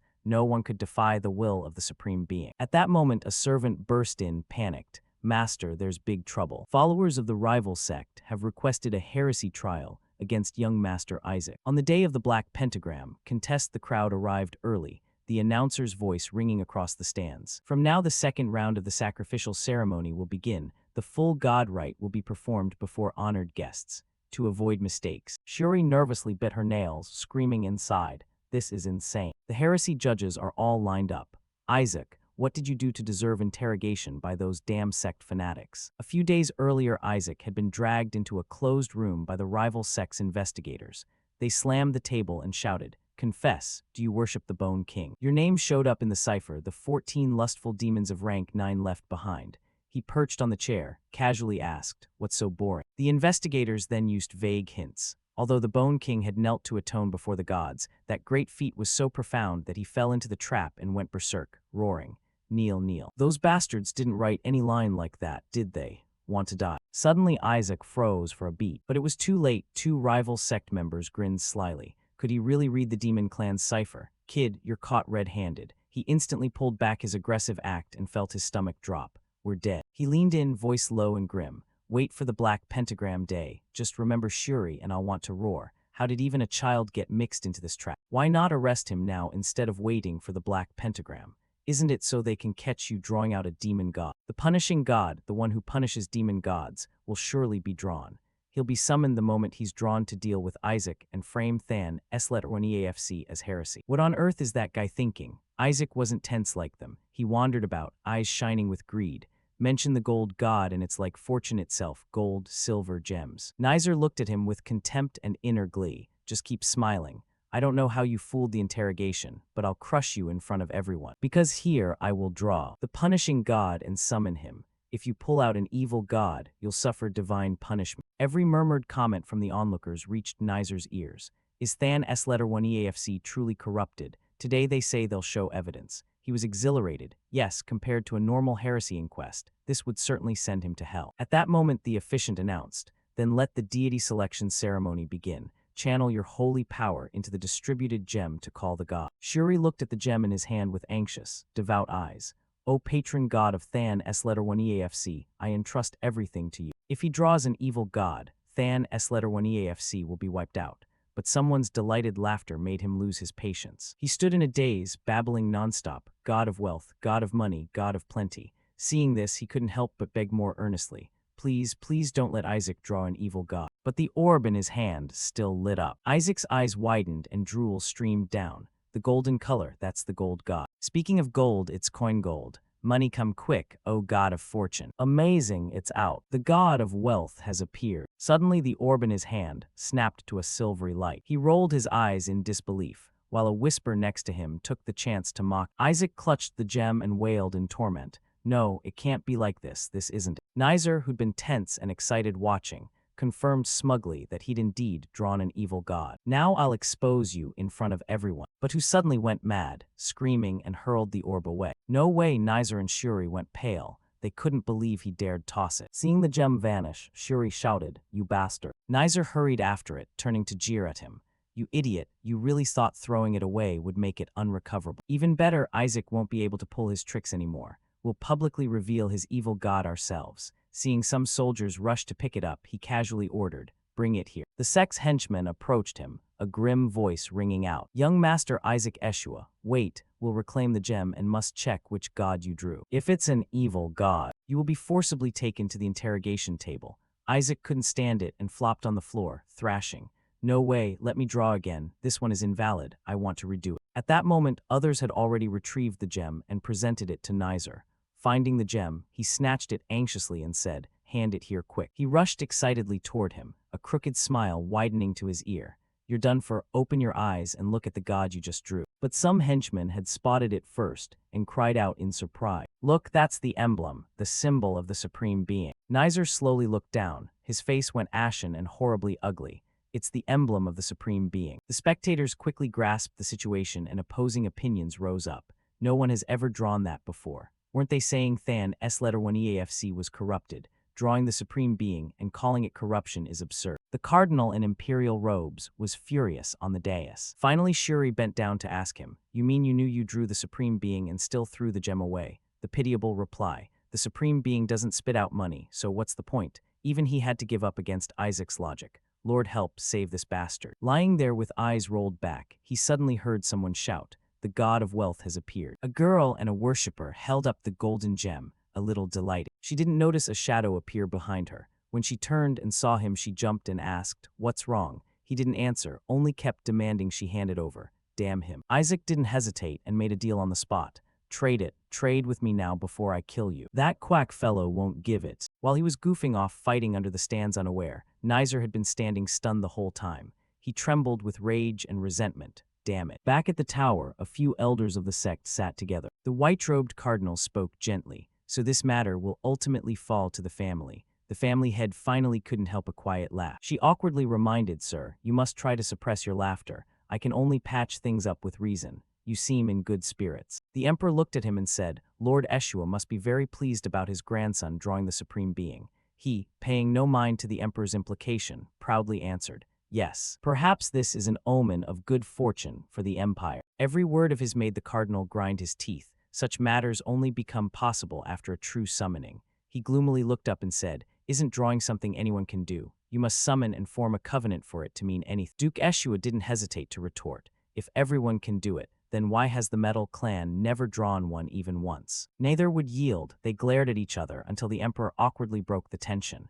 "Even just drawing it has significance. It's rare good news, so I too am pleased." Hearing this, the cardinal quietly calculated, "I used the god Kina drew to boost my power, yet things turned into such a mess. I backed that man with all my might because the god of wealth favored him, but what can I do against the supreme being? All right, he was only chosen for his talent. The guy doesn't have the chops to summon anything. At all costs, we must stop the covenant from being formed, even if it means using holy rites to seal the supreme being." Isaac slammed the pile of papers down in frustration and shouted, "Let me try again." Staring at this, he was astonished. "You hate studying so much, and now you want to learn." But Isaac replied firmly, "I have to learn. Why is there no line here about canceling the god's selection?" He watched and muttered, "This guy's crazy." He set his glass down and rambled, "I don't get why you hate this so much. Isn't this supposed to be a happy thing?" Isaac crushed the book in his hands, glaring at him in anger. "You want to know?" Suri flinched and quickly shook his head. No, don't say anything. You've already received a gift from the Supreme Being,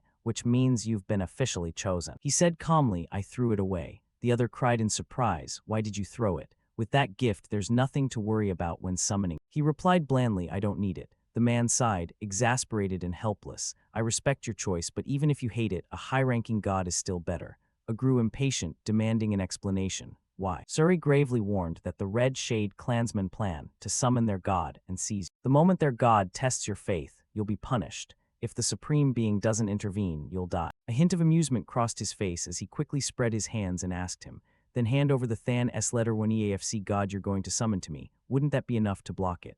A light god, he must be good at spotting shiny things like gold, right? Shuri finally lost patience and shouted, "The light god isn't like that." He didn't bother to ask. "No high god will listen to him for real," Whisper advised him. "Are you sure about that? Better prepare a plan to carry it away." 1 week later, the summoning ritual. At the tower's dais, a few early arrivals whispered to each other, "Are we really going to see the Supreme Being? Come on. Being chosen and actually summoning are two different things. How could that brat possibly summon him? Haven't you heard the rumors about Isaac Eshua's faith? If the red shade god is summoned, won't Isaac be executed? Nizer remained arrogantly smug. I don't know what tricks you used before, but it's over now. The red shade god will wipe you out. Isaac, today you'll surely die. He looked at him with disgust, thinking the same again. Suddenly Cardinal Hawing S. Letter 1 EAFC appeared and added, catching his attention. Nizer is right, your body won't withstand a summoning. He almost couldn't help wondering why so many troublemakers showed up today. He proactively proposed the deal as if he were magnanimous.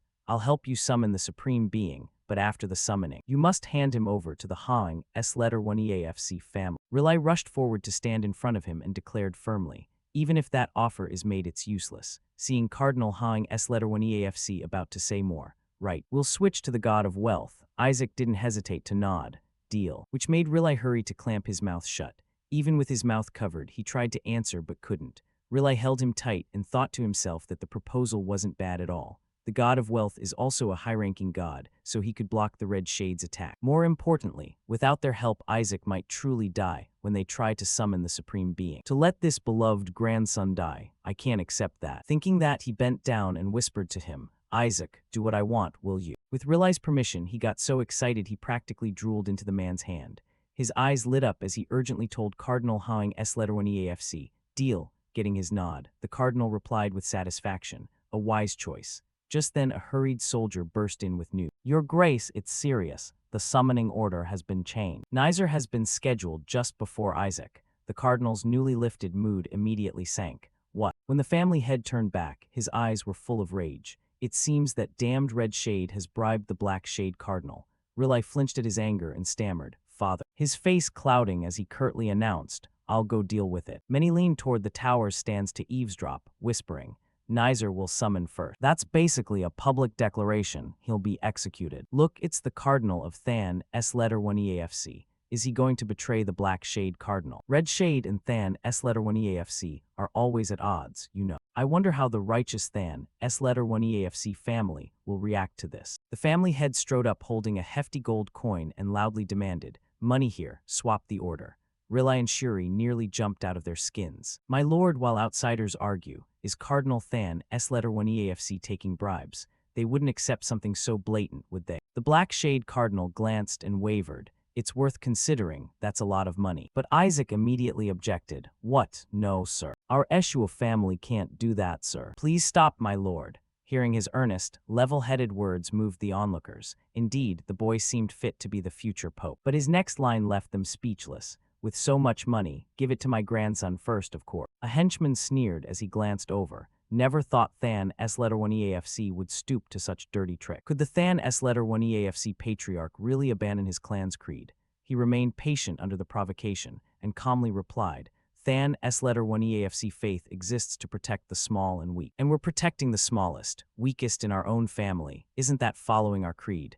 Yet he inwardly wondered, can it really be interpreted that way? The Black Shade Cardinal smirked slightly. That side of you is admirable, but we've already accepted goods from Red Shade. Hearing that, the family head ground his teeth in anger. You bastard. Do you know what will happen if that Red Shade brat actually summons his god? The other took the chance to sneer a few taunts. So you too find Isaac Eshua suspicious now. Cardinal Than S. Letter 1 EAFC, please stop. It's decided, you can't change it now. The Black Shade Cardinal nodded. Indeed, once decided it cannot be changed. Then both of you summon at the same time.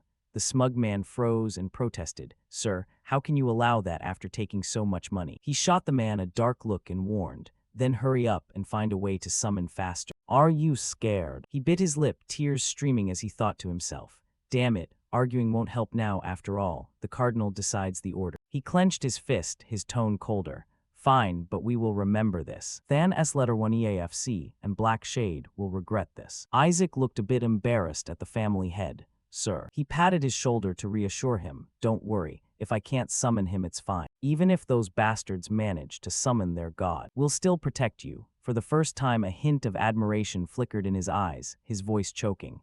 Oh, sir. But a second later, his voice trembled as he pointed elsewhere. Not that. The family head, thinking he meant to say more, asked kindly, isn't that so? His tone turned Grady as he hinted, give me those spare bribe boxes. If there are any left, give them all to me. He immediately took a beating but still managed to pocket a few boxes and leave. Suri kept nagging, what are you doing? Isaac Nizer will summon the form god, their patron.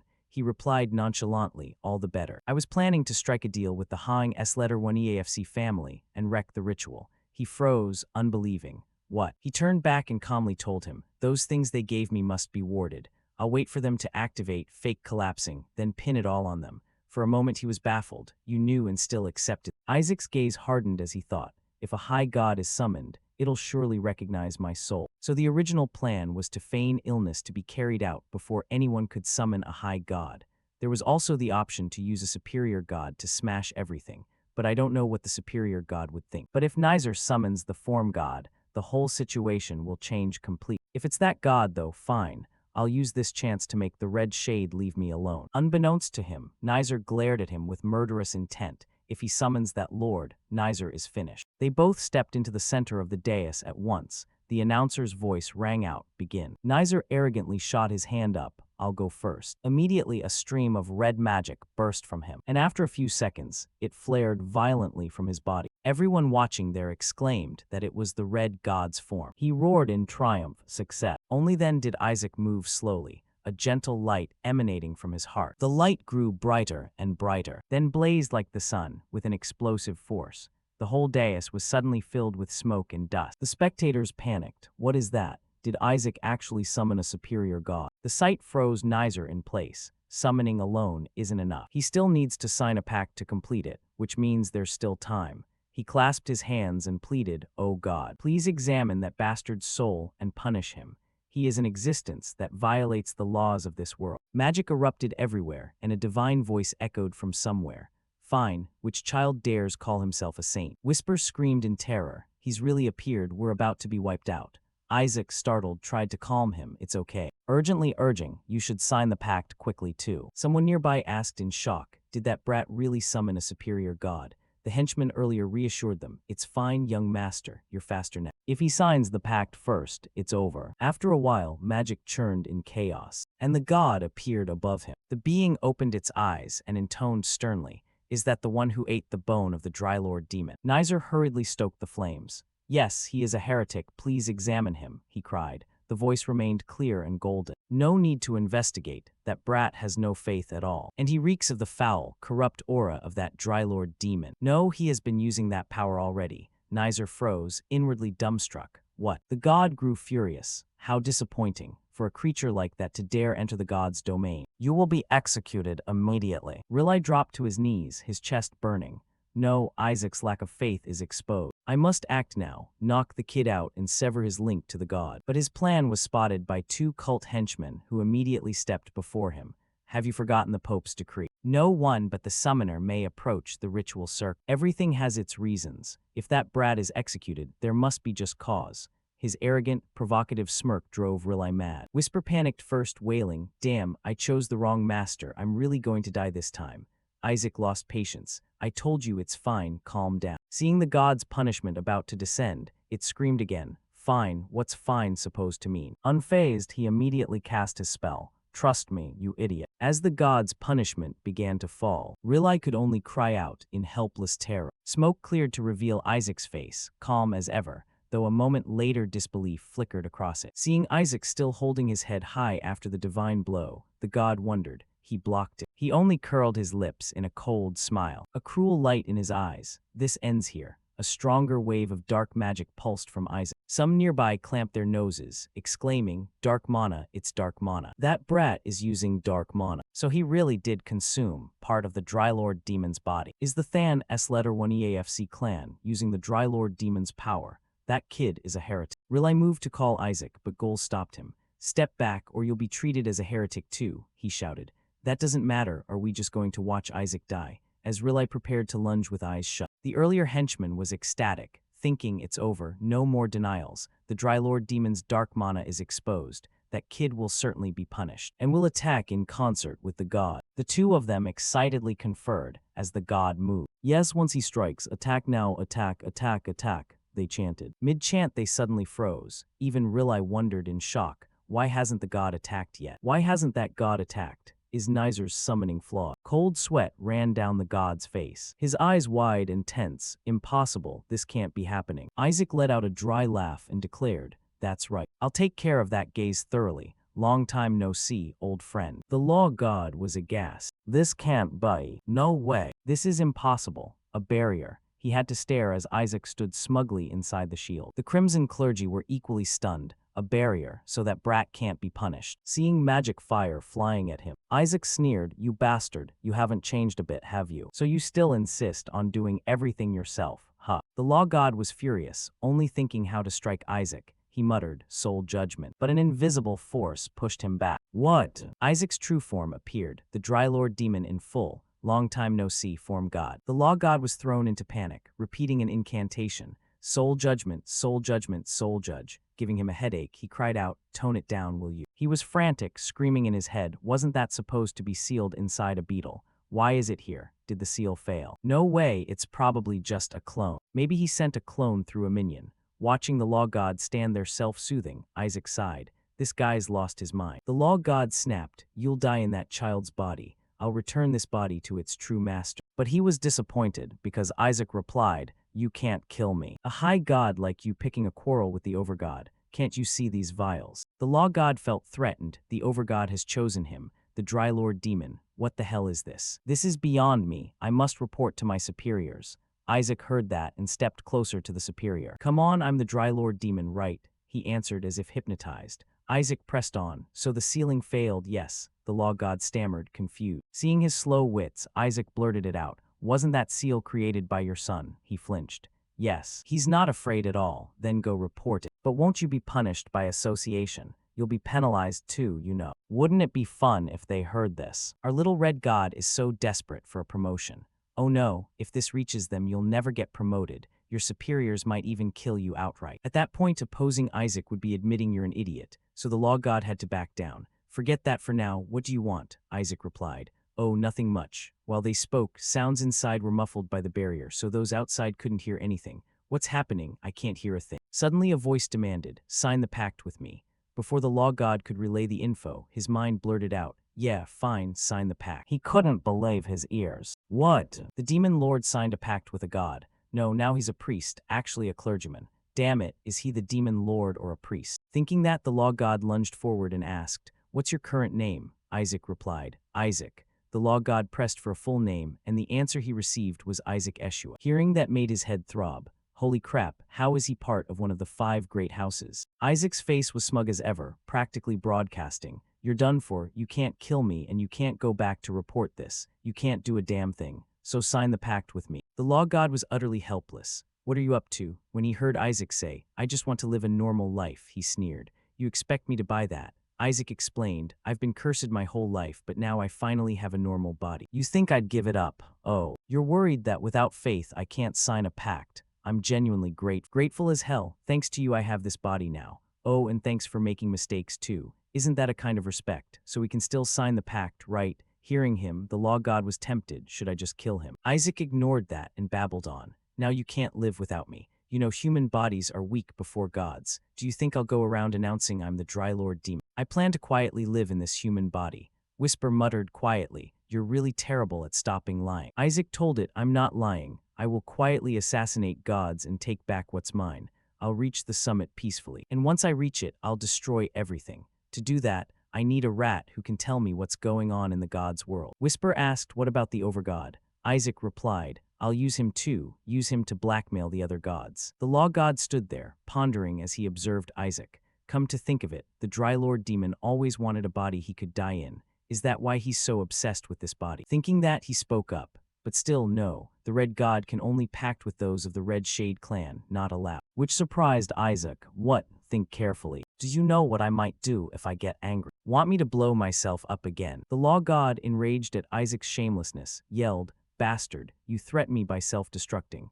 I'm still nursing a headache from what you did last time. For now, better placate him. But why Eshua?" He stepped closer and asked, "Will you really live quietly?" Isaac answered very firmly, "Of course," and then the shield suddenly shattered. The crimson clergy outside rejoiced. The god is back. He removed the Dry Lord demon's dark mana so we can easily seize him. "Arrest the heretic." "Hey you heretic, stop right there." Suddenly they froze. When they saw Isaac had no intention of fleeing and was instead walking toward them. Abruptly he raised his palm with the glowing red seal, and laughed loud. I've stolen your god. What are you going to do about it? The crimson clergy stood frozen for 5 seconds. The red god just made a pact with an azure priest. Wasn't Isaac supposed to summon the overgod? Why did he pact with our god instead of the overgod? Is that brat trying to claim both the red god and the overgod? So they reckon he'll siphon the red god's power before making a pact with the overgod. He'll definitely use the red god as a hostage to blackmail us. That's crazy. Hearing that, Isaac immediately entertained the idea. It's not such a bad plan. They murmured. The red god chose a child of the azure, not the red shade. If the god punished heretics by choosing Isaac, that means his faith hasn't wavered. But that means the red god values an azure child over the current red shade heir. They didn't notice Nizer's furious, enraged face across the way and kept talking. Didn't they call Isaac a heretic? If there really was a problem, their god would have killed him. Look how rotten the red shade has become. Their reaction made Isaac extremely satisfied. Fucking marvelous. The Crimson Cardinal suddenly wore a mysterious smile. You intend to steal our god, the red god and the azure faiths. There must be some mistake. Surely you'll annul this pact, right? But the patriarch immediately cut him off. Why would we? Isn't the condition to become pope to reconcile all 5 faiths? Now my beloved grandson has been chosen by your god. The Crimson Cardinal grit his teeth, cursing inwardly. That bastard. The clerics hurriedly protested. Absurd. How could you steal another family's god? Yes, how could an Eshua take Sepet's god? Rilai, unfazed, whispered to the patriarch. Let's go, patriarch. We have no reason to listen to them. The clerics were about to press further. This is ridiculous. Return it. When my uncle's cold glare stopped them. Everything happens for a reason. Didn't you tell me that? The clerics were about to press further. This is ridiculous. Return it. When my uncle's cold glare stopped them. Everything happens for a reason. Didn't you tell me that? At the Eshua estate, Shuri was furious. What the hell did you do? Do you see how they're glaring at you? We're short on manpower. Don't go making more enemies. But you didn't even notice him. That bastard. You were lost in thought over the law god's last words. You were lost in thought over the law god's last words. Careful, if your superiors find out, this will be a huge mess. Isaac replied offhandedly. The law god, uneasy, continued to warn him not to be complacent. That body was crafted very meticulously, but in return it has a very short lifespan. That's why we created many different saint candidates. Seeing him startled and intrigued, the law god went on. If you want, I can transfer you into a new body. How about the body of a child from the Red Shade clan? If you want a pact with me, that would be better. Isaac seemed to have an epiphany. Turns out this body is even better than I thought. If it weren't exceptional, you wouldn't have asked me to switch bodies. The law god conceded. What a crafty fellow. Still, I'm not lying. Isaac smiled, but no matter how strong this body is, it'll wear out quickly. Other saint candidates are as strong as I am, right? Finally, the law god closed his eyes and cast the right. Because I once tried to trick you, as repayment I'll give you a piece of advice. Don't put too much trust in the Eshua family. Isaac was still lost in thought. Why did he say that? Shuri was furious. Hey, are you even listening? You couldn't summon the overgod because you lacked mana, right? So you made a pact with the red god instead. Just as Isaac was about to deny it, someone stepped in. Here you are. The Crimson Cardinal grinned with a syrupy smile. I offer my deepest congratulations to the priests who tied for first place along with my Kina in the dark color exam. Though I dislike ties, since you belong to the Azure faith, I'll allow it. Isaac grimaced. Geez, just hearing that gave him the chills. Shuri wasn't any better. How could that man even smile? Suddenly he asked Isaac, you haven't forgotten our agreement, have you? I'll pay more than we originally discussed. Hand over the overgod to us. Surprised, no way Ike would agree to that, yet Isaac suddenly spoke up. Really? Fine, which made him nearly bite his tongue. Are you out of your mind? Isaac stepped toward the Crimson Cardinal and leaned in. I'll hand him over, but the money comes first. You said you'd give me the god treasure, right? Regardless of Shuri, fuming behind that cursed patron. The Crimson House understood. Each person has a limit to how many pacts they can form with gods. The Pope can form many pacts, but for you it's much harder. So I'll give you this summoning stone, then no pact is needed. Seeing the priceless item on the table, Isaac admired it. Fucking perfect. Shuri nearly popped an eye out. That was the Yellow House's pillar stone. He stared at Isaac in disbelief, thinking inwardly that the stone alone held more divine mana than most shrines. He's even offering something that could bless a whole kingdom. Isaac only glanced and snapped the lid shut. So all I need to do is summon the overgod for you, right? Shuri was terrified again. Does this guy really not care about the overgod? Whisper quietly communicated with Isaac. Are you really going to hand over the overgod? He kept his smile. No, I just want to know what the overgod desires. I can't fully trust gods. The Crimson Cardinal bowed and nodded. I've given you the stone. Now hand over the overgod. But he suddenly froze when he saw a silhouette clinging to Isaac's body. The silhouette lifted a hand and touched the back of Isaac's palm. A symbol appeared that amazed everyone. That's the pact mark of the Overgod. It's definitely that. Wait, doesn't this mean he already has 2 pacts? What the hell is going on? Even Isaac, the one in question, couldn't hide his panic. What the hell is this? Why did I suddenly pact with myself? They jumped to the worst conclusion. So you'd planned this from the start. You secretly intended to pact with the Overgod beforehand, right? Classic you, a sly backstabber. The situation was bad enough, and Shuri's words poured fuel on the fire, which Isaac could only deny in his head. It's not like that, you bastard. He saw the clerics were furious. They must be thinking things like accepting a handover first and then making a pact with the Overgod. How shameless are these people? Those damn Azures planned to screw over not only the Red Shade but us too from the start. I won't let this slide. So he immediately started rolling around on the ground. No way. Cancel the pact for me. Everyone froze. Huh. Isaac pretended to shout loud. Cardinal, tell me how to reverse this. The Crimson Cardinal had a pounding headache. I understand you don't want this. So give me your hand, and I'll annul the pact for you. He added, you can't force a god to break a pact. A pact is only broken when you yourself decide you no longer want it. Isaac showed absolute determination. I want to cancel it at any cost. So Cardinal Crimson immediately nullified his contract, burning the link. In this way, your contract has been disabled, and the contract mark will be erased. Seeing his oddly strange expression, the Cardinal was displeased. Don't mess around, focus. Cancel the contract properly. Isaac hurriedly replied, I'm focusing. As Cardinal Crimson recited the unlinking chant, Isaac muttered a long prayer in his mind. I don't need a high god, get lost. I want the deity gone. Don't block me, get lost. Damn higher god, disappear. I'm begging you, go away. Cancel the contract using me. That should be enough. Thinking that, he immediately opened his eyes to check if the mark was gone and received Cardinal Crimson's extremely impatient glare.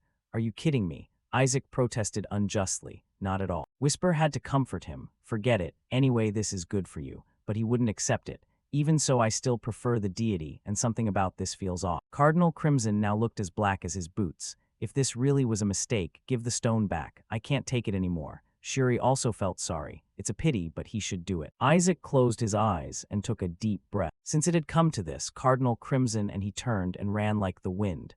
Just stealing it. I won't forget what you did to me. The priest still couldn't make sense of the situation. What is that brat saying? The things we did for him. But wasn't he told to return the stone? Is he really going to? Meanwhile, Shuri quietly backed away, and they saw Isaac leap straight out the window. He's running, Your Eminence. In the banquet hall. During the feast, the priests were buzzing. Hey, did you hear? Isaac has 2 contracts. Can someone actually sign oaths with 2 gods? Kina contracted with a pair of twin deities, but they're counted as one. Signing with 2 gods from different faiths is another matter. Not to mention one of them is a higher god. Amid the commotion, the enforcer stepped forward and loudly said, Quiet, we have an announcement. After discussion, the top scorer of the dark color test is Isaac Eshua. For a moment, everyone fell utterly silent in surprise. Then they all cried out in joy. Isaac Eshua, please go to the Cardinal's office to receive your reward. Someone ran up and shook Shuri. Our crimson might go down in the history of the 5-color exams, and he still couldn't believe it. Is this a dream or real? The priest excitedly asked, Where's Isaac? Shuri immediately replied, I don't know where that eager priest ran off to.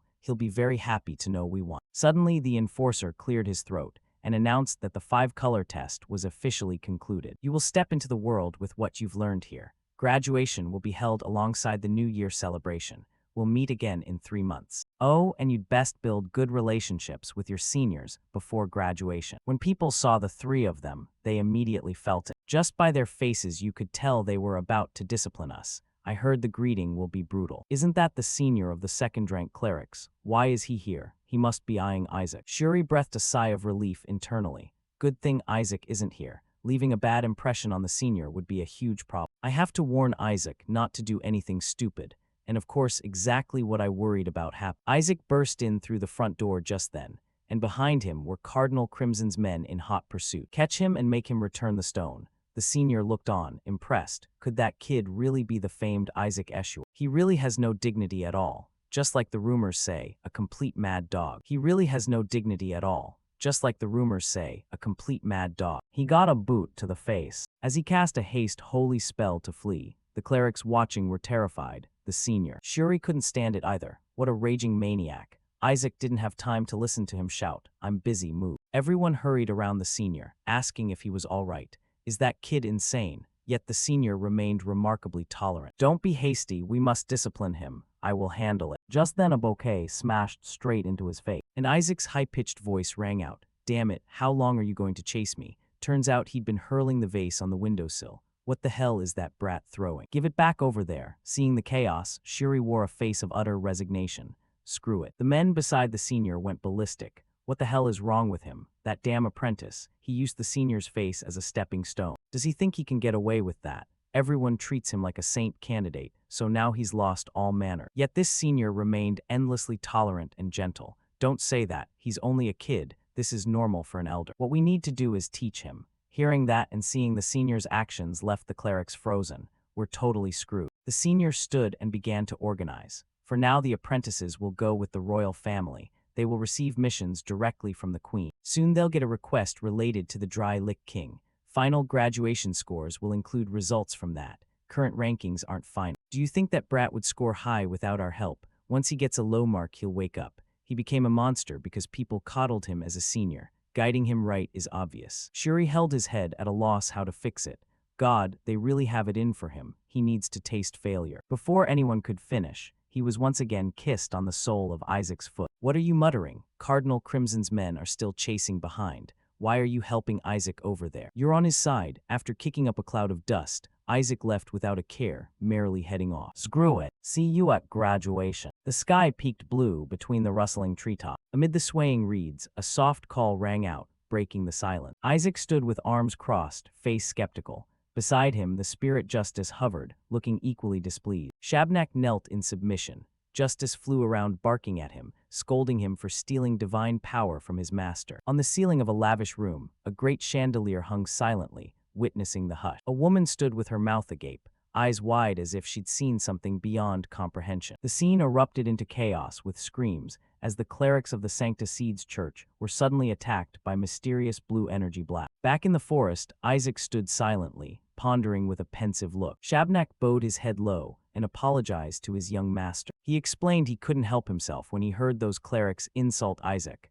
Isaac listened and responded indifferently. Isaac stared at his subordinate, his eyes glowing red with scrutiny. Shabnak knew the end had come. His undead body began to exude a faint, black mist. Isaac realized the wound on Shabnak was a mortal one inflicted by the cardinals, beyond save. With his last breath, Shabnak shamefully apologized for making his master see him in such a pitiful state. He extended his blackened hand and offered a memory stone as his final apology gift. It contained all the Empire's secrets he had quietly gathered over decades. He declared he'd die here with no way back. Isaac looked at his subordinate, and a different idea formed. Shabnak urged him to use his severed head to gain merit with the church, but Isaac told him to wait a moment. Isaac summoned Justice close, still staring at the sigil on his hand. He smiled slyly and advised Justice not to get too worked up over a faulty seal. Suddenly Isaac made a demand, forced Justice to change Shabnak's fundamental nature. With a mischievous grin, Isaac wanted to turn the dying undead into a flesh-and-blood human. Justice, shocked, shouted asking if Isaac had gone mad, but Isaac remained calmly defiant. He argued that if gods could grant punishments, they could also bend the laws of creation. Isaac's eyes flashed cruelty as he explained that making someone who never knew pain taste it is the harshest punishment. Justice began to waver before Isaac's manipulative, yet eerily logical words. The spirit of Justice recalled Skeleton King's past, a cold-blooded killer who had taken countless servants of the Lord. Using holy power to save a great villain made the spirit feel deeply conflicted. Justice adamantly refused. Isaac immediately threatened that if it didn't comply, both of them would be captured by the church. He put a finger to his lips, daring Justice to risk its existence. Isaac threatened to go straight to the Pope and expose everything, which genuinely terrified Justice. "Let's die together." Isaac's face twisted insanely. He stuck out his tongue like a true demon. Justice hurriedly flew to intervene when he saw Isaac truly resolved to gamble with his life. It realized this madman wasn't bluffing. He was willing to destroy everything to get his way. To preserve its own existence, the spirit of Justice bowed and submitted. Isaac relaxed his terrifying expression and smiled triumphantly when his subordinate finally obeyed. He didn't forget to warn that he'd use holy punishment if Justice dared resist again. Isaac extended his power-marked hand, his eyes glowing red with anticipation. Divine punishment, humanization. A crimson light streamed from his hand directly into Shabnak's body. Pain screams echoed through the forest as Shabnak's undead body began to be torn apart by sanctifying power. The black shell gradually dissolved, and justice declared the conditions under which Shabnak could exist in human form. Red strands of energy wrapped tightly around Shabnak, beginning the mysterious physical transformation. Isaac rubbed his hands in delight, thinking he could now easily fool the church with such a capable subordinate.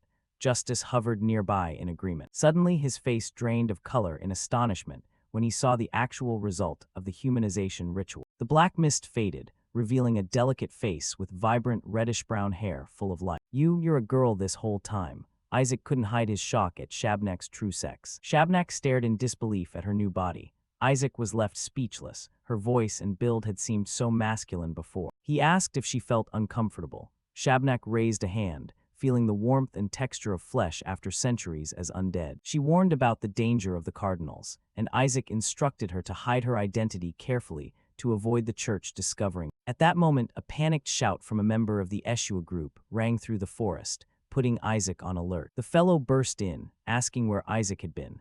Isaac quickly threw out a lie that he'd gone to protect the church's foundation stone. He reported the area was in chaos from a terrorist attack, and eyed the strange girl standing next to Isaac with suspicion. Clutching his head and complaining, he added that the church intended to send Isaac on a solo mission. Isaac crossed his arms and refused, saying he'd already found a teammate. The man was stunned, not understanding what was happening. The mission was to find a spy of the Skeleton King. At that, both Isaac and Justice found it laughable. He even revealed someone was performing a summoning ritual for the Skeleton King inside the palace, raising tension. The Eshua cleric went on about the enemy's danger, someone who had defeated even the strongest royal knights. Seeing Isaac indifferent, he arrogantly said he'd form a team if Isaac begged, but Isaac casually replied he'd already partnered up. Oh my God, he jumped when he finally took a good look at the woman standing behind Isaac. His face flushed at Shabnak's beauty as he turned to demand who she was. Isaac nonchalantly lied that he'd rescued her from Demonkin while hunting souls. He added that out of gratitude, she insisted on following to serve him. The man found this utterly absurd. He began wild speculation, fearing the beautiful girl approached Isaac to kidnap a member of the Eshua family. Shabnak suddenly bowed in submission, declaring she was here only to be a servant to her master. The Eshua cleric immediately grew wary and demanded she state her background at once. "I am a slave of my master." Shabnak's blunt declaration froze the air in place. A slave, he screamed in horror, while Isaac kept an expression of utter nonchalance as if he heard nothing. Shabnak added that day or night she would serve devotedly. The Eshua man went mad, shouting at Isaac what the hell he was doing. He worried this would damage Isaac's reputation, but Shabnak reassured him she had no intention of competing for a fiancé's role. The more he heard, the more the poor man felt his worldview crumble under the vague words of the strange girl. Shabnak wore a melancholic yet resolute expression, pleading earnestly to stay by Isaac's side to repay his kindness. Seeing his teammates' tearful display, Isaac coldly asked what on earth was wrong with him. The cleric was so distraught he couldn't speak, tears streaming down his face from the shock. He shouted through the forest, calling for his grandfather because this grandson had just caused yet another irredeemable scandal. The scene opens at the grand mansion of the Eshua family in the capital. At the sight of Isaac, an uncle in the family began screaming loudly. The uncle rushed over to grab Isaac, scolding him that he was too young to be demanding a girlfriend, while a maid behind him panicked and ran after them. Everyone started wildly speculating about a master-slave relationship, leaving the uncle clutching his head in despair and Isaac speechless at their overactive imagination. The uncle adamantly opposed any marriage talk, even though Isaac hadn't said a word about it. Isaac kept a calm face and gently explained to the overexcited uncle that things weren't like that. He said the internship was almost over and that he'd soon be heading into dangerous areas on mission. Isaac pointed to Shab, introducing her as his new bodyguard with excellent skills to protect him. Shab stood rigidly behind with a stern, expressionless face. The girl bowed politely and asked to be called Shab, but the uncle still couldn't shake the obsession with the word girlfriend. Shab firmly declared she would dedicate her heart, body, and soul to serving her master. The words body sent the uncle and the maid's minds spinning. Both froze in shock. Not stopping there, Shab added she was willing to serve Isaac through the night for the sake of his soul, making the atmosphere even more unbearable. She casually mentioned mysterious magical methods unknown to the clergy, causing the uncle to collapse into a catastrophic misunderstanding. Ashamed, Isaac covered his face, ordered everyone to calm down, and threatened to run away if they didn't accept Shab as his guard.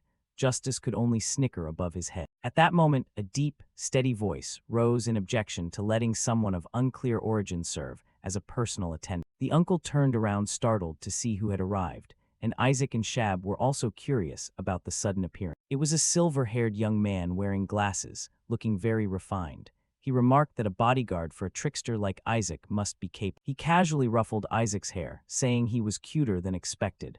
Isaac looked puzzled. He'd never met this man before. The maid hurriedly introduced him as Sir Benjamin, the family's financial advisor. Isaac was still grumbling about being treated like a child. But the moment he heard financial advisor, Isaac's eyes lit up like gleaming gold coins. His attitude flipped 180 degrees. Isaac dropped to his knees and kowtowed, apologizing for his earlier rudeness. He put on the most innocent, sparkling face he could muster, expressing supreme honor at meeting Benjamin and begging for his help. Benjamin laughed at the boy's sudden change and suggested they first test the bodyguard's abilities.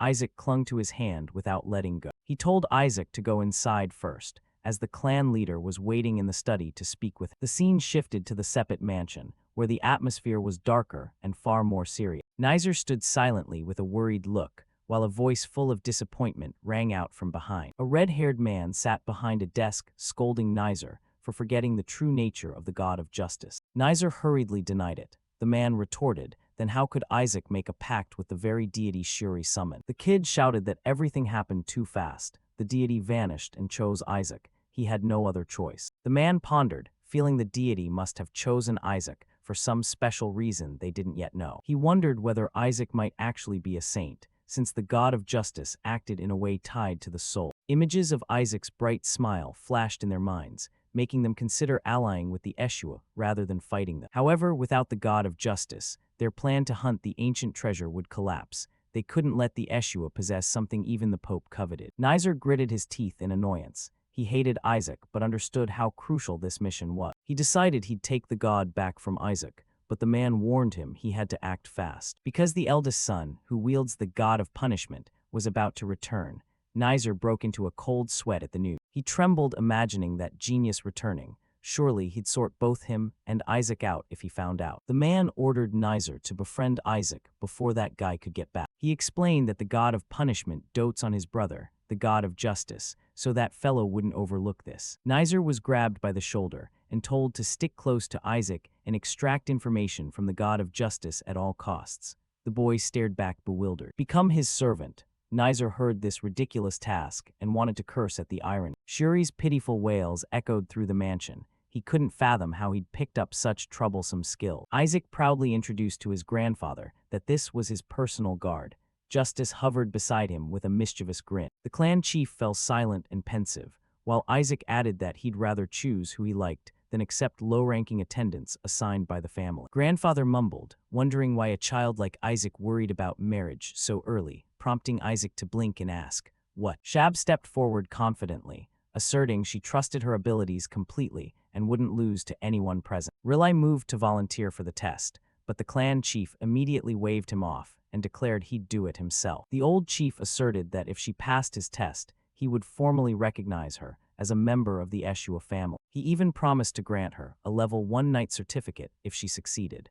Rilai, standing nearby, nearly dropped his jaw in shock. Rilai protested that the reward was excessive for a 10-year-old, but the chief said it was fitting recompense for the glory Isaac had brought. He joked they might strip Rilai's title and give it to Isaac instead, causing him to cry out for his father in terror. Isaac was delighted to see things go according to plan. He thought his grandfather was truly thoughtful and understanding. The chief began preparing the test. Rilai and the maid behind him turned pale at the thought of his terrifying power. A thunderous stomp echoed across the floor, signaling the official start of the confrontation. The chief cracked his knuckles, radiating murderous intent so thick the air felt viscous. Isaac began to panic. He knew his grandfather was as powerful as a cardinal, and this felt unfair. He tried to persuade him to let another uncle test instead, but the chief roared that if she couldn't withstand the pressure of a cardinal, she wasn't fit to guard his grandson.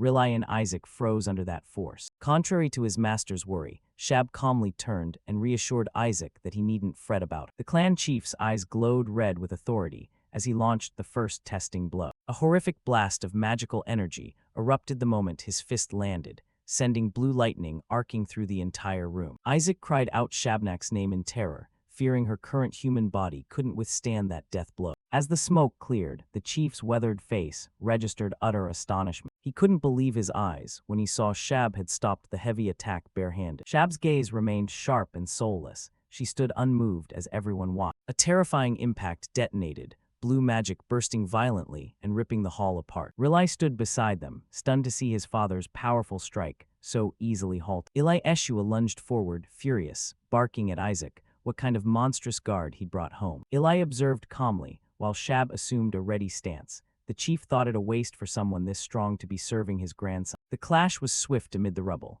Eli realized that although he held back, the opponent hadn't been using full force to resist. A deep suspicion began to kindle in the head of the Eshua family. His eyes hardened with murderous intent. He was certain the girl before him was a dark entity. Eli's fist flared with greenish-blue magic as he delivered a powerful, direct punch at Shab. Rilai screamed in panic to stop him when he saw his father preparing to use a dangerously purifying grand spell. Shab gritted her teeth and endured. She knew she absolutely must not use dark magic now to protect Isaac's secret. A colossal pillar of holy light descended from the ceiling, enveloping the target in pure purifying energy. Everyone around fell silent. Eli Eshua coldly ordered immediate expulsion, declaring this was a demon. Rilai and Benjamin stood dumbfounded, unable to believe his father would act so ruthlessly inside the mansion. The old man casually brushed dust from his shoulder and scolded them as fools for showing no vigilance toward a stranger. Just as they were about to discuss the investigation, Rilai suddenly rushed to call his father, and another explosion erupted. A dark red aura seeped forth. Isaac flashed a knowing smile, while the tiny spirit of justice perched on his shoulder beamed with pride. When the smoke cleared, Shab still stood firm as if nothing had happened. Isaac declared bluntly that she was now truly human. Aftershocks from the earlier impacts still shook the room violently, dust raining down everywhere. Shab lunged to counter with lightning speed, forcing Eli Eshua to dodge the slicing punch. The battle heated up. Eli's eyes burned red with killing intent, and Shab was pouring all her strength into her fists. Their fists met, producing a shockwave of contrasting red and blue that flung everything aside. The entire main hall trembled, as if about to collapse under this earth-shattering duel. Rilai frantically covered his face against the gale, repeatedly yelling at his father to stop. Eli stood amid the wreckage with a skeptical expression, muttering that everything was very strange. Shab remained on guard, sweat streaming down her face. Eli couldn't believe she was unharmed after a direct purification strike. Rilai finally lost it, raging at his father for using an assassination-level spell on an ordinary person. He thought such an over-the-top move was wrong, even if the other party were the worst enemy imaginable. As he scolded, Benjamin angrily pushed up his glasses, insisting this couldn't be settled with a mere apology. Eli stood silent as his son lectured him about turning the family mansion into a ruined battlefield. Surveying the scattered rubble, Benjamin winced at the thought of the massive bill they'd have to pay for repair. The punishment was immediate. Eli Eshua's official stipend was suspended for 6 months to cover the repair costs. Returning to the main issue, the name Shab still gave everyone headaches. In his study, father and son sat down to discuss after reviewing the investigation reports. Benjamin said they still hadn't found anything unusual. Eli flipped through the stack of forged documents Isaac had prepared, asking if his son really intended to grant her a top-tier certificate. Benjamin admitted he'd already promised it. Benjamin adjusted his glasses and asked again why his father had used a massive purification spell. He still suspected she might be a demon. The clan chief set the papers down, asserting firmly that he sensed no trace of dark magic from the girl. Eli Eshua's gaze grew pensive. He thought she was human, yet somehow not entirely. Benjamin froze when his father insisted that even gods, looking into her soul, would only see an ordinary human. A chill wrapped Benjamin's mind. He knew his father's senses, one of the greatest cardinals in history, had never been wrong. An enigmatic image of Shab formed in his head. Benjamin suggested expelling her to avoid future trouble, but Eli shook his head, saying it was better to keep her close and observe every move so they could learn her true intention. He emphasized that Isaac being the one who brought her home was a crucial detail not to be overlooked. Benjamin could only gasp Isaac's name in shock. Eli mused that Isaac's ability to control a demon wasn't necessarily bad. It was proof of the boy's terrifying potential. The chief mentioned long-buried forbidden techniques.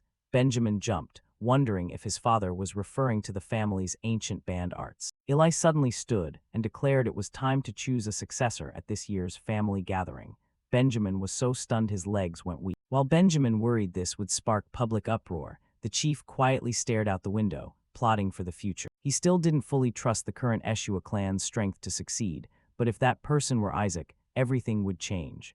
Eli hoped the child would break the curse that had plagued the Eshua for generations. Cut to the royal palace. A church official, sweating nervously, asked Isaac if he wanted the mission briefing repeated. Isaac grinned, shamelessly practical, not caring about mission details, and asking straight how much he'd get if he caught Skeleton King's spy. The official was left speechless at the boy's greed. Even though it was a direct royal order, Isaac brazenly demanded payment, making the accompanying official tremble in fear. Shuri quickly leaned in to whisper into Isaac's ear, "Hey, are you crazy? Can't you read the room before you speak? Why do you have to say such loud things here in public? Can't you see they're trying to use us? No matter how dangerous it is, they want us to handle things ourselves, even if we die on the mission. I trust the royal family will compensate properly, right, or am I wrong?" "That may be so." Isaac, bored, put on a pseudo-mature air and explained to the two guests, "I believe the Skeleton King's spy is right inside the palace, though I don't know who yet. They've downed 6th and even 7th ranked knights, so this threat is at least high level. Isn't it obvious you should get a hazard allowance when you're literally betting your life? Expecting anything else is against common decency." The Empress snorted with laughter and replied, "So you must be the famed youngest cleric of House Eshu." Whisper idly looked at her, then at Shablis, remarking that although she's the Empress, the Crown Prince doesn't look like her at all. Isaac casually explained, "After all, she's not his birth mother." Upon hearing juicy drama, Whisper gleefully quipped, "So he's the son of a consort who became Crown Prince. Well, if I were her, I'd want him dead too. Or we could flatter the Empress and take care of that Crown Prince for her. She seems quite taken with you, master." When Isaac nonchalantly blurted out that the Empress sided with the papacy, Whisper flipped out and snapped, "Then why haven't they eliminated her yet?" Suddenly the Empress smiled and engaged him, seeming to have made a small mistake. "Although we've sent a request to the Holy See, of course, given the danger, the compensation is indeed inadequate. I will ensure you are fairly compensated." "Is that enough to satisfy you?" House Eshua's youngest cleric, Isaac, unable to ask for more, politely responded with pleasure. "Oh my, I respectfully accept this mission, Your Majesty." Afterwards he and Whisper recalled Shab's reminder. "Now that you've sworn a pact with the greatest deity, the Empress is taking special interest in you, master," and the two happily celebrated. Shab's intel proved very useful. Besides, she's been imprisoned for a long time anyway. Isaac eagerly scanned the woman before him and silently mocked inwardly. Aren't her moves a bit too obvious? Clearly she's trying to use me to bring the Crown Prince down. Whisper leaned in to add the obvious. This woman seems to harbor ambitions to strip the Crown Prince's position.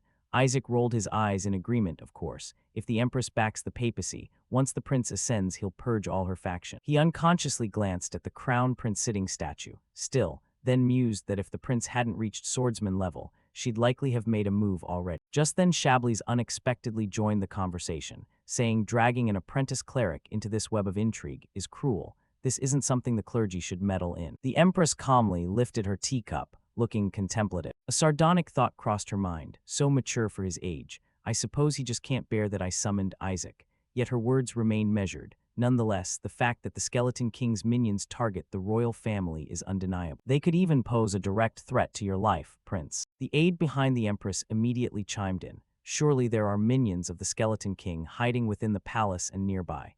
We've discovered cursed artifacts of the Skeleton King and numerous items used for summoning. The Empress waited for him to finish and then delivered a dramatic conclusion that left Isaac momentarily stunned.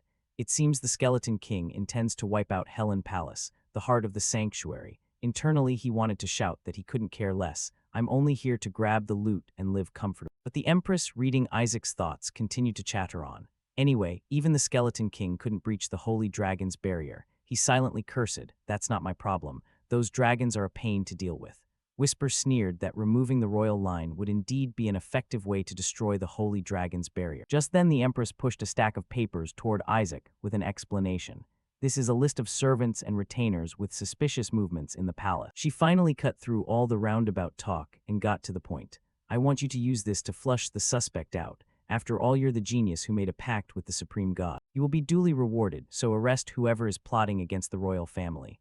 Isaac still insisted on asking, why don't we discuss what that reward will be? But before he could finish, Shuri jumped in to seal his mouth with a booming promise. At your command, your highness. Even restrained, Isaac mumbled, this idiot, about to get us swindled. But Shuri, intent on dragging this traitorous brat away, snapped curtly, I know, now move it. The Empress watched their backs and called after them kindly, I'll await good news from you. Once outside, Shuri finally unleashed her mouth to scold. My God, this guy, I thought we were done for. I can't believe you. Act like that in front of royalty. Isaac, not one to be outdone, shot back. Who even cares about that now? He ignored his stunned teammate and kept babbling about his brilliant plan. The Empress, think how much cash you could squeeze from her. Only a total idiot would pass up this once-in-a-millennium chance. Isaac drooled at the thought of the fortune behind her and plotted to cozy up and pick her pockets clean. Shuri was left speechless at his shamelessness. Why would the Supreme God choose this damn brat? But at that moment, a familiar warning rang in their ears. Don't trust the Empress too much. It turned out Chablis had slipped out of the room to wake these two money-obsessed beasts. She simply wants to use your title. Startled, Shuri could only blurt, that's the Crown Prince, Your Highness. Chablis continued in her sternest tone. You could lose your life like that, so I advise you to act with caution. She added somewhat oddly that she still hoped the Skeleton King's spy would be rounded up. Shuri, a little thrown, replied off-key, yes, you need not worry, we will certainly catch them. He blushed with excitement and vowed, we can't let that cruel Skeleton King return.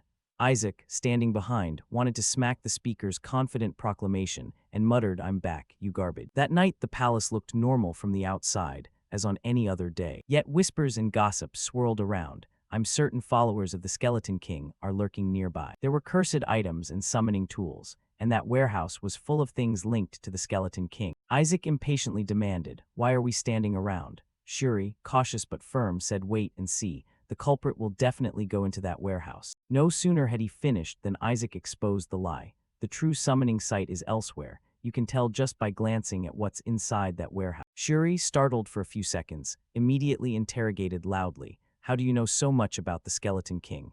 But before he could answer, Isaac thumped him hard on the head and reminded him to bow down. When Shuri lifted his head, he whispered in shock, they really. Isaac had lowered his voice but couldn't hide his contempt as he replied, I told you they'd come. Then he suddenly grew more serious. It's obvious who the culprit is. Shuri immediately fired back, who is it? Isaac didn't hesitate to drop the heavy bomb, obviously the Empress. The answer was beyond Shuri's grasp, and he instinctively shouted, what? Then Shuri denied it, but wasn't she the one who asked us to find the Skeleton King's follower? Isaac didn't hesitate to enlighten his comrade. She's trying to sever all ties to that spy. This woman clearly thinks she's clever enough to fool the clergy. He suddenly brightened, eyes glittering with gold. We'll catch that lackey and win favor with the Crown Prince or the Emperor, and then we'll pick their pockets clean. Shuri, money-mad, almost dropped his jaw. Why are you so obsessed with cat? Whisper, who'd been silent until now, suddenly stuck his head out with a killer question. Are you really okay? If that's a summoning circle, your soul could be drained.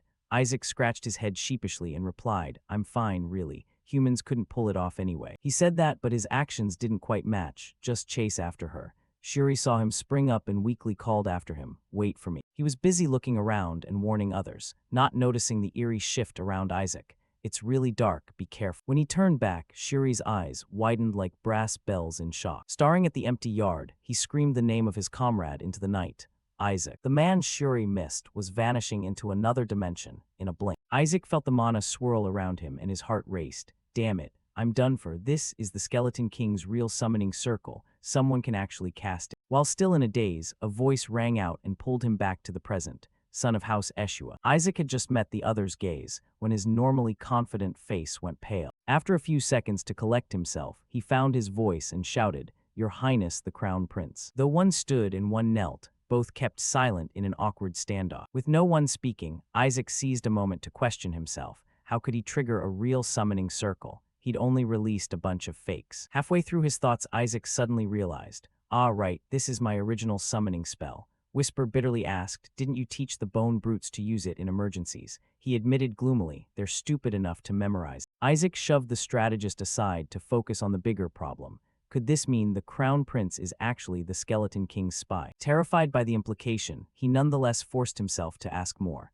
Your Highness, what are you doing here? Are you patrolling this area? Before the prince could answer, Isaac awkwardly supplied an excuse for him. Oh, I see, you're on patrol. Whisper rolled his eyes contemptuously and shattered that illusion. Clearly, the prince performed the summoning ritual. Seeing the angle was bad, Isaac tried to bow out. Very well, Your Highness, I'll go finish my remaining tasks. I saw nothing. Before he could finish, Chablis interjected. Why did you appear from the Skeleton King's summoning circle? Is the Crown Prince truly naive or acting? Isaac reflexively spat inwardly. Why are you asking that now? You were caught red-handed summoning the Skeleton King. You know your head could roll off any second. In the heat of the moment, Whisper kept adding obvious commentary. Master, you're supposed to be a saintly candidate, yet you were summoned by the Skeleton King's magic. This question is too obvious.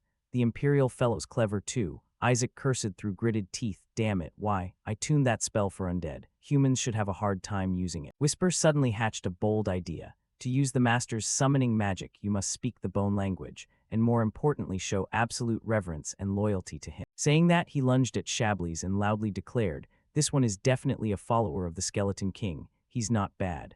Isaac angrily shook off that nonsense. The Crown Prince of the Holy Empire couldn't possibly do this. Shablis, unable to overhear the duo's private talk, pressed on. "I'll ask you again, why were you summoned here?" Isaac, with the attitude of a pig that's already dead and unafraid of boiling water, shut his eyes and began to speak. "I wasn't summoned, I just fell off a tree," Shablis flatly denied. "There aren't any trees here." He rolled his eyes and tossed out another excuse. "Then maybe I just crawled up from underground." Shablis lost patience and threatened, "At least make up a more believable story." Isaac sighed theatrically and flipped the script. Could it really be that the Crown Prince is a follower of the Skeleton King? After that question, the two fell into a silent standoff again. Starring each other out grew tiring, so one of them finally suggested moving somewhere else to talk. Outside, it was still pitch black. The quarrelsome pair had now shifted their stubborn duel to the Crown Prince's palace. Isaac sat with arms crossed like a host, quietly sizing up Shablis opposite him.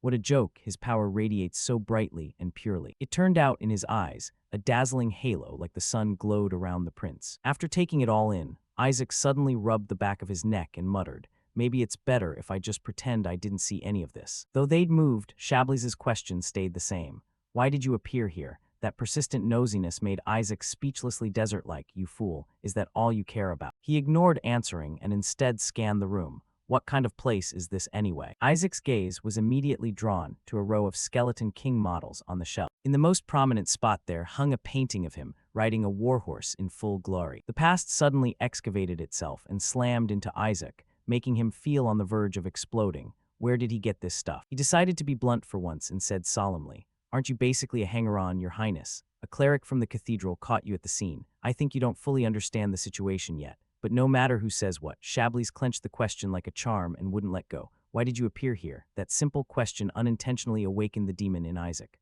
"Oh my God." Shablis looked at his grimacing face and suddenly felt a spark of clarity. Wait a minute. The Crown Prince felt clever for the first time and switched to a new question. "Could you possibly be the Skeleton King?" Isaac snapped angrily, eyes wide, shouting, "How could that be? Surely I was summoned because I once ate a finger of the Skeleton King.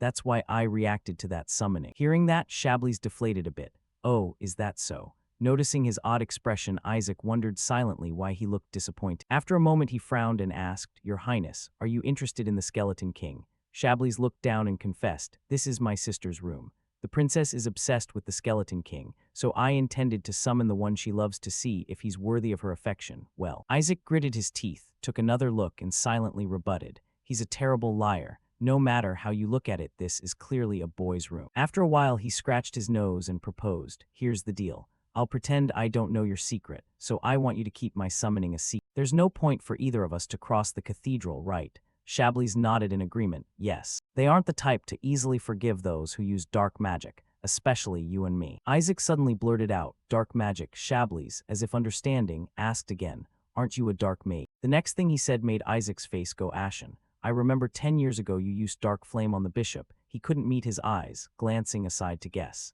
10 years ago, wasn't it? Memories surged like a small wave as pale morning light washed over the solemn, ornate architecture of the Grand Palace. Shablis gently pushed the door and held his breath to observe inside. At that time, Isaac had completely lost control, repeatedly unleashing furious blows on the man opposite. He remembered the day he beat that old bishop to a pulp with the bell. The other suffered bone-deep blows, eyes rolled and mouth hung open, utterly unable to fight back. Isaac wondered secretly how that man knew he'd used dark mana then. When he caught that expression on Shablis's face, Isaac flinched for a moment and studied him. Isaac judged that the Holy Dragon's bloodline could detect demon kinds with yellow pupils. He concluded, imperial gaze. Whisper beside him also momentarily paused. "Wasn't that the power you sought in the past, Master?" Isaac admitted silently, "Yeah, if I had those eyes, I'd be able to complete the magic I once failed at." He snapped back to himself and then asked, "You said you could sense my dark mana and my mana core." Shablis shook his head and honestly shared, "Actually, I couldn't sense anything from you at all. It's been hidden too well, probably because you're a saint," Isaac mused. Then why did you say I used dark flame? Chablis reiterated his demand. I told you, admit that you are the Skeleton King.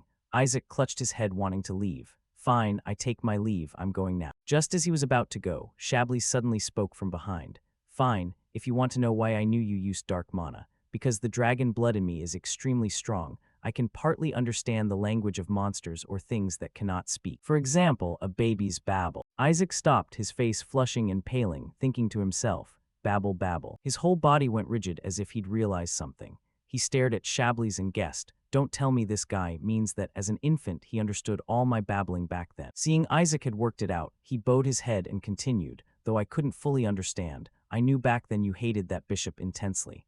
Actually, to my father and me, you were like salvation. Surely you know the meaning behind our hair colors. Platinum hair brings blessing, and black hair is cursed. Everyone despised it, called it filth. They kept humiliating my mother until they finally drove her to death. That old bishop had a hand in that incident too. Isaac was stunned, eyes wide. Was the Empress's death linked to the clergy? Whisper beside him couldn't contain himself and angrily spat. He really wanted to wipe them all out. Isaac recalled how as a child he repeatedly beat the bishop. He cursed inwardly, that bastard dared try to murder me, disappear from my sight.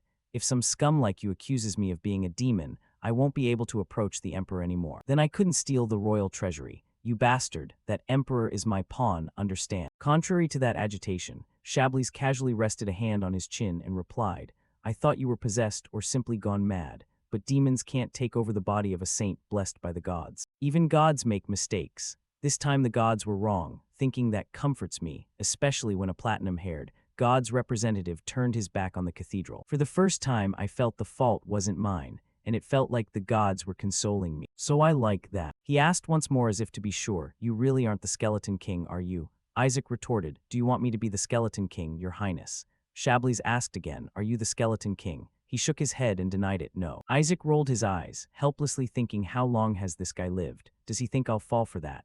Unaware of these thoughts, Chablis seriously offered, if you truly are the Skeleton King, I'm willing to give you the whole kingdom. Sweat streamed down Isaac's face as he pointed at himself. I could be the Skeleton King, right, actually I'm that Skeleton King. Chablis repeated something he'd said many times before, so you just claimed you're the Skeleton King. Isaac held in his composure until he finally snapped. Just kidding, how much do you like the Skeleton King, huh, willing to hand over the whole kingdom? Chablis's expression never changed. He nodded in agreement. Yes, the Skeleton King's goal is this entire kingdom. Isaac scolded the lunatic. He only listens to what he wants to hear, right? In the end, he didn't linger. Before leaving, Isaac grimaced and blurted, I'll pretend I heard nothing today. My family will get suspicious. Now if you'll excuse me. Chablis didn't forget a parting warning. Tonight's moonless sky is perfect for summoning you, be careful. Isaac ground his teeth and hissed, I've told you I'm not the Skeleton King. Leaving the castle, he walked slowly across the communal ground. Whisper noticed something odd and spoke up, you seem pleased. Isaac admitted nonchalantly, of course, why wouldn't I be? I didn't expect the Crown Prince to be a follower of the Skeleton King. Well, I get it now. The Skeleton King is pretty cool, after all, I deserve some respect. Anyway, putting the Crown Prince on the throne would make things much easier. I can't reveal my identity, but maybe I can exploit him by pretending it's the Skeleton King's words, Whisper mused. I'm not sure though, the prince seems sharp. Besides, being summoned is a bit dangerous. Isaac countered, no, it's actually not bad. Because I've found that a saint's body and soul are tightly linked. Thanks to that, soul separation holy rites won't work. The saint's body clings too strongly to its soul, so you're out of luck. It agreed, seeming like it would take deeper root as your mana grows stronger, master. Isaac had no idea someone stood right behind him. He chatted comfortably about how being summoned anytime was troublesome, and that he should fortify the Skeleton King's summoning ritual on his end, when someone suddenly cut in. Hey, where are you going? Shuri, breathless, hurried up to him and questioned. You gave me a start, I thought your lackeys had dragged you off. Isaac didn't answer, glancing sideways. Okay, fine, they did drag me off. Then Isaac put a hand on his hip and asked, what's this? Did you bring him just to come look for me? Shuri blurted in surprise, just a bit. Kina charged up and blocked his path, adding fiercely, because you ate the Skeleton King's body, you've become the ultimate catalyst for summoning him. If you get kidnapped, it's a huge problem. Shuri agreed, showing the marked hand to Isaac. Yeah, that. Moreover, the Holy said the royal palace is dangerous. He drew Isaac's attention downward, the radiance of the holy light. Shuri placed a hand on his chest, speaking seriously. He said he's trapped because of the Skeleton King. I don't understand what you're saying, but we must catch the Skeleton King's followers and support the holy light. Hearing this, Isaac pressed his lips together. did the holy light suddenly warn and get trapped. Before he could steady himself, the surrounding space suddenly shook violently. Shuri spun to one side. Kina guessed the energy was a demon summoning ritual nearby. At that moment he couldn't help but tremble and shout, "What, are they really summoning the Skeleton King?"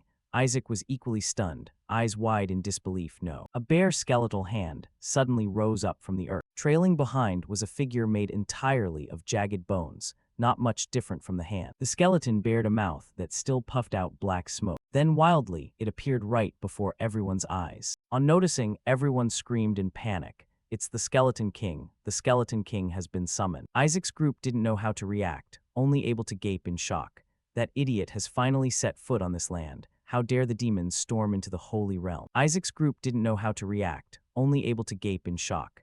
That idiot has finally set foot on this land. How dare the demons storm into the holy realm? It's just a gigantic skeleton, a mutated giant skeleton. Whisper leaned in to comment, "That's a summoning array for the Skeleton King. But isn't that the kind of array that requires knowledge of holy rites?" Isaac buried his face in his hands in frustration. "Damn it, so the culprit must be a cleric." Whisper leaned in to comment, "That's a summoning array for the Skeleton King.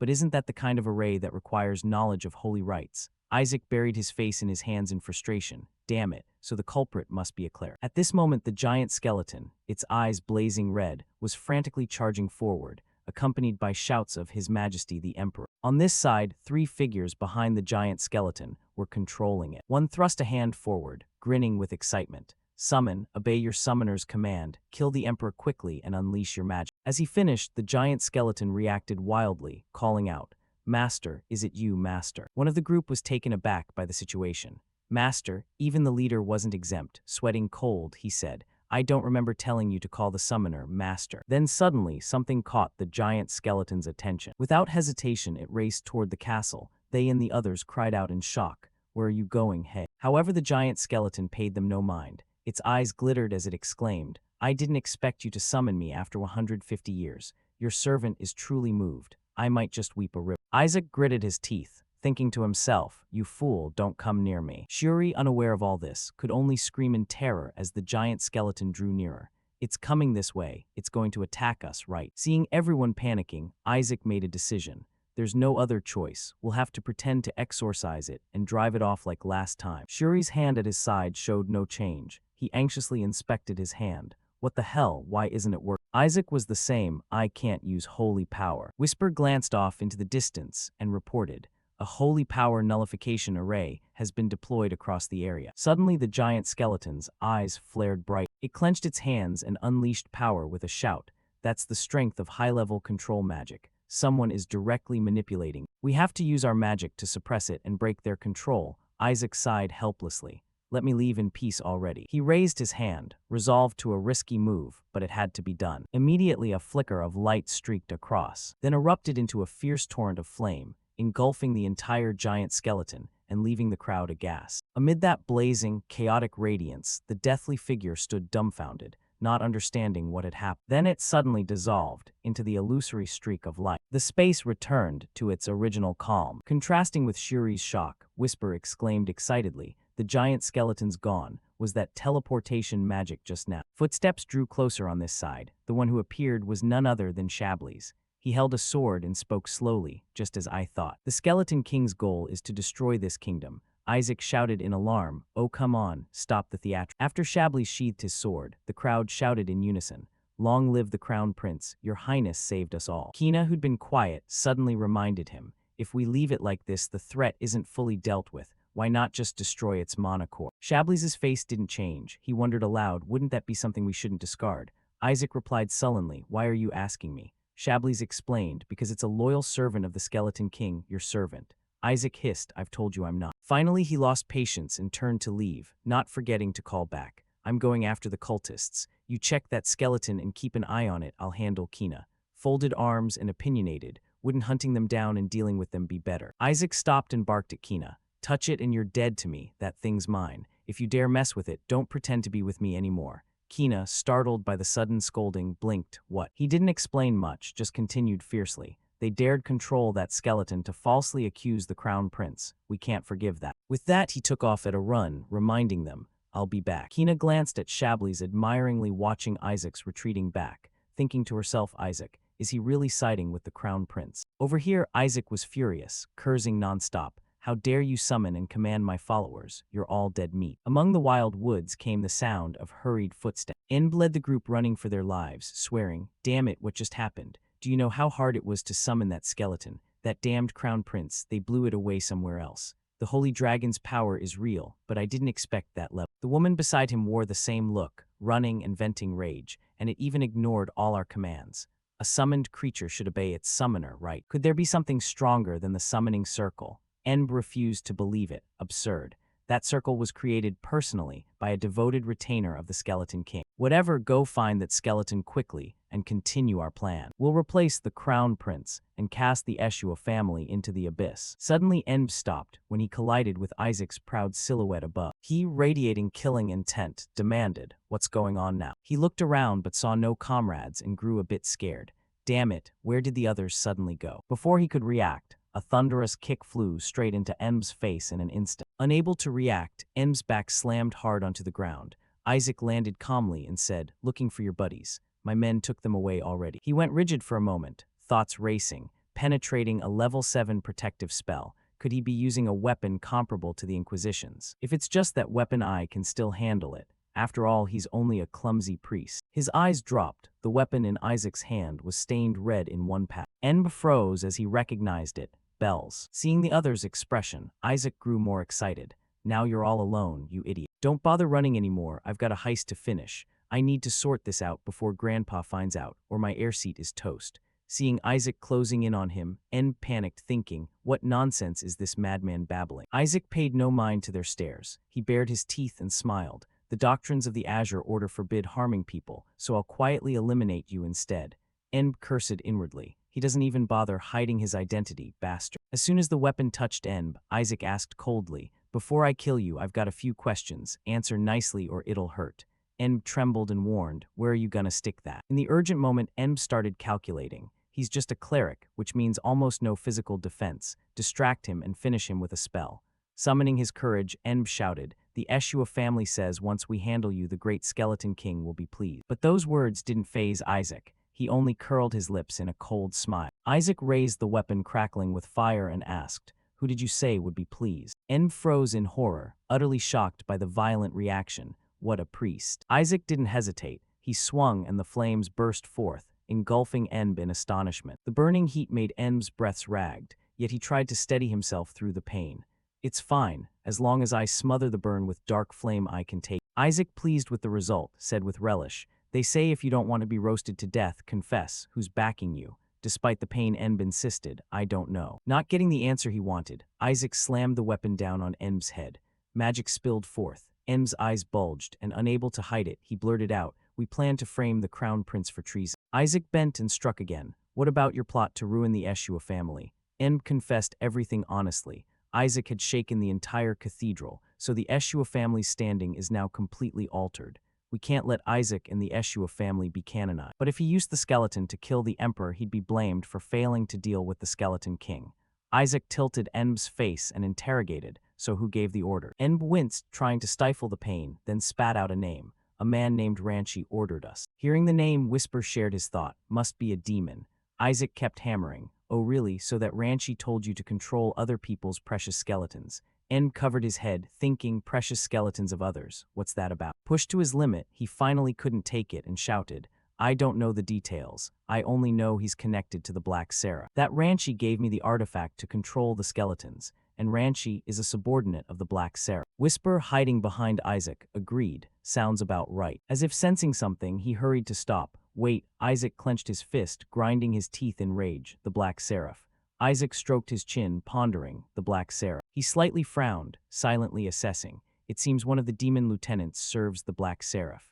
Whisper added immediately that it's highly possible the Black Seraph colluded with someone in the royal family to assassinate the emperor. Isaac sighed once. The most likely candidate is the emperor. He finished and glanced at Enb struggling on the ground, a flicker of doubt arising. "But why does the name Black Seraph sound familiar? I'm sure I've heard it somewhere before." Before he could place it, Enb sprang up, filled with murderous intent, charging and shouting, "You brat, die, you little rat." Isaac stood motionless, seemingly unfazed by the outburst. After a moment, Isaac curled a smile. told you, lands change easily, nature not so much. Just as M closed in, a giant skeletal hand appeared from behind. No one knew when the skeleton had shown up. It stamped down decisively, crushing M beneath its foot. Isaac planted his hands on his hips, looked up and scolded, I told you to stay with Shuri. What are you doing here? The giant skeleton panted and answered, I feared you might get hurt, my lord. Then suddenly it dropped to its knees and wailed. Isaac cried out in alarm, what's wrong with... The giant skeleton sobbed and poured out its heart. I can't believe my almighty master has turned into a fluffy creature like this. It slammed its skull to the ground and lamented, what a tragedy, wait here. I'll tear that disgusting hide off for you soon. Angry at the giant skeleton's antics, Isaac gritted his teeth. I should really snap its neck. Suddenly a shout came from afar. It's around here. I sense a large amount of dark mana in this area. Isaac placed his hand on the giant's skull, calling forth a surge of spirit energy as if to gather it in. We can't get caught here. Then he calmly summoned power, divine punishment, attribute conversion. Isaac's face remained utterly composed from start to finish. After a while, the giant skull transformed into a small, adorable dog. Whisper got excited at the sight and quipped that hiding her was clever. She's a high-ranking demon, so sending her straight to the Shadow Realm would be tricky. No sooner had he finished speaking than Isaac decisively flung the doll into the air. The giant skeleton wailed, my lord. We've just reunited, why part so soon? Whisper asked helplessly, didn't you tell us to keep her? Isaac bluntly admitted, caught red-handed and you're done for. It got another faceplint, thrown into the holy pool. Will that do? Isaac confidently reassured, it's fine, I've already changed her attributes. The crowd led by Shuri reached Isaac. He worriedly asked, are you okay? Observing the scene from the nearby bushes with Shab, the group murmured, looks like you're fine. They rushed over cheering, well done, you captured this spy. A companion added, you've done a great deed. Isaac didn't reply, he cut to the chase. I heard this criminal name drop the Black Seraph. Does anyone know who that is? A friend cried out in shock, the Black Seraph is that vicious criminal. Everyone shared the expression, he's targeting the holy nation. A friend shouted in astonishment, the Black Seraph is that vicious criminal. Benjamin had the same look, he's aiming at the holy nation. Upon hearing it, he froze like stone. What the hell, did I really sign a pact with someone like that? Whisper leaned in and muttered, those con artists are rampant, huh? The blue-haired friend scanned the fallen foes and breathed out, he seems unstable. How did you control him? Isaac glanced away, not revealing the truth. His artifact went out of control and he collapsed on his own. While they chatted, Shablies arrived. He walked up behind Isaac and praised him. You truly did not disappoint me. Isaac jolted, astonished at the sudden appearance. Where did this guy pop out from? Ignoring Isaac's look, Shablies continued, you've worked hard. Young Master Eshua, shall we return to the palace? The royal family will reward you generously. Scene shift to the magnificent castle, standing solemn under the sunlight. The next day, royal banquet hall. Isaac focused on eating from a lavish spread as whispers rose around him. Word has it young Master Isaac caught the cultist, and his family gets credit again. Seeing the weapon on the table, Shuri winced and complained, could you put that blood-stained bell somewhere else? Isaac replied nonchalantly, the Emperor requested it. He wants me to precisely explain how I caught that guy. The fellow shouted helplessly. You can just explain it with words. But how did you get that thing in here? Weapons aren't allowed in the royal palace. Isaac innocently answered honestly, what do you mean? How so? The bell's always in my underwear. While they argued, a deep warm voice cut in, how delightful. Alexander entered, smiling kindly and praising. I'm very pleased you put my gift to good use. Recognizing who had appeared, Shuri sprang up, Your Majesty. Alexander smiled and nodded. How could I not be great? Not only did you cherish the gift I gave 10 years ago, you used it to catch the criminal who tried to assassinate. Shablies, standing beside Alexander, curled a proud smile. Another voice chimed in, drawing Isaac and the Emperor's attention, truly worthy of being a contract holder of the greatest god. The Empress approached and spoke graciously. Indeed, I asked you to handle that, but I didn't expect you'd actually catch the spy. Isaac stared at her angry, yet forced smiling face. A thought crossed his mind. You must have planned to pin treason on the crown prince, so you're pretty bitter it didn't go your way. Whisper hid in his cloak and excitedly added. She must be furious. Her plot to frame the prince collapsed the moment the Black Seraph was revealed as the real culprit. The Empress wasn't done. She continued. I assume young master requested a reward. May I, as Empress, personally bestow one for protecting his majesty.